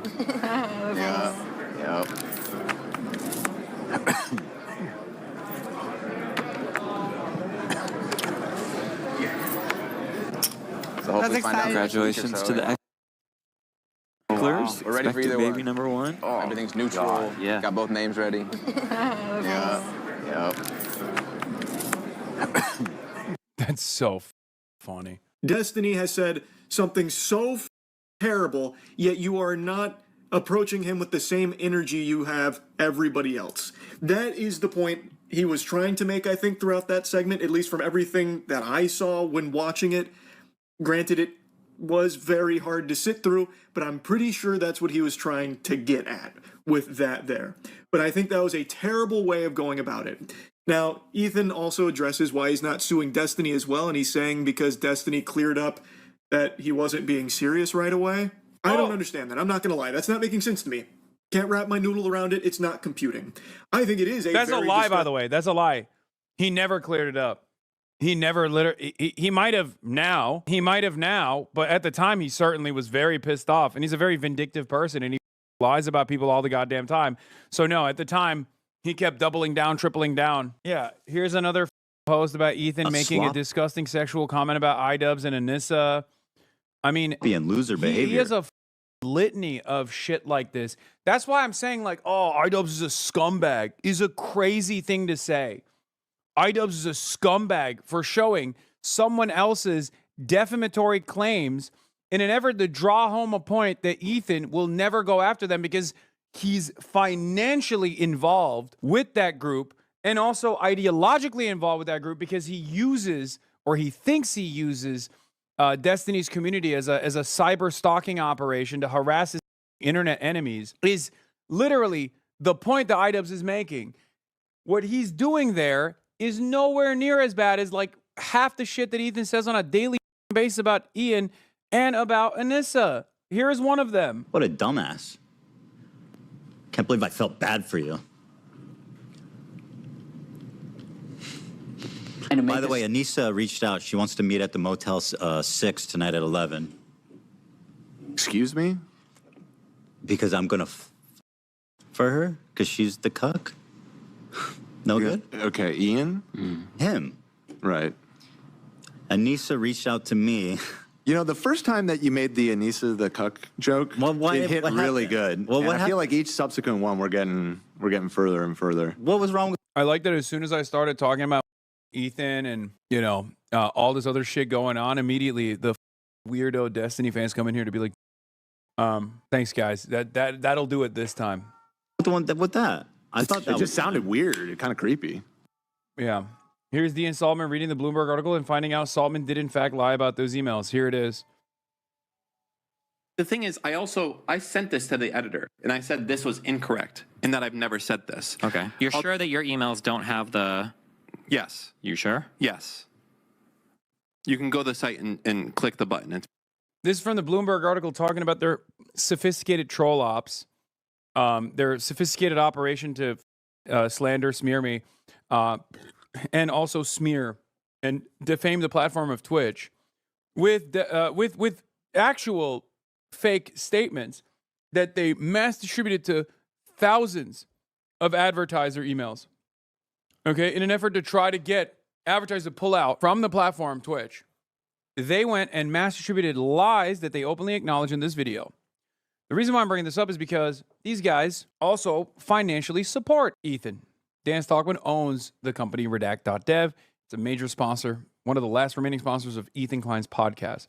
There's a reason. If you were wondering why Ethan doesn't sue Destiny for making this defamatory statement, it's because he's terrified of losing his last remaining ally, his last remaining ideological ally that he can use against his enemies. It's a mutually beneficial relationship that they have where they mass stalk and do all of the things that Ethan claims is being done to him, to others that he has declared enemies. Been the same. Why would I ever say that they suspended Israeli users? I know that's not true. No one would ever say that. Yeah, except you did. You knowingly lied about it. So what they're saying right here, I feel like it's just slander, right? Well, no, libel. Libel is written.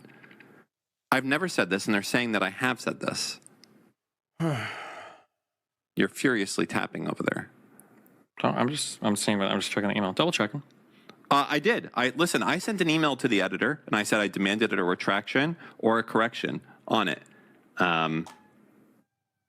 If they don't, I will sue them. Oh, no, wait, hold on. What's that? Chicken Big Mac. Forget it. Delete this part of the VOD. Okay. Why? Because your dumb email does say that. No way. Even more troubling, Twitch previously suspended all Israeli accounts for a year without public acknowledgement or explanation. Suspended creation. All right, well, never mind then. All right, we'll just trim that part out of the VOD. Yeah. Thousands of advertisers received that email where these guys openly and knowingly lied to them.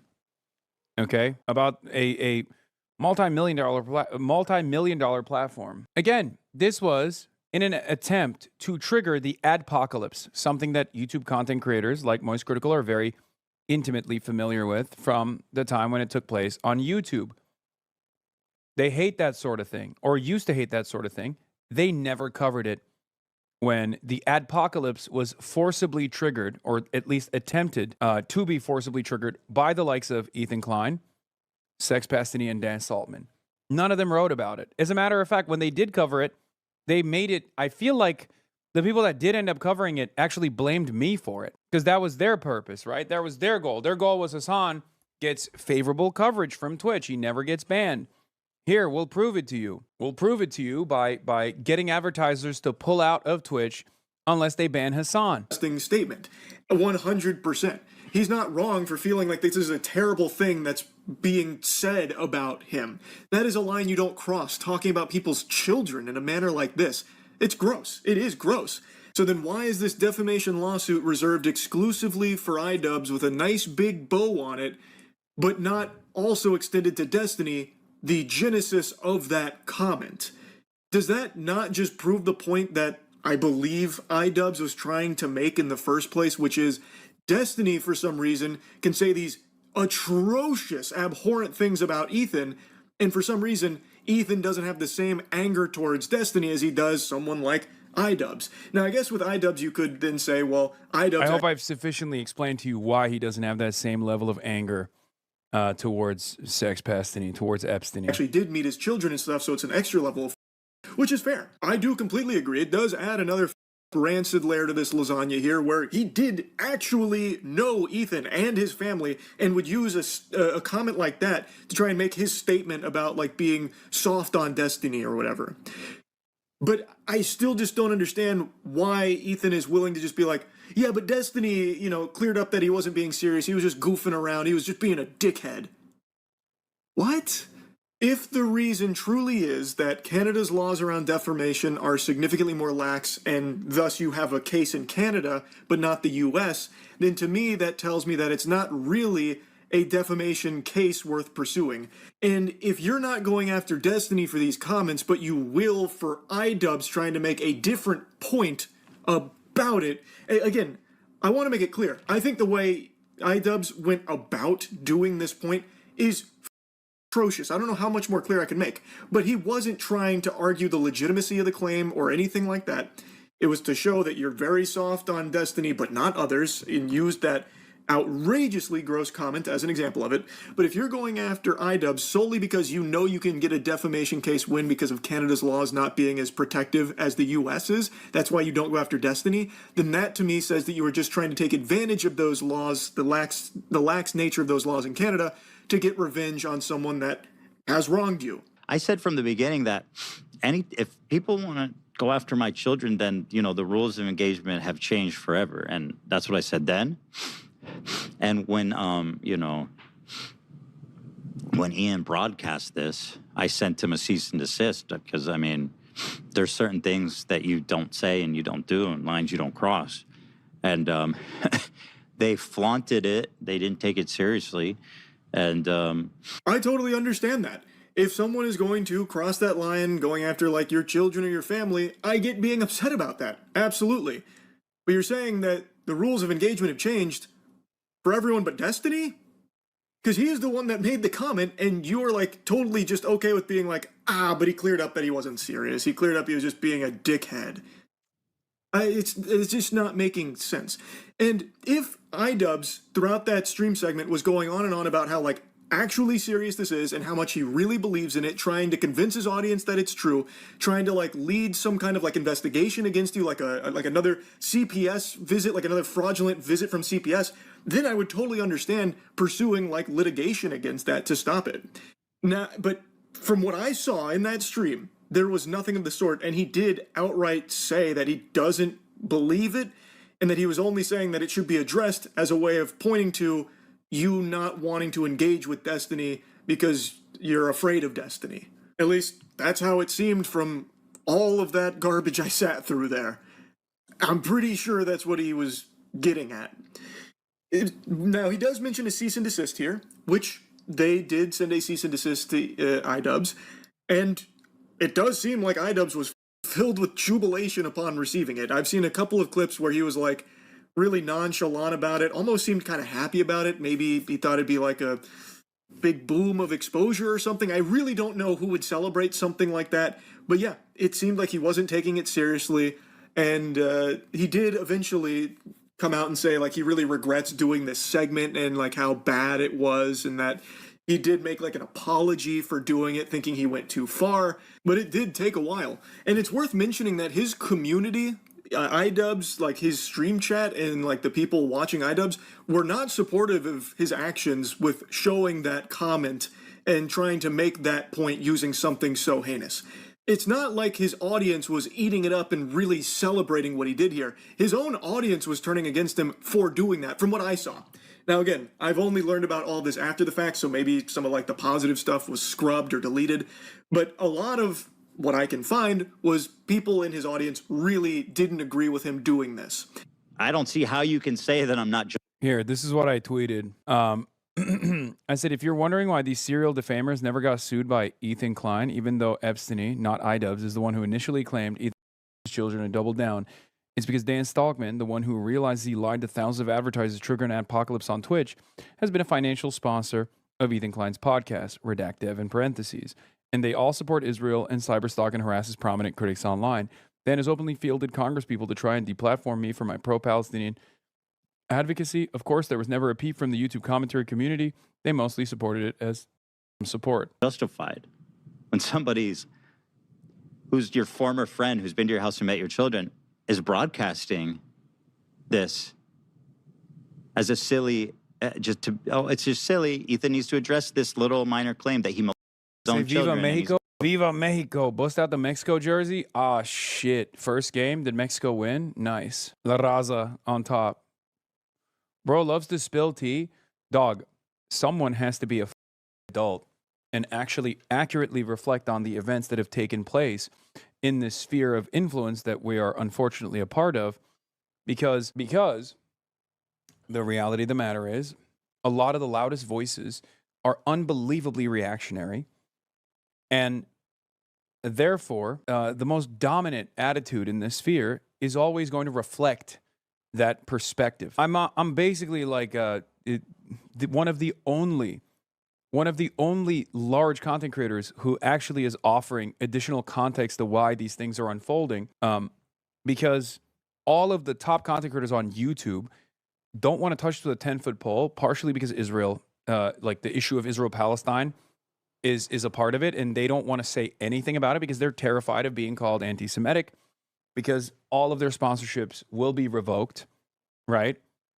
There is still that element. And then on top of that, they're genuinely worried, I think, about litigation, because Ethan has shown that he is unbelievably litigious.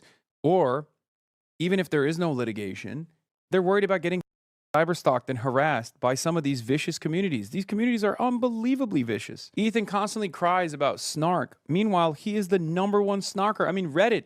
He went to Reddit and literally tried to get these communities taken down, these anonymous subreddits taken down, right?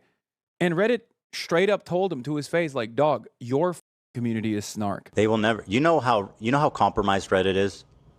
I haven't said this before. It's so infuriating. We got a hold of someone at Reddit a few weeks ago, after everything was like peak, like max crazy. And we told them about all the snark stuff. It was a comms person, and they got back to us and they said, well, you guys are harassing people also. You're harassing people and they're harassing people, so I don't see the difference between your community and their community. Your community. We'll take down those communities, but your community is also snark. Should we take down your community as well? Because that's precisely what it is. He uses his community as a mass harassment cyber stalking operation.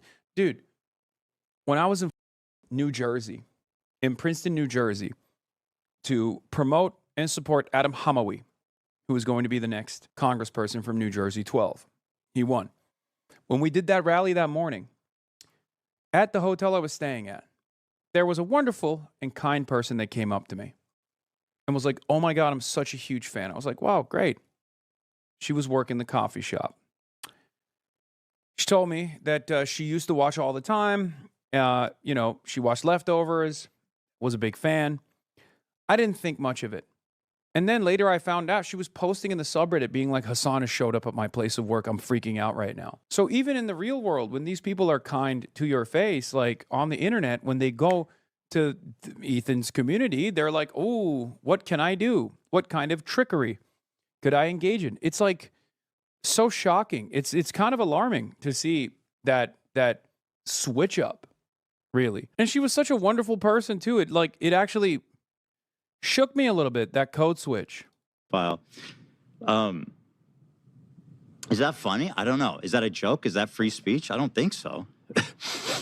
Then the other thing I hear is like, this is a grave threat against free speech. No, it's not. Defamation laws exist in every major Western country, because you can't just say people children. That's not free speech. That's not protected speech. And good. It's not. It's not. Thing iDubbbz didn't. That would be the comment that was left by someone else. So if that is the big problem that this was said in the first place, yeah. The problem is, it's not iDubbbz that made the defamatory statement. Then wouldn't that energy be channeled at the person who actually said it? He's trying to portray it as though Ian is championing it, that he is trying to use this knowingly fraudulent information to push an agenda that Ethan is a monster, that does the unthinkable to his children. But when watching it, again, that's just not what he was saying, and he did outright say he doesn't believe it in the first place. He then goes into like, how is that a joke? Well, you just said that the person who left the comment, Destiny, was just joking, basically. He was just being a piece of shit, but he wasn't being serious. That was a goof. That doesn't make sense, man. So it was a joke when he wrote the comment, but it's not a joke when iDubbbz is trying to use it to shittily make a point. And it wasn't even making a joke about the comment itself, just more so that you weren't getting upset at Destiny for making it in the first place. You can't accuse someone of committing a heinous crime. That's not, if they didn't, that's not free speech. That's not protected speech. It's literally not protected speech. It's actually explicitly carved out in the law as, this is the legal route you take when someone defames you, right? Ethan, of all people, should be very familiar with how defamatory lawsuits can be exploited by those with a lot of money. He was the guy that always fought on the right side of these kind of battles. And now in this case, I really think he's lost his way in that regard. What he is describing here is not even what iDubbbz did. He's talking about, you can't make these comments, that's not free speech. Destiny made the comment, man. Literally.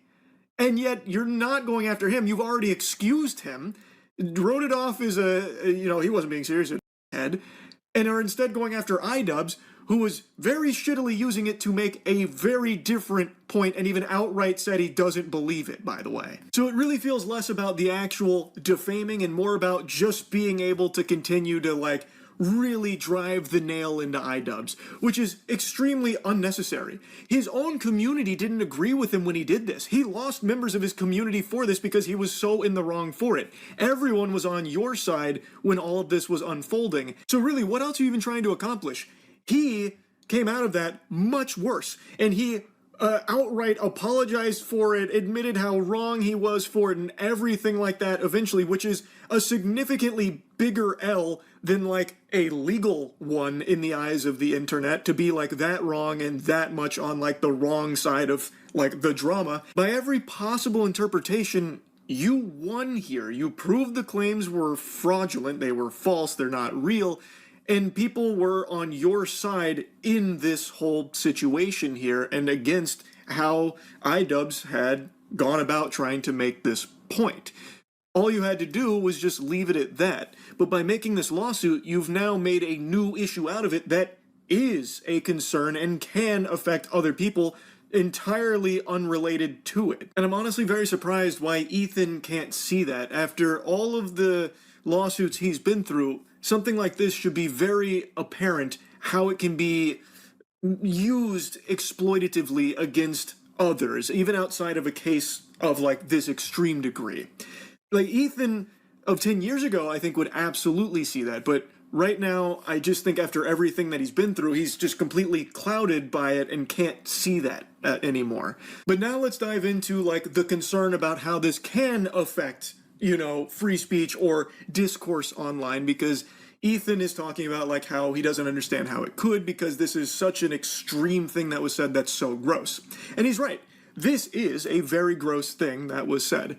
And if iDubbbz was pressing it as a very legitimate thing and trying to make it seem like it's true to everyone, that kind of thing, then it would make a lot more sense to go this kind of route.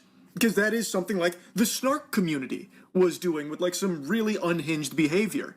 So like that would make sense to me. But that's not what happened here. And the reason why this is concerning is because let's say Ethan does win this lawsuit here. That then opens the door for other people to come in with less extreme shit. Like, yes, in this case, it is very over the top and gross. But defamatory statements aren't just this extreme level. Defamatory statements are very wide reaching. And this being something you can point to like, okay, so it worked for Ethan. It can probably work for me against this guy who said this thing that actually damaged my brand. In Ethan's case, I think it'd be very hard to even prove damages in the first place. I don't know if that's something that's required by like Canadian law. I have no fucking clue at all. I know they don't have the same level of free speech protections or anything like that, so maybe that's not even a requirement or whatever. But I think it would be a Herculean task to prove that H3 had suffered like a reputational hit or a loss of revenue or a brand tanking because of iDubbbz's stream here. Because what has often been flexed by a lot of people is how H3 has thousands upon thousands of live viewers all the time, and iDubbbz would have like 100. So H3 being like 100x the size of iDubbbz, it would be very hard for anyone to point to and say, what iDubbbz did here really damaged the H3 brand, and here's the proof. We lost so many members on YouTube. I can't believe this is what I spent the last hour going through, as we are about to head over to the DSA New York City Slate rally, where I will be speaking and delivering a speech to this nation's young revolutionaries that are going to personally change the American trajectory in a positive manner. Why are you crying? What can I do but cry? Or something like that's clearly not going to happen. But someone else absolutely could. Like something that a lot of people talk about online, like commentary YouTubers, I suppose will stay in that realm, is scammers. So why couldn't a scammer then utilize this same play? Okay, we can actually prove damages because they talked about, a customer's terrible experience with us, and that was defamatory, and look at how much business it cost us, and it ruined our reputation. And I think you could possibly point to Ethan's lawsuit here, should he win, as evidence like, look, he got a defamation. Noah's here, everybody. We should look at this fucking fit, dude. Look at you. Look at you. No, oh my God, Noah's wearing a suit too. Well, this is we're suit guys now. Okay, I'm watching Moist Critical cover offer critical coverage on. Dude, where the is March, bro? March. No, we've been up all morning. We had to shoot a podcast. I shot Fear and then I shot Majority Report. Then I did an interview with these guys that are doing a documentary. Hold on, I'm gonna fix everything. One second. I'm gonna put a mic on you. I don't know where the mics are, and I will sign it. Don't you worry. Okay. Defamatory ruling in his favor after suing iDubbbz for something someone else said. So we are going to be suing this YouTuber for what this customer said that they talked about in their content that ruined our brand or took away some business. Because in a lot of commentary videos, the sources come from others, whether it's individuals or something else. So if you can sue for a reason like this and win, it does open up to exploitation from some bad actors. So yeah, while it is kind of extreme in what has happened here between iDubbbz and H3, I think you could very easily look at it and say, okay, if he can sue for what someone else said and was on his stream, why can't I sue for what someone else said that was in their content that I believe defamed me? And I just think that it does open the door to some problems. And I've seen the response is kind of split. In the commentary community, I thought it'd be unanimously, discouraged. For pretty obvious reasons, it has historically always been spit upon, but because it's now against someone people don't like, iDubbbz, they're okay with it and even laughing about it, which I just don't really get. I don't know how the lesson hasn't been learned that when something gets used against someone you don't like, it doesn't mean it's only ever going to be used against people you don't like. Once that can of worms is open, shit becomes the Wild West, and it can be a problem for everybody. Like making an exception like, not good. I've always been really against YouTubers filing litigation against other content creators, but since it's iDubbbz, I'll be okay with it. Which I think is some pretty silly shit. I think the internet in its first... We upgraded we leveled up the audio. We leveled up the production here. Well, I know these. These I'm familiar with. Yeah, so we when I have guests on now, I do that Okay, Noah Collins here, ladies and gentlemen. Go around with this topic, pin the tail on the donkey. I think they were correct with the take on this topic, that being extremely litigious and going after other content creators and such with defamatory lawsuits and such is just not very good. It's the same tactics that have been used from some extremely shady companies in the past against people online, and it's just a tactic that used to unanimously leave a sour taste in the mouth of... Do you know what this is about? Your favorite podcaster is old ways again, coming fresh off the heels of possible defeat on a DMCA case that he was advancing against Denims. Yeah, where he was hoisted by his own petard. Yeah. So right after that, he's also suing Noah Samson for defamation, for calling him a Zionist. He's doing a lot of the lawsuits. And now he's suing iDubbbz because iDubbbz posted Destiny's statement saying Ethan molested children. And instead of suing Destiny for the defamatory statement, he decided to sue iDubbbz, even though iDubbbz shows that and goes, I'm showing this, I disagree with it, I don't think this is correct, and I think this is a severe accusation that is most likely defamatory, and Ethan should sue. I mean, and instead he's using the Canadian courts. Well, yeah, he's using his rental lawyer to harass whomever he wants. Yeah. Yep. I mean, he found somebody who will take his money, which is impressive. Yeah, I mean, it's crazy. Your tie is crinkled. You need to steam it or put on a different one. It's fine. It's a crinkled tie. Who cares, man? It shows my working class background. Okay.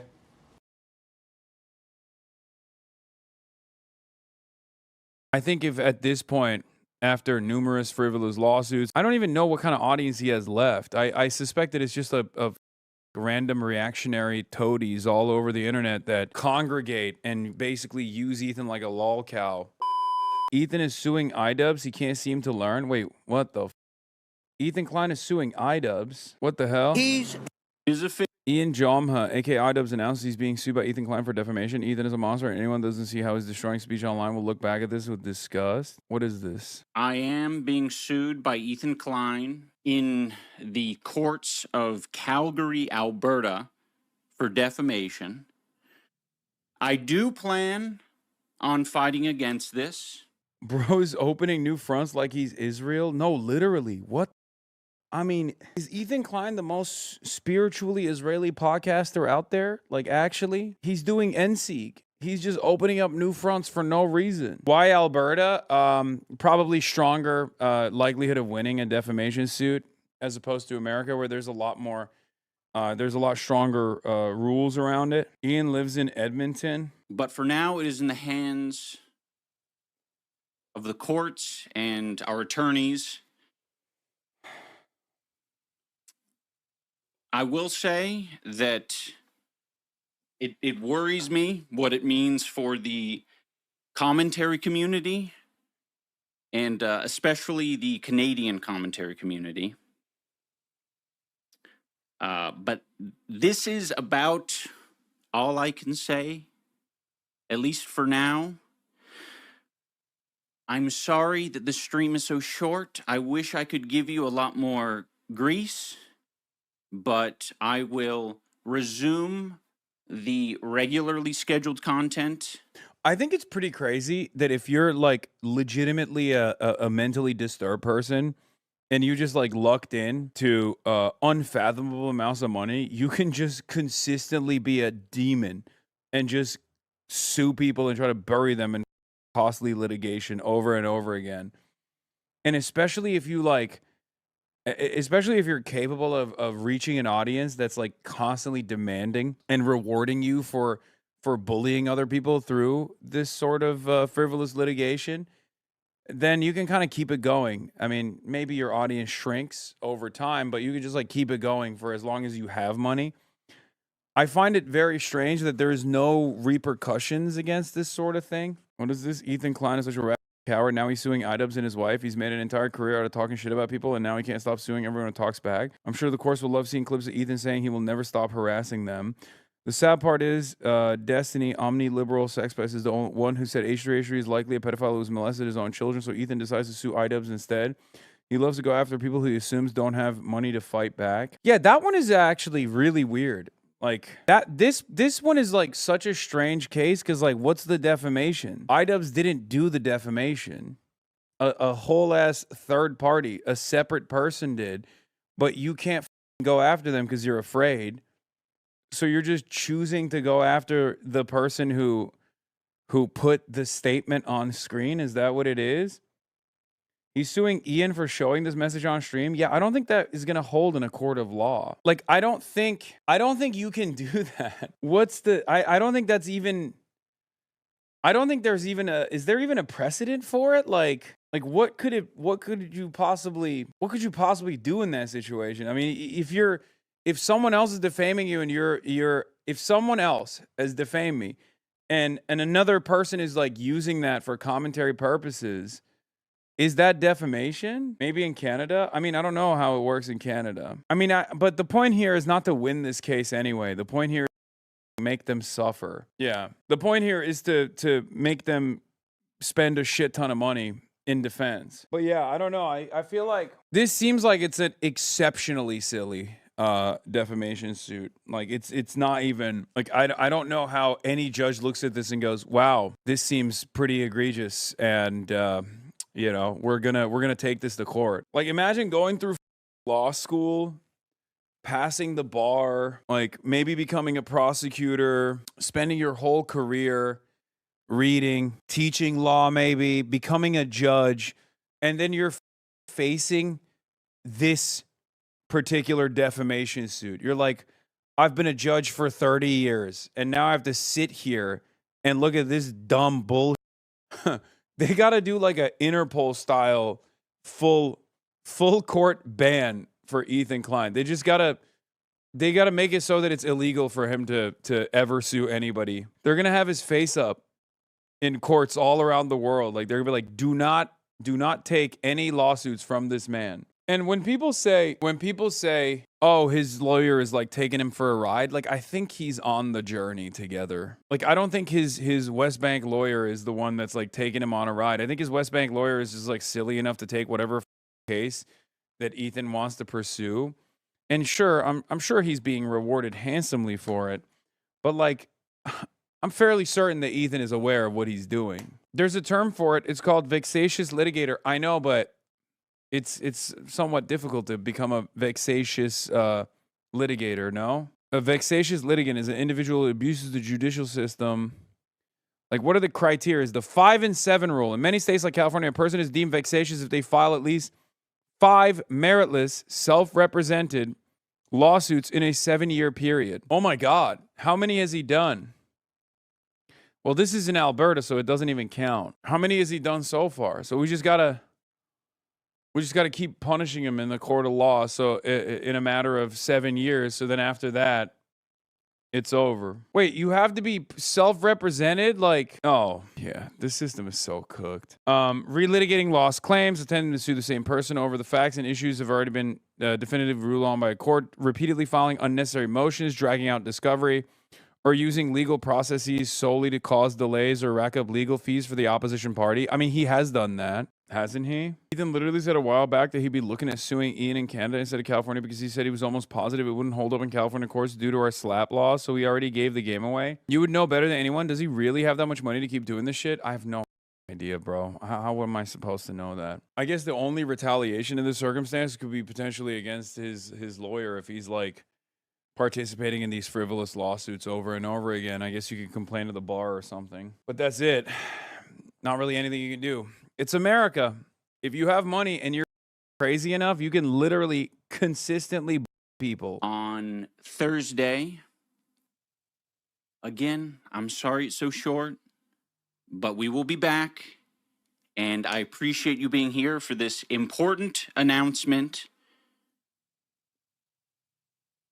Have a good day, everyone. They're convinced Ian went broke. Maybe he did. I don't know. But it was under the impression he rode that early YouTube money to chill life filming squirrels. I hope he has enough to go after Ethan's dumb ass. I mean, what's exceptional about this is the fact that the other person that made the defamatory claims is and then doubled down on them is not being sued at all by the victim. In my opinion, you should go over Ethan Zionism again sometime for a video. His audience still think he's pro-Palestine. Brother, I'm going to be honest with you. I don't think we can salvage his audience. Okay? I think if at this point, after numerous frivolous lawsuits against pro-Palestinian content creators, after suing Noah Samson specifically for his piece, his opinion piece on the service that Ethan Klein has provided in defense of Israel's crimes, and he considers that to be defamation. I mean, it's just, I don't even know what kind of audience he has left. I suspect that it's just a weird assortment of like random reactionary toadies all over the internet that congregate and basically use Ethan like a lol cow, right?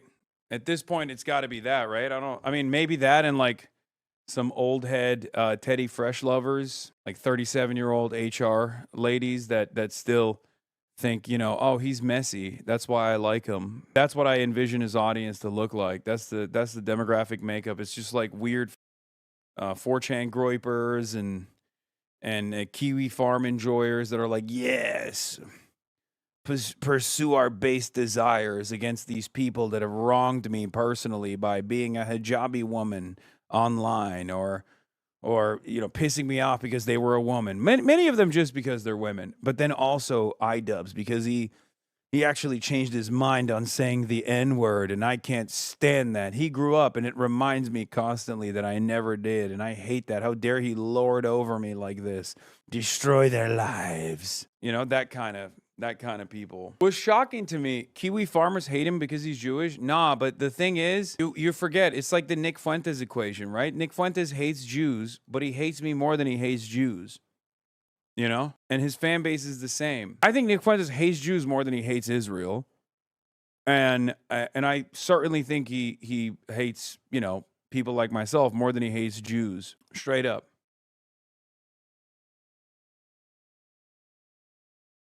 Oh my Lord. This is unbelievable. Unbelievable, dude. I cannot believe it. This is down to the fact that he is a decrepit carcass. This is literally third world dictatorship, bro. I swear to God.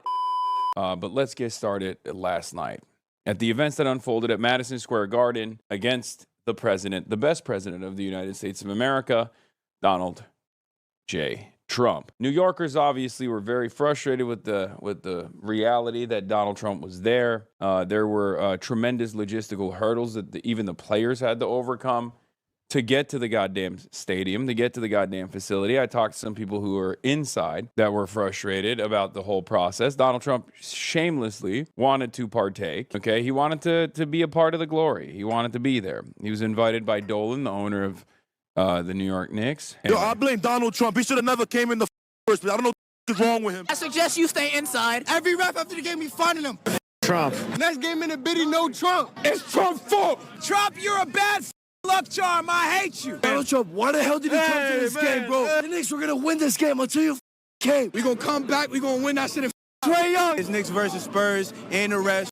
Wemby, Harper, has all. The Texans, the Astros, anything from Texas. Sandy Cheeks. I'm copying your cheeks. The only reason why we lost is because the NBA wants money. Wemby one more time. He a nice player, but Wemby one more time. The officiating was horrible.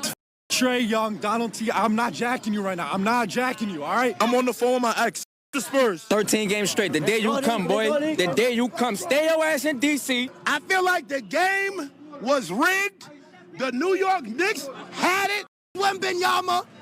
Dylan Harper, and that weapon get ass home. I promise you, suck my Trump. You can come back to MSG. Them was thinking about Donald Trump. They was thinking about winning. Stop that bullshit. Of course, the one guy with the American shirt. See, I told you this was going to happen. Did I not? Did I not tell you this was going to happen? I mean, no, all memes aside, did I not literally tell you that this was going to happen? And a lot of you motherfuckers are like, oh, don't say it. You spoke it into existence. You're speaking it into existence. I straight up told you. I told you. I pre-watched it. I precogged it. I told you that this motherfucker was going to show up. He was going to ruin the vibes at MSG. There was no way that the Knicks were losing. If Donald Trump had not shown up, the Knicks would have won last night. They'd be on the way to Game 4. I'd be at Game 4 watching potentially history in the making, okay? It's just not even a question. It's not even a question. He vibes, bro. And worst of all, not only did he the vibes, not only did he the logistics, he slept through the whole goddamn game. I mean, what can you say about this asshole, dude? What can you say? And for the record, I had already mentioned this. I said Trump wants Spurs to get a dub here. The script is in. # stay woke. You know, is James Dolan's fault? Is James Dolan's fault? Is Adam Silver's fault? Is Donald Trump's fault? Does he even like sports? He'd rather be at Broadway? Oh, 100%. He destroyed it. Donald Trump wants to love New York, but his presence in New York is not wanted. And whenever he brings his fat ass to New York, he ruins the vibes. New York is doing well without him, okay? New York was doing great. New York was doing great without him. And he wanted a little bit of that shine because he's a little, okay? He fucked it all up. He went where he was not invited to. He went somewhere he did not belong, and he ruined the vibes, and he ruined a streak. Obviously, we'll be talking about Adam Silver off sideways too, because that was dumb as hell. But here's what the cameras did do, okay? Classic move. Showing the president during the national anthem. Why would you do that? Well, you would do that because the expectation during the national anthem is no one's going to boo, right? Which I called out. I said they thought people wouldn't boo if they showed him during the national anthem, Lamau. Turns out New Yorkers don't give a about no national anthem. When they see the president of the Jumbotron, they're going to boo. And they did. And it was actually loud as hell in spite of the ABC broadcast trying to make it seem Kai acting sad her villain of a grandfather being booed will forever be hilarious. Yeah, let's take a look.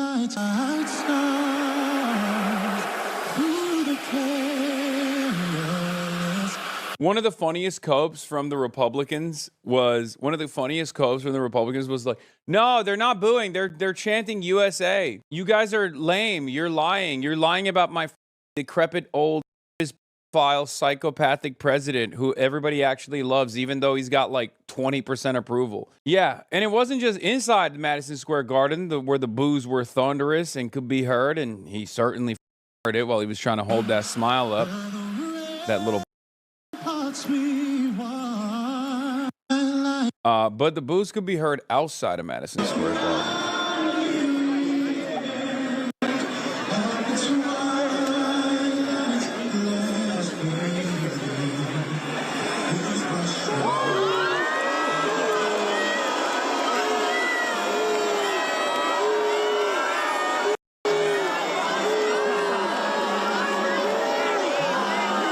Maybe they were saying USA as well. Why did this mother and his dumbass fans think that he would be welcome in New York City, man? It's like one of the most diverse places on the entire planet. One of the most diverse places in the entire planet. One of the most woke places in the entire goddamn country. Like, how stupid that these Republicans think they got any motion, let alone motion in New York City. And I'll show you the boos from inside as well, just so you get a fuller understanding of how loud they were, for the record, for those who are disputing it still at this point. Here's what it sounded like inside Madison Square Garden.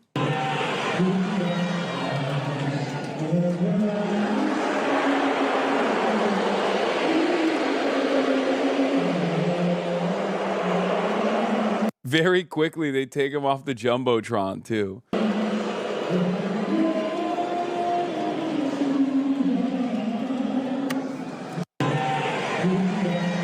Yeah, they thought they were... Bro, ABC thought they were so slick. ABC thought they were so slick.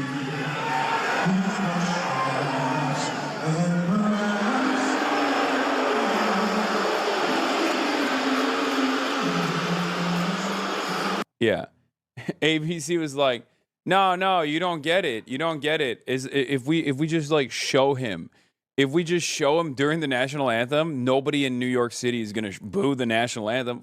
No, of course they're gonna boo. Like Madison Square Garden thought, oh, we'll show our beautiful president during the national anthem, and then maybe they won't do nothing about it. Well, of course not. Of course they're gonna boo him. I got to see the Fox News clip on this too, though. I love this because obviously, like, very clear everybody hates him, and it's always great that he knows everybody hates him. It's even better when people know. It's even better when he knows he actually feels it. Yeah, what's so funny is that Trump knows what authentic, universally cheering crowds are supposed to sound like every time he does a rally, so you know he's getting booed, which makes the USA cope even funnier. Yeah. Fox News apparently continued to lie to their audience, though. It shouldn't be unexpected. Anyway, here's Fox News's cope.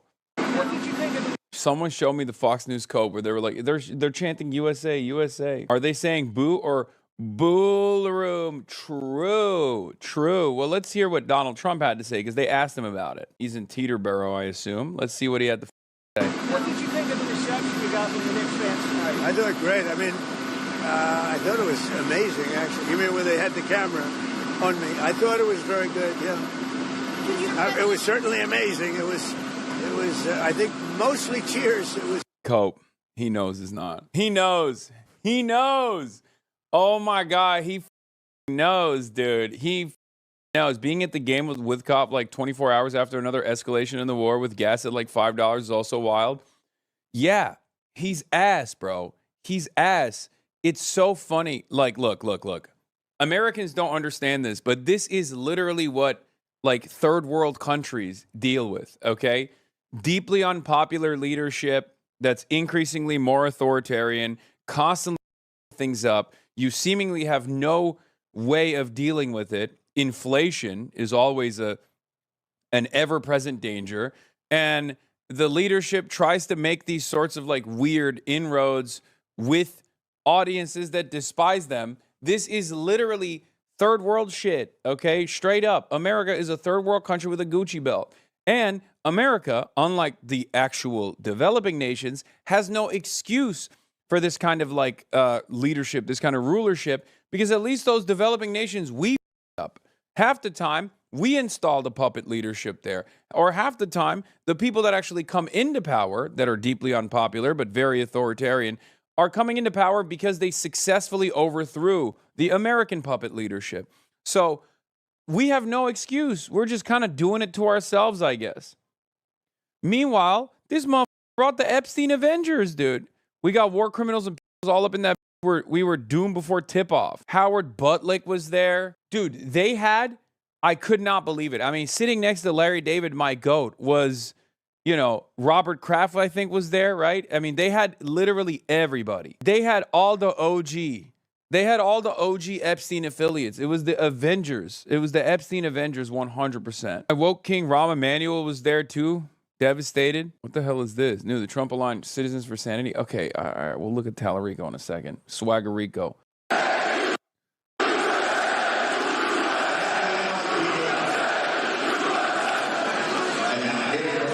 Oh my God! Did they overlay fake audio? When is this from? Oh, it was right before the national anthem. Did they edit that? Did they splice the USA chants in? Or was it like right before the national anthem? That's incredible, bro. That's next level pathetic. Respect to the depths that these guys are going to make it seem like everybody with Trump. But he knows. Look at him. He knows what's up. It was certainly amazing. It was. I think mostly cheers. It was loud and it was very enthusiastic. Trump now backs out of Game 4. Shams reports President Donald Trump is not expected to attend Game 4 of Knicks, but you know who will? Me, motherfucker. That's right. Let's go, baby. Game 4, Madison Square Garden. I'm gonna be there, but Trump is not, because Trump is not welcome in New York City. Okay. President Trump is not expected to attend Game 4 at Knicks Spurs in the NBA Finals on Wednesday night at Madison Square Garden due to scheduling conflicts and obligations, sources tell ESPN. Trump, a lifelong Knicks fan, watched the majority of Game 3 from a suite. Now, what's you dropping a bag on it? Don't you worry about it, baby. Don't you worry about it. Please subscribe, though. Yeah. Also, mother says, oh, I had obligations. I have obligations during Game 4. You had obligations last night. You're the president. You have obligations all the time. You should never be at the Knicks game. You should never be at any game, honestly. What are you doing? Be the president. Except him doing president shit is also awful. So honestly, I guess it was a brief moment of respite for the rest of the world and perhaps the rest of the country when he was at the Knicks game. So he could only ruin New York in that brief moment instead of ruining the entire planet, I guess. This motherfucker was at the Knicks game, and a couple hours later, Iran shot down a helicopter, okay? The IRGC's fake Navy that the American government has destroyed, allegedly, seemingly, shot down a mother Apache helicopter in the Strait of Hormuz, bro. Yeah, reporter, will you go to the 5th game? They're going to come out for Game 4, and they are going to deliver? The 5th game in San Antonio?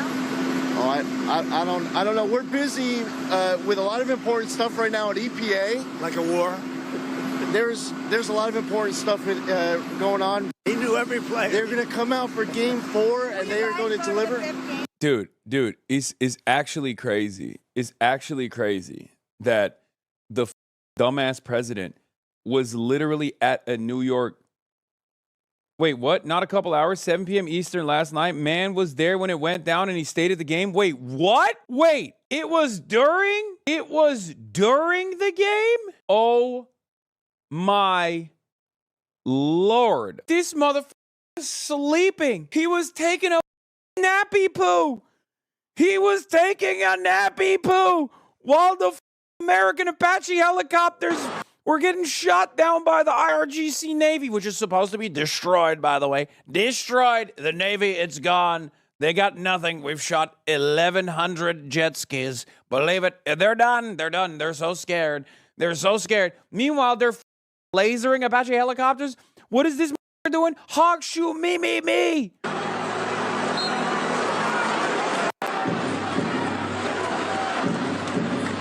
This is unbelievable, dude. I cannot believe it. This is down to the fact that he is a decrepit carcass who can't even keep his fucking eyes open. This is literally third world dictatorship shit, bro. I swear to God. Every element is here. I'm telling you, as someone who grew up in Turkey and watched this unfold, this is a 1-to-1. Except Erdogan was much more dynamic, obviously, unfortunately. He was much younger and much more dynamic in the beginning. But it's just like, this is literally how it happens, okay? This is how it happens. Who's next to him sleeping? That's Dolan, isn't it? He's the owner. The owner's not sleeping. He's just sad because, you know, he's made some mistakes, okay?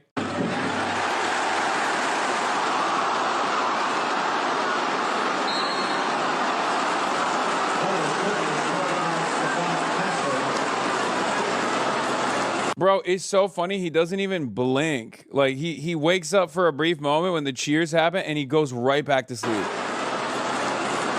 Right back to sleep. Dolan is regretting inviting Trump. No, man, these guys are assholes. They don't even care. You don't understand. He got great prestige out of it. Extremely wealthy people? Are you kidding me? They love this. They're like, oh my God, I love this dictator.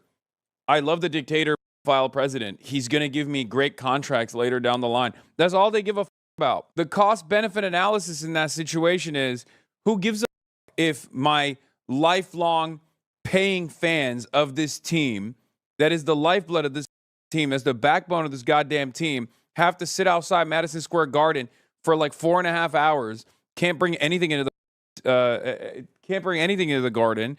Who gives a shit if they can't have a watch party outside? We got the president here today. The most unpopular president of all time, by the way, but we got him in here. Ultimately, that cost-benefit analysis works out for Dolan. It works out for Adam Silver. It works out for these unbelievably wealthy people because they know as long as they suck Trump, Trump is going to, on the back end, offer them better contracts. Trump is on the back end, is going to extend favorable contracts to them, allow them to do whatever kind of corrupt thing that they want to do. That's just how it works. These guys know it's quid pro quo. Meanwhile, by the way, I'll be honest, the Knicks fans outside did get a little crazy. They were beating ass. Hey, last Fuck about the Knicks winning. They said move the chat down. Bro, because of Donald. I'm gonna be honest. The auto captioning on clips is probably the greatest invention on Twitch in a long time. Like, I don't think Twitch has had any like real good new things that they've rolled out. This is fantastic. This is an incredible thing. Oh, Trump, bro. I was stuck. What they doing, Trump?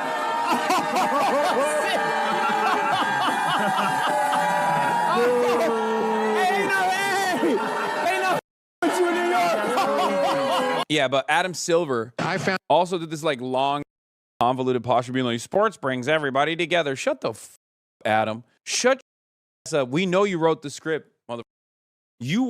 Look, I love Wemby, but it's clear to me that Silver did not want a 4-game sweep. Silver did not want Knicks to make history. Okay, it's clear. They did not want the rags the riches story, the underdog story, to come into fruition. He's got his young talent, Wembanyama, on the other side. He wants Wemby to have a long finals. He wants it to be more exciting. He wants it to be more, he wants to sell more tickets, okay? I'm going to be honest. I'm a Wemby fan, and I'm secret. My heart is with the Spurs, right? Like, it's hard for me not to root for them. It's just, but I love New York. I love New York City, and the Knicks are technically the real underdogs in this situation, right? Here's the thing. Silver wants it to go to 7. It's clear. He wants this to be a 7-game finals. It's obvious. He makes more money this way. Okay? That's it. And they did actually aid in a bet. They did aid in a bet in the Spurs victory last night. 24 fouls in the second half as opposed to the Knicks getting 8. I mean, come on, man. That shit was crazy. I mean, I'm not even hating on it. Like, I think, great. It's a more exciting finals for that reason. But 24-8? Or was it 4? I thought it was 8. Yeah. And then Wemby did that thing to Brunson. Wemby to Brunson, that was egregious. Yes, this is absolutely egregious. It's indefensible. He's young. He's heated. He's gonna learn, but that is definitely an egregious thing that he did. Okay, that's crazy. Watch this play. This is what frustrated Brunson. Oh, whoa! Like, he flicked him so hard.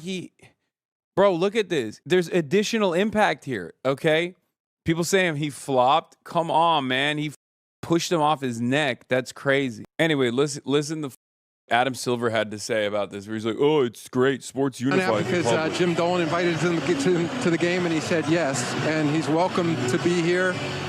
Dolan, actually, that's so shit. That's such shit. That, like, you knew this was gonna happen. You kind of deserve it, Dolan. You kind of deserve to watch the glory that you could have had. It's such a move, dude. I cannot believe it. Any president would have been devastating to have. Okay, because all of a sudden the story becomes the president's there. The f are you doing? You're so unserious. You're so goddamn unserious. Why would you invite the president? Like, even if it was Brandon, it would have been a move. Okay? It'd be so funny if Knicks win in 5 and the only game they lost was that one. Especially when there's so much that divides people. Is it something that we have in common? Like, nobody was like, hey, the security theater is going to be unbelievable, unbearable. It's going to frustrate the fandom. You know what I mean? You didn't think about that at all? That wasn't a consideration at all? And I'll also say about President Trump, he did an I Love Kids game spot with us. He was a fixture at NBA at Madison Square Garden. Yeah, when he was a fixture at Madison Square Garden, he was just a real estate developer who was a asshole, okay? Very different set of circumstances, as opposed to one of the most historically unpopular presidents, one of the worst American presidents of all time. Like, he's now officially in like the top 5, okay? Very different set of circumstances. And on top of that, like, the security theater alone is already such a burden for the fans, Look at Charles Barkley. So, as I said, I think we should be using sports to create more of a sense of community with people. I found out because... Dude, he was like, I don't know about that. Donald Trump returned to New York City to attend Game 3. Yeah, the Spurs were the second best team all year. Yes, the Knicks are the underdogs. Yeah, people will point to the Knicks like winning record to be like, what do you mean? It was a 13 game winning streak. But like, I think pound for pound, yes. 3 of the NBA Finals, and he was shown on the Jumbotron at Madison Square Garden during the national anthem. The reception to the president's homecoming may not have been what he hoped for.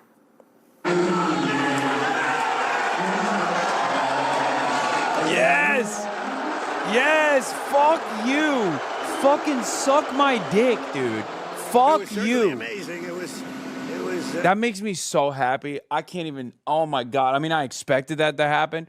I also thought the real cheek would have been that, and then they somehow find Zoran in the crowd. They put his ass on the Jumbotron, and then loud cheers. I wanted that juxtaposition. So bad, but I feel like they were not crazy enough to do it. Okay, they were not crazy enough to do it. Zoran was up in the nosebleeds. Yeah. He's going to increase ICE in New York City now because of this? Yeah, no. I think mostly cheers. You know, when you mix sports and politics, mostly you do so cheers. at your own Was it? peril. For instance, here's Stephen A. Smith before last night's tip-off at the Garden. If the New York Is Zoran even going to the games? Yeah, he went last night. He was there last night. Knicks lose game 3, this is on Donald Trump. You think I've been on him before? I'm going to be on his ass like back pockets. Like white on rice. You got no business doing this. He doesn't belong at this game. No president does. He's right. None of them. Democrat, Republican, Independent. I can't believe I'm saying it, but he's right. So he's right. He's right. You're not like you're making it about yourself. If you're the president and you go somewhere like that, a massive event like that, you're selfish. Like you're literally saying like I'm going to make this night about me. Yes, a broken clock, but it's still rung true in this moment for Stephen A. Smith. Also in the middle of a war. I can't believe we're forgetting about this, but there's a war going on. What the are you doing? Bro, there was a helicopter that was shot while you were sleeping on the Jumbotron. This is Donald Trump says Stephen A. Smith is not smart enough to be president. Wait, what? Mr. President, ESPN commentator Stephen A. Smith, who was talking about running for president, said he would blame you if the Knicks lost the game. How do you respond to that? I think he's a nice guy, but you need a certain aptitude to run for president. You need a high IQ. I'm not sure that Stephen has that. Oh, classic. Oh, he's black. Low IQ. Classic Trump. Anytime a black person says anything about Donald Trump, he's like, oh, black person, low IQ. He doesn't have high IQ. What about your IQ? Go to bed, Grandpa? Nah, he had a nap time, dude. He had nappy poo time. He was good. Look, he's alert now. I don't think he does, actually. Yeah, anytime it's a person of color, it's like, low IQ. We got it, bro. We got it. Okay, let's go. He's a New Yorker, showed up anyway, and that's not unusual. Trump has attended the Super Bowl. Yeah, go to bed to Donald Trump? Yeah, he was already. He was sleeping. He was sleeping the whole game, dude. U.S. Open, college football national championship. He's now the first sitting president to attend the NBA Finals. Trump just had to bring his ass there. He's a jinx. It's like the GOAT in Chicago. He freaking jinxed everything. Okay, today in the group chat, we've got Brianna Lyman, reporter for The Federalist, and Christine Quinn, executive committee chair for the New York State Democratic. That's so funny to have the Federalist reporter to be like, no, it's totally defensible that Trump selfishly wanted to attend a finals game at Madison Square Garden and make it all about himself. It's perfectly valid. He's the president. Committee. Sports people are very superstitious. Let's just say that. There was this tweet from Ron Filipowski. I'm not an expert on jinxes, hexes, and voodoo, not superstitious either. But if I was the Knicks, I probably wouldn't let Trump near the arena for Game 4 just to be on the safe side. What was the point of this for Trump? Well, I think Trump has been a lifelong Knicks fan. There are pictures of him with Marla Maples, with Melania Trump in the 90s and early 2000s. So this is someone who probably is rooting for the same team he's been rooting for decades. This is the argument from Whoopi Goldberg. She said the she same did. thing. She defended Trump and him. Mamdani are Knicks fans. Oh my God, who cares? Who cares? Who cares? You're the president. Who cares? Oh my God. Oh, well, to be fair, like, no, you don't have to be fair. How about being unfair for once? What do you mean, to be fair, he was there all along? Like, I don't care. Why should anybody care? He's the president. There's a war going on. Sit your ass at home and end the war, dumbass. They've been New Yorkers. You can't tell them what they're not going to do. I think the thing I found interesting is Trump is very much our sports president, has been. Yeah. Obama was an NBA guy. And he didn't go to games because he said it creates too much of a problem for the fans. Absolutely. Look, I live on the west side of Manhattan. It was a mess yesterday. I was about to say, how are you here? Yeah, exactly. Exactly. It was a total mess. Fans had to get there at least. It's true. She's right for saying that. Obama literally not only plays basketball, but is a fan of the game, is a fan of the sport, and did not attend any of the games because, yes, if you attend the finals game especially, it's going to be all about you. Also, when you're the president and there's a war going on, what the hell do you mean you're going to go to the finals? It's crazy. 2 hours early. There didn't get to be a watch party right outside the Garden. I get that he may be a fan, but you have to really appreciate when you're president. Yeah, like he literally everyone's day up, attended the game, then just slept the whole game. He's such a dude. It's so funny. It's so funny. He just ruined everyone else's game, got booed at, and then slept through the entire game and left 7 minutes early too, by the way. I heard that he actually left before the game even ended. He does not give a he did not care about the motherfucking Knicks, man. He just literally was there to make it about himself, ruin the vibes, left early. You're not just popping in and popping out. You're putting a whole bunch of people out. And in this case, he was a jinx. There is no question about it. Mamdani could have been the jinx. Completely he was a jinx. Yeah. Christine Quinn. Oh, really? Mamdani was a jinx. That's crazy because he's been at all the games. And every game he's gone to, they've won. Exactly. We'll put that under your name. Well, here's the thing. The reason why I'm asking about this is not just because it's funny, but also because one of the things. Yeah, I told you. Secret Service left the perch above the suite. Dolan has moved courtside. Trump left the building 7 minutes to go. He left 7 minutes early, bro. That is insane. At least stick through. That is actually crazy. What a you, dude. Nah, I don't need to see the last quarter. Who cares? Is it important? Is that the important quarter? Is that when they win or lose the game? I'm bored. I'm sleepy. It's nap time. It's nap time. I'm sleepy. Get me out of here. I ate all these French fries.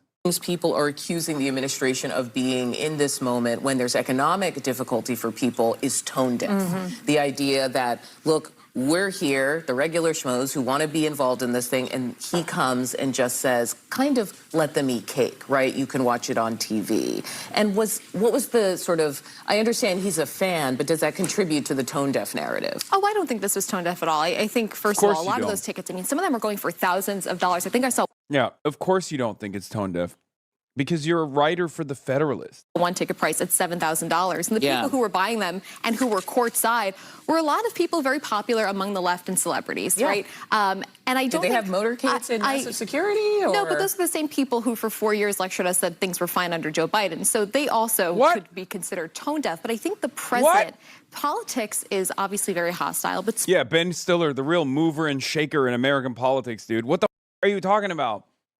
There's not even apples to oranges at that point. You're talking about the American president being unbelievably selfish, ruining everybody else's time, and then turning around and being like, well, you know, Ben Stiller, Joe Biden. But what about Joe Biden? Yeah, what about Joe Biden? If Joe Biden did this shit, they would, okay? The Republicans would be losing their minds. They'd be like, oh my God, our 800-year-old demonic president, amidst an inflation crisis, decided to go and watch the Knicks play at Madison Square Garden, created a security theater, ruined everybody's night. Republicans would have lost their damn minds. They would be calling for his head. Of those last remaining arenas where people do put politics aside. Let me play And for you the reception Trump got. I though. know he got booed. I just but want to this play is also it New York because City. it's Madison Square Garden. He is the New Yorker of New Yorkers, and this is how people reacted. I thought it was amazing, actually. You mean when they had the camera on me? I thought it was very good. Yeah. It was certainly amazing. It was. I think mostly cheers. It was.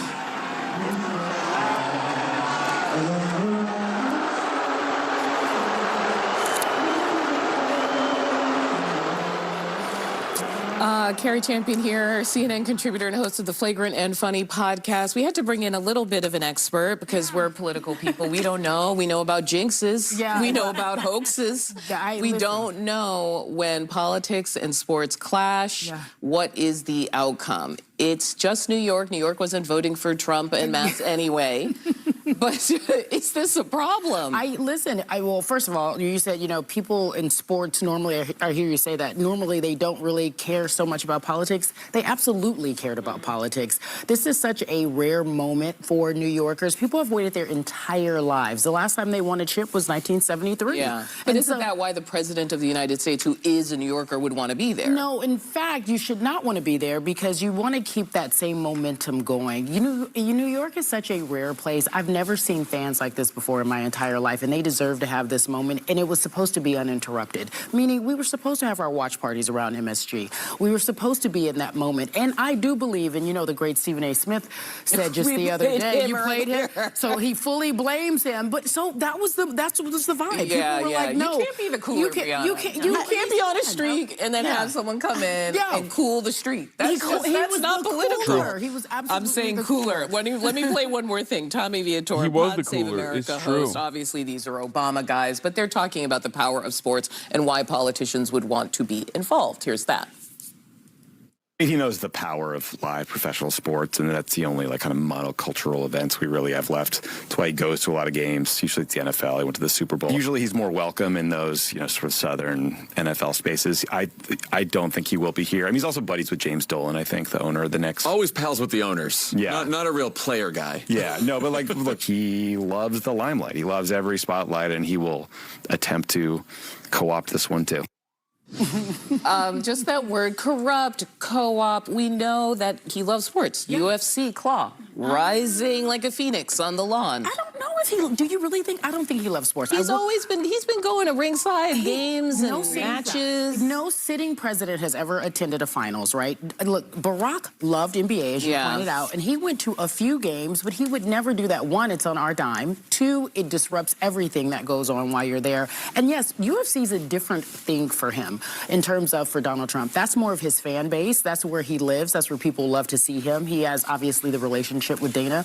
So when we see him at the NBA finals, it really throws off everything that people want it to be. Yeah, it'll be interesting to see if any of this comes down on Dolan, who obviously has some interest why invite? in renovating Penn Station, and there's a bunch of questions there about that. Yeah, and they're calling it Trump Station. God, he's such a. I'm not going to say anything. Relationship that I wonder if people are going to probe more now that they are, I don't know, angry. Being from Boston, let me tell you, I know to keep my mouth shut. I'm not messing with no New York fans because I'm trying to live out a long, happy life. I cannot imagine that the president was surprised that he was booed at MSG. I was just at what was the thing where the Fernando Mendoza played? The NCAA football championship. Okay, CNN. I've watched for 8 minutes of your coverage, and you have yet to reveal that there is a war going on. Hello, 8 minutes, and not one mention of a war happening? Hello? Not the war between the Spurs and the Knicks, the war between the United States of America and Iran. Hello? What's going on? I feel like that's, additional insult to injury here that Donald Trump chose to take time out of his day, didn't go to his son's wedding, ironically enough, because he was like, I don't care. He's getting married all the time. Who gives a shit? I've known him for a very long time. He's a bit of an asshole. Who cares? Yeah, man, we're also waging a war against Iran at the behest of the nation state of Israel. Okay? Perhaps the most important ally of all time. But regardless, we are waging a war. And you guys love shitting on Trump. Do it right. Perhaps that's the most appropriate way to dunk on Trump, is that he's doing this during a war. And Trump went. This was in Miami earlier this year. Spent so much money there. I'm not going to a sports event the rest of my life. and he was booed as well. So I think he knows that comes with the territory. New York, even more than in Miami, Florida. I would tell you basketball and in Madison Square Garden, even more. It also, caused a lot of disruption. It meant that a watch party that was scheduled to happen outside of MSG did not happen.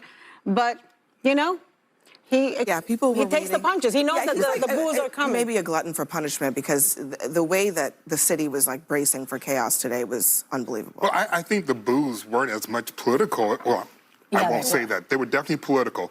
And what you did to the city. They couldn't have the watch party. Blocks of, streets are blocked off. And there was an opportunity for you to maybe have a watch party in Washington, because there's so many Knicks fans in D.C. You could have done it in the White House lawn. It would have been cool. You would have been cool. By that blue reflecting pool he just made. Exactly. Could have put a little orange stripe down the middle. The White House lawn is under construction right now. But the point... All right, that's crazy. All right, let's get to the actual war now.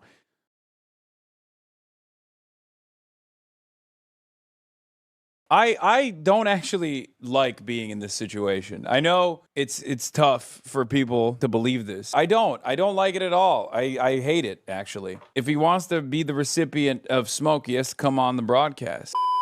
All right, we're all right, y'all. So this is crazy, but we're now at the point where left-wing YouTubers and... Yeah, let's watch some Dark Woke General, dude. Dark Woke Brigadier General. Also, new poll came out. New poll alert! New poll alert. They finally hit it, by the way. Plattner's favorabilities have actually diminished a little bit. They finally got him. And yet, new poll alert. Graham Plattner at 51%. Susan Collins at 49%. Not sure what the previous poll from this pollster looked like. I don't know if it's the first one. It might not be directionally good. Twitch streamers and so-called influencers, I hate that word, but we're now being targeted by the White House. They're now tracking us and listening to us and seeing what we're saying and trying to highlight how terrible and bad and evil we are. So look at this. The White House has now listed Hassan Piker on their website under left-wing lunacy media offenders. Other individuals on the list include Stephen Colbert, Jimmy Kimmel, Don Lemon, and Rachel Maddow. Now, let me just pause right here to point out, we've been warning liberals about this. There's leftists on the platform. I consider myself a leftist. Hassan's a leftist. There's many other leftists on this platform. But there's also many liberal commentators who are not fans of Hassan. We've been saying this. It's not going to stop with people like myself. They're going to come after you too. And yet all these dummy centrists out there were like, no, it's actually awesome. It's awesome that they're persecuting you. It's awesome because you suck and we hate you personally. It'll never come to us. Well, you're a idiot. Not fans of myself. But we've warned them that, listen, bro, first of all, you're not my enemy. My enemy is MAGA. My enemy are the billionaires, the fascists, and the warmongers. But second of all, you're out of your mind if you don't understand that they see no difference between us. Okay? We're the same. If you are slightly left of center, all the way to a communist, they look at you like you're the problem. So they're lumping in Hassan with Jimmy Kimmel and Stephen Colbert and Rachel Maddow. What? But that's what they're doing. So as you can see, left-wing lunacy. So I went to the website. It's so funny because they literally don't understand the poem. They don't. First they came for the communists, and I didn't say anything because I was not a communist. That's the whole point of the poem. You didn't understand the most basic poem of all time. Congratulations. Congratulations, dumbass. Good job. What do you think the point of that is? First they came for the communists, and I actually celebrated it because I hate communists, and then that's it. That's where the story ends, I assume. If you are a liberal and you found yourself cheering on Trump state repression against those on your left flank, well, have fun. Okay? Hey, bro. And It was weird. It was very limited. Okay, look at this one. Leftist influencers. The offense. While President Donald J. Trump was in the Oval Office and Situation Room commanding one of the most daring, complex military search and rescue missions in modern American history, the rescue of 2 airmen from deep inside hostile Iranian territory, deranged leftists and the fake news media was spreading vicious, fabricated conspiracy theories about a non-existent health crisis at the White House. The truth, fueled by unhinged fringe accounts on social media garnering millions of views, collapsing liberal media outlets turned internet gossip into front-page news, dishonestly framing it as a full-blown scandal and completely ignoring President Trump's ironclad leadership and the triumphant success of our troops. So this one, they're calling out David Pakman and Ed Krasenstein are called out in this one. For Hassan's thing, they said, they highlighted how he said Trump... It'd be funny if Trump were to pass away before Joe Biden. Which, I mean, that would be kind of funny, right? With all the shit talk they do about Biden's health and then Trump. Yeah, like that's a joke about Biden's health. That's not even a joke about like, you know, Trump dying. The joke there is Biden is so old. But of course, you can't joke. You can't joke at all with these people. These people do not like jokes. They said legalize comedy, and I thought they meant it. Turns out they didn't mean it at all. Trump looks like he has 1.5 feet in the grave, if you ask me. But that's all Hassan said, is like, it would kind of be funny if Trump ended up passing away before Biden, given all they talk about Biden's health. And they highlighted that as if that's like, you know, unacceptable. Paul Graham says, this is an actual page on the White House website. It reads like something written about a third world dictator. So embarrassing. I have not seen any branch of the federal government sink this low in my lifetime. Okay. Hassan Piker has been included on the official White House government website page for left-wing lunacy. It cites him as lamenting Trump being alive and remarking that it would be pretty funny if you... Here, I'll read you what they say. Examples of degenerate fake news figureheads spewing such disgusting rhetoric. Jimmy Kimmel stating just days before Saturday's assassination attempt that First Lady Melania Trump had a glow like an expectant widow. First of all, bro, he said that they recorded that before, I believe, that even happened, right? And the joke there is Melania hates Trump, because Melania does hate Trump. Everybody knows that. Stephen Colbert claiming Donald Trump is a fascist. That's just basic reality. Rachel Maddow calling President Trump an authoritarian leader and attempting an overthrow of the U.S. government. Again, this is basic reality. James Carville. I love how they lumped James Carville and Hassan Piker together. James Carville is suggesting President Trump would institute a fascist regime. Again, factual. Hassan Piker, they spelled Hassan wrong. They put 2 S's. Lamenting that President Trump is alive and remarking that it would be pretty funny if he died. It'd be funny if he died before Biden was the full quote. Joe Scarborough, they put a Republican in the left-wing lunacy page, bro. Joe Scarborough claiming that President Trump has gone full-on Hitler. Jonathan Chait stating that President Trump is a threat to democracy and saying so is not incitement. Lemon declaring that the GOP needs to burn to the ground and that President Trump is racist. All this stuff, all these people are spitting straight facts, y'all. Straight facts. But here's the thing. Why can't I get any love, man? Why am I left off the goddamn page? Really? I've never felt more It's so funny. All Kyle wants is a fraction of the notice that I keep getting from these animals, and it never seems to happen. In my entire life, y'all. Here I am. You got people ranging all the way from Joe Scarborough to Jimmy Kimmel to Rachel Maddow to Hassan Piker, and my ass is left off there. What do I have to do to get some attention from these people, dog?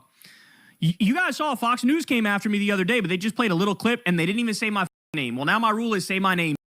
Say my name. Say Secular Talk. Say Kyle Kulinski. Say The Kyle Kulinski Show. Hit me with something. I want the smoke. I want all the smoke. And then I will turn it around and flip it on you like nobody has ever seen before. We will burn this to the ground, metaphorically speaking, and you will not know what hit you. For the love of God, add me on your shitty pages. Add me on your website. Call me public enemy number 1. Highlight the things I say. Try to whip everybody up in a frenzy. I want all of the smoke. I hate you. I despise you. You're evil. You're satanic. You're demonic. Nobody has ever destroyed this country to this extent, this quickly, than what the MAGA movement has done right in front of our eyes. I wear it as a badge of honor if they come after me and make me public enemy number 1, just like when I was a kid growing up and they try to do it with Michael Moore all the time. Michael Moore could fart in a motherfucking elevator and it'd be breaking news on Fox News by that night. I want that smoke, y'all. I want that smoke. Please, for the love of God, somebody get me on their radar. Please, somebody play the I say about them to them, okay? But my guess is, I don't know.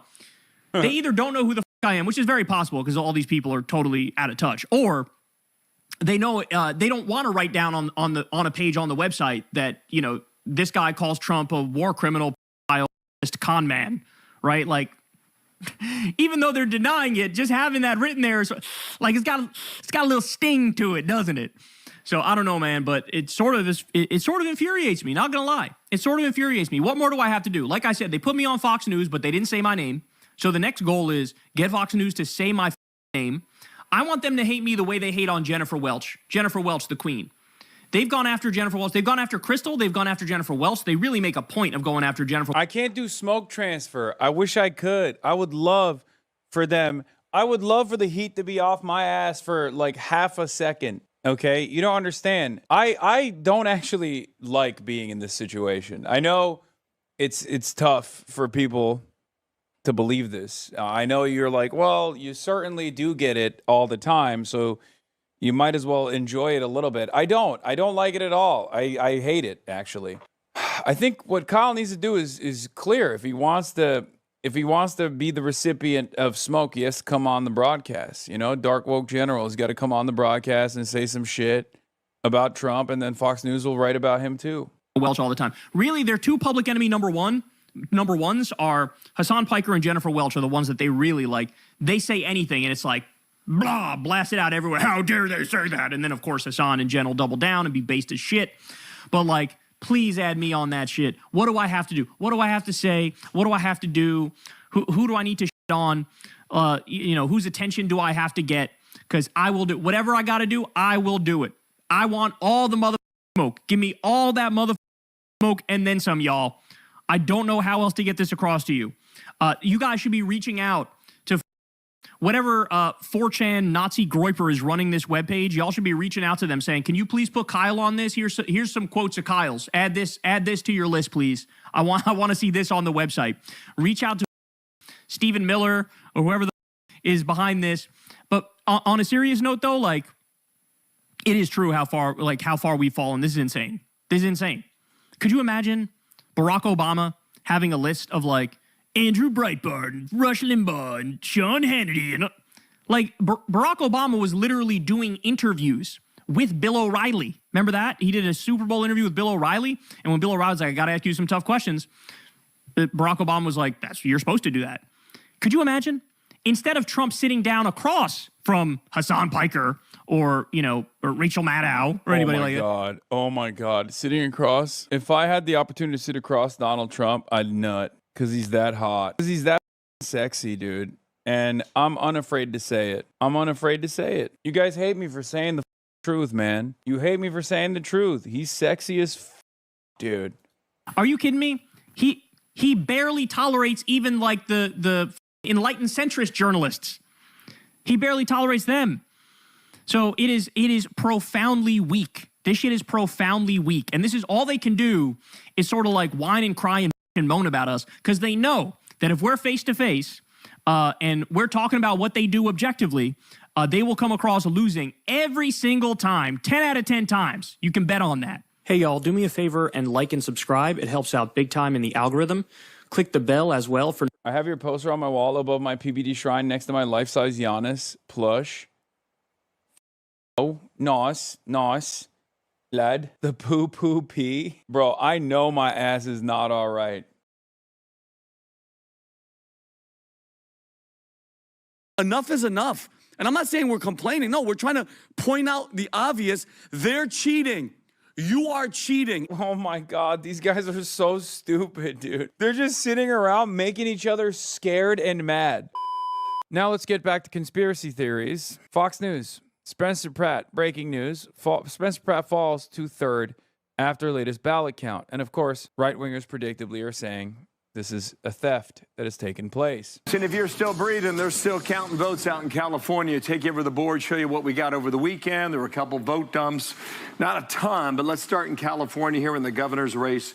And we know that Javier Becerra had advanced as of last week, so he's one of two under California rules, the top two advance. Now the battle's between Hilton and Tom Steyer. Steyer's been creeping up a little bit. He's within about 300,000 votes of Steve Hilton, but here's what you have, right? You have 7 72% of the estimated vote in, so that's not quite a third of the vote still out there in the governor's race there. Honestly, I can't tell you when we're going to get an answer. I don't know if it's going to be in a couple of days or a week or beyond that, but that's where we stand. Hilton stays in second place as of now. If he keeps that spot, then he advances to the general election come November. This is the mayor's race in Los Angeles. Karen Bass advanced early last week. You got 83% of the vote counted already, so you can do the math, how much of a percentage is still out there. Here's the headline, and here's the news. Spencer Pratt, who held on to second place all week last week, has now dropped to third. And Nithya Raman, a progressive who used to work and support Karen Bass, has now moved into slot number 2. Pratt trails Raman now by about 3,000 votes as it stands right now on this Monday morning at 6 o'clock in the morning in California. We expect to get more votes later today, but hold on that. We'll wait till those come in. Matt Finn live in the City of Industry, east of LA. Matt, good morning. Good morning, Bill. Nearly a week after Election Day here, and LA County says it still has. Yeah. Right-wingers are chirping about this because they're shocked at the concept that a city that despises Donald Trump would not vote in large enough numbers to make its mayor a shittier version of Donald Trump at a time when Donald Trump is even less popular than the last time there was an election in this city where Trump was on the ballot, where Kamala Harris was plus 53 up on Donald Trump. President Trump has criticized California's election process, stating it's not possible for LA mayoral candidate Spencer Pratt to have lost his early lead, while also criticizing the length of time it takes to count the votes.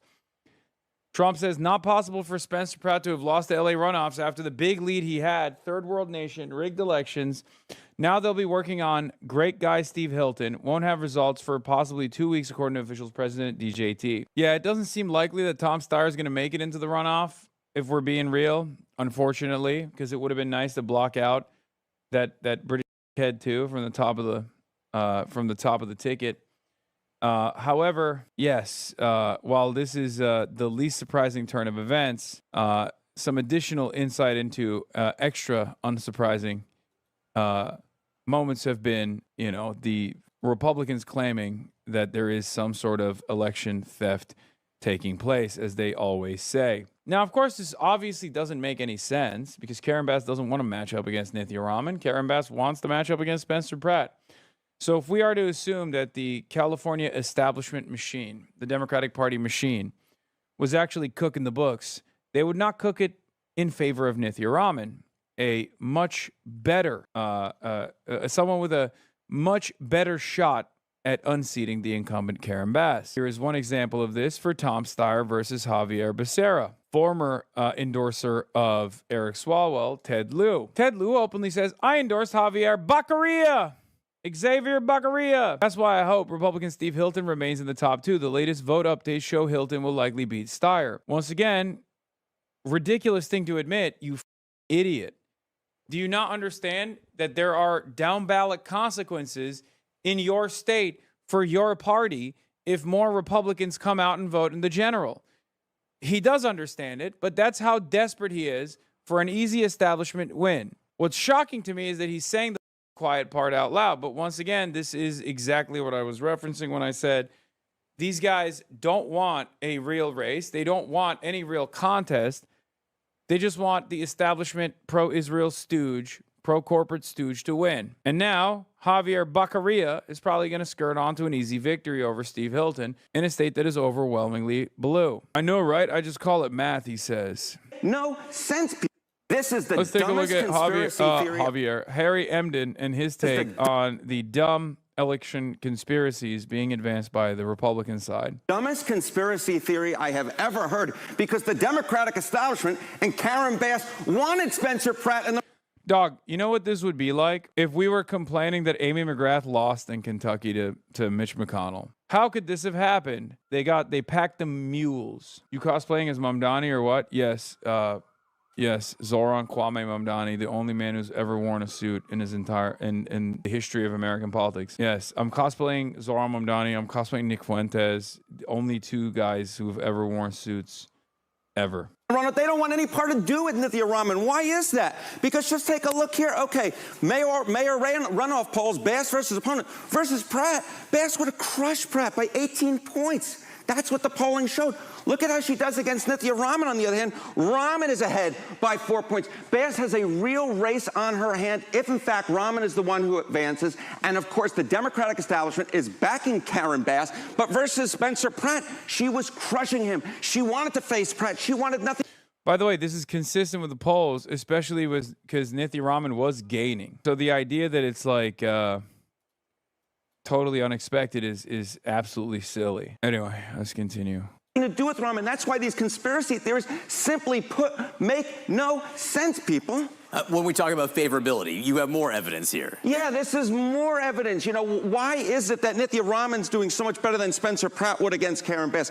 It's simply put, Raman is actually decently liked by LA City voters. Look at this. Okay, Nithya Raman, +5 on the net favorability rating. Karen Bass, way underwater at -22 points. You basically just need someone who's half decently well-liked to be favored, or at least have a real shot against the incumbent Karen Bass. Spencer Pratt, on the other hand. You don't understand. As a voter from Ohio, I've never heard of Councilwoman Nithya Raman, and therefore it must mean that she's the election, okay? Clearly, because my timeline showed over and over again Spencer Pratt making cool-ass AI videos, and clearly whatever I see on my Twitter For You page is reality, is the only reality that I acknowledge. Obviously, there's some taking place here. Or here's Ken Benzinger, the New York Times reporter who was reporting on my DNC trip when I got kicked out, if you recall, saying this is extremely simple. More than 60% of registered voters in Los Angeles are Democrats. Less than 15% are Republicans. Stop being shocked that LA voters prefer Democrats and stop spreading conspiracy theories that explain simple electoral math. Matt Van Swole, another one of these right-wing dickheads, said, that explains why Democrats do well in LA. It does not explain why a candidate in third place would suddenly outperform the first-place candidate in later counted ballots. Those two are totally different questions. Nobody's shocked that LA is blue. People are asking why the vote pattern changed so dramatically after election night, why Raman's late ballot share looks so different. There's an answer for that, too. The further left and younger the voters are, the more likely they are to vote by mail. Bass's voters are center left and older. Raman's are left to far left and younger. As we all should know by now, in California, the in-person votes get counted first. So Bass did by far the best among in-person votes and took an early lead. But the mail-in ballots, which critically aren't counted until in-person are done, heavily favored Raman. That is what explains the late surge by Raman, not some far-flung conspiracy. And then when you explain this simple concept, yes, by the way, younger voters are late voters. Younger voters are voters that vote by mail, myself included, by the way. I also am, I guess, technically not really young, but I did vote by mail. And I voted on Election Day. I dropped off my mail-in ballot on Election Day. Okay? And guess what? Plenty of other people did the same. And you know what else young voters do? Younger voters do? They vote with DSA LA and Knock LA voter guides.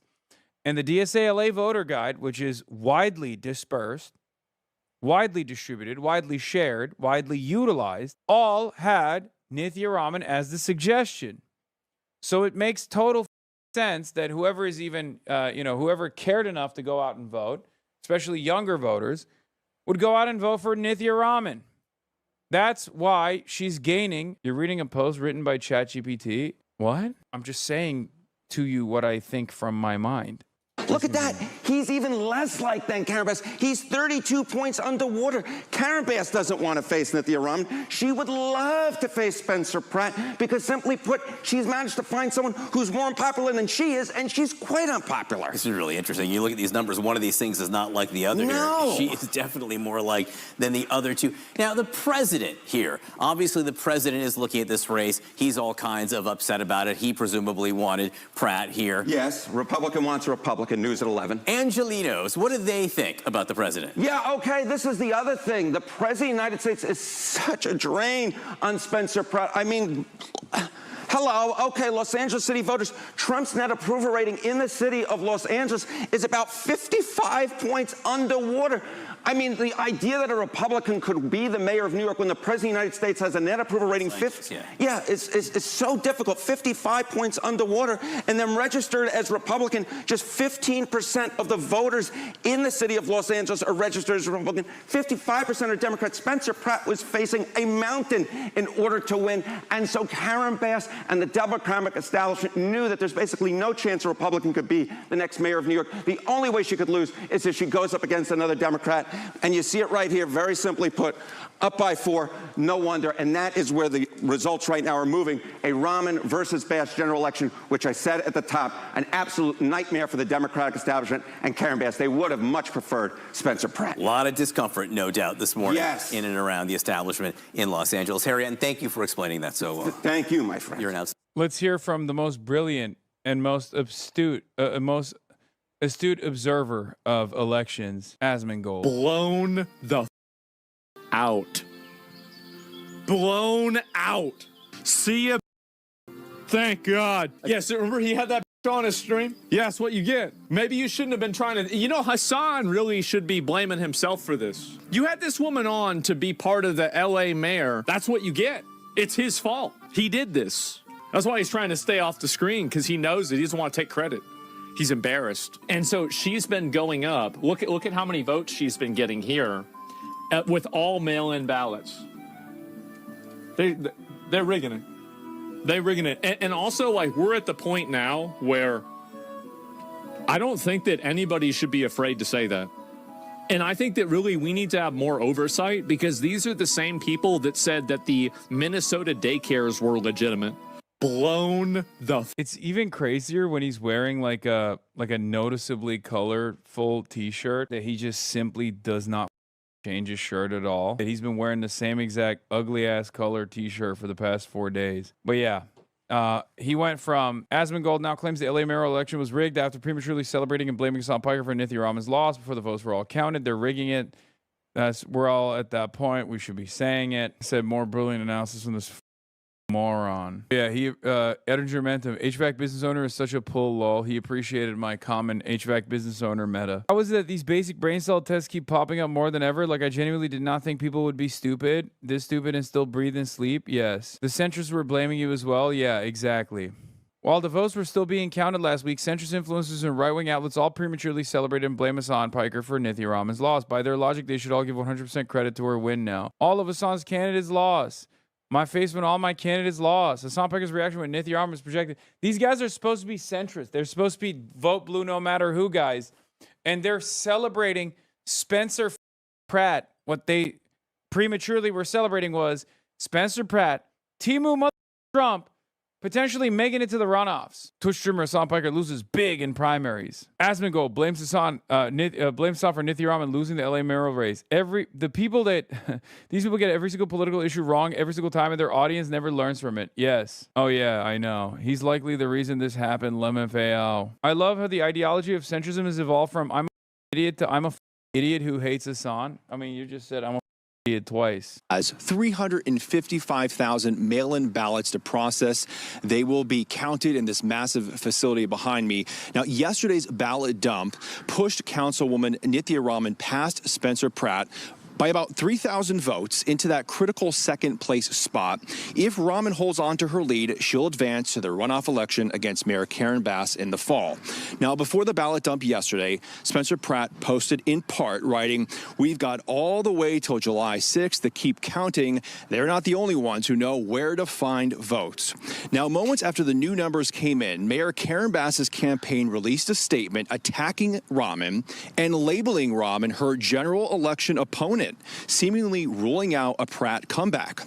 A Bass spokesperson writing, "We look forward to winning a contest against an opponent who allows encampments near schools and fights against hiring more cops, yet is MIA on saving Hollywood jobs and fighting back when ICE invades LA." Now, on Friday, we interacted with an assistant U.S. attorney inside the ballot counting facility here. The DOJ says he was observing, and the first assistant U.S. attorney in LA, Bill Asaley, says California has refused to to give the federal government its voter rolls and allows first-time voters to use IDs like gym and debit cards. As Saley also writes, California allows third parties to collect and turn in ballots on voters' behalf, a practice known as ballot harvesting with few restrictions. This makes it difficult to track who actually received, completed, and submitted each ballot. Now, as Saley says, there are ongoing voter fraud investigations here in Southern California. He points to a recent woman who was arrested for allegedly paying people on Skid Row to register to vote. Bill, Dana. Matt Finn, thank you. Nice to see you, Southern California. More to come. Thank you, Matt. Be sure to like and subscribe for all the Fox News latest on YouTube and catch full shows streaming now on Fox 1. When Trump walked out, this kind of leads me into the next. Oh, my God. Oh, the numbers guy. I know you like the number. I'm a numbers guy. I ChatGPT'd it, I grokked it, and I found out that Spencer Pratt is the president of California. He actually won the presidency in California.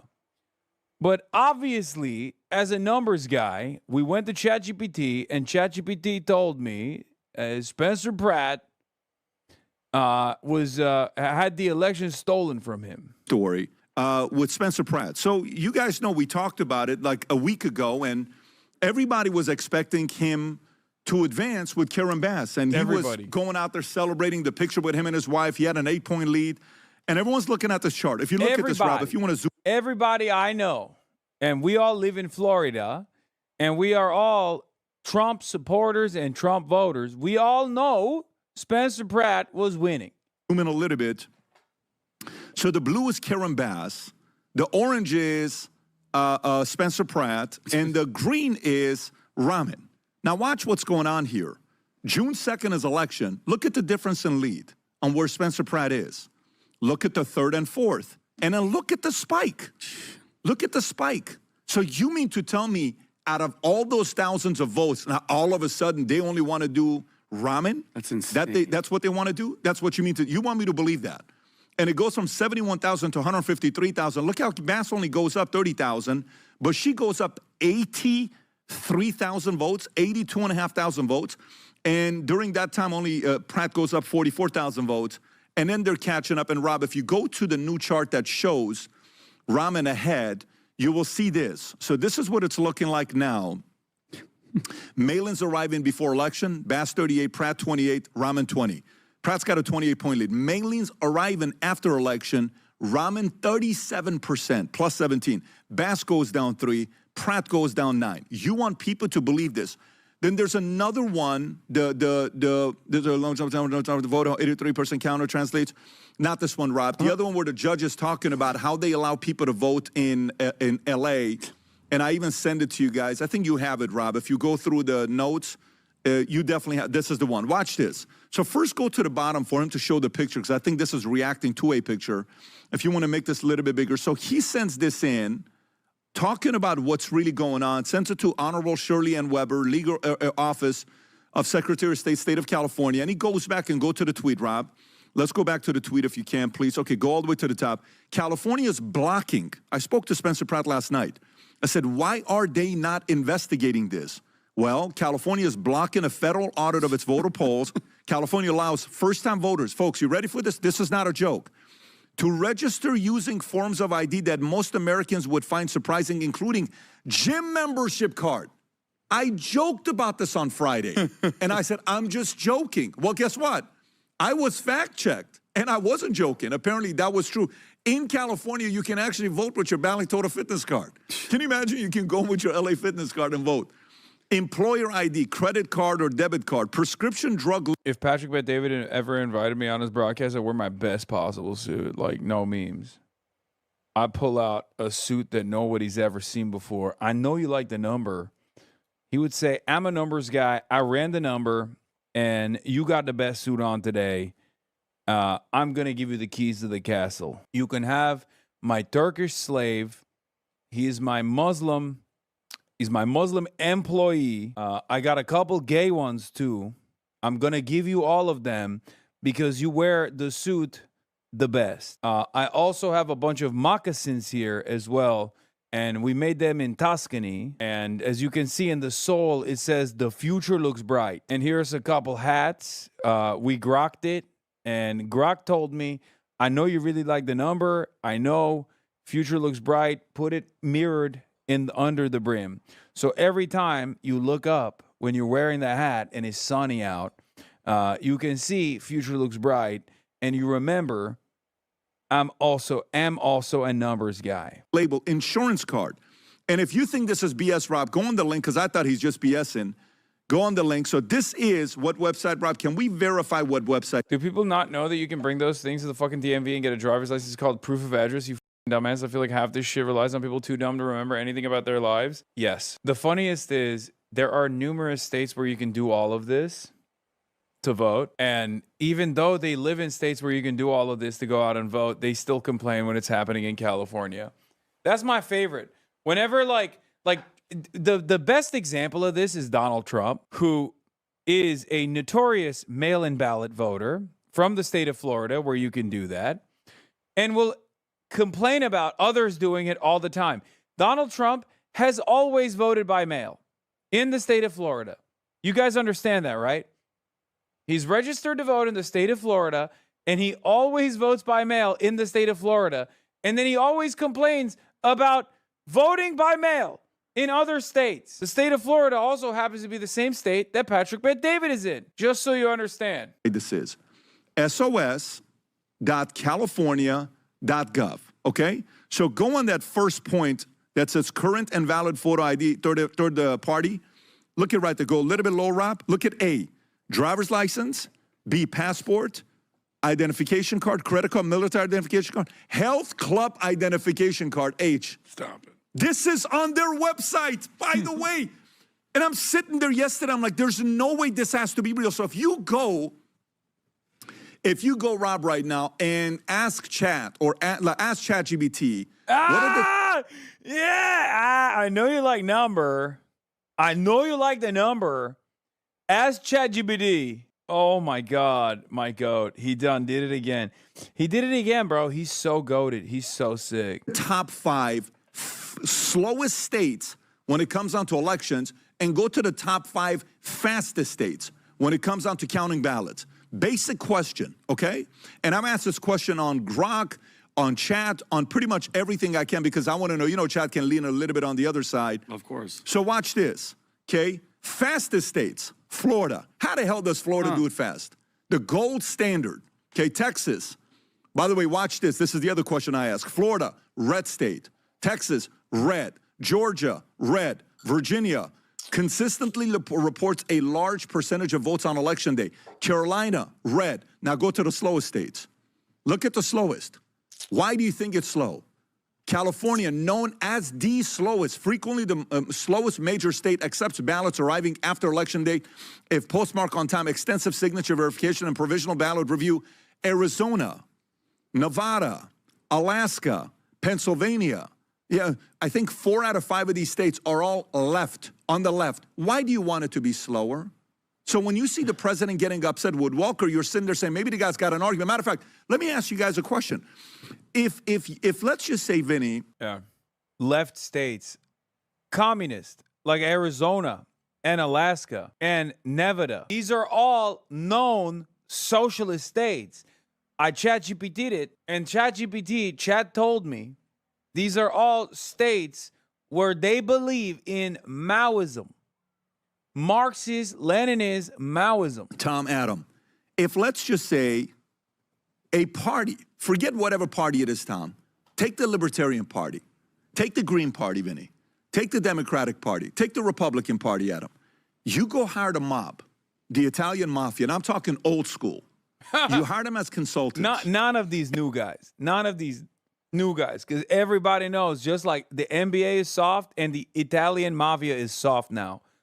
But the old school ones, back in the day, you hire those guys to go out and hire mules.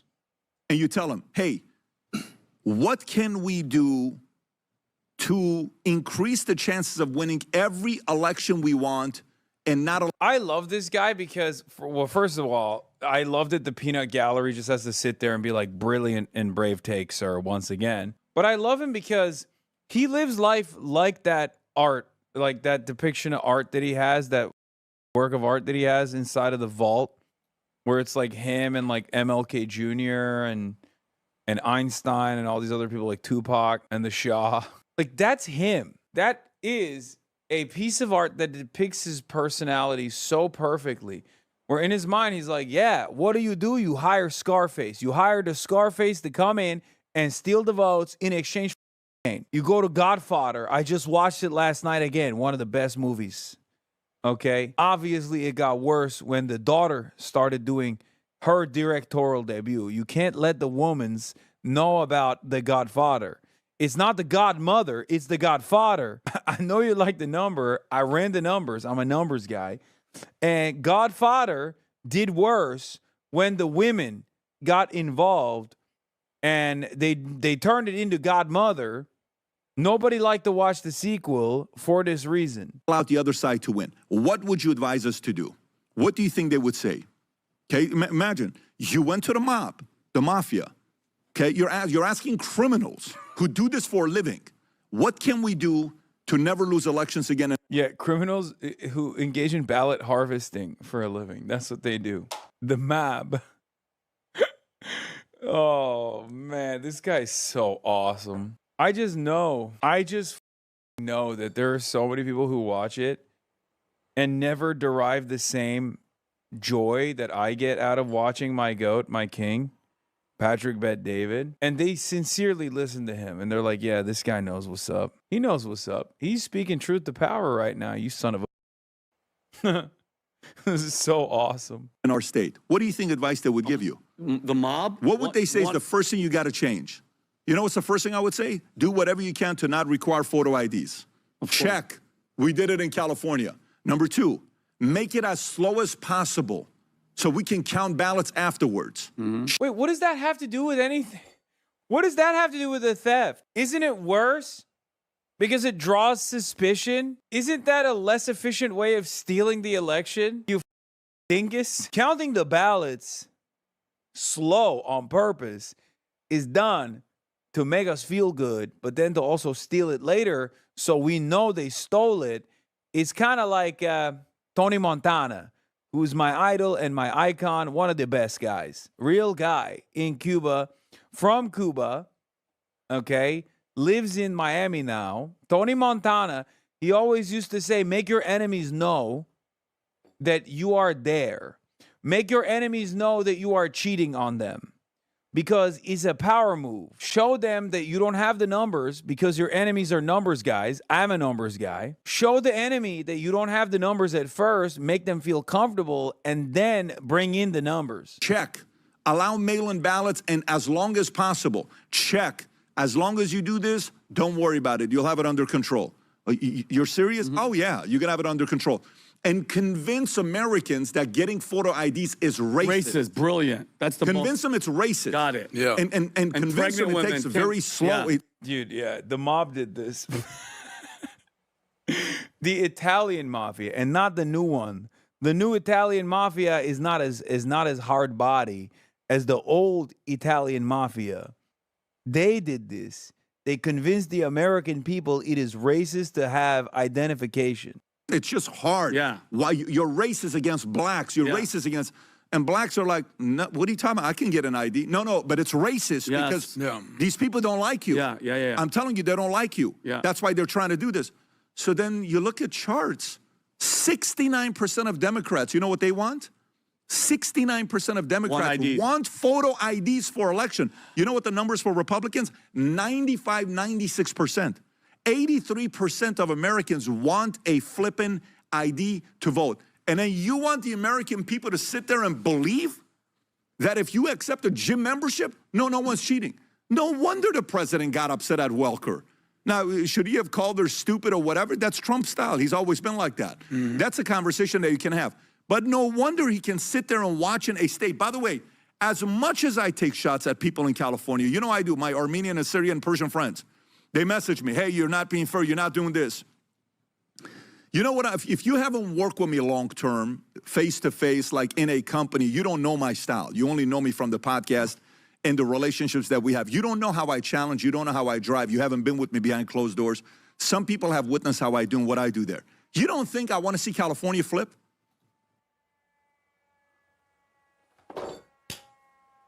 You just know me as the numbers guy, but sometimes they call me the enforcer guy, okay? You don't think I would do anything in my power to make sure California flips? I'm a numbers guy. I want to flip the number. I know you like the number. I want to flip it. That's my style. We come in, we go out, we flip the number. You don't think I want to see a mayor flip? You know how bad I feel for my friends in LA right now? You know how bad I feel for my friends in California right now? You know how annoyed these people are? These are good people that have said, I'm not leaving. And then you do something like this.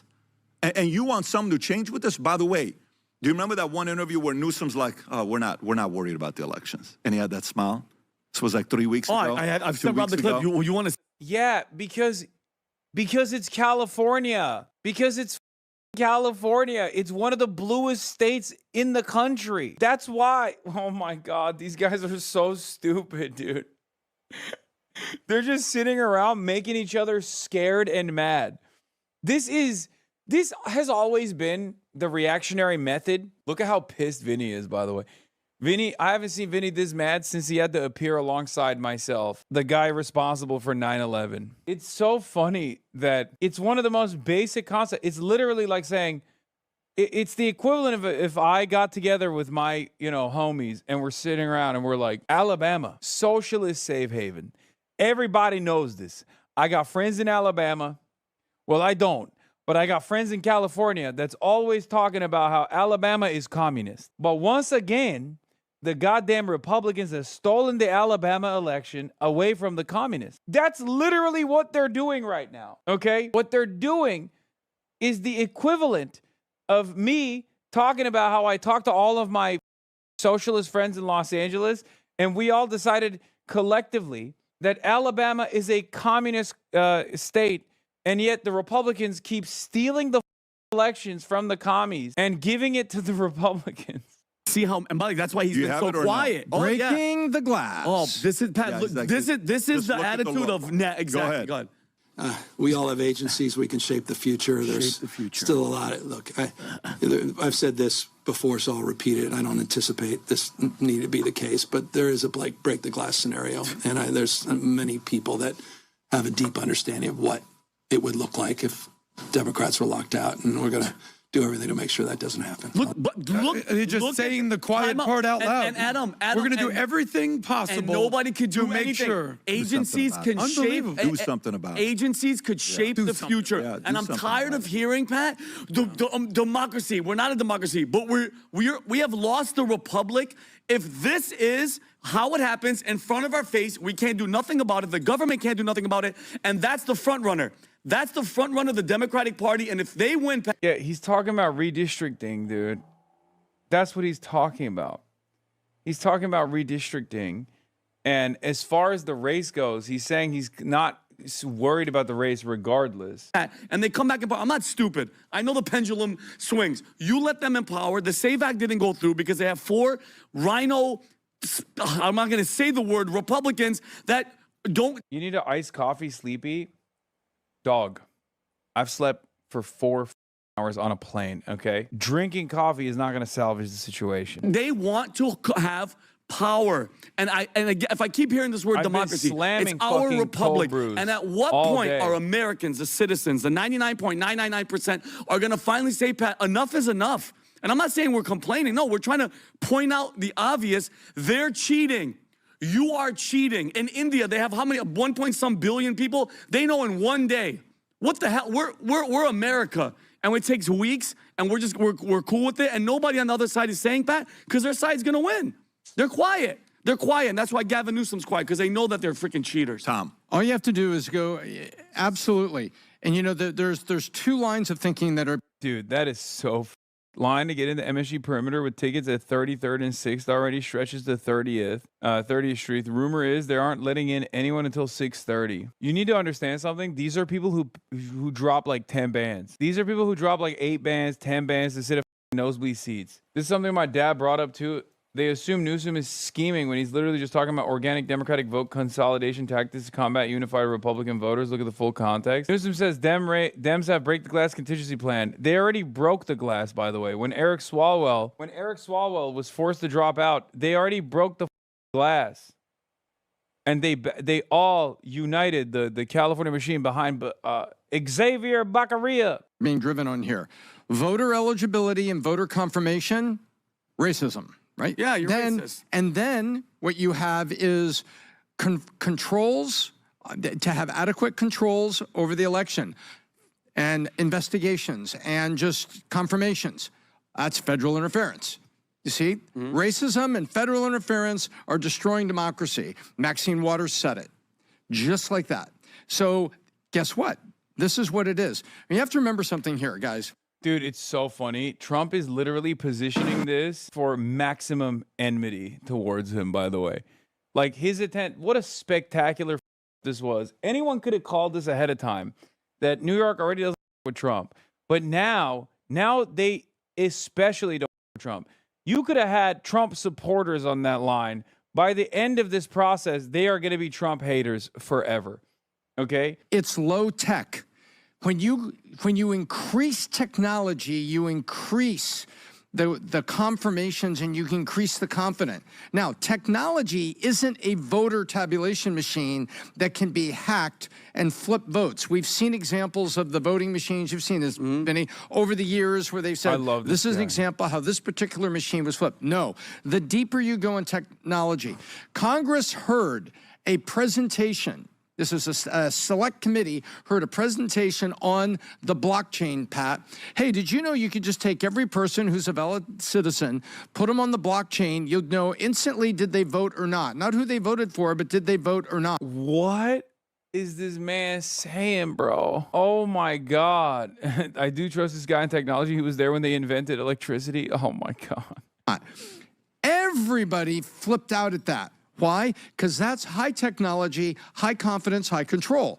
That's not what they want. You look at these blue states, just keep counting until you get the answer you want. And it's destroying public confidence. And you're going to see, I think you're going to accelerate the people that are leaving. I talked to people last night in LA too. I asked them, what are you thinking about this? And they said, I'm shocked. Everybody has said the same thing. They said, you know, I'm really shocked. In plain sight, doing what you just said, doing the quiet part out loud. Exactly. And it was terrible, Pat, terrible. But remember, low tech enables it. When you go to ultimate high tech and blockchain, you control it. Nobody wants control. Everybody wants buckets of ballots that came here coming into what appears to be orderly rooms to be counted, that we are ensuring democracy. No, they're not. They are controlling the outcome of what they call democracy. And Pat, now that we know what we're waiting for, Tom, the Supreme Court's ruling in Watson versus the Republican National Committee. It's a major case that could determine whether the states can continue counting mail-in ballots that arrive after Election Day if they were postmarked on time. And the ruling is expected at the end of this month, Pat. What's going to have Vinny, that will only control the date and time that they bring in the white buckets. Yeah. So the Supreme Court will help. We need control, and it starts with voter validation and then technology that validates that those voters that were validated actually voted once. Well, look, I don't know if you saw this article, what Gavin Newsom has done in response to the allegations. Basically, Gavin Newsom has been... Probably Vinny, still. Like, the old one is the kooky conspiracy guy. This one is the Hasbro operative, right? He's probably smarter than the other ones, I'll be honest. Vinny's got to be the dumbest one in the bunch. Y'all think Adam is the dumbest one? This podcast is the single greatest example of the lie of meritocracy. How dare you? It's the single greatest example of meritocracy. They're winning because they're brilliant. Basically signed a law that, quote unquote, here we go. Newsom signs law to shield California elections from federal interference. Oh, there's that basically. Speaking of numbers, we got level 2 hype train. You already know what it is. Level 10 hype train. Today we play a different song. I know we don't got the soundboard when I'm away from home, but we still got Charlie Kirk. We still got the Carrying of the Flame. And subscribe to the Piker Broadcasting Service, PBS, not PBD. PBD is Patrick Bet David podcast. PBS is Piker Broadcasting Service, the People's Broadcasting Service. If you like the numbers, please subscribe. This is how you can support the show, support independent media. I know you like the number. We get the level 10 hype train. You already know I'm playing new Charlie Kirk songs today. I am a number, please grok me. The flame will not be carried if you do not subscribe.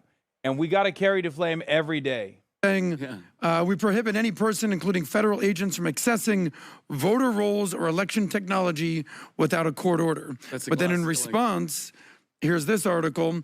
This is from The Hill. Federal prosecutors opened fraud probes into California voting. So alleged voter fraud, multiple election fraud investigations underway. Essentially what you said, there's serious structural vulnerabilities, specifically coming from two major components, mail-in voting and not requiring voter ID at the polls. And by the way, verify that only eligible U.S. citizens are registered. On the Newsom thing, he signed that on May 29th. 4 days before the election. 4 days before. Here's the video where he explains why he wants to go ahead and pass it so that the federal government cannot interfere, is what he calls, in California's election. Go ahead, press watch the play. I talk about Trump all the time. He's an invasive species. We've never been up against something like this. And he's just not, he's just winding up. I mean, he doesn't believe in fair and free elections. He believes in competitive authoritarianism. He wants an outcome along the lines of Putin. 87.3% to 4.3%. That's a fair We are and at free level election 6 from hype train still. Trump's perspective. 3 minutes and he's remaining. become so delusional that I think he's almost starting to believe in his own BS. Well, I think the people of California have somehow believed his BS for the last decade. And he used, let's just be clear here, he used a very specific number. He said 87% Trump wants that. 4.3, yeah. Listen, Trump's best day is in the high 40s. Best day from a national electorate. And worst day is somewhere in the mid-30s. Gavin Newsom, who basically somehow passed a recall, I think 4 or 5 years ago, this is all Larry Elder. Exactly, Larry Elder. You know who I feel bad for? Can I be honest with you? Tell me. Because I'm very much pro-Florida, pro-Miami.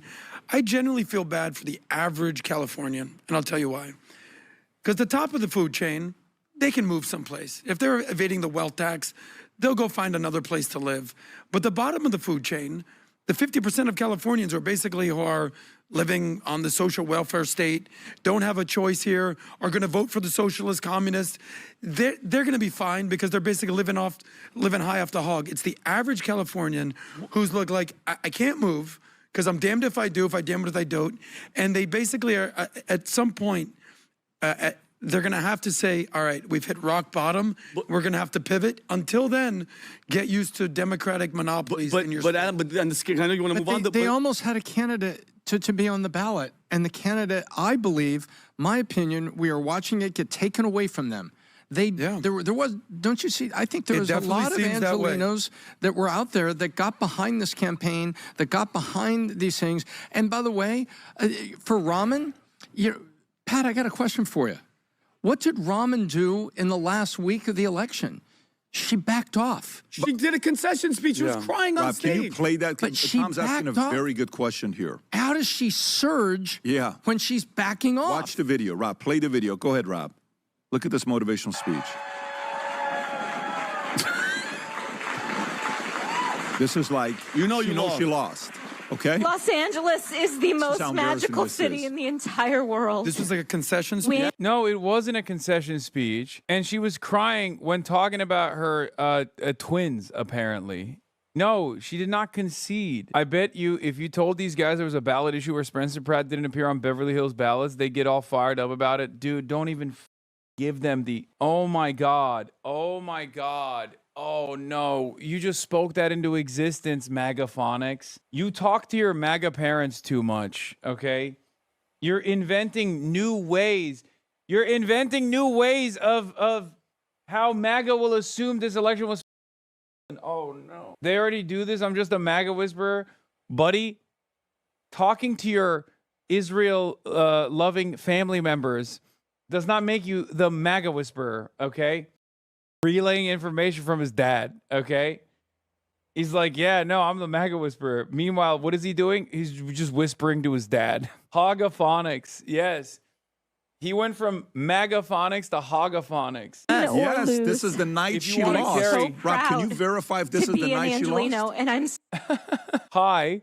Okay, this is 100% not a Turkish person, okay? They just Google translated what I'm about to read to you into Turkish. It says, Hassan, you're an American chauvinist. You support the American veterans, and you must be. But the way that this person wrote this is so clearly Google translated because no one would ever type like this, okay? Did I say anything wrong? See, I told you. I can't help but laugh. so grateful to call this extraordinary city my home. Yeah. Okay, so she allegedly, let me just verify. I don't think that's an act. I think she really believed that, and I think the machine wants what. Oh my God, these people are so stupid. They're just cutting and piecing it to oh, we are at level 8 hype train now. Level 8 hype train, 3 minutes remaining. Only 2 more levels until we carry the flame. If you don't want to carry the flame, don't subscribe. If you do want to carry the flame and support independent media, PBD podcast, not the PBD podcast. This is the Real Valuetainment podcast, the Piker Broadcasting Service. But anyway, it's very funny that they're like, well, she was crying here, so I've decided that she lost and she's conceding when she's not conceding. And I've also further decided that there's a machine that has actually caused her to win the election after she thought she had lost. Bass back and used her to get rid of Pratt. That's election night. What are That the is odds election actually night. So- saying about Pratt's Well, we'll go to chances? Kalshi. No, mind? Pratt's chances on Kalshi, Have they plummeted? Oh, you'll What see do you right now. look- 1.2% of advancing. Look at that. Oh, yeah. I thought it was still a 3. No. Rob, do me a favor. Go Adam, back. look at the- So he's go back. finished. How far back Look can at you the go pot, on this, Adam. dates-wise? Can you go back to 1 month? 78 million. Go to 1 month. Just watch this. Look at Pratt advancing. Okay? Look at Pratt advancing. And then look. And then right after June 2nd, which was the day to vote, he's still ahead. And then he drops. And look at that. All the way down, then- and Rahman comes up. And well, even Bass went a little bit lower. So you're saying that everyone who voted in that last 48-hour window, everyone voted for the communists. Yes. Bro, perhaps there's a lesson to be learned here. You won't learn it, but that lesson is don't use Kalshi as a reliable metric for who's going to win a election. It's not a poll. It's a gambling app. Are you ready for this, guys? So not the beat Yes. posted. Unbelievable. One of the best statements I And saw. $78 million was placed. Only Rahman's That's mail-in 70 ballots were late, Adam. Only Rahman's mail-in ballots So were late. when statistically impossible things happen, we should not be expected as a society to accept them.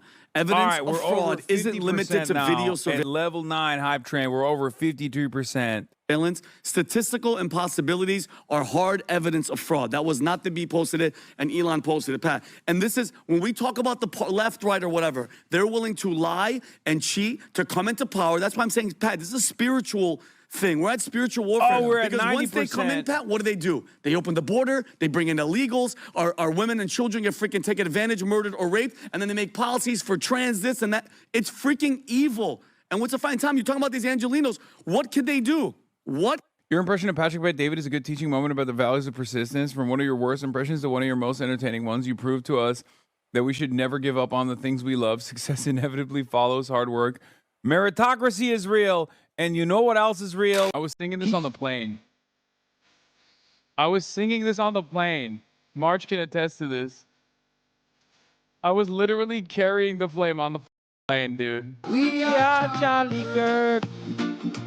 We carry the flame. We'll fight for the gospel. We'll honor his name. Rest in peace to Charlie Kirk. Anyway, all right, let's get back to Patrick Bet-David. Can you do? What? Go on the streets? So we believe this is an election. They believe this is a revolution. And during a revolution, anything is permissible. And Yeah, dude. That's what's going on. We're doing the revolution by getting Nithya Raman in. as LA mayor. Or wait, it's even dumber than that. We're doing the revolution by kicking out Spencer Pratt from the runoffs. That's the revolution. That's what you're seeing it here. You know, we believe that they're wrong and that we need to sit down and find a way to reason with the ones that are close to the middle and to bring them over. That's the spirit of this podcast. It's just like, oh, they're counter-revolutionary. It's always funny because it's like, I mean, what do you say? What do you say to this? I always wish that the Democrats were half, if not a quarter, as revolutionary as the Republicans claim they are, you know? It's a very sad state of affairs. That's why you saw Pat on Jubilee. That's why all this stuff. They believe we're evil and any tactic is permissible to stop. PBD, you're a California guy. What are you hearing from your people? Because at the end of the day, there's going to be a socialist versus a communist, it seems, in this runoff. What are people in California? Okay, I'm going to be honest. Between Karen Bass and Nithya Raman, I don't know which one he's referencing as the communist. I assume he means Nithya Raman is the communist, but Karen Bass is genuinely, throughout her like work with the Venceremos movement, like actually closer to being sympathetic to communism than Nithya Raman certainly is. So I don't know. I don't know if like I assume they're saying like Nithya Raman is the communist because she's younger and she's more radical, I guess, even though she's not. But Karen Bass actually was a communist at some point in her life. So there are guys that are planning on moving to Florida and they've been waiting and waiting. I'm not kidding. I'm not kidding when I say that about Karen Bass. Karen Bass literally worked alongside the Cuban government for years. And I think that's a good thing for the record. I'm not saying it's a bad thing at all. She did like humanitarian aid missions.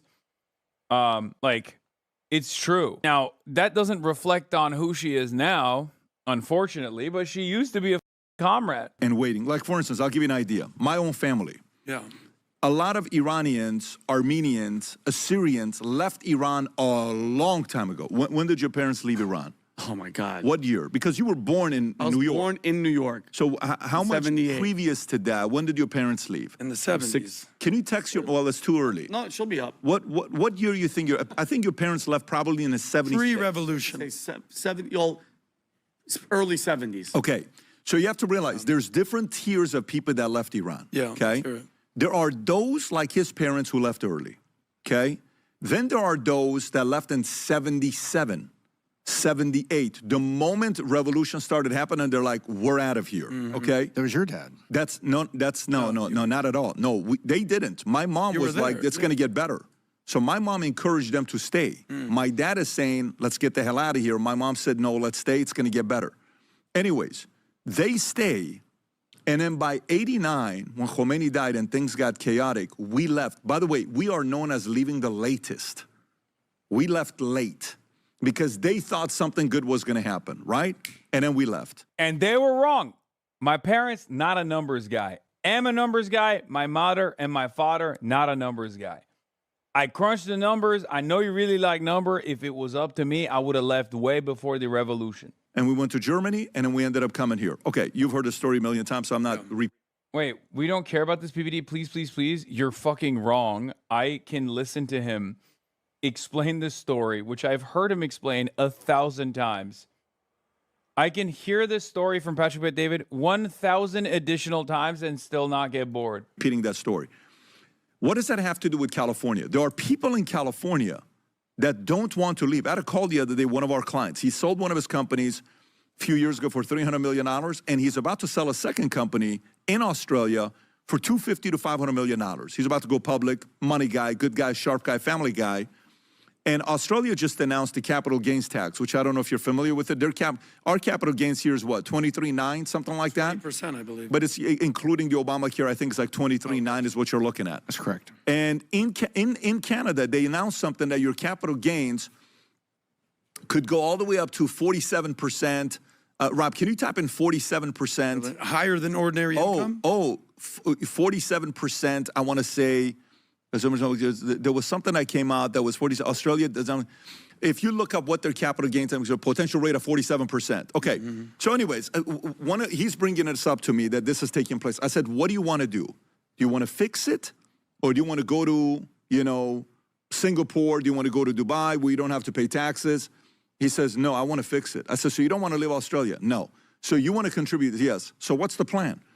And I said, so how famous are you? Not that famous. I'm famous amongst business people because I've made money, but I'm not that famous. I said, well, number one, without the fame, you ain't, it's not something you're going to be able to do. We got to work on the fame. It ain't the same. He says, well, what about if I first start off with Victoria, the state, which Victoria is kind of like California, and then from there go for national level, which is prime minister. I put him working on putting him in contact with the previous deputy prime minister for them to have a conversation together. But what's the point? There are a lot of people in California and Angelenos that have been waiting and waiting and waiting. You know what tiers it's going to be? Those who move to a Republican county. So, I don't know, pick a Republican. They're going to go hide in Manhattan Beach. They're going to go hide in Newport Beach. They're going to go hide in, Kern County, like Bakersfield. They're going to go to weird places like this, right? Shout out to... Move out of L.A. or something. Oh, yeah, for sure. Then there are those that are going to do the easy thing, second easy thing, which is what? Go to Nevada. And they're going to do the 185, 175, which is live 185 days in Nevada to avoid having to pay the tax of California. The wealthy people can do that, right? The wealthy people can do that. The average person cannot do that. Then it's the people that are just going to be like, I'm moving out. And I'm going to go to Texas, or I'm going to Florida. Yeah. Or I'm going to Tennessee. Or I'm going to go stay in Henderson, Nevada. Those are the three tiers. So if this could, by the way, where's Hilton at right now, Rob? Can you look up Hilton's? Go to Hilton's Calshi. I think he just got passed by Xavier Becerra. Steyer passed him up? No, I don't know. Becerra's got confirmed. He's in. Yeah. Like, he for sure is first place. But Hilton is still 9.6%, which is fine. Because as long as he's second place, that's all you care about. And we should have a moment of silence for this guy, Tom Steyer. He just keeps pumping hundreds of millions of dollars $100 million to get elected. And the world is he's like, in the Bloomberg you ain't camp. the guy, buddy. You know who else did that? Meg Whitman also did that many years ago. She ran as a Republican. What's really funny about this, by the way, is I not so jokingly, but jokingly referred to Tom Steyer doing something, using his money better than wasting it away in this election, and handing it to the DSA, and people got like real mad. There were like DSA members that were like, "This is fucking bullshit. We would never accept $200 million from a billionaire. It would never come without strings attached." All this stuff. It's like, don't worry, guys. It's not gonna happen. Okay? It's very funny, and it's also very like leftist discourse to just like get ahead of a situation that is not even remotely likely to happen, and drive discourse on utter fantasy, like pure fantasy. I support Steyer giving DSA $200 million and then immediately spending it all on something like this. Oh yeah, this is the French Communist Party headquarters, isn't it? Am I crazy? Yeah, it's aura, maximum aura. That'd be so sick. I think former CEO of eBay, and she went through different things. Father's Day's around the corner. And there's one statistic on Mother's Day place. Oh wait, the end of this is just all ads. Oh my God. Nithya Raman has... Yeah, I'd rather than watch Tim Pool talk about how Democrats cheated.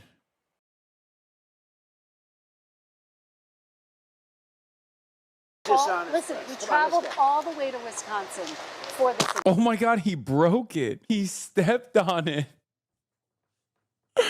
Yo! What the Let's watch the full Trump interview with Meet the Press, where he basically walked away because he's a...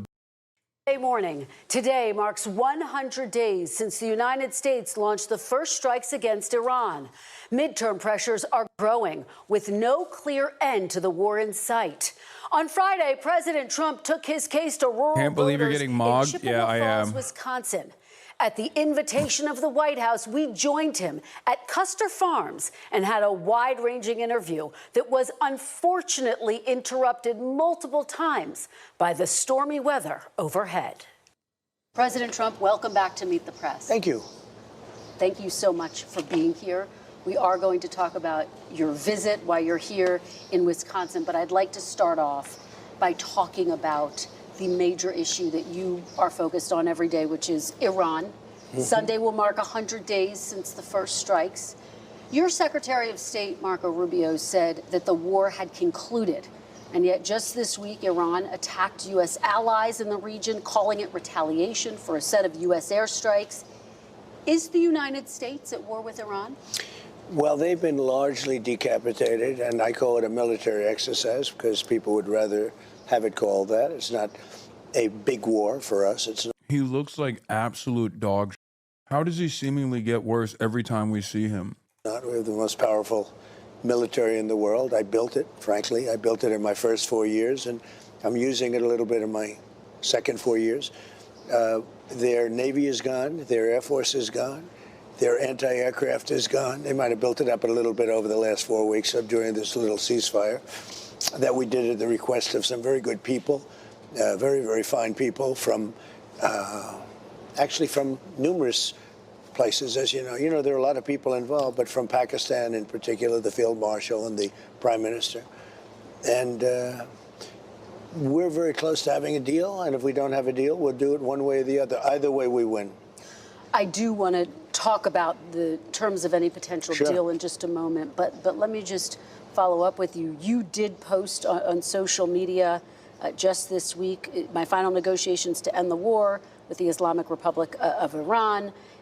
There is a naval blockade in place, which technically is an act of war under international law. So is this a war as long as there's a naval blockade in place? Well, we have a blockade. It's been extremely effective, and the reason we have it is they try to blockade, and now we blockaded them. And as you know, they're losing $400 to $500 million a day. It's not sustainable for them. They have an economy that's shot in addition to everything else. Their leaders are gone. Their generals are gone. Their first tier and second tier are gone. Much of their third tier is gone. But they put up a blockade, and so we blockaded them, and we have the ultimate blockade. I don't consider that a war, but if you want to define it as such, I guess you can. Well, how do you define it? I don't define it at all. I don't think about it. I just do what I have to do. If you're not specifically calling it a war, would you consider sending some of the troops who are stationed there, who were sent because of Operation Epic Fury there home? No, would you consider sending them home if it's not technically a war? We don't need as many troops. I think you just like. Okay, I'm not gonna lie. She's unironically doing a good job. I don't know how. I don't know if my eyes are deceiving me, if my ears are hearing the wrong information, but so far, so good. She's 2 for 2, which now makes me realize exactly why he left by the end of this interview, because if she keeps up this energy for like the next 10 minutes, this thing is gonna fall off the rails, okay? If it's not a war, will you pull out the troops? Great question. Like it's on the to err on the side of caution. We have a lot of people there. They're very safe. You know, if you think we beat Venezuela, we lost nobody. We took over the whole country. We lost nobody. We have a great relationship, by the way, with Venezuela. Steyer Bros, it might be Styover from Vote Hub. Wingcast update. Hilton's chance of advancing in California's governor's race rose from 85% to 93% after Steyer again fell short of his needed marks on Saturday. The aggregate drops were roughly as expected, but with more votes in, uncertainty is shrinking, and Hilton remains clearly favored. Venezuela is doing very well, but we lost nobody. We've lost 13 people here, and that's a lot. 13 people too many. But if you look at Vietnam, where hundreds of thousands of people were killed, if you look at any one of the last 7 or 8 wars where many, many people were killed, we lost 13. And again, 13 is too many. I don't want to lose any. But 13 is less than anybody's ever even envisioned. I think we're doing a great job. But so are you saying you would consider sending some of the troops home, sir? Some of the 50,000? He's like, 13's nothing, bro. I kill 13 troops and forget about it. That's kind of crazy, because wasn't that the rallying cry for Joe Biden, how he allowed 13 troops to die when they were exiting Kabul? Kabulgate? Literally, that was the whole thing. Remember when conservatives would put they would pour beers, empty beers, 13 of them? They would say 13 of our best. And Benghazi too, but Benghazi is, nobody gives a shit about Benghazi anymore. But yeah, Hillary with Benghazi, Joe Biden with the 13 of our best troops dying in Kabul. Meanwhile, Donald Trump literally is like, yeah, 13 of them died. Who cares? Who gives a L for them. If they knew how to duck and dodge, they would have been able to survive the Iranian drones. I like my war heroes who don't die to the Shahed drones. That's right, they're losers. They failed me. They should have. Troops who were sent there as a part of Operation Epic Fury. It costs us very little to keep them there. I don't consider them in danger. We have the best defense anyone's ever seen. We have the best offense anyone's ever seen. So I don't consider it danger. I would say it would be foolhardy to do that because maybe we may use them. It's unlikely, but I think we'll keep them there until such time as we have a completion. And when we have a completion, you will see things like you've never seen. The oil will go down. The stock market already, as you know, it's hit an all-time high. Even in the midst of it, it hit all-time highs. Yeah, look, funny because this is what he said about the 13 service members killed during the withdrawal from Afghanistan in 2021. This is the 3rd anniversary of the botched Afghanistan withdrawal, the most embarrassing moment in the history of our country. Gross incompetence, 13 dead, American soldiers, hundreds of people wounded and dead. Americans have billions of dollars of military equipment left behind. You don't take our soldiers out first, you take them out last. When all else is successfully done, Russia then invaded Ukraine, Israel was attacked, and the USA became and is a laughing stock all over the world. Fake news media remains silent in order to protect the worst administration in the history of our country, MAGA 2024. Back then, it was 13 of our best. Now it's 13 of our worst because Trump killed them. 73 all-time highs in a short period of time that I've been in office, which is a record, by the way. And, we're doing very well. But the main thing is we cannot let Iran have a nuclear weapon. Can't do it. What is and we won't do it. Yeah, you just referenced the 13 Americans who were killed. And I want to know what your red line is. What would trigger you to restart military action? Would it be Iran killing more American citizens? Well, certainly that would be something that I would think about very seriously. But my God. Red line would be. Oh, my God. He literally is not even committing to restarting the war if American soldiers or civilians get killed. Oh, my God. Oh, he's so cooked. Yo, he won't even posture? He won't even posture? God damn. Like I said, and I will keep repeating this, the IRGC is the most powerful anti-Trump, the most successful anti-Trump force on the planet currently. It's not the Democratic Party. Straight up, it's the IRGC. Perhaps more powerful than even China, honestly. If I think I wasn't going to make a deal or if I wasn't going to make a deal fast enough. So we're having very good negotiations with the people that are leading the country now. It's the 3rd group that we've been dealing with. And they are different. And you could say it's regime change, actually, because these are very different people. I find them to be more rational, very smart. Who is that? Who's leading the country? Well, I don't want to go into names, but you know who they are. I mean, they're leaders. They're respected. Respected by the people that have to respect them. They are calling the shots. We know that because we see it through various tests that we've given. It's a little bit strange because you have leaders that have been there for a long time and they get wiped out. Then you have leaders that you also know, the 2nd tier, and they get wiped out. All of a sudden, we're dealing with different people.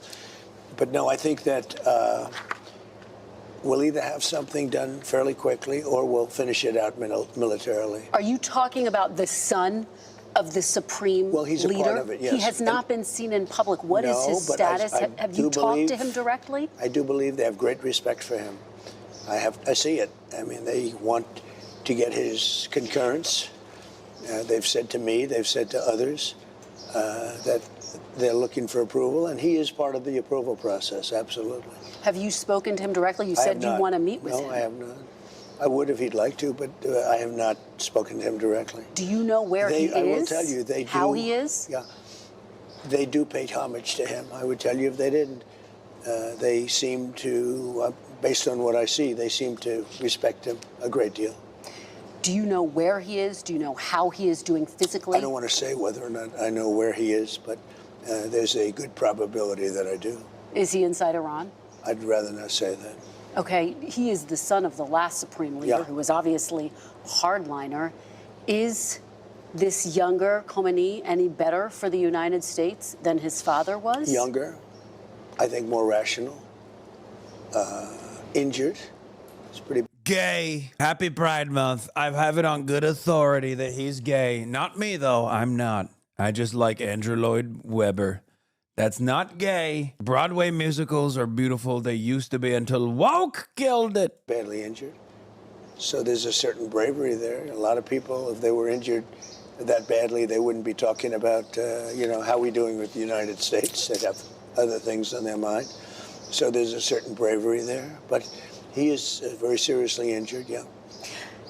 I think it's really funny that this guy is talking about like how gravely wounded and injured other foreign governments' heads of state are. Dude, you literally look like death itself. It's actually remarkable how much the MAGA cult refuses to recognize how wounded Trump looks. Trump sincerely looks like a wounded bird all the time. He looks like a melting wax puppet. Look at him. What is the status of talks exactly in this moment? How close are you to making a deal? Are we talking about days, weeks, months, Mr. President? I think we're very close. We have a couple of points. They don't even seem like big points. They've conceded the fact that they will not have nuclear weapons.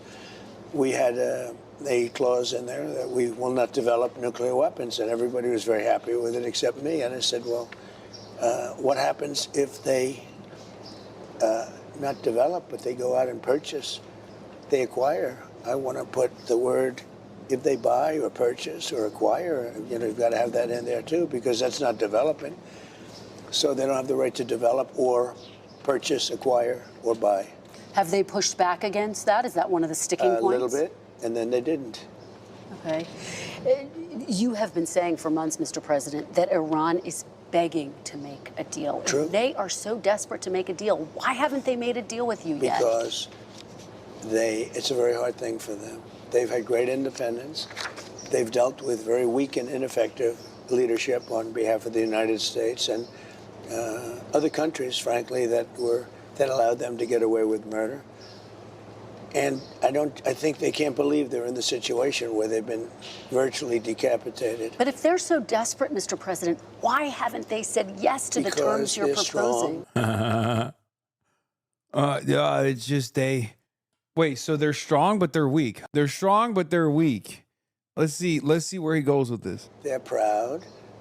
There are things they never... I like that he's doing the enemy is both weak and strong at the same time. Like he's doing this at the Meet the Press. He's not even spacing it out. Nope, immediately contradicting yourself. Got it. Thought they'd be doing, that they're going to have to do. They've got no choice. And it takes a little while. You're talking about 47 years of getting away with whatever they wanted. I mean, this should have been done long ago. This should have been done by other presidents or other countries. It doesn't have to be us, other countries.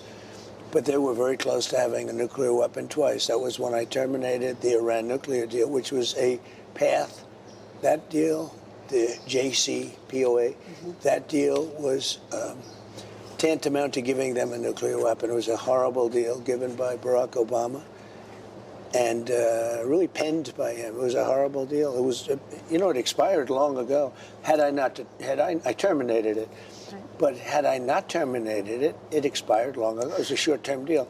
It was a road to a nuclear weapon. They would have had a nuclear weapon 5 years ago. But, Mr. President, I'm curious, because when you were... Literally, they went back to the process of enriching uranium because Donald Trump added additional sanctions onto Iran after destroying the JCPOA for no reason other than the fact that he's Israel's puppy. And after all of that, Nick Fuentes literally still did a January 6th. After all that, just remember that. Sometimes it's important to remember that because, like, his fans will be like, you don't understand. He's been anti-Semitic for decades. He's actually been so consistent on this. It's like, okay. And then he promoted the most pro-Israel president of all time, Donald Trump. And not only that, but also participated in a failed insurrection at the behest of that pro-Israel president, Donald Trump. Something to think about. Even now when he's like, oh, I'm hot and cold. I'm hot and cold. Kind of feels like he just hates Jews. He doesn't really mind Israel all that much, regardless of what he says. And that the hatred of Israel is secondary for him. It's just an opportunity for him to normalize Jew hatred in general, Campaigning, you said you would rip up the Iran nuclear deal, but negotiate a better deal. Why didn't you negotiate a better deal at the time? Because after it was ripped up, there weren't guardrails, and they escalated their production of enriched uranium. Excuse me. It takes years to do these things. These people have been fighting for 47 years. They've been killing Americans. They've been taking off their legs and their arm, and their faces have been hurt so badly and so horribly. I'm moving very fast. I'm into 3 months. Vietnam lasted 19 years. I'm into my 3rd month, and all I do is say, whoa, when are you going to win? If I were a Democrat, nobody would be talking that way, but it doesn't matter to me. I've gotten so used to it. Look, We have totally destroyed their military. They have some missiles left. They have some drones left. Do you know how many missiles? Yes, exactly. How many? I don't want to tell you. Can you give me a ballpark? But they have some left. No, but I know almost to the number, and we know where they are too, and we know where their drones are, and we know where their drone factories are. Most of the drone factories have been knocked out. Most of the launching pads have been knocked out, and most of the missile manufacturing areas have been knocked out. But they still have capacity. They have some missiles. They have some drones. I would say percentage-wise, maybe 21, 22% of their missiles. It's a lot of missiles, but it's not what it was when we first attacked. So you're saying they have 21, 22% of their missiles left? Correct, yes. Okay. Let's talk about what specifically you are demanding as a part of this short-term deal. Will the United States agree to a deal with Iran that doesn't explicitly and immediately give up its nuclear enrichment program on the front end? Well, you know, depending on when you say immediately, look, it is buried under mountains because our B-2s were incredible. The pilots of our B-2s were unbelievable. And it's buried. They can't get it. The only two countries that could take it, that have the equipment to take, you have to understand, 3 mountains have fallen in on them, right? So you understand that, because the fake news was going around saying, oh, maybe they didn't hit their target. 1 o'clock in the morning, pitch black, no moon, no nothing, and every one of those bombs went right down those chutes and blew up. They can't get it no matter what. I mean, they can get it, I guess, with years of work. But the only 2 countries that can get it are us and China, because we're the only 2 with the equipment that's capable of doing that kind of work. And it would take weeks of digging. So the answer is, yeah, we're going to do it immediately. We're going to start looking very quickly, and we'll do it with them. If we make a deal, we'll do it with them. No, we're going to do it with the Iranians. So if we make a deal, that means we'll be friendly. We'll do it with the Iranians. If we don't make a deal, we may do it, or we may just watch it. You know, we have cameras on it all over it. If anybody walked there, if you walked over there, I would be able to read your first name on your lapel. And these are cameras up in space. It's pretty amazing technology, Space Force. We have cameras all over the site. We know if anybody goes there. If anybody went there, any digging mechanism, any truck, any tractors, anything, anybody went there, we would know. We will take care of it. Is that wind or what? Is that rain? He's starting to get scared. He's like, God is punishing me. I knew it was happening. Why are they in a barn? I don't know, dude. I don't know anything anymore. Why do they do anything? What is ambiance? This will be the first of multiple interruptions due to the weather. Rain hitting the metal roof, making it difficult for both of us to hear each other. So as we're having this conversation, we can hear a little bit of rain. No, a lot of rain. A lot of rain. Let me try to get a clear understanding of how the United States would get the nuclear material Is he gonna hit out. this? You've What? called it nuclear dust. Yeah. I love when he does that. What? I can't hear you. It's the rain. It's too loud. What? Will you and would you be open to sending in U.S. forces to retrieve the nuclear stockpile? So the official name is highly enriched uranium. Oh, the official name. And I call it nuclear dust because it seemed to be nice and everyone understands it better and it's sort of cute and people picked it up. But the way you do it is if we make a deal, now we're friendly, we'll all go together. It'll be our equipment. We'll take it out and destroy it, whether it's on site or whether we take it off site. So that would require U.S. forces. Well, that will require, we will have a deal. We'll be friendly. In other words, we will have made a deal. And we will be at peace. And we will go with them or without them, but we won't have people shooting at us, okay? Now, if we don't make a deal, then we're going to take them out militarily, very harshly, and we'll wait till we do that before we go, in which case we'll have safety either way. Mr. President, I wonder, how long are you willing to give Iran to make a deal? How much longer? You've been talking for quite some time. That. Well, you really haven't. You were in Vietnam for 19 years. You were in Iraq for many years. You were in Korea for many, many years. You were in all the, I won't even talk about World War II because that was the big one. And we don't want to ever have that. But You were in all these different wars for many years with thousands and thousands of people killed. We've had 13 people killed, which I hate. We've had 13 people killed, and that includes 2 wars. That's Venezuela, and that's Iran. But do you have a cutoff point No, but you in keep your talking head? about speed, Kristen. You were in Vietnam for 19 years, and you're telling me about... So what is it? 18 years and it's still a wrap? It's good? Like, what's the argument, man? 18 years. Talk to me again in 18 years. I'll still be in charge. You already know it, baby. Kirsten, stop with this. He's getting mad, dude. He's getting mad. And in 3 months, I've demolished the Navy, the Air Force, anti-aircraft. They have no radar. They have no nothing. I demolished their leaders. Their leaders are gone. Do you know where all of Iran's nuclear material is, Yes. sir? Yes. Would you unfreeze any Iranian assets or lift any sanctions up front as a part of any No. deal? So that would come after. Comes after, yeah. If they behave, turned if they do over a good their job, we nuclear start enrichment talking, yeah. material. Unlike Obama. Obama flew a Boeing 757, a plane I know very well. They took the seats out and they loaded it up with $1.7 billion in cash from the banks in Maryland and Virginia and D.C. They emptied out the banks, and they gave them 1.7 in green, and they gave them tens of billions of dollars, just kept giving them money, and it didn't work. Would any, again, That Mr. never works, But by the again, way. Mr. President, you promised that you were going to negotiate a better deal. Do you I wish you'd have. done it in your first term when you ripped it up at that, before you ripped No, up the they weren't deal? ready. No, this is much better. This is much better. Will If I you- would have done it in my first term, Israel wouldn't have been ready. Hear that sound of thunder, lightning, Is that going rain? to interrupt, guys? No. Okay. People will understand. We're on a farm. That's true. Will any deal you make include the release of Americans who are being held by Iran? Well, we talk about it, and we'll see. Nobody really has an accurate list of who they are, what they are, or if they're being held. But if they're, we've been talking about it. Nobody really has a list. You know that, right?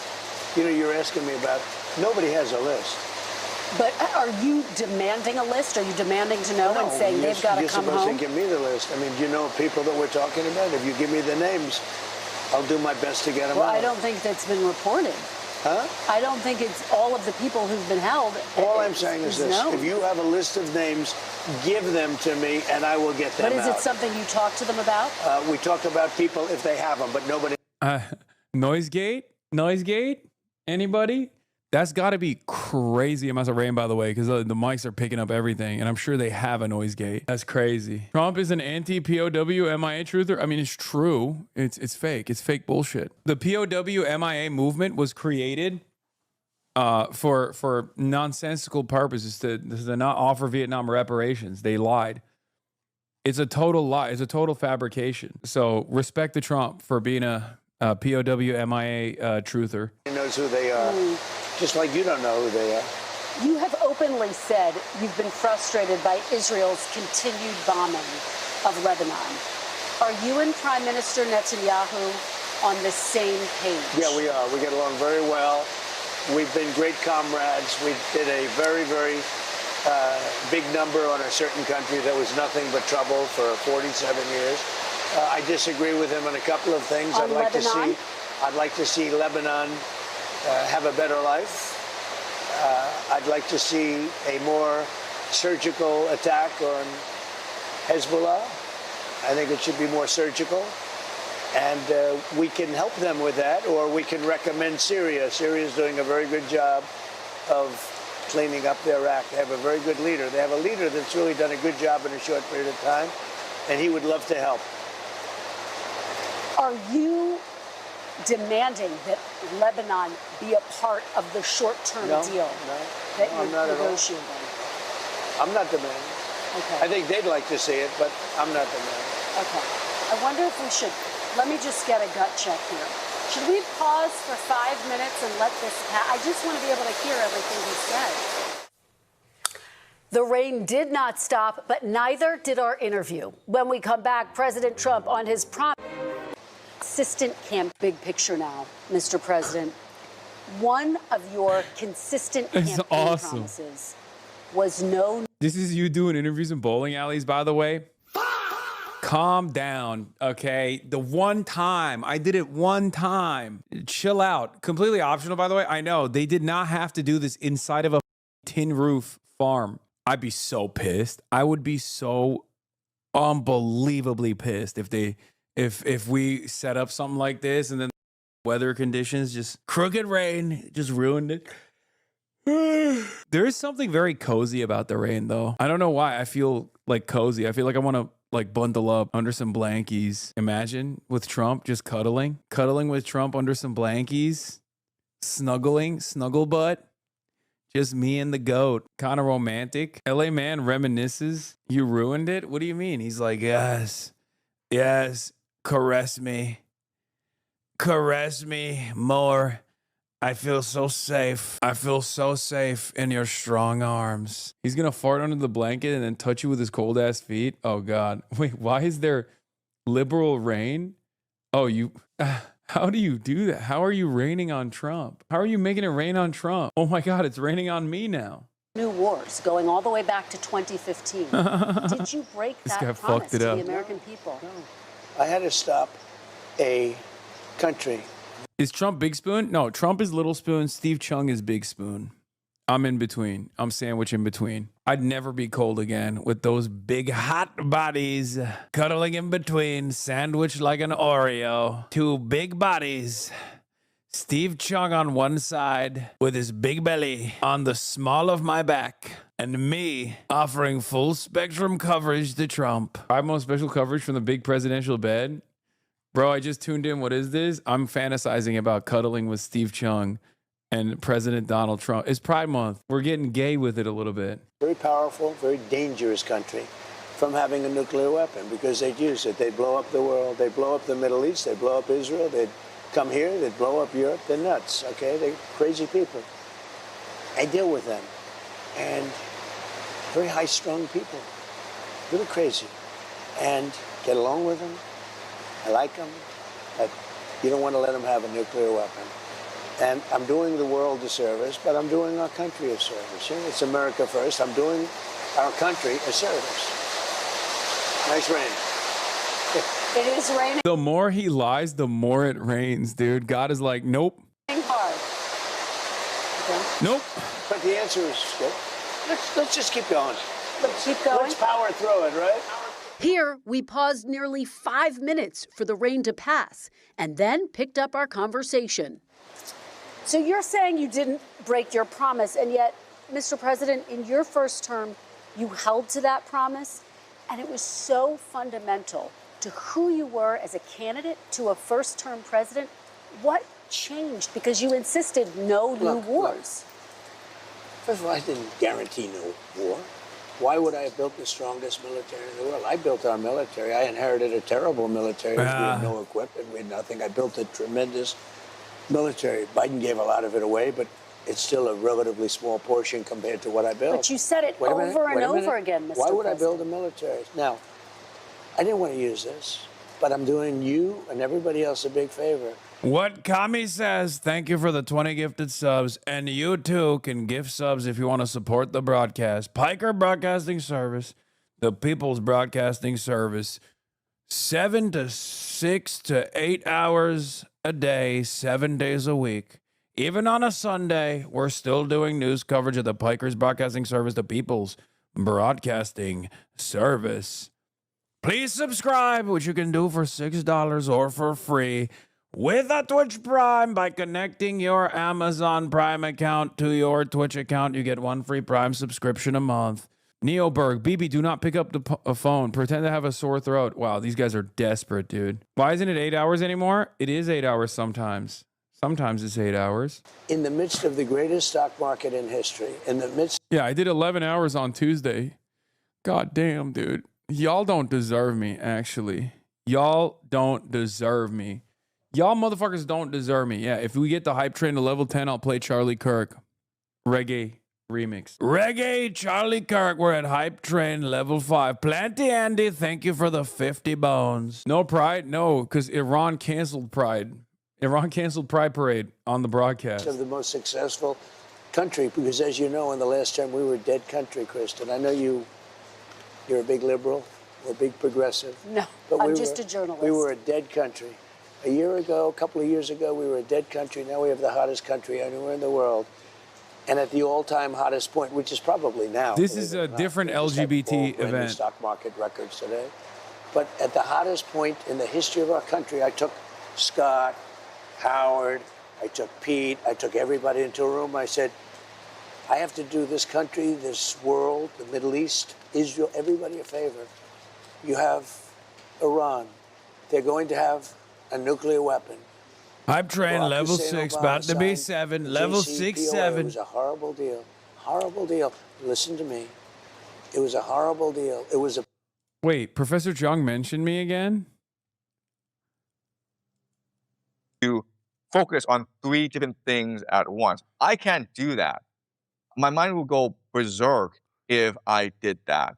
So you're absolutely right. Let me figure this out. Let me figure out how to get a moderator in here. And also, maybe next time or maybe a couple months from now, we'll do a Zoom conversation so that each of you will have the opportunity to participate.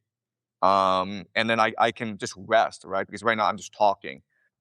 Again, these streamers like Hassan Piker, Sneeko, my hat's off to them because I don't know how they do this. They do this like 8 hours a day, by the way. Like we might go on for like another hour, but I'm already.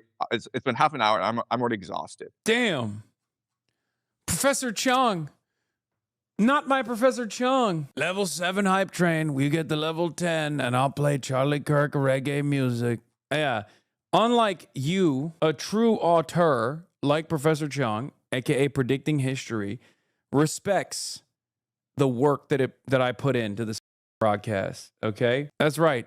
He understands how tough this is, the stamina required, the operational capacity. Many of you, on the other hand, will be like, man, why only 7 hours? Why not 11 hours every day? Anyway, let's continue. Path to them getting a nuclear weapon. They were very close to having a nuclear weapon. I terminated the deal. Wait. Then I sent the B-2 bombers in about 9-10 months ago, and they totally obliterated the site. Level 7 hype train, level 10, and you get Charlie Kirk. We could let them have a nuclear weapon, or we could go along and have some beautiful days. But they would have, it's a judgment. They would have used the nuclear weapon. And you know what? When people hear that whole scenario, when they hear me say Iran was going to have a nuclear weapon, and they're crazy, they say you're doing the right thing. I don't think it's I mean, you'll do polls because they're all fake polls anyway, especially yours. But you do polls. I just won a big election. And the reason I won an election is people have confidence in me. I have good judgment. I had to make a judgment. Do I want to go along and have a country that's doing really well, but somebody is going to try and kill us? Or do I want to put out that horrible threat? And I did. I put it out. I put it out for many, many years. Now I'm going to put it out permanently. I'm going to do it either through negotiation, where we're very close to a deal, or I'm going to blow the hell out of them. Almost a level 8 hype train. And it's going to be very easy for me to do. That's actually the easier path. So when you say I promised, I didn't promise anything. I don't like these endless wars. This is not an endless war. We've been doing this for 3 months. Much of it has been under the form, a pretty good form of ceasefire. The blockade has been amazing. Our Navy is amazing. Our military. By the way, this is literally why he's okay. Here's what it is. Here's what it is. He understands that he, his audience has no appetite. His base has no appetite for endless wars, I guess. And he doesn't like it either. So he basically has to make it seem like this isn't an unlimited quagmire he launched. So it's like, no, it's not even a real war. It's mostly ceasefire. It's the best in the world. Hey, we took over a very powerful country, Venezuela, a lot of soldiers, big, strong military. We took over Venezuela in a matter of minutes. We destroyed the capability of Iran in a matter of days. Nobody's ever seen anything like it. Now I'm going to finish it. But remember, you were in Vietnam 19 years because stupid people. You were in So many different countries, every war you're in for years. Look at Iraq. Look what you were. You were there for years. Yeah. We're there for, listen, Kirsten, we're there for a few months, and the threat is largely over. Soon it will be over. But you cannot let Iran have a nuclear weapon, or they will blow you up. There will be no Kristen.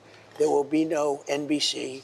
There will be no Meet the Press. You will end the Meet the Press string. Let me ask you, though, during your 2016 campaign, you called the Middle East a quagmire. What makes you so sure this won't become a quagmire? We're not going to be there. Kristen, do you not want the Meet the Press? Do you want Meet the Press to continue? Because if not, Iran will blow you. They told me. They said, we don't like Kristen. We don't like Kristen. We don't like her. We need somebody else. We're going to kill her with a nuclear bomb. A nuclear bomb we're going to use on Kristen. Yeah, Meet the Press, more like Meet the Ayatollah. They call it NBC News. Next up, it's gonna be Fars News Agency. You know that? It's gonna be Tasnim. No more CNN. It's gonna be Tasnim News Agency. All of that will happen and more if I don't stop Iran from developing a nuclear weapon. You're convinced Level 8 hype train, 2 minutes remaining, folks. Wiped out the military of a very dangerous country. If you want reggae Charlie Kirk, you know what to do. Oh, shit. You know what to do. Legalize comedy. And I wiped out the nuclear threat. Let me tell you, if we left tomorrow, if we just said, all right, let's get out, it'll take them 15 or 20 years to rebuild back. But I'm not going to give them even that chance. I'm not going to give them that chance. They cannot have a nuclear weapon. And if there was even a 1% chance that they'd have it, I wouldn't leave. We're almost finished. We're going to either have a deal, a strong deal, a meaningful deal, not like the Obama thing. Obama was a path to a nuclear weapon. Mine is the exact opposite. And mine is a wall. It's a wall, just like I... See, once he starts lying, the rain gets worse, okay? You see that? Allah is saying no more. Allah is saying, nope, you're not allowed to lie like this. May Allah awaken the people and help them to see the evil doings of Israel and the United States. Subscribe if you like the soundboard. Built 1,000 miles of wall on our southern border. And I have to shill now that Alveus is cooking my ass with the sub count, dude. They just knocked me off the top 3, which I've been at for years at this point. That's why I'm shilling. That's why I'm shilling, dude. Gotta do it. Gotta do it. Not enough soundboard? Don't worry. I sort of miss when you made the sounds yourself. Do you really think I still don't stim extra hard when I go turby dirty? Or when I go, am a numbers guy? I know you really like number. I know you like the number. This past interview, I've just done a Donald Trump sound the whole time. Almost at level 10 hype train. We're at level 9. She has 67.8K. She beat Queso. Jesus Christ. By the way, I took the worst border in history and I made it the best border in history in a matter of weeks. And yet, Mr. President, Iran was the closest to I know you like number. Grade uranium after you ripped up the nuclear deal because there were no guardrails in place. They were developing it during the nuclear deal. Right. You don't know that? Iran, when Obama signed that stupid deal, where he paid them billions and billions of dollars. He thought he could bribe them. Listen to me. They were developing a nuclear weapon. That's how they got there. They got all of this uranium during Obama. You know that, don't you? Well, that's how they got there. Don't say this. They got there. They developed it during the Barack Hussein Obama, during his administration. And they've escalated their development after the deal was wrapped up. But let's talk about the economy. I want to talk about the economy. If I didn't go in there with the B-2 bombers, they would right now have a nuclear weapon, and it could be that half of the world would be eradicated. Yeah, there would be no Meet the Press. I keep telling you, Kristen. Let me ask you about the economy. You got a strong jobs report today that beat halfway through, more than halfway through, level 9 hype train. Beat expectations. By how much? Triple. 172,000 jobs created. And yet, gas is up, diesel is up. It's all coming down as soon as the war's over. Well, 70% of farmers say they can't afford fertilizer. What's your message? The farmers are doing very well. Let me ask you, what is your message to farmers, many who support you, but who say they're struggling? who say they're because there's struggling. nobody been better to farmers. You know, I gave farmers last term $28 billion because China took advantage and other people. And you know who paid for it? China. Last term. You know, I had a great first term. I had the greatest economy ever. And you know what? This one's blowing it away. What's your message to farmers, though, Mr. President, who say they are struggling, they're struggling to make ends meet? Are you ready? Are you ready? Am I allowed to talk? You keep asking questions and you don't listen to the answers. I love the farmers, and the farmers love me, and the farmers trust me. In the first term, I had something very similar. China and others were, and Canada, which was brutal, they were taking advantage of our farmers. They don't take advantage of it anymore. Almost there, folks. $28 billion split up. 1 minute remaining. A day like that. And the farmers loved me, and they came back and they voted for me in record numbers. You know that. Nobody's ever even come close. Now, because of the fact that we had a choice, I had a choice to make. I could keep it going. The farmers were doing great. Fertilizer was very cheap. Everything was cheap. Gasoline was very low. Everything was very low. I could have kept it that way, but I said I have to take a little bit of a turn. The farmer's going to understand it better than anybody. We're going to have higher gasoline. We're going to have a little higher fertilizer, et cetera, et cetera. But I'm going to get rid of a nuclear weapon in the hands of very dangerous people. Excuse me, wait. It should have been done for 47 years. No president had the guts to do it. I did it, and I've done it. It's almost complete. As soon as that's complete, gasoline prices are going to drop like a rock. You know, I was in Iowa speaking about farmers. Like a rock. And it was before we attacked. Level 10 hype train, folks. And I was in Iowa, and the prices Level went 10 up hype 85 cents a train. gallon. Yeah, Charlie Kirk. Carry the blame. We'll fight for the gospel. We'll honor his name. Yeah, Charlie Kirk.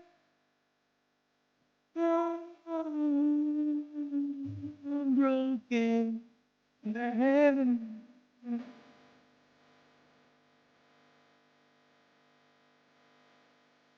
That's right. Level 10 hype train. That's what you get, baby. That's what you get. That's what you get. You don't even want to know what you get for level 15 hype train, okay? I cannot believe there's an entire Wikipedia page.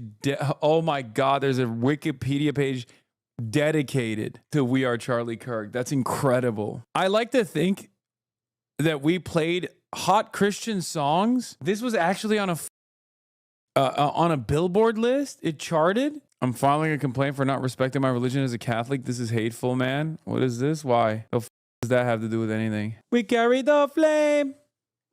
We'll fight for the gospel. We'll honor his name. Oh my God. This is the problem. This is the oh, because the Pope said AI is evil. Yeah, the Pope makes an exception for this. I'll be honest. The Pope, much like Charlie Kirk, is also from Chicago. Can we get an EDM remix at level 15? Sure, but it's 21 seconds remaining, and we're not going to make it to level 15 anyway, so I can make that promise. Sure. Masanabi cover, please. Actually, not terrible if this streaming thing doesn't work out. What, my singing, my pipes? My freaking pipes, dude? $1.91 a gallon. What? This time, it wasn't the rain. What? Wait. What?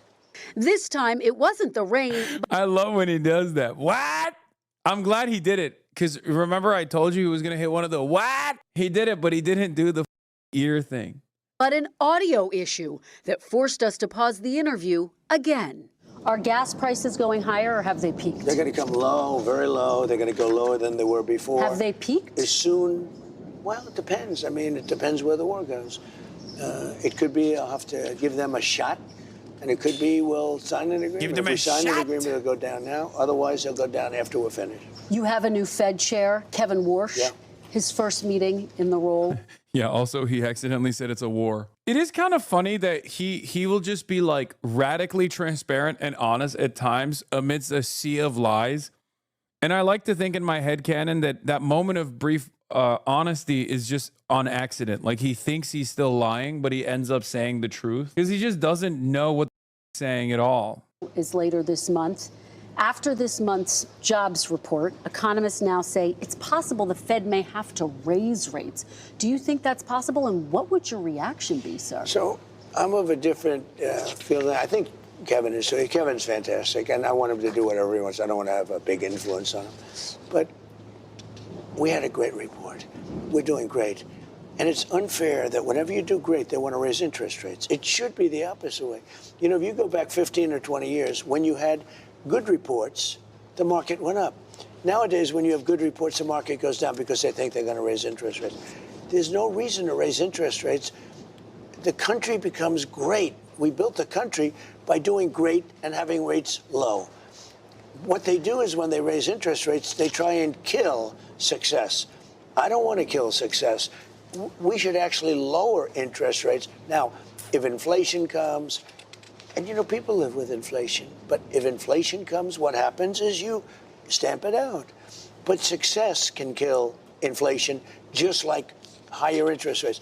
What they do now is, like, we had great job numbers. You agree, right? They beat expectations. Not expectations, like 3 times. Okay, but you ready? What do? They say, oh, let's raise interest rates. It's the wrong thing to do. I would like to see rates get lower because we could build this into the greatest machine that the world has ever seen. But you can't do that when everybody immediately raises interest rates. So we had great job numbers. We're doing great. You know, we're building more factories. We have more money coming into our country right now from other countries and people than ever before. Wait a minute. What happens? I don't want to just kill it with high interest rates. Growth is the greatest thing you can have. And growth does not cause inflation. Would you be upset if they raised rates? What is your message to them about that? Living with Kevin, I have a lot of respect for him. But my feeling is that when a country is doing well, they shouldn't be penalized by immediately raising interest rates. They should actually be incentivized.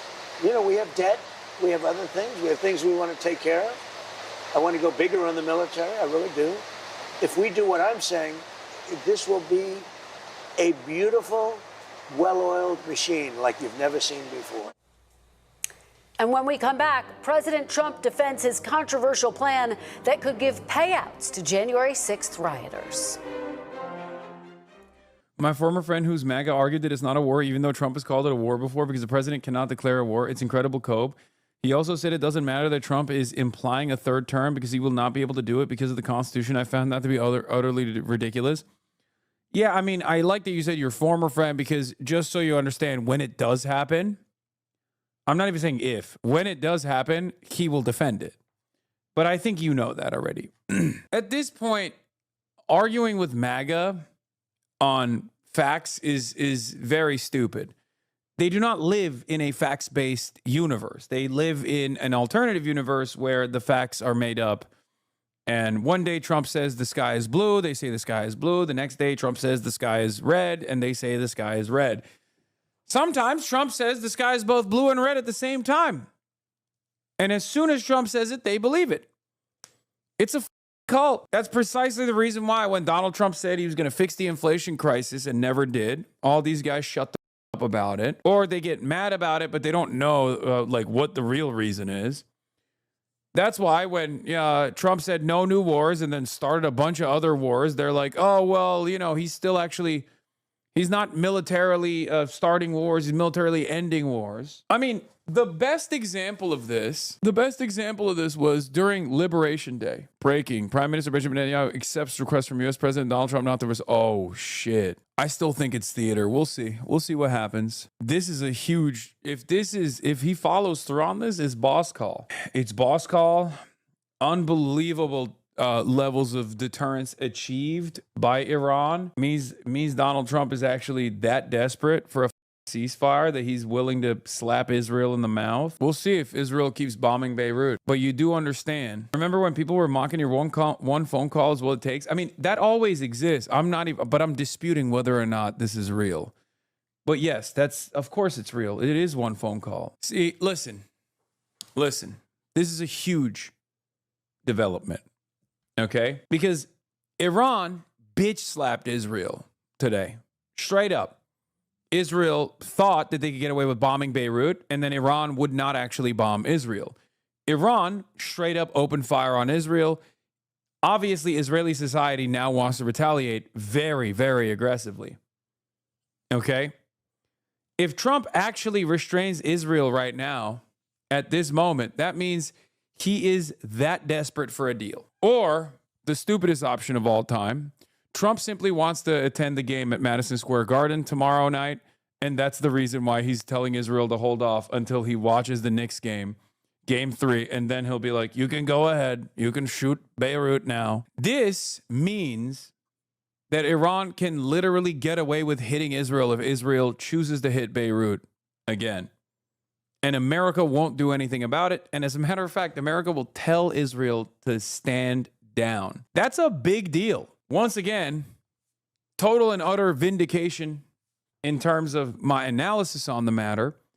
Mr. Contingencies, I want to know where he is. Friend of the show crying. Why are we turning on Israel and Netanyahu tonight? Wow. We'll see. We'll see if we actually are. If this isn't a world war, then what turns a regular war into a world war? Yeah, Master Sheikh is pissed. Anyway, we'll see. We'll see if this is real or not.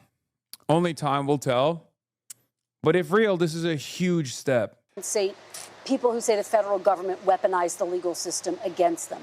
It's been blocked by the courts, met with opposition from Republicans and Democrats in Congress and Democrats. Excuse me, mostly Democrats. Mostly some Democrats and some Republicans. Some.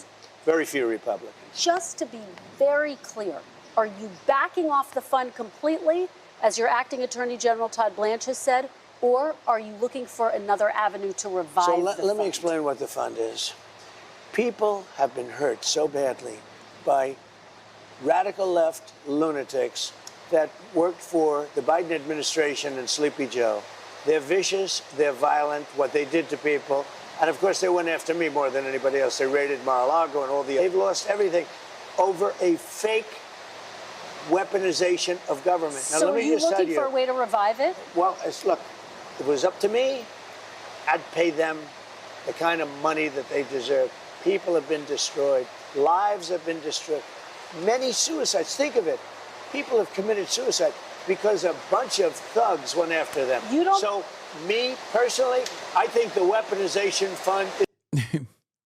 These guys just love releasing pedophiles back into the wild, actually. That's what it is. That's the truth. Some of these guys, okay, maybe they like them young, on the young side. There's nothing wrong with that. ...is a great idea. And so do many other Republicans. You have to get it approved. If they get it approved, that's great. If they don't get it approved, I'd be disappointed. All right, we're going to motor through this. But you have to understand, people have been destroyed by crooked politicians, and they should be reimbursed for that. Do you think anyone who attacked police officers on January 6th should get taxpayer money?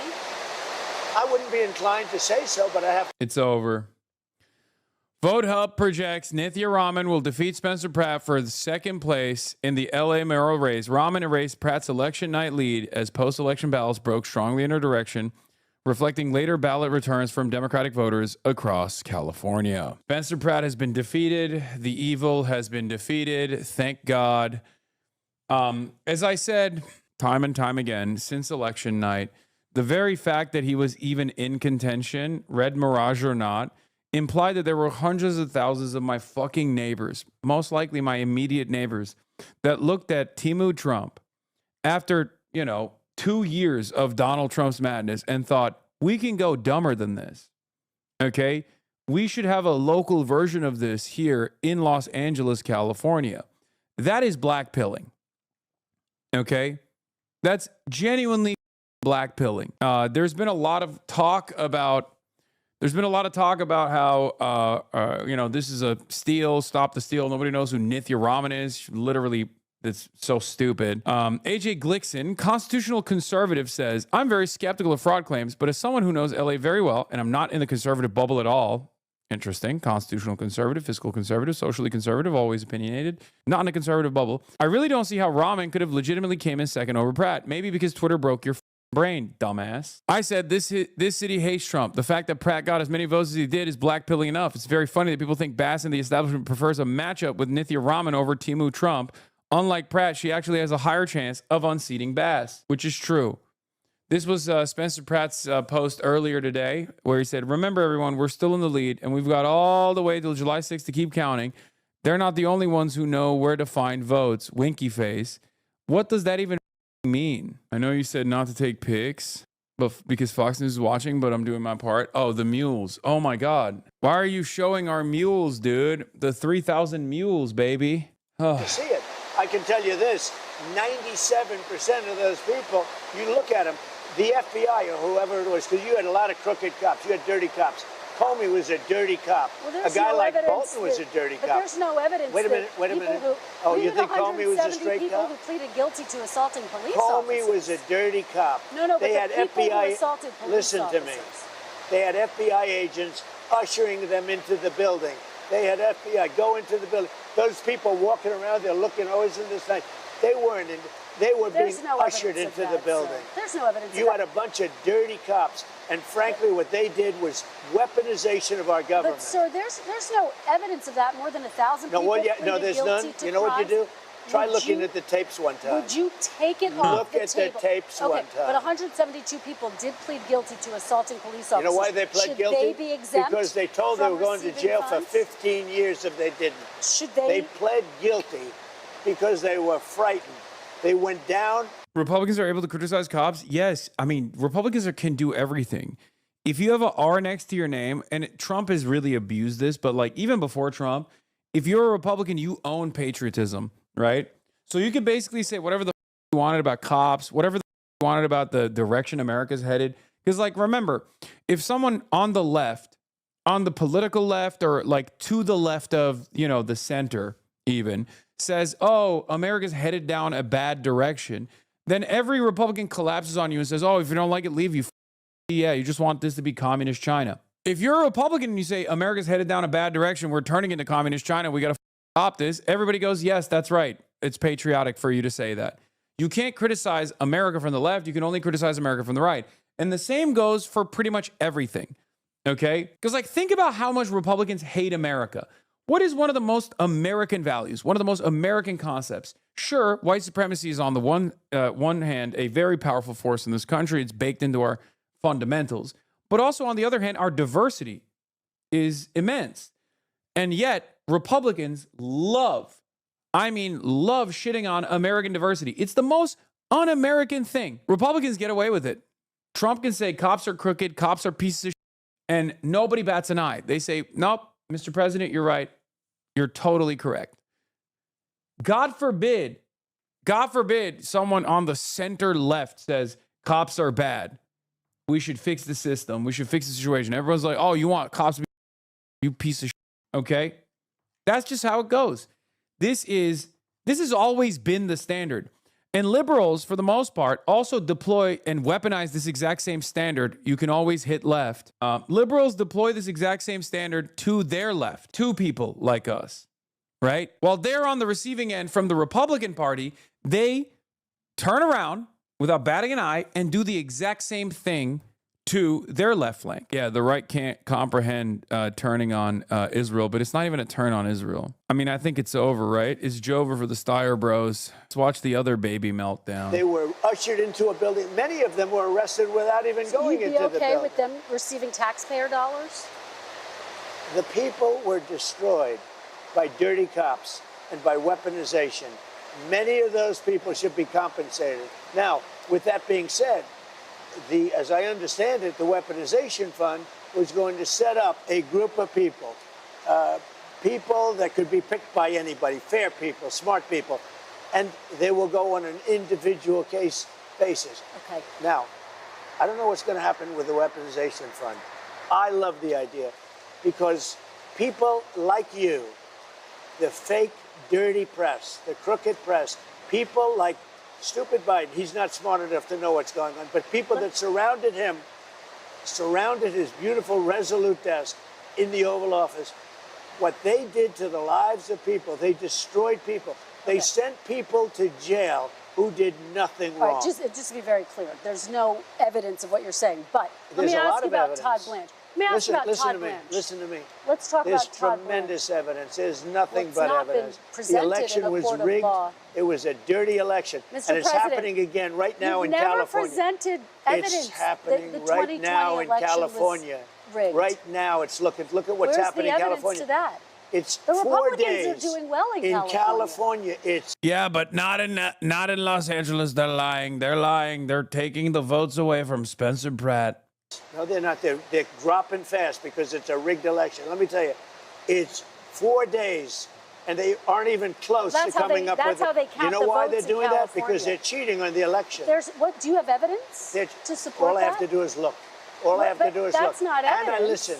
And I listen to people. And let's see what happens. But, sir, that's not evidence. Do you think and it's appropriate That's how they that they count the votes in Do you California. think it's appropriate that they have an election and 5 days later they're nowhere close to picking a State winner? and local officials acknowledge they are slow. They're urging. No, they're This part is this. How old is the interview? I think it's from like 2 days ago or something. I don't know, but they just released it this Sunday. But it's so. I hate this. Dude, Republicans are such babies. Like, they really need to stop doing this. I was annoyed when, like, Blue Went On briefly entertained that as well when Donald Trump won. But we can't have a country with this, okay? Every time Republicans lose, they're going to complain and say that it's fake and throw a fit. And they're going to try to stop the normal electoral process from taking place. Like, I mean, holy they are actively... Trump on your subpoena on Fox News. We are Charlie Kirk Indian remix. Yeah, I think I'm not going to click on that. I hate that this is the new meta. Every time a Republican loses, oh, it was stolen. And Republicans have been doing this. It wasn't just Trump. It wasn't Trump. Trump definitely accelerated this. He definitely made it worse. I mean, he did January 6th. Obviously, it's probably one of the worst things you can do. But Republicans have been entertaining this, like, elections are stolen, you know, Mexicans are illegally voting nonsense for decades at this point. But this is probably the stupidest version of that argument because you're talking about a place that voted for Kamala Harris by like plus 53, I think. Like Los Angeles, California, Kamala Harris over Trump was like a plus 53 city, right? It's a deeply blue city. There's rich people, there's rich assholes here for sure. But that was 2 years ago, okay? Trump's popularity has diminished quite a bit since then. So the idea that like Spencer Pratt, Timu Trump, was actually going to be able to like, as a literal Trump carbon copy, win this election or have a direct shot at it is idiotic. I lived in California for a couple of years. I agree it's very annoying that the state takes so long to count ballots, but Spencer Pratt losing ground is not a conspiracy. It's totally predictable. California allows voters to send their ballots on election day. They have a week to get there, so some ballots that will still be counted have yet to even arrive. Left-leaning people are more likely to vote by mail. Right-leaning people, of which there are fewer in LA, are more skeptical of it, so it easily follows that more Pratt voters would vote at the actual ballot box. This is not rocket science. Maybe California's laws should change. A week after an election is a very long time to still be accepting ballots, and it damages trust in the process. But a registered Republican heading for a loss in one of the most progressive cities in the world is not a shocker. Yeah. Oh my God, I can't finish this fucking one video. They're urging the votes to be counted quickly. That's how they vote in crooked, California. just like you're crooked. Your press is crooked, and Meet the Press is crooked. To be fair, I'm not crooked, but let's Well, continue. you play right into their hands. Let's continue. You're either crooked or you're stupid. You play continue. right into their hands with this rap. You know that these elections are rigged. Your network knows that they're rigged. You know that I won an election in a landslide, and I got 94% bad press. But, Mr. President, you know why I you've got never that? presented Because you have no evidence. credibility. But you've never presented evidence that it was rigged. Let's keep talking about. I want to talk about Todd. You have more evidence. There's more evidence than ever presented. Let's talk Your about elections you in went this to country. court. We're like a third world country. But, sir, your elections are crooked, and you're crooked. And Dog, you're the president. Who do you mean your elections? This is another thing that I'm confused by when he says like your elections are crooked. Dog, you mean our elections, right? Because you're the president right now. You are the beneficiary of the crooked elections. Did they go crooked in your direction this time? Was it too big to rig? He's so red. He's so mad. Oh my God. Meet the Press is crooked, Mr. and so President- is ABC and CBS and CNN. But, Mr. President- You're one-sided crooked networks. All right, let's call it quits because I've had enough. Thank you, darling. Have a good time. Mr. President, let's please. I traveled all the way to Wisconsin. I've sat in the rain with you. I know. I've I sat in traveled the rain all the with way you to for an hour, Wisconsin. on and off in the rain, and I've given you enough time. You ought to straighten out your press because you know what? Mr. A President, country can never be great with a dishonest Listen, press. we Come on, traveled let's go. all the way to Wisconsin for this interview. Oh my God, he broke it. He stepped on it. Yo! What the? God, he walks like he pants. I spoke with President Trump on Saturday, and we both acknowledged the complications during the interview posed by the rain. He agreed to sit down with me for another Meet the Press interview. Oh my God, our president's a baby. I don't want to get all white feminist with this shit, but remember when in 2016, one of the major points that Trump supporters would constantly advance was Hillary Clinton is a woman and she's too emotional to be president. You didn't hear that much in the last election cycle. Perhaps it was because Trump had been president already and we knew exactly how emotional he is. Genuinely, he was like, oh, women are too emotional. We can't have Hillary Rodham Clinton be president. What if she has a period? And it's like, first of all, I don't think you have to worry about that. And secondly, that's insane. Yeah, women will lead us into war. Ay, ay, ay. It's kind of crazy. They just chopped my up so hard. Holy this is worse than I expected, I'll be honest. What's crazy is it still didn't work, ironically enough. The very fact that they tried to silence me in this way makes their position look even worse. I did not film it on my end, but I doubt that they did like significant cuts to it. So here's how it started, and I'll begin with this, okay? First off, here's what happened. Initially, the conversation was supposed to be the conversation was supposed to be about my ban and how ridiculous it is, and like Louis Goodall obviously doesn't agree with Shabana Mahmood, right? Or at least we both thought so. But obviously he had some choice quotes that he wanted to bring up, and I was of course willing to entertain it. But slowly but surely, the conversation shifted around from I think the Shabana Mahmood Home Office ban is ridiculous to like, maybe I kind of agree with this ban. And I even called it out. I don't know if it's actually, if it made the final cut, but I was like, Louis, it kind of feels like you agree with the ban. But yeah, it wasn't supposed to, I don't think it was supposed to be contentious, but it turned contentious because I think Louis wanted to defend, the feeling of people who are supportive to the state of Israel. So, we'll get started. I did not realize that until I saw the clips. I did not realize that they were like lowering my audio whenever he was talking over me. But let's take a look. LA for reasons we can get into. Well, Hassan Piker, thank you so much for joining us. We had booked this and hoped that it would be in person. I think the in-person conversation would have been really good, though. But instead, you're joining us, I think, from LA for reasons we can get into.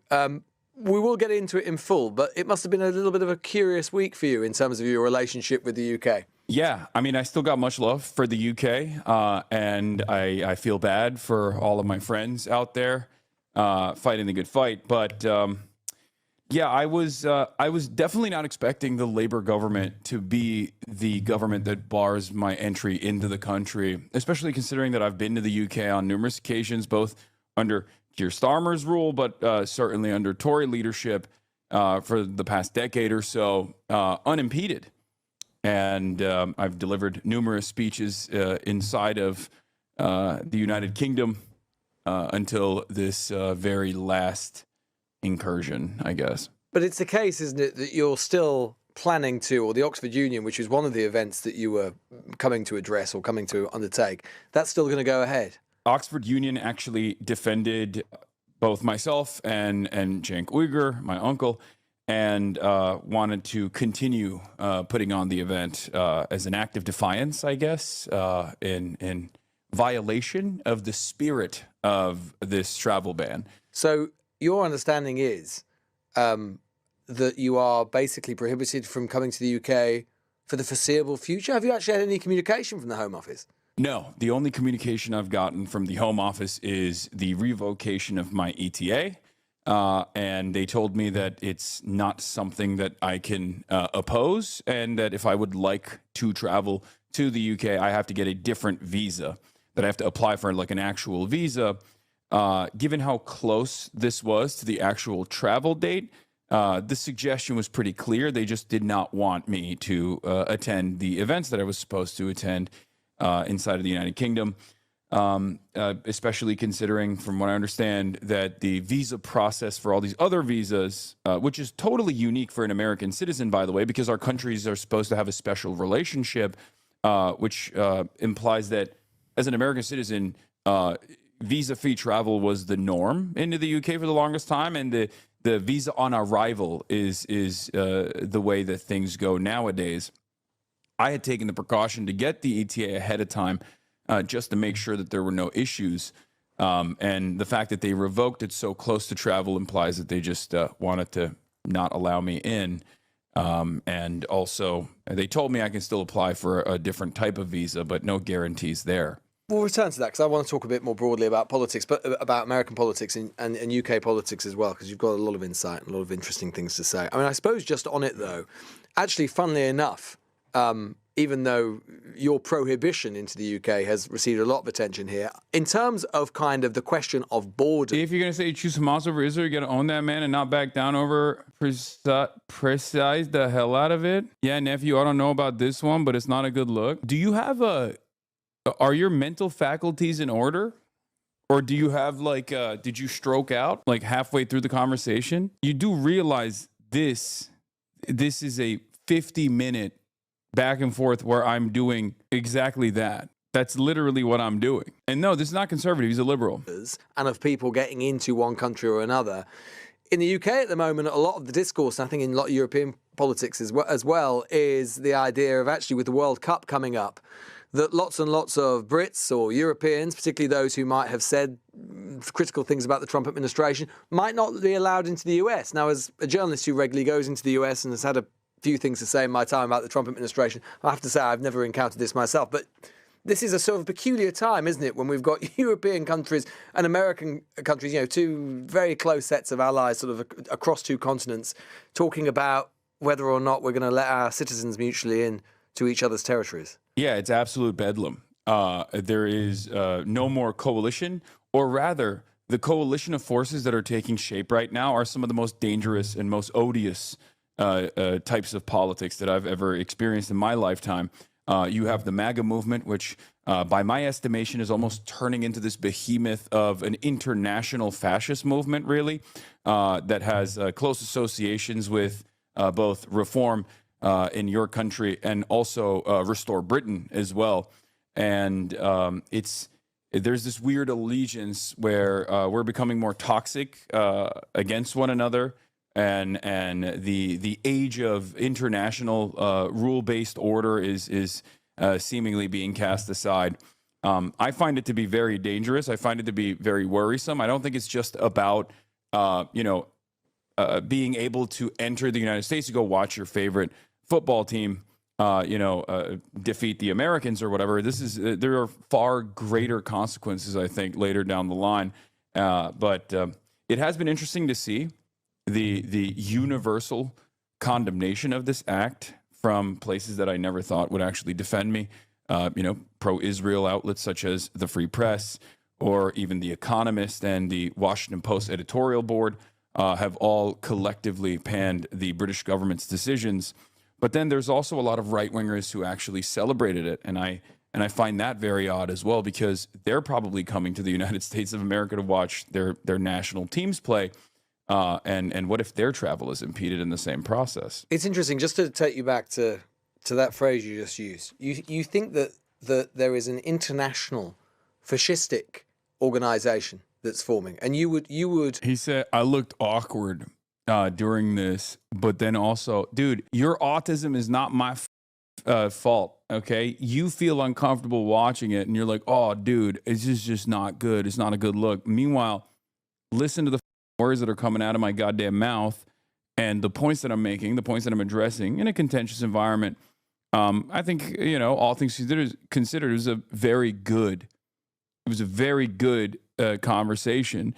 But I also find it very funny that you personally were like, damn, man, chat really derails quite a bit. And now you're doing the same goddamn thing. Allied the MAGA movement and Reform and Restore And Restore is an interesting one because, of course, it's. I think a lot of listeners and viewers to this show might be surprised that Restore is even known in the United States. Surprised it's even known across the UK. But I was in CPAC in Dallas not long ago, and actually I was taken aback, actually stunned, by the number of people who knew who Restore were, who knew who Rupert Lowe, the MP for Great Yarmouth, who on paper would be quite an obscure figure in the United States.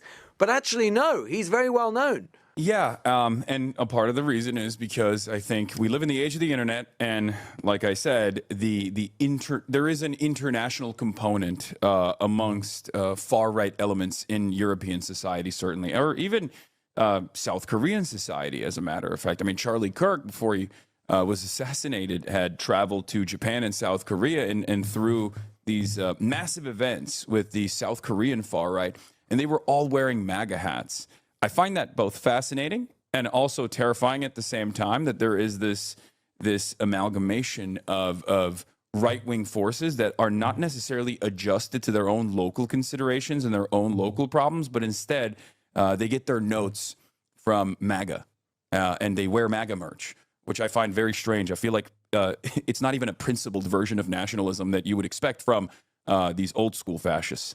It's very interesting to observe. What do you make of, as someone who is probably... Lewis hits a lot of question points that are usually deployed to make lefties look crazy in the media, and you answer them all very calmly and thoughtfully. It left him looking unserious, which is the opposite of this particular journalist's whole shtick. Yeah, no, I know what kind of debate this is. Lewis himself is like supposedly somewhat of a progressive figure, or at least like seemingly a progressive figure.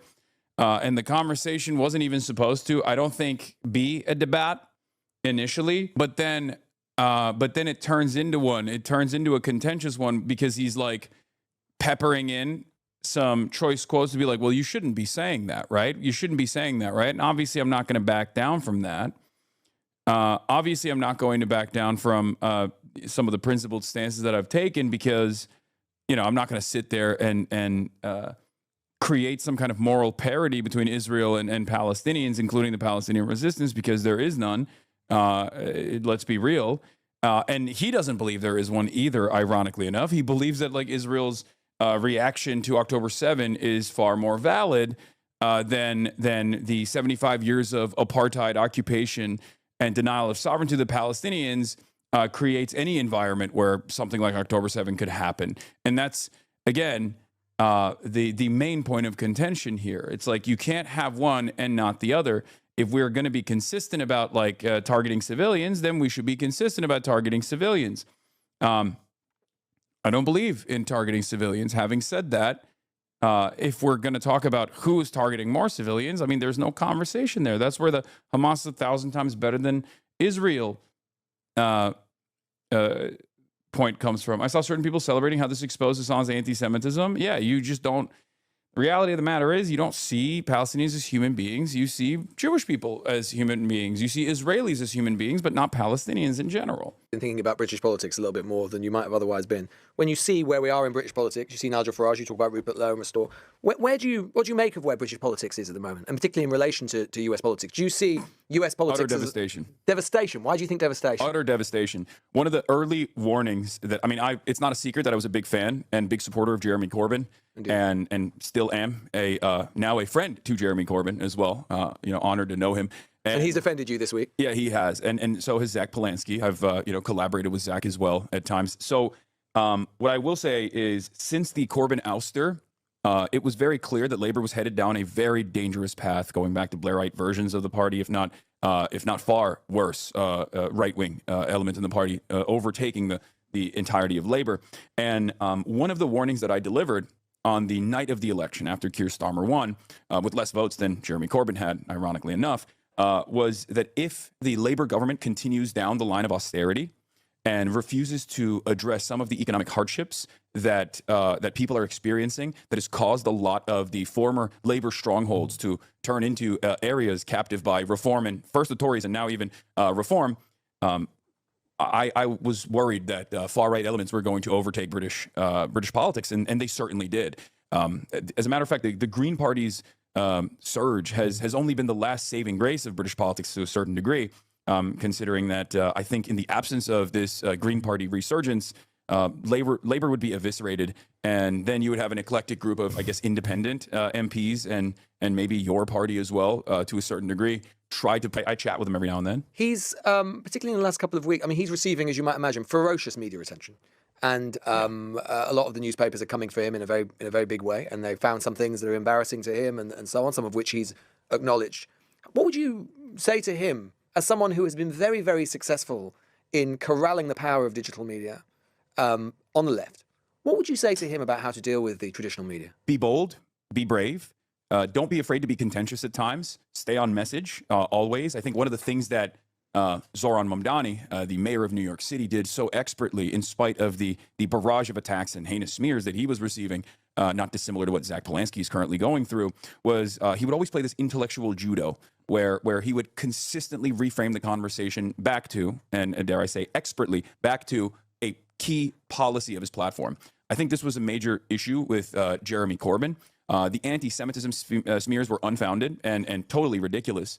However, it wasn't necessarily the idea that the broader British public found Jeremy Corbyn's politics to be odious and that he was a sincere anti-Semite. There was a little bit of hysteria there for sure, but it was the fact that he constantly found himself addressing these accusations, because we have a finite amount of time on every broadcast, especially when a politician is running for office. And if you utilize that time consistently on the defense, consistently having to answer accusations that people have made about you without actually addressing what your platform is, or even why people might be very upset at you, because oftentimes it's not the smear itself that is valid, then people are only going to remember you as an unserious person that is constantly in controversy. Is that completely fair, Hassan Pak? I mean, remember that the Equality and Human Rights Commission in this country conducted an investigation into anti-Semitism into the Labour Party, and it concluded that Jeremy Corbyn, when he had led it, had committed unlawful acts related to anti-Semitism. Key findings included Labour was responsible for unlawful harassment, discrimination, there were serious failings of leadership, and inadequate process for handling anti-Semitism complaints. Two things can be true at once. It can be true to say that people who perhaps had ulterior motives decided that they wanted to use some of this to try and undermine Jeremy Corbyn. I think the Corbyn smear, the Corbyn is an anti-Semite smear in the big 226 is crazy. Like, that's when I was like, wait, what? This guy? I don't know if this is like sunk costs for a lot of these guys who played into it, I assume, because virtually every single person in British media did this. Owen Jones did this. He obviously said he was wrong to do it, but he certainly did it. Zach Polanski did it, ironically enough.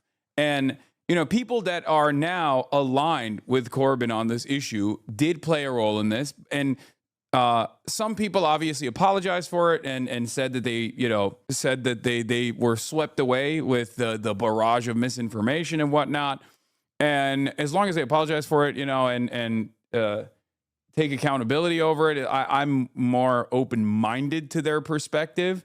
Having said that, I do believe that there are a lot of people who never took ownership over it at all and still doubled down in 2026. It's still near unanimous in mainstream media. You will not be able to hear them get them to admit to what they participated. That is, I think, very, very strange. That is very, very, very, very strange that they still hold on to that idea. Yeah, he's saying they had documented processes within the Labour Party when he was under his leadership. Corbyn, but it can also be true to say that Jeremy Corbyn led the Labour Party during a period when it did things that it shouldn't, and it didn't do other things that it should have done with regards to anti-Semitism. Well, this ironically also dovetails back into my travel ban as well. But I think if what happened to Jeremy Corbyn was taking place right now in 2026 with the current understanding of the actions of Israel, or the ideology of Zionism, or the history of the development of the Israeli state, I believe that these attacks would not have been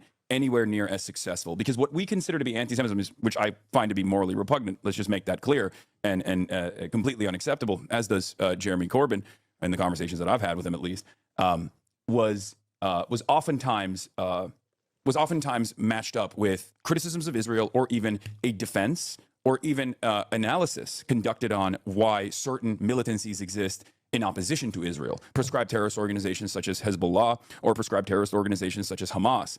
But any kind of mention or any kind of conversation with these prescribed terrorist organizations was deemed to... I mean, no one would doubt that there is tremendous...